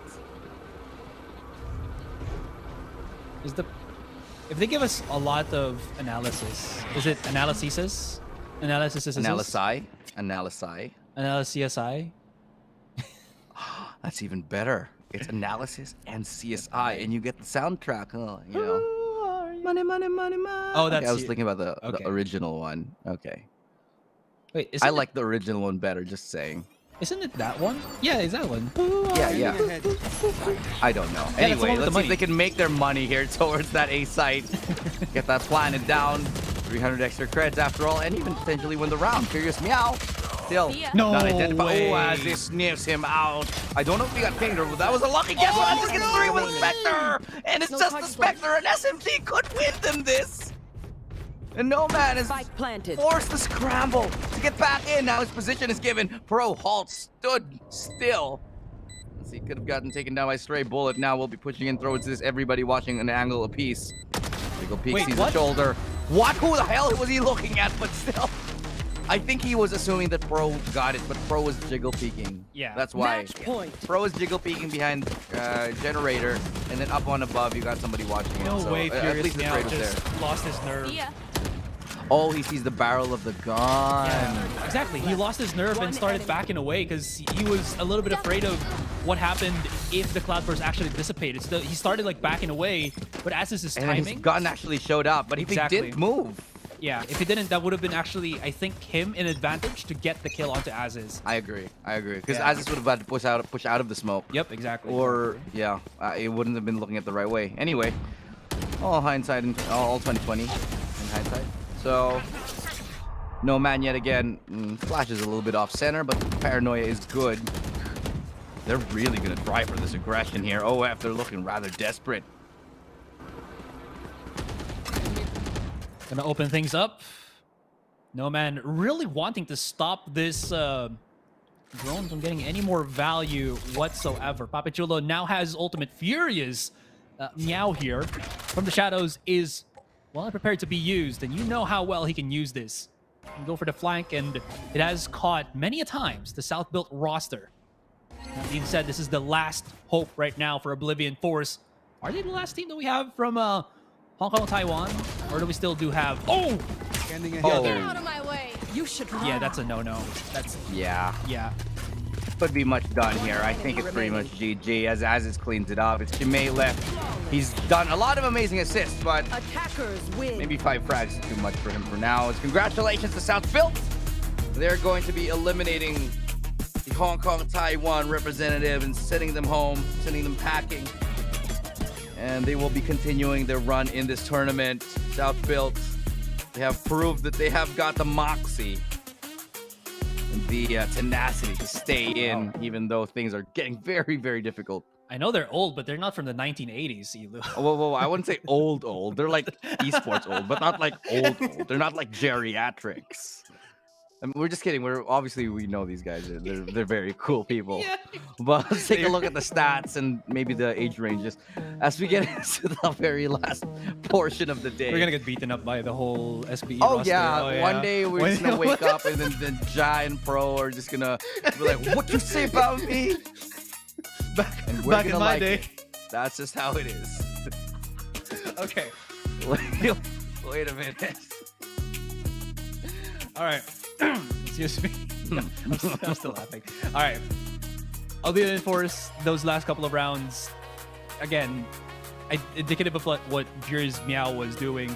It really was just some mistimings, but also just the loss of nerve on just hunkering down and just doubling down in the position that they already have, especially in that one round that pushed SBE to match point. Because you saw, after Aziz got that kill, he followed up, spotted 2 on Heaven, and that basically secured the round. It forced, who was it, Chime to start clutching, but he wasn't really in a position to have made that happen.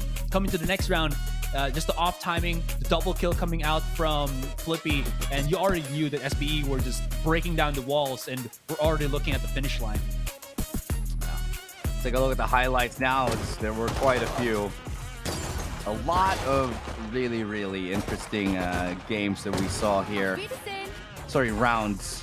Papi Chulo, his presence definitely felt. But, you know, Asher, I just got to say, this map was a lot closer, I think, than it should have been.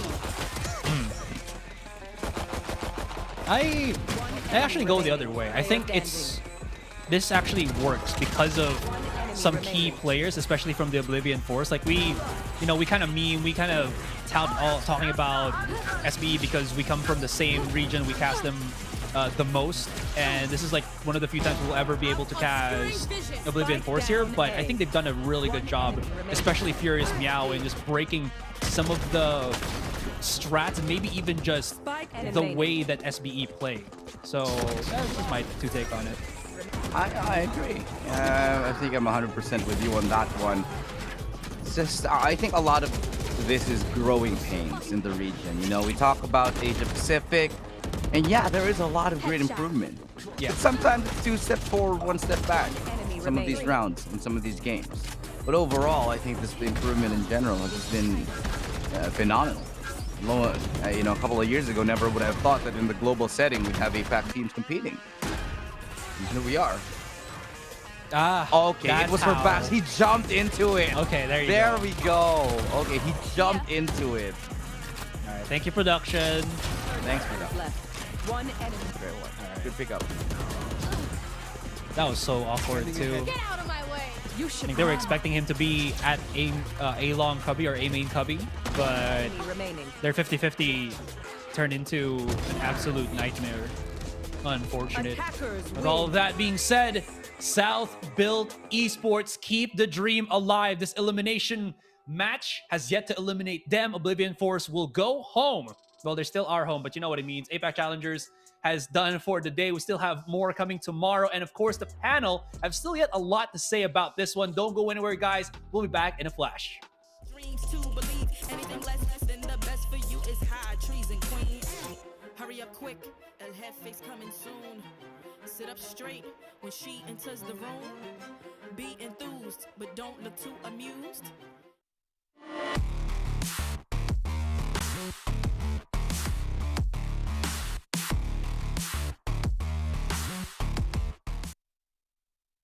This is her queendom, please respect her rule.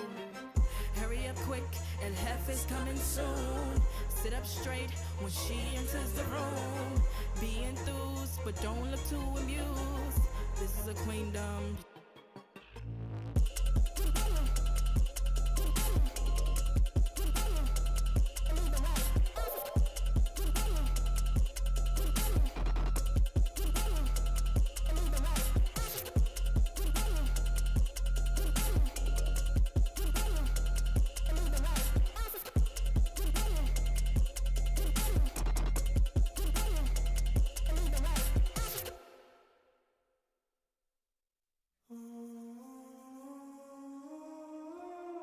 gotta flex, flex, flex on the lean.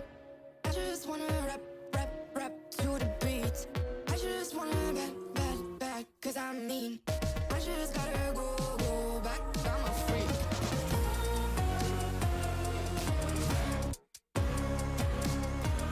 Gotta go.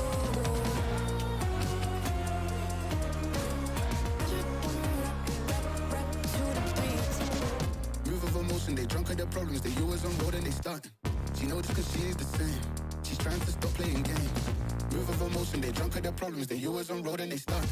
She knows cause she is the same. She's trying to stop playing games. Where the people at, what they really wanna know. Who's your lovers and who are your bros? Who are the enemies you do keep close? Who are the people that you shouldn't know? Where the people at, what they really wanna know. Who's your lovers and who are your bros? Who are the enemies you do keep close? Who are the people that you shouldn't know? I just gotta flex, flex, flex on the lean. I just wanna rap, rap, rap to the beat. I just wanna back, cause I'm mean. I just gotta go back, I'm a freak.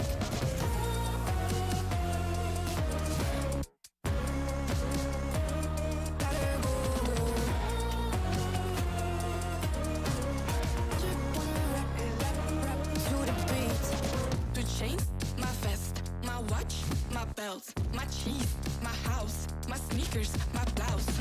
I just party hard, popping a one in the chart. I've already won, babe, but then you start.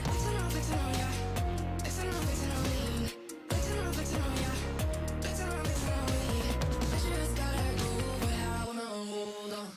I can't let you go, but I gotta stay strong. Unless you heard it from me, then you ain't heard it from me. Got it from me, all the energy extra. You don't wanna see me with the hitters. Generations caught up, look how things will switch. People they're quick, now they wanna move at the bits. Boy wanna go to bitch, nah. Now I'm moving. I gotta do what I do. I'm really here on my ones now instead of 4 3s or 2s. And now it's every from Paris.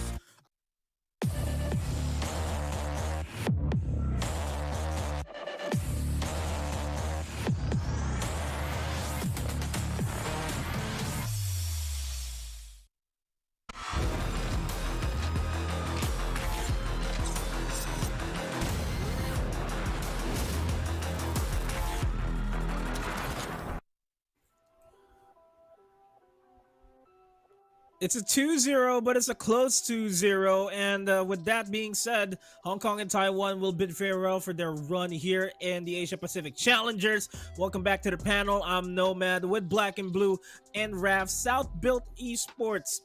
Pretty shaky there on the start of Icebox. You guys talked about how Icebox is really the pick of South Built Esports here. What exactly happens through the rest of the series? Because when we went to Ascent, SBE, they kind of not struggled, but they kind of had a hard time closing out the game on Ascent. Let's just put that out there. Okay, let's put that on the table, right? Cards on the table. They did struggle. It's their old bones, you know. Like you kind of need to again, South Built is really just one of those teams where like this. This is honestly how I could describe it. They're like, oh, we're in a tournament. They just kind of zone out, they come back in, and then they start that steamroll. But yes, let's take a look at Oblivion Force first, because I feel like they have so many bright spots that you just can't ignore. Yes, it was a 2-0, but still, again, Nomad was an absolute Terminator, really turning up the heat, not letting go of any momentum that he found early on into the series. He has been an absolute virtuoso.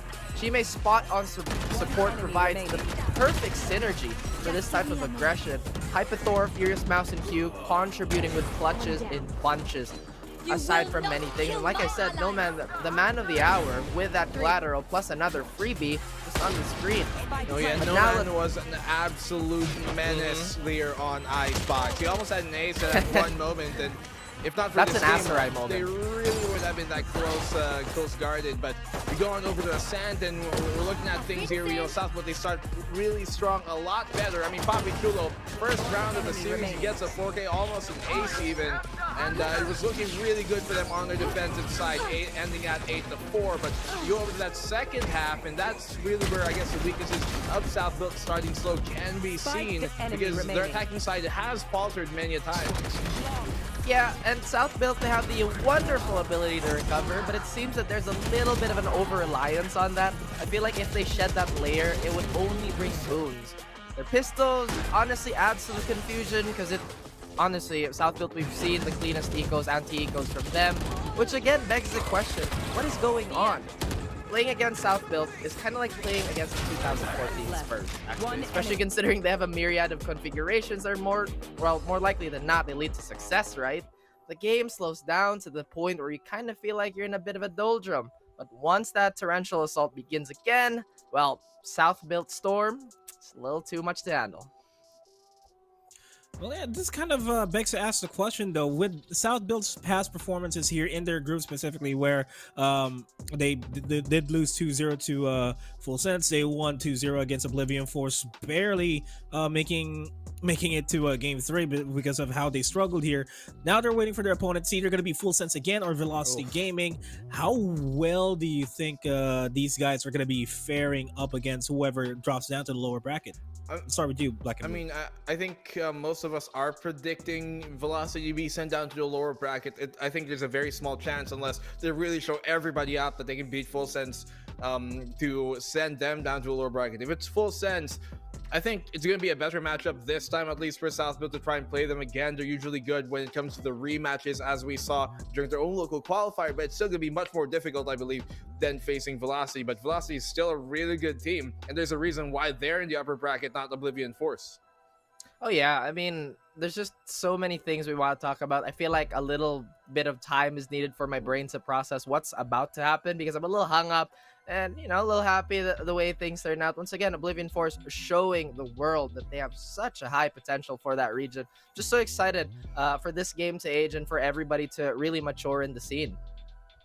Yeah, and speaking of being excited for what's about to happen for South Built Esports, let's have a look at the groups here, so that for the guys that are just tuned in right now, you'll get a good understanding of what we have in store for you for the next couple of days.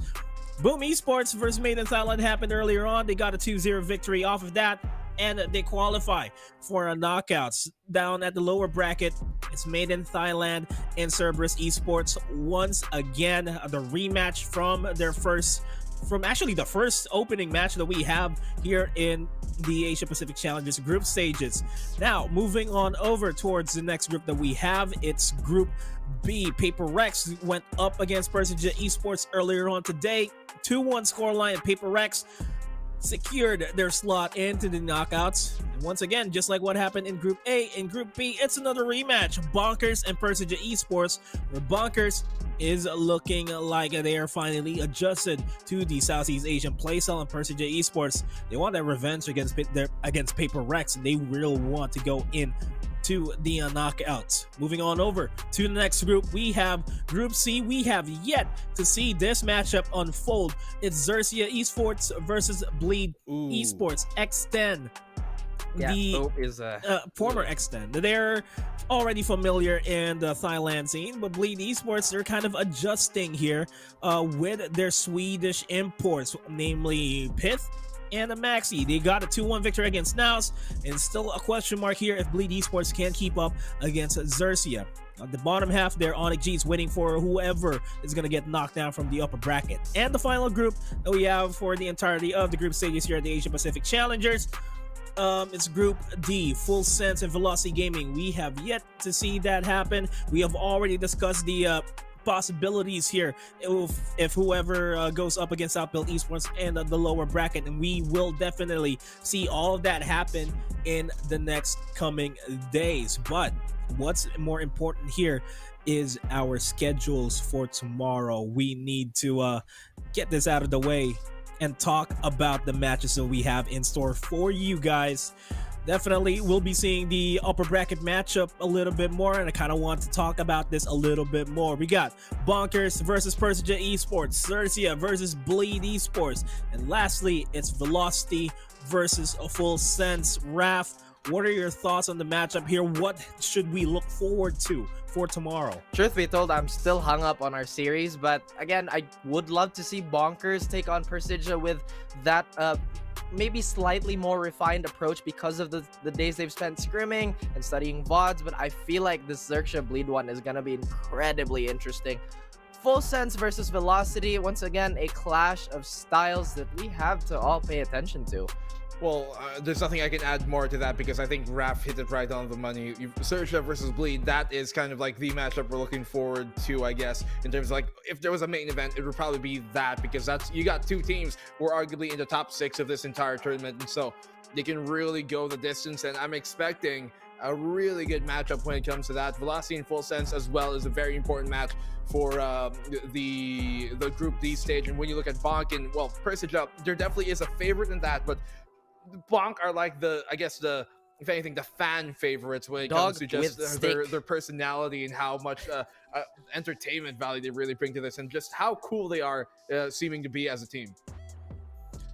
Yeah, with that, I mean, we'll see a little bit more of Bonk. We'll see their social media unfold as well for the rest of the teams who have been slowly getting active in the social media scene as well. So you guys can go ahead and give them a follow. But before we wrap up the entire day, any final thoughts to partake to the viewers before we end the entire show? Let's start with you, Nico.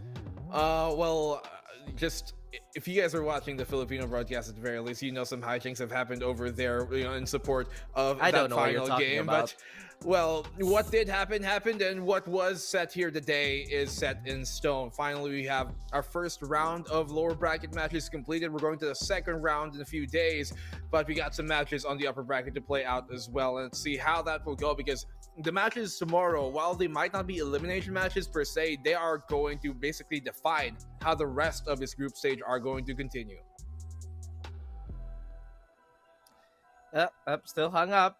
Still pretty hung up. I'm thinking about it, like, what a series, what a day we have tomorrow. And I mean, everything has been said, really. It's still pretty early on the night, but we cannot wait for the rest of our APAC Challengers to play out. And I'm pretty sure the viewers at home cannot wait as well for the day to start tomorrow. So with that, on behalf of everybody here on the casting desk and on the panel, and everybody all across the Asia Pacific region that's broadcasting right now simultaneously, I'm Nomad with the Black and Blue and Raph. We'll see you tomorrow for more explosive action here at the Asia Pacific Challengers. Could have been effing you in Paris. I don't wait for the drop. I just flow from the pop.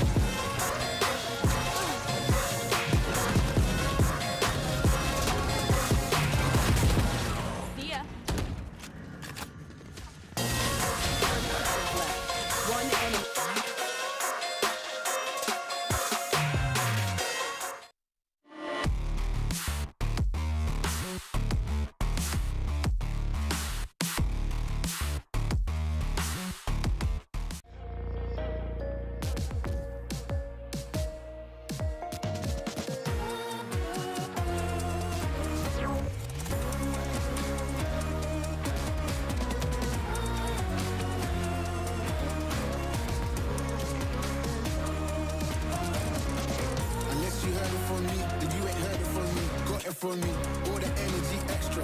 You don't wanna see me with the hit list. Generations pull up, look how things will switch. People they're quick, now they wanna move at the bits. Boy wanna go to a bitch, nah.